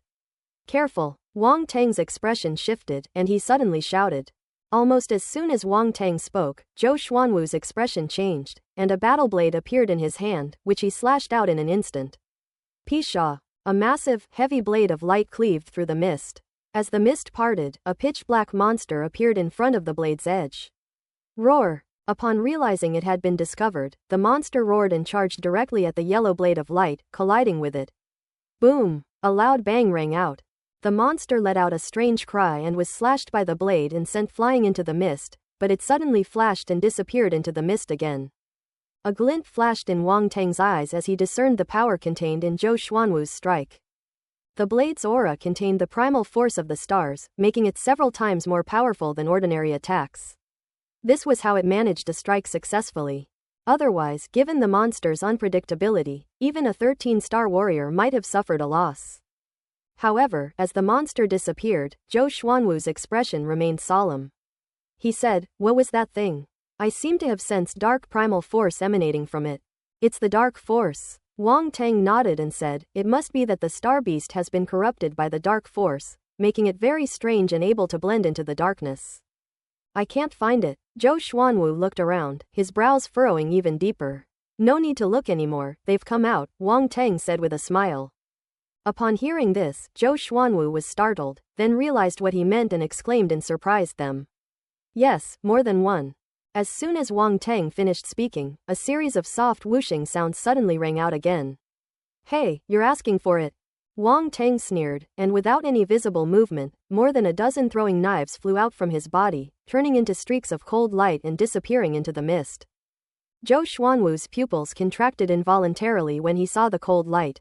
PFF'd, PFF'd, PFF'd, ellipsis ellipsis. The cold light had just disappeared into the mist when the sounds of sharp blades piercing flesh followed, and at the same time, heavy objects fell to the ground with a series of thuds. In just a dozen or so breaths, all the sounds vanished.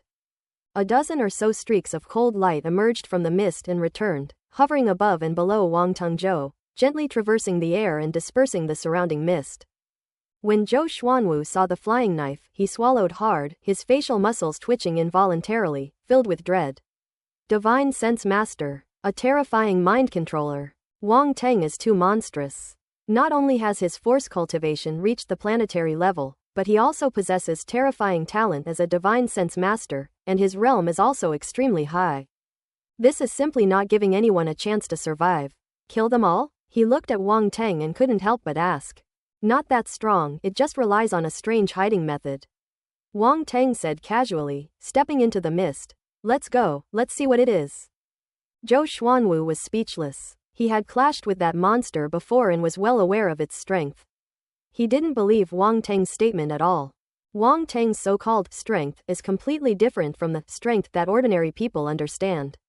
He would be incredibly foolish to actually believe that. He shook his head and quickly followed Wang Teng. After walking a few steps, he saw Wang Teng squatting there, poking a monster with his finger. As Zhou Xuanwu approached, a strange glint flashed in his eyes. The monster turned out to be a strange snake, its entire body covered in jet-black scales and even had sharp, pointed barbs. Its head was rather large, and its mouth was full of sharp teeth, making it look extremely ferocious at first glance. "Is this what it is?" Zhou Xuanwu asked. "I've never seen a star beast with this appearance before. Your body is filled with dark primal force, and look at this." Wang Teng pointed to a piece of black ice beside him, gesturing for Zhou Xuanwu to look. "This is ice-type primal force," Zhou Xuanwu said hesitantly. "That's right, it's a product of the combination of dark primal force and ice primal force. It should be formed from the attack that the strange snake just launched." Wang Teng nodded. He was so certain because he had just acquired a considerable number of dark force and ice force bubbles. "So, it really is true that the star beasts of Earth have been corrupted by the dark primal force," Zhou Xuanwu said, frowning. "Not entirely. When I first fell into the dark world, I saw similar star beasts. They could also be native creatures of the dark world," Wang Teng said. Zhou Xuanwu nodded thoughtfully, then said, "In any case, this is not good news. Besides these, I wonder if there are any other strange snakes here, or if they are entering our world through a spatial rift.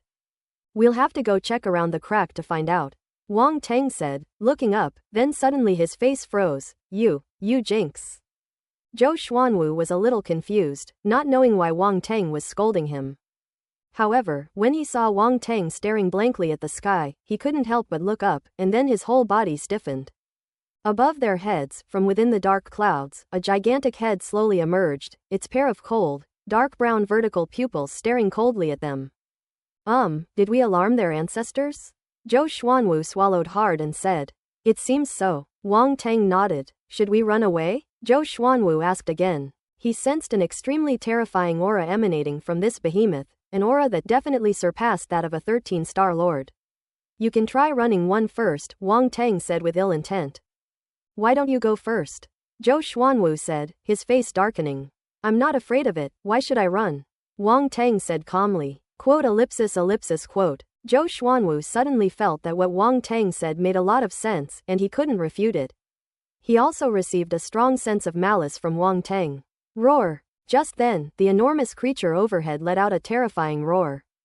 A sound wave, as solid as a physical object, rolled in, and dark clouds churned all around.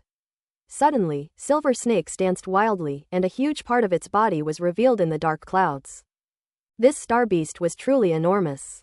Judging from the size of its head and the part of its body that was exposed, its overall body was probably hundreds of feet long. But most of it was hidden in the dark clouds and could not be seen clearly. Its appearance was very similar to the strange snakes that Wang Teng had just killed, but it was more ferocious and majestic, and it also had a black horn on its head. The black horn had extremely complex dark gold patterns, densely packed, making it look quite strange.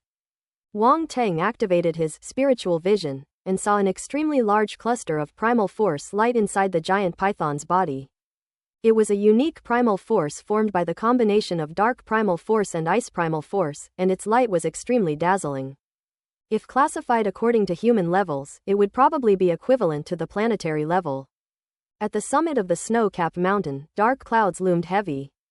However, a terrifying colossal python coiled within it, its massive body barely visible, enough to send shivers down one's spine. Its enormous head emerged from the dark clouds, looking down at the two humans below with icy eyes. However, to its surprise, one of the humans below seemed to have no fear of it at all, and his expression was extremely calm. That expression is off. That's not right. How could a mere human remain so calm in the face of that giant, dark serpent? When did its deterrent power decline to this level? A trace of doubt filled the heart of the golden-horned python. No, the netherworld python. It was very puzzled, so it slowly spoke, uttering human words. Humans. Wang Teng was sizing up the giant python, comparing his own strength with its, and realized he seemed capable of defeating it. Just as he was thinking about how to make his move, he suddenly heard the giant python speak. It's not surprising that star beasts can talk. After all, with such strength, their intelligence must be quite high. Strangely, it spoke an earth language. This is quite intriguing. Could this giant python be a native species of Earth, and therefore speaking the local dialect of Earth? How could such a terrifying star beast appear on Earth? This doesn't conform to the principles of martial arts. Wang Teng was lost in thought. The giant python was furious when it realized that the human was ignoring it, and its gaze grew even colder. Human, who gave you the audacity to ignore me, the king?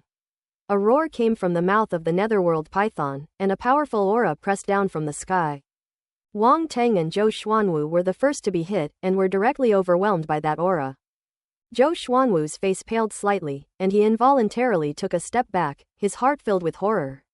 What a terrifying aura! Although he had long guessed that the giant python was incredibly terrifying, he never expected that its mere aura would be so powerful. It was truly unbelievable.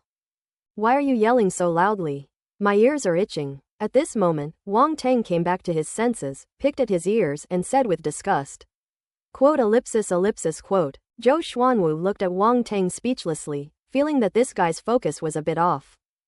The giant python of the underworld looked surprised. This human was not affected by its aura at all? It seems this human is quite powerful. No wonder he was able to remain calm, he must have something to rely on. Wang Teng's strength has always been hidden, so he looks ordinary, and even the netherworld giant python cannot see his true strength.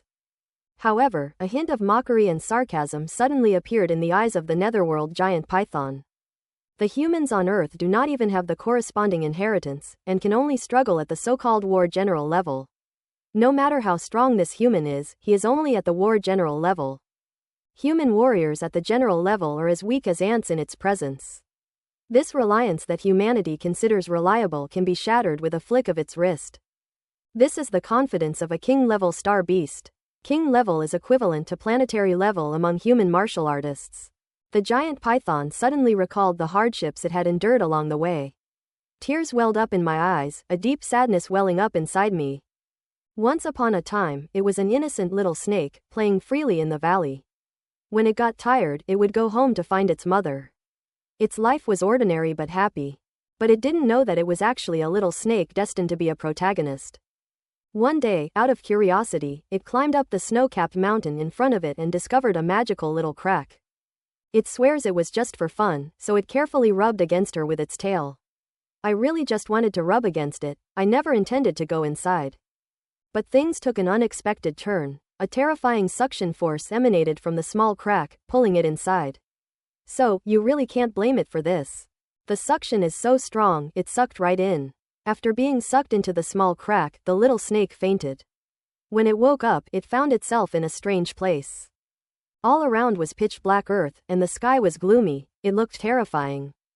It wanted to go home to find its mother, but it could no longer find that little crack, so it could only wander and wander in this unfamiliar world. However, this world is full of terrifying giant beasts, full of malice, all wanting to eat it. They pounce on it as soon as they see it, scaring it into fleeing in all directions. But it has the destiny of a protagonist, so it always manages to escape danger and luckily survives. Finally, one day, it was chased to a cliff by a terrible beast. With nowhere to escape, it had no choice but to jump off the cliff. The moment it jumped off the cliff, tears of regret streamed down its face. Mom, I shouldn't have disobeyed you, I shouldn't have run around, I shouldn't have touched those little cracks. Mom, if there's an afterlife, I'll definitely be a good baby, sob sob sob. It closed its eyes, waiting for a sharp pain to subside before leaving this hellish world. However, things are not that simple. It actually survived, but was entangled in the vines and hung in midair. It was a snake, after all. How could the vines possibly hold it back? So it slowly crawled out of the vines and headed down to the bottom of the cliff, which was only a dozen meters high.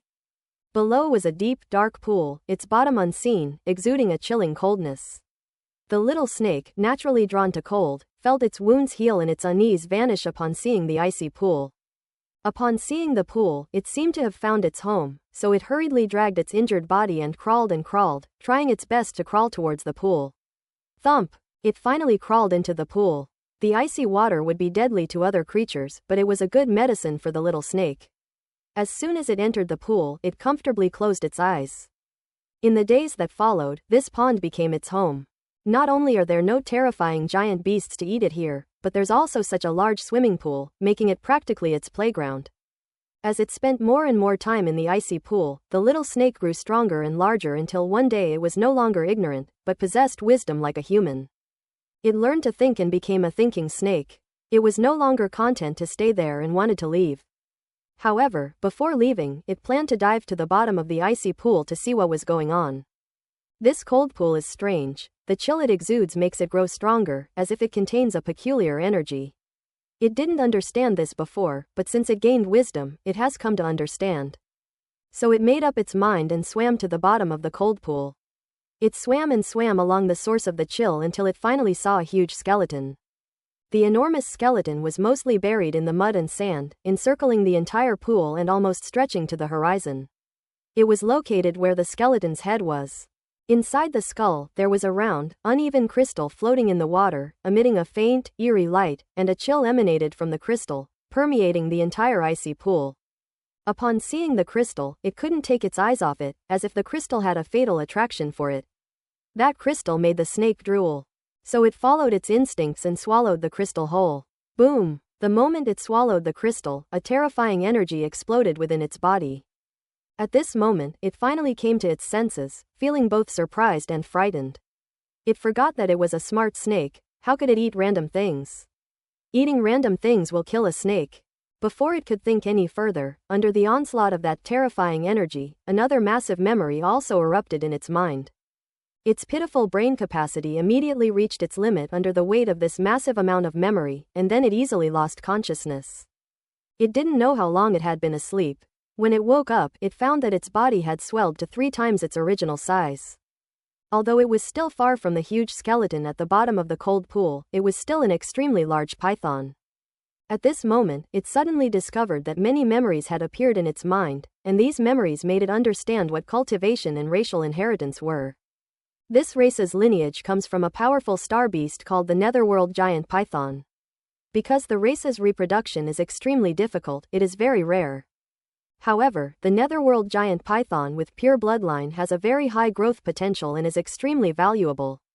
Adult netherworld pythons almost all possess king-level strength and can roam the void, making them an extremely powerful race. The crystal swallowed by the little snake was the inheritance crystal of the netherworld giant python's race. It contained not only related cultivation memories, but also the purest essence blood of the netherworld giant python. After obtaining that essence blood, the little snake slowly evolved into a true netherworld giant python. In the following period, it continued to cultivate, and its strength increased by leaps and bounds until it reached the king level, at which point it finally left that cold pool. The netherworld python returned to the place where the small rift had been, only to find that it had been occupied by a group of dark creatures. At this point, it knew that the small crack had not disappeared, it had simply been hidden in the void. At the time, its strength was too weak to detect it. The small crack has now been completely expanded, becoming a huge spatial rift that can span 2 realms. The giant python was obsessed with returning home to find its mother, it had almost become an obsession for it. Therefore, it planned to return to Earth through this spatial rift. The appearance of such a terrifying star beast naturally alarmed the powerful members of the dark race. King-level star beasts are already powerful beings, equivalent to demon lords among the dark species. The dark race's high command immediately dispatched a demon lord level being to fight the netherworld giant python. Later, for reasons unknown, they reached a consensus and both sides stopped fighting. The giant serpent then safely returned to Earth through the rift. After it returned to Earth, it discovered that its mother had long since died, and had been killed by a human martial artist. The netherworld python had no goodwill towards human martial artists to begin with, and seeing its mother, whom it had missed for years, killed, naturally fueled its fury. With the Dark Lord of the Dark Race influencing it, the netherworld python developed a desire for revenge against humanity and decided to cooperate with the Dark Race to destroy the humans of Earth. Thus began the global alien beast riots. Ellipsis. Hey, what are you daydreaming about? Going through puberty? Even though I killed a lot of your little cubs, there's no need to be in such a hurry to create baby snakes. Suddenly, a cheeky voice rang out. The giant python snapped out of its reverie and looked at Wang Teng with a somewhat dazed expression. Create a little snake? Suddenly, countless black lines drooped down from its head. What the hell is this about creating little snakes? No one with a sound mind would think of such a thing under these circumstances. Is human thought process a bit off? The giant python roared madly in its heart, and for a moment it wanted to crush the human boy in front of it to death. Little snake, where did you come from? How do you know Earth's language? Wang Teng asked again. Little snake. Zhou Xuanwu stared wide-eyed at Wang Teng. Calling such a huge python, little snake, what was Wang Teng thinking? The netherworld python was on the verge of exploding. How could the mighty netherworld python be called a little snake? Did it have no dignity? You're the little snake, your whole family are little snakes. Boy, how dare you insult this king? The netherworld giant python roared. You haven't answered my question yet, Wang Teng said. You're asking for it. The giant serpent had never found a human so annoying. A throbbing sensation ran through its head, and finally, unable to bear it any longer, it roared and slashed down from the dark clouds with its massive tail. Boom! The entire sky roared, and space itself seemed to tremble, as if it couldn't withstand the pressure and would shatter. This scene is terrifying. It's simply indescribable. Get out of the way. Zhou Xuanwu stared in horror at the giant tail falling from the sky, his mind trembling, and he instantly retreated. Under that giant tail, he couldn't even muster the thought of resistance. Such a powerful attack is something that ordinary martial artists simply cannot withstand. Faced with this situation, Wang Teng simply raised his head slightly, his face calm and composed, watching the giant tail descend rapidly. The terrifying wind pressure descended upon his head, causing his black hair to dance wildly in the wind. If that giant tail were to land directly on him, he would probably be smashed into a pulp. The giant serpent's gaze was fixed on him, icy cold. Hey Tilda. Wang Teng suddenly chuckled softly. Lol? The giant python was taken aback. He's actually laughing? Just then, Wang Teng raised one hand towards the sky above his head, palm facing upwards. Boom! A tremendous sound came, and the entire mountain beneath our feet shook violently. Large swaths of snow rolled down from the summit, creating a terrifying avalanche. However, the expected scenario did not occur. The giant tail actually froze in midair.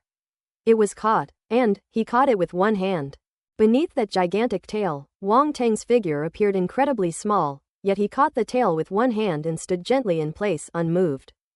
Although the snow-capped mountain beneath him was trembling, the ground beneath him showed no signs of collapsing, as if all the force had been absorbed by his small body. The giant python's cold, vertical pupils contracted involuntarily as it stared incredulously at the figure beneath its tail. How is this possible? Although its tail strike wasn't its strongest move, it was still a strike from a king-level star beast. How could this human kid possibly withstand it? And it was caught with one hand. The next moment, its eyes turned cold, and killing intent burst forth. This human brat actually had such strength, he was too much of a threat. It absolutely could not let him live. The giant python twitched its massive tail, trying to retract it. But it found that no matter what it did, it couldn't budge an inch. Its tail was firmly held by that hand, and it couldn't move at all. At this moment, the entire netherworld python was completely dumbfounded, and at the same time, a bad premonition arose in its heart. This human seems a bit off. Human, I'll give you a chance. Release my tail, or else. The netherworld python feigned composure and slowly spoke. Otherwise what? Wang Teng asked, holding the netherworld giant python's tail with one hand and his other hand behind his back. He looked up at it with a half-smile.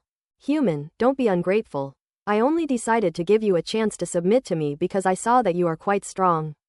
I didn't use any force just now. Don't make a mistake. The netherworld giant python panicked a little when it saw Wang Teng's expression, but it was also good at showing off. It kept its tone unchanged and spoke in a high and mighty manner. Then I really thank you. Wang Teng rolled his eyes speechlessly. Pack, keep installing. Go all out and pretend. How come he didn't realize that this giant python was actually a master of showing off? Zhou Xuanwu was completely stunned. He personally experienced the earth-shaking tremor just now, which shows just how terrifying the power contained in that attack was. As a result, Wang Teng caught the blow with just one hand. Is this guy even human? Just how terrifying is his strength to be able to do something so effortlessly? And it's not just about strength. Looking at the ground, there wasn't a single crack, which meant that Wang Teng had completely withstood that force with his own body. If his physical body wasn't strong enough, it would definitely explode under that kind of power. Therefore, Wang Teng's physical body must have become so powerful that it is terrifying. Zhou Xuanwu was shocked and stared blankly at Wang Teng. This guy is truly a prodigy among prodigies. However, his thought process was a bit abnormal. At this moment, he actually had the leisure to chat idly with that giant python. Don't you even consider what kind of occasion this is, you bastard?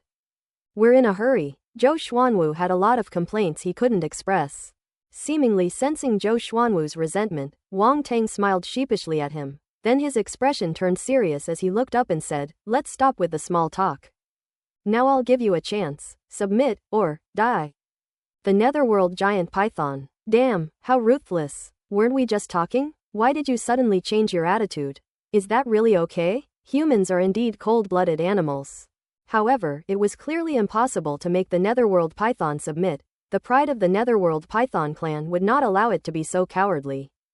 Besides, they haven't actually fought yet, so who knows who will come out on top in the end.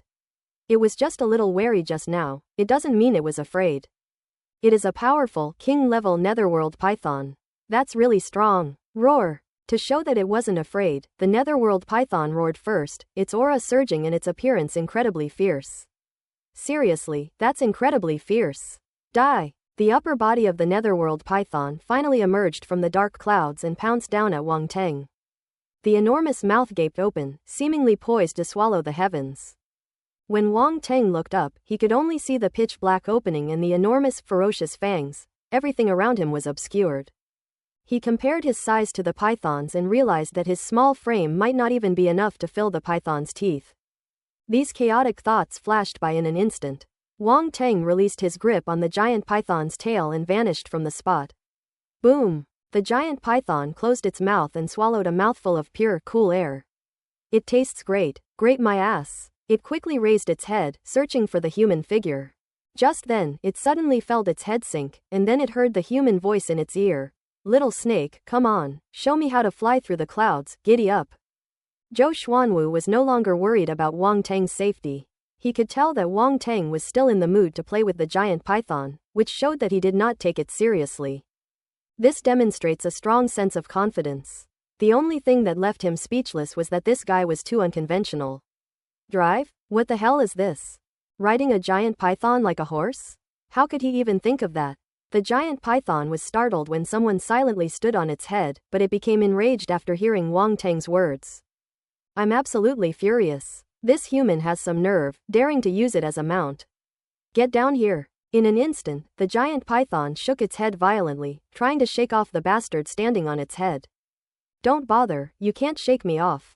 My nickname is Old Driver of Mount Akina, and you, a mere little snake, think you can get rid of me? You're insulting my nickname. Wang Teng gently grasped the horn of the netherworld giant python with one hand, his voice calm.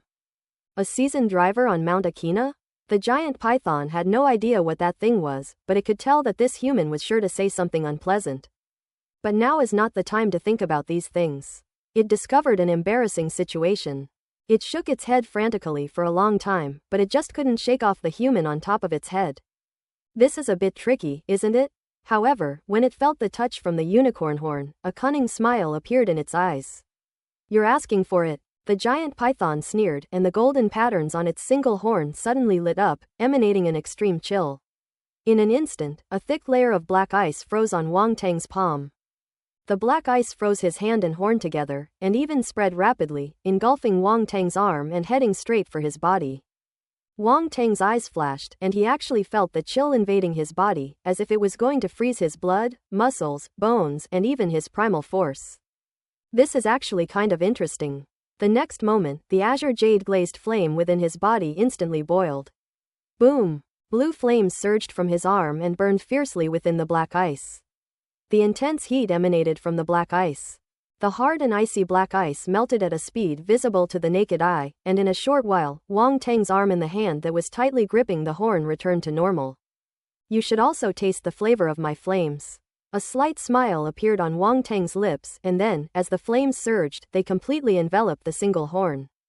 The giant python was terrified and hurriedly channeled its primal force to create a chilling aura that erupted from its single horn. The extreme cold of the black ice and the high temperature of the flames immediately created a confrontation. However, the fire of heaven and earth is terrifying, and it is even more terrifying in the hands of Wang Teng, a planetary-level powerhouse. The confrontation did not last long, and the azure jade-glazed flame quickly gained the upper hand. The black ice on the unicorn gradually receded, and a scorching heat slowly seeped into the unicorn. Ah! As an ice-type star beast, the netherworld giant python is most afraid of fire. Moreover, its horn is the most sensitive and important part of its body. The high temperature of the flames caused it to feel exponential pain, and it couldn't help but let out a shrill howl. Hearing the deafening roar in his ear, Wang Teng's lips curled into a malicious smile. How's it going? Want some extra heat? The giant python suddenly felt that this human was like a devil. On the other hand, Zhou Xuanwu felt the same way. The enormous body of the netherworld serpent thrashed wildly. If one didn't stay far away, one could easily be struck. He dared not withstand that terrifying power. But we still have to enjoy the spectacle. For some reason, watching Wang Teng torment that terrifying giant python gave me a strange sense of satisfaction. Not satisfied? Looks like it's not exciting enough. Seeing that the netherworld giant python remained silent, Wang Teng immediately controlled the azure jade-glazed flame to continuously condense, causing the temperature on its horn to rise rapidly. Ah! Pain! Pain! Pain! The netherworld python let out another miserable howl, its enormous body twisting and turning wildly in the dark clouds, appearing and disappearing intermittently, its power extremely terrifying. It felt like it was about to explode. As a giant serpent from the underworld, it fears fire the most. Such high temperatures would practically roast it alive. I'm going to die. I'm going to die. Look at this, the cloud riding performance is quite good. Wang Teng spoke again, his voice filled with laughter and praise. You get down here. The netherworld giant python roared repeatedly, shaking its head wildly as if it had eaten a shaker. Don't get excited, this is just the beginning. I guarantee you'll have an amazing time, Wang Teng said with a smile. That was great, I was really satisfied. Stop it. The giant python suddenly shuddered, its heart pounding, and shouted in alarm. Really? Wang Teng asked suspiciously. Really? The netherworld giant python dared not utter a single word of disbelief, repeating, really, 3 times in a row, afraid that Wang Teng would not believe it. It has completely lost its backbone. The dignity of the netherworld giant python clan is nothing but fleeting clouds, not worth mentioning. Survival is the most important thing. How awesome is it? Wang Teng asked. Quote. The giant python was stunned for a moment and felt extremely frantic. How fucking awesome is that? I told you I enjoyed it, and you ask me how much I enjoyed it. Do we have to be so inquisitive? This human definitely has something wrong with their brain.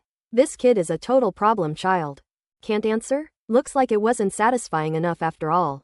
Wang Teng shook his head, the temperature in his hands rising again. Ah! The giant python roared in pain, feeling so frustrated it wanted to vomit blood, but it had no choice but to shout, "It feels so good, so incredibly good, so amazing." It told itself this silently. This isn't just cowardice, it's a strategic act of following one's heart. The giant serpent of the underworld grew fierce. Let's lure this human down first, then kill him later. I knew it. How could I not be happy with all this effort? Wang Teng nodded. Yes, that was so great. I've already experienced it. Don't waste your energy, please get down quickly. The netherworld giant python said hurriedly, its eyes filled with tears. You're quite the talker, little snake. But don't worry about my force. Since you're having so much fun, let's keep going for a while. I like to help others out, so you're welcome, Wang Teng said. Odo, the giant python was stunned. Things shouldn't be like this. What happened to the promise that we'd let it go as long as we enjoyed talking about it? Why is this human so untrustworthy? Humans are all such bastards, they love to lie to people, sob. Thank you so much. I'll spit salt water at you until you die. Zhou Xuanwu's expression was strange, and he almost burst out laughing. Wang Teng was too much of a prankster. A dignified superstar beast was actually made to question his life. I doubt only Wang Teng would do something like this. Wang Teng continued to increase the temperature of the flames, scorching the unicorn until it glowed red hot, turning the golden patterns on it crimson and faintly emitting steam. Awoo! The giant serpent of the underworld was in a state of ecstasy, constantly emitting strange cries. It's so painful. For it, nothing is more unbearable than high temperatures. This was simply the cruelest torment it had ever experienced in its life. Click! Suddenly, a crisp cracking sound rang out in the sky. The giant python's body stiffened instantly. What is that sound? Why does it have a bad feeling? It looks like your horn is broken. Wang Teng stared at the cracked horn in front of him, looking surprised and somewhat guilty. It's broken? Its horn is broken? The giant python stared blankly, seemingly unable to accept this fact. Click! However, a series of cracking sounds followed, each sound like an arrow striking the heart of the netherworld serpent. Its heart is aching so much. Click! Thud! Suddenly, with a crisp sound, the entire horn shattered completely and detached from the head of the netherworld python. Roar! The giant python went berserk, whipping its head around and throwing Wang Teng, who had nowhere to grab hold, away. Its body flew out completely from the dark clouds, transforming into a black streak, rushing towards Wang Teng, who was still in midair. Damn humans, they ruined my horn. The immense pain drove the netherworld python to madness. It roared furiously, its mouth swirling with dense black light, and a black beam of light was born and spewed out. Holy crap, this is insane. Insane. Wang Teng spun in midair, his feet stepping on the void, and suddenly disappeared from his original spot, narrowly avoiding the beam of light. Boom! The jet-black beam of light struck a distant mountain peak directly. In an instant, the upper half of the mountain peak disappeared without a trace in the pillar of light. This is an attack from the dark primal force. Wang Teng's gaze narrowed slightly, and with another stomp of his foot, he transformed into a streak of light and rushed towards the netherworld giant python. Since you're so eager to die, I'll grant your wish. A cold glint flashed in Wang Teng's eyes, and a battle sword appeared in his hand, which he slashed down fiercely. Planetary-level combat techniques. Starfire Sword Slash. A fiery sword beam erupted from the battlesword, instantly reaching 100 feet in length, soaring into the sky, and then slashed down as Wang Teng swung his sword. Roar! The giant serpent spewed out another black beam of light, twice as thick as the previous one, and fiercely met the oncoming sword light head-on. Rumble! The two collided in the sky. Dense black light and dazzling crimson sword light intertwined and reflected each other in the sky, emitting terrifying roars. Boom! The next moment, the crimson sword light forcefully cleaved through the black pillar of light, its momentum undiminished as it continued to slash forward. The giant python's vertical pupils contracted violently, filled with extreme horror. It suddenly leapt into the air and charged towards the dark cloud area in the sky.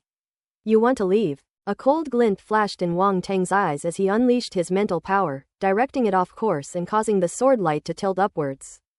The giant python, which had already dodged, suddenly felt a sharp pain all over its body. PFF'd. The huge half of the body broke off, and a large amount of blood spurted out. However, the netherworld python was not dead.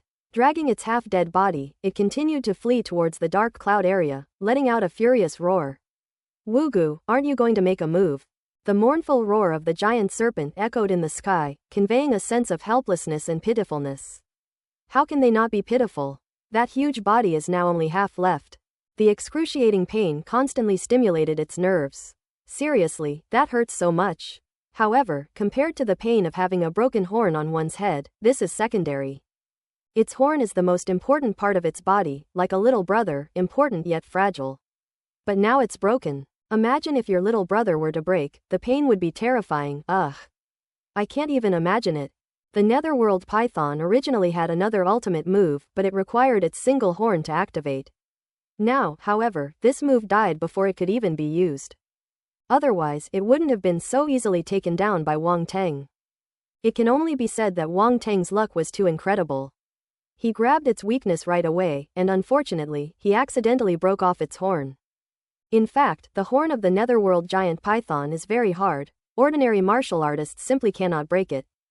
However, Wang Teng possesses the azure jade glazed flame, which completely counters it. Fate plays tricks on the python. What can one do? So now the netherworld giant python just wants to escape far away.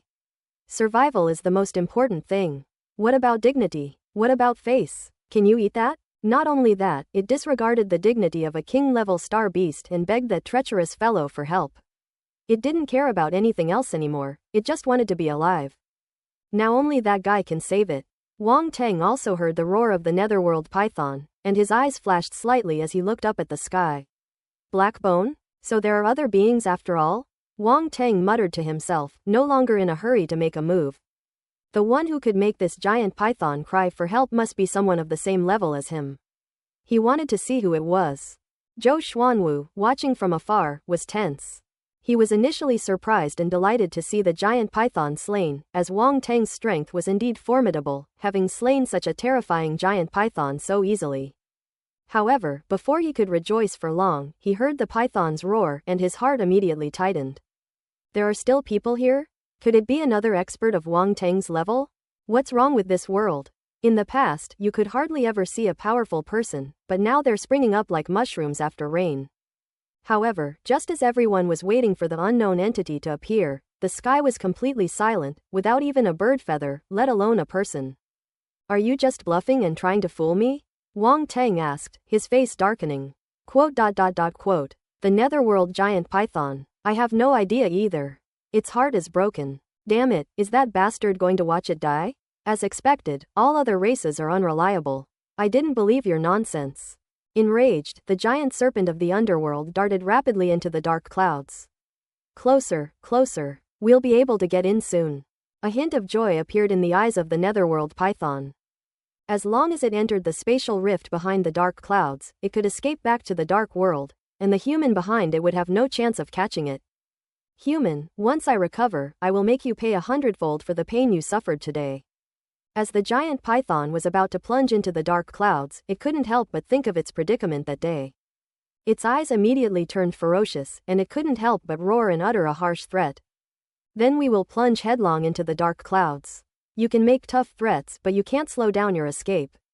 It dared to do this because it had already reached the spatial rift and was about to enter it, while the human behind it was still a long way off and could not possibly catch up.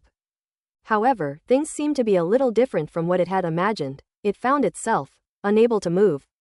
It can't move? It stopped right in front of the dark clouds, unable to advance even an inch further.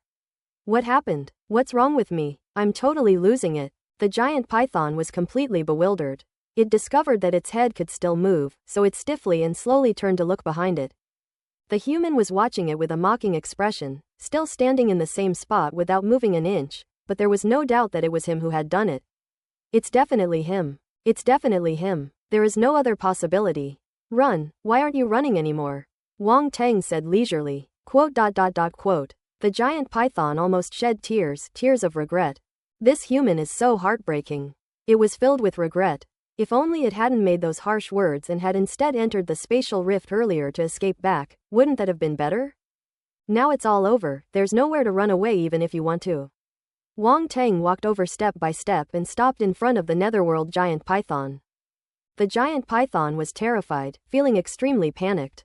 I gave you a chance, but you didn't live up to it, Wang Teng said earnestly, patting the netherworld giant python's head.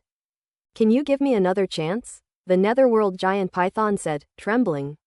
You're dreaming, Wang Teng said. Spare my life and I'll leave immediately, and the beast tide on earth will subside. The netherworld giant python immediately backed down. Killing you will still quell the beast tide, Wang Teng said. No, killing me will only unleash an even more terrifying beast tide. The netherworld giant python shook its head in terror. I have given a death order. All the star beasts will rush towards human cities and destroy everything. If I die, they will not stop. You may not know this, but I have already suppressed most of the beast tide within Sha Kingdom. As for other countries, there are also planetary-level powerhouses there. You should know what a planetary-level powerhouse is. The so-called beast tide can't affect them, Wang Teng said calmly. Even so, most of the ordinary humans will die. Are you going to watch them die? The netherworld giant python was horrified, looking at Wang Teng as if he were a demon. I'm just one person after all, how can I care about so many things? Wang Teng shook his head indifferently. You. The netherworld giant python was speechless. Alright, just accept your death. I'll be quick. I guarantee you'll only experience the pain of death for a moment, and then it'll be over in a flash. Don't worry. Wang Teng raised his hand, about to strike the netherworld giant python's head. The netherworld python's mentality collapsed. He's speaking human language. Isn't pain that lasts only a moment? This human is a monster. Despair filled the giant serpent's heart, yet it refused to die, and roared once more, Black Bone. It still has the same name as before, it's crying for help, trying to grasp at the last straw. Oh dear, is the show over yet? Just then, a laugh that sounded extremely cynical drifted over. Finally decided to come out? Wang Teng calmly looked towards the direction of the voice, only to see a black skull sneaking out from the dark clouds above. A hint of surprise appeared in Wang Teng's eyes. A black skull, with two eerie blue flames flickering in its empty eye sockets. This scene was strangely funny. It's a skull, yet it seems to have a human expression, looking somewhat shifty, even sly. However, neither Wang Teng nor Zhou Xuanwu laughed at this moment. Instead, they stared at the skull with slightly solemn expressions.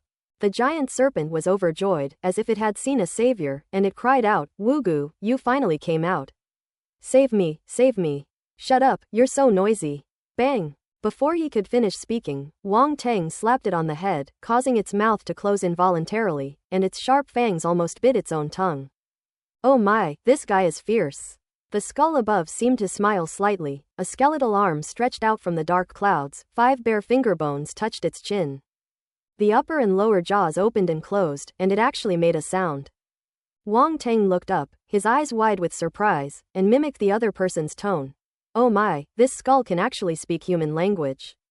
Quote. Zhou Xuanwu. The netherworld giant python. Quote. Black bones. The skull visibly paused for a moment, the eerie blue flames in its eye sockets flickered, and then it said in a voice full of interest, this young man is quite interesting. This skull looks really fun. Wang Teng said with a look of interest. Young man, you're quite mischievous. The will-o'-the-wisps in the skull's eye sockets paused slightly before it spoke slowly. This skull, you're quite mischievous. Wang Teng said slowly, his expression unchanged. Several black lines drooped down the skull's forehead. At this moment, it finally felt that it had met its mortal enemy. This human is no less despicable than it. Alright, that's enough of the game. Let's get down to business. The skull shrugged and leapt out of the dark clouds. Its entire body was finally revealed to Wang Teng and Zhou Xuanwu. It was a black skeleton, and apart from being completely black, it seemed no different from an ordinary skeleton. Alright, that's enough of the game. Let's get down to business, Wang Tang said, shrugging. The skull said helplessly, Hey, I already said I'm not playing anymore, why are you still coming back? Are you a broken record? Hey, didn't you know? The essence of humanity is being a broken record, Wang Tang said quietly. Ah, excuse me, hello repeater, the skull said apologetically, rubbing its bald head. Forget it, you're just a skeleton after all, we can't expect too much from you, Wang Tang said, waving his hand as if to say, I'm a magnanimous person. Thank you for your understanding. The skeleton seemed very grateful. The man and the skeleton had already clashed several times in just a few words, with neither gaining the upper hand. The skull then bowed slightly and said, Let me introduce myself. I am Wugu of the Bone Spirit clan.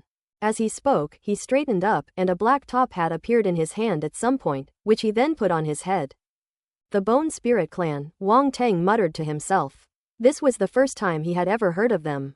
Looking at Zhou Xuanwu beside him, he seemed extremely confused as well, clearly not knowing anything about the so-called Bone Spirit clan. Wugu, what nonsense are you spouting? Save me. The netherworld giant python could no longer tolerate their endless chatter and shouted again. It's badly injured, you bastard. It's only half a body left, you bastard. Can't you even consider the feelings of the injured person, you bastard? You're really noisy. Wang Tang turned to look at the netherworld python and said quietly. The giant python was startled, feeling a chill run down its spine. It quickly shut its mouth, its large eyes filled with terror. Now that the dark species behind it has emerged, you, this tool python, are no longer of any use. As soon as Wang Tang finished speaking, the battle sword appeared in his hand and flashed across the battlefield like lightning. A flash of sword light. Tisk. Before the astonished eyes of the netherworld python, copious amounts of blood gushed out from the junction of its head and body as if it were free. Just like a water tap. Then, the body and head separated. Zhou Xuanwu was stunned. Even Wugu, who claimed to be from the Bone Spirit clan, was stunned. This human is so cruel. They killed without hesitation. A true tool python. Even the giant serpent was stunned, overwhelmed by boundless fear, and swallowed up by the darkness. No. The netherworld python let out a final roar, filled with resentment, its gaze fixed on Wugu. It's already shown up, why didn't you save it? Why? Boom. The enormous python head crashed to the ground with a dull thud. Wow, he's dead, Wugu cried out, seemingly quite regretful. Quote. Zhou Xuanwu. He felt the skull was acting very fake, lacking any sincerity. Its screams were as indifferent as if one were watching an insignificant person die. This is a heartless skull. However, Wang Tang seems quite ruthless. He kills the python after using it, showing extreme cruelty. Come on, let's play something next. Wang Tang looked at Wu Jiyu with a smile. Okay, what do you want to play? Wu Jiyu said with a grin. Let's play the game of eagle catches chicks. I'll be the eagle, and you'll be the chick, Wang Tang said. Zhou Xuanwu was completely confused. What the hell is this, an eagle catching a chick? He now really wanted to open Wang Tang's skull to see what was inside and how his thought process could be so peculiar. Why aren't you the chick? Wugu asked curiously. Wang Tang did not answer, but his gaze fell on Wugu's lower body, his expression meaningful. Wu Jiyu was slightly taken aback, and then countless black lines appeared on his forehead once again. Oh, Wugu suffered another complete defeat. It clutched its chest, stumbled back 3 steps, looking terribly injured, pointed at Wang Tang with one finger, and fell backward. Ah, I'm dead. It simply fell straight down in the sky, hovering there, motionless for a long time. Quote. Zhou Xuanwu. Where did this bizarre skeleton come from? He was on the verge of a mental breakdown. It's bad enough to run into Wang Tang, but now this weird skull has appeared. The 2 people, one human and one skeleton, looked like fellow patients who had escaped from a mental hospital, having a great time. This is so fake. Wang Tang, oblivious to Zhou Xuanwu's resentment, looked at Wugu and said quietly. Huh, really? My acting skills have always been pretty good. Wu Jiyu raised his head and said in surprise. Of course, I could tell at a glance, Wang Tang said. Oh dear, what a failure. Wu Jiyu jumped up, pretended to dust off imaginary dust, and said dejectedly. I suggest you start by working as an extra to hone your acting skills. Let me tell you, every extra has the potential to become an award-winning actor. I know one who used to be just an extra, but he ended up becoming an award-winning actor. Wang Tang made up a story. Playing a minor role? Wu Gu's skull-like face was full of bewilderment, but he still humbly asked, "Excuse me, what does playing a minor role mean?" "Oh, being an extra means playing any role, like a delivery guy, a passerby, a waiter, etc. You could say they have a very wide range of acting skills. Of course, the most important role is playing a corpse. They've really come up with all sorts of ways to play a corpse. They can die in all sorts of bizarre ways. I guarantee you can learn how to play a corpse well," Wang Teng cajoled. "Where will this dragon robe be worn?" Wu Jiyu asked hurriedly, his eyes blazing with ghostly fire. She even ran forward, trying to grab Wang Teng's hand, appearing very eager. "Welcome to Hengdian," Wang Teng replied, his eyes flashing. At this moment, Wu Gu had already arrived in front of him. The bone hand that had been grabbing Wang Teng's arm suddenly became extremely sharp, like a bone knife, and plunged into Wang Teng's abdomen. "This is like they're going to take out a kidney." Wang Teng remained calm, but his movements were swift. He clenched his fist and slammed it into the opponent's bone hand. With a flash of ghostly fire in its eyes, Wu Jiyu had no choice but to change its attack method, transforming its bone knife into a palm to meet Wang Teng's fist. Boom! With a deafening roar, the shockwave formed by the force swept outwards, and the two separated instantly upon contact, so fast that only afterimages could be seen. "You're quite cunning, skeleton monster," Wang Teng said calmly. "Likewise." Wu Jiyu chuckled, cracking his knuckles as he did so. "Speaking of which, you're quite strong. No wonder you were able to catch the Netherworld Python's attack with your bare hands. Come on, let me let you experience it for yourself." As soon as he finished speaking, Wang Teng vanished from his spot and suddenly reappeared in front of Wu Jiyu, throwing a punch at him. The profound meaning of power. Boom! A terrifying explosion rang out as the punch aimed directly at Wu Gu's head. If it hit, the skull would likely shatter into bone fragments. However, Wu Jiyu chuckled and threw a punch, which collided with Wang Teng's fist. Rumble! Their fists collided in midair, causing a brief pause in their movements, with neither able to gain the upper hand. Wang Teng's eyes showed surprise. This was the first time that his profound power technique had failed to repel the enemy. This skull is something else. The two separated instantly and collided again. Wang Teng activated his ancient divine body, unleashing his power to the extreme, and clashed with Wu Jiyu. The ancient god's body was terrifying. Under its enhancement, Wu Gu's expression finally changed. Although it was still that skull face, it was obvious that his expression had become serious. He could no longer laugh and had to focus all his attention on dealing with Wang Teng's fist force. Even so, it was forced to retreat continuously by Wang Teng's powerful punches, its bones clattering as they were smashed. Zhou Xuanwu, who was standing to the side, felt sorry for it. "Do skeletons feel pain? Damn, this is a problem." Zhou Xuanwu's expression changed. If he couldn't feel any pain, wouldn't Wang Teng's bets have been for nothing? "Should I tell him now?" Zhou Xuanwu was a little troubled and conflicted, unsure whether he should speak up or not. What if Wang Teng got angry and came to beat him up? Look at the ferocity with which he throws a punch. Forget it, I'd better not meddle. Anyway, judging from his appearance, he still seems to have plenty of strength left, so a few more punches won't make a difference. Boom! Wang Teng frowned, as if he had also discovered something. He delivered a heavy punch, sending Wu Jiyu flying dozens of meters away, tumbling several times before finally coming to a stop in a sorry state. "Ouch! Ouch! Ouch! Ouch! Your little fists are so hard." Wu Jiyu tumbled several times before standing up in midair, yelling loudly. Wang Teng. "Fake, that's so fake. It has a very flamboyant feel to it." He had already sensed that the skeleton's bones were a bit rough to the touch, but he just wanted to see if he could break them. Unexpectedly, it didn't work. Keep in mind that he simultaneously used the ancient god body and the profound meaning of power, which could even shatter the physical body of a planetary-level expert. Yet he couldn't do anything to this skeleton. This is rather unbelievable. It was just a thin, small skeleton, with thin arms and legs, looking like it would break if you squeezed it, but it was surprisingly hard. Wang Teng's eyes flashed, his face remained calm, and he held his battle sword, from which a terrifying aura erupted. Slash! He barely hesitated before unleashing a sword strike that stretched for hundreds of meters. Wow! With a strange cry, Wu Gu quickly raised his hands and blocked forward.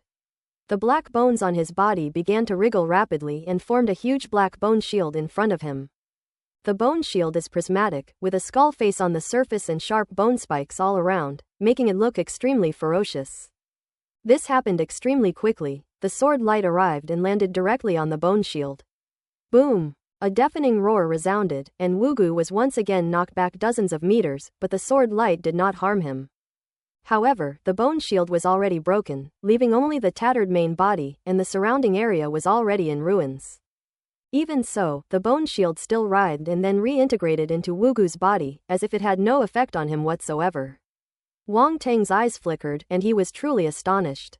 The ability of this black bone is extremely strange. It can extend its own bones and even transform them into other objects. Moreover, that change completely broke the law of conservation of energy. How many bones does that black bone have? They don't even add up to half the size of that bone shield. So, where did all those bones in that bone shield come from? Uncle Niu is turning in his grave. Wang Tang has so many complaints that there's nowhere to vent them. However, the bone was really hard. Although it eventually shattered, it still managed to block his sword light, demonstrating amazing defensive power. Moreover, the bones seem to be able to regenerate. It's not simply a matter of breaking them. Wang Tang suddenly felt a headache coming on. This skeleton seems a bit troublesome. HMPH, what an energetic young man.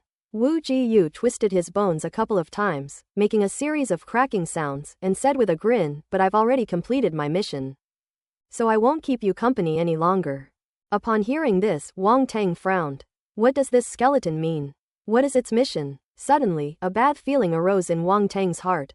Look, Wugu seemed to know what Wang Tang was thinking. Raising his head and pointing to the sky, "They're coming." No sooner had he finished speaking than a loud bang was heard. Boom! Wang Tang's expression changed immediately, and he quickly looked up. Suddenly, the dark clouds in the sky exploded open, surging and rolling in all directions, boiling rapidly like water being boiled. At its center, a massive vortex was forming at an incredible speed. Dark clouds swirled all around, lightning flashed and thunder roared, and thick bolts of lightning descended, emitting terrifying buzzing sounds. The black bone stood directly below the vortex, then suddenly slowly opened its arms and raised them high into the sky. Streaks of silver lightning flashed around it, yet none of them could get close to it, only making it appear even more like a demon king. "What did you do?" Wang Tang asked in a deep voice, his expression grave. "Lie." Wugu raised an index finger to his lips, signaling Wang Tang to be quiet, and then said, "Don't speak. Carefully feel the majesty of the heavens. It's truly a breathtaking sight." Wang Tang's expression was grim. That Wugu is indeed a lunatic. Boom! At that moment, a bolt of lightning as thick as a bucket struck not far to his left, blasting a deep crater into the ground. Wang Tang was naturally unafraid of the thunder, but Zhou Xuanwu, who was far away, could only retreat continuously, trying to get away from the center of the vortex as quickly as possible. The closer to the center, the denser and more terrifying the lightning becomes. Even a 13-star warrior wouldn't dare linger in such an environment. Zhou Xuanwu had already sensed an extremely terrifying aura of destruction from the surrounding area. Boom! Boom! Boom! Bolts of lightning struck and exploded around Wang Tang, but Wang Tang remained motionless, his brows furrowed, seemingly lost in thought. "Wang Tang!" Zhou Xuanwu's face turned horrified, and he cried out urgently. "That place is far too dangerous. If Wang Tang stays still, he could very well be blasted into pieces by the lightning. Do you want to destroy this spatial rift?" Wu Jiyu seemed to see through Wang Tang's thoughts and said with a smile. Wang Tang did not answer. "Don't make a futile struggle. This spatial rift has already fully formed and is guarded by 3 Demon Lord level beings. You can't possibly destroy it on your own," Wu Jiyu said with a smile, answering his own question. "You've been preparing for a major invasion of Earth for a long time," Wang Tang said coldly. "You only just realized it? Too bad it's too late." Wu Jiyu laughed heartily, then said neurotically, "Look at this planet, how beautiful, how clean, how peaceful. It's perfect for destroying it." "Madman." In the distance, Zhou Xuanwu heard Wu Gu's words and his face turned extremely ugly. His lips moved, and it took him a long time to utter those 2 words. He could clearly tell that Wugu simply took pleasure in destroying planets and worlds. "These dark creatures are all psychopaths, they're insane. I think your dark world is more beautiful, so why don't we destroy it first?" Wang Tang said indifferently, tilting his head as he looked at it. The ghostly flames in Wu Gu's eye sockets suddenly solidified, and he slowly lowered his head to meet Wang Teng's gaze. The atmosphere instantly became extremely tense. You said you're going to destroy the dark world? Wu Jiyu seemed to have heard something utterly absurd and laughable, his tone filled with disbelief, before he suddenly burst into laughter. Ha ha ha ha. Zhou Xuanwu stared at Wang Teng as if he had seen a ghost, his eyes filled with disbelief. This guy really dares to say that. Not only do they dare to speak, they also dare to think. It's already a miracle they weren't destroyed by the dark race. To think they could destroy the dark world is just wishful thinking. Is it that funny? Wang Teng said indifferently. Yes, that's right, it's hilarious. You really don't know your place, actually wanting to destroy the dark world. Wu Gu nodded frantically, and because the movement was too violent, with a snap, its head suddenly fell off its neck. Fortunately, it was quick-witted and skillful, or rather, it caught its own head and then snapped it back on with 2 clicks. Sorry, I didn't put it on securely last time. Wang Teng. Quote. Zhou Xuanwu. End of Arc 5. Alien Invasion, Part 1 of 2.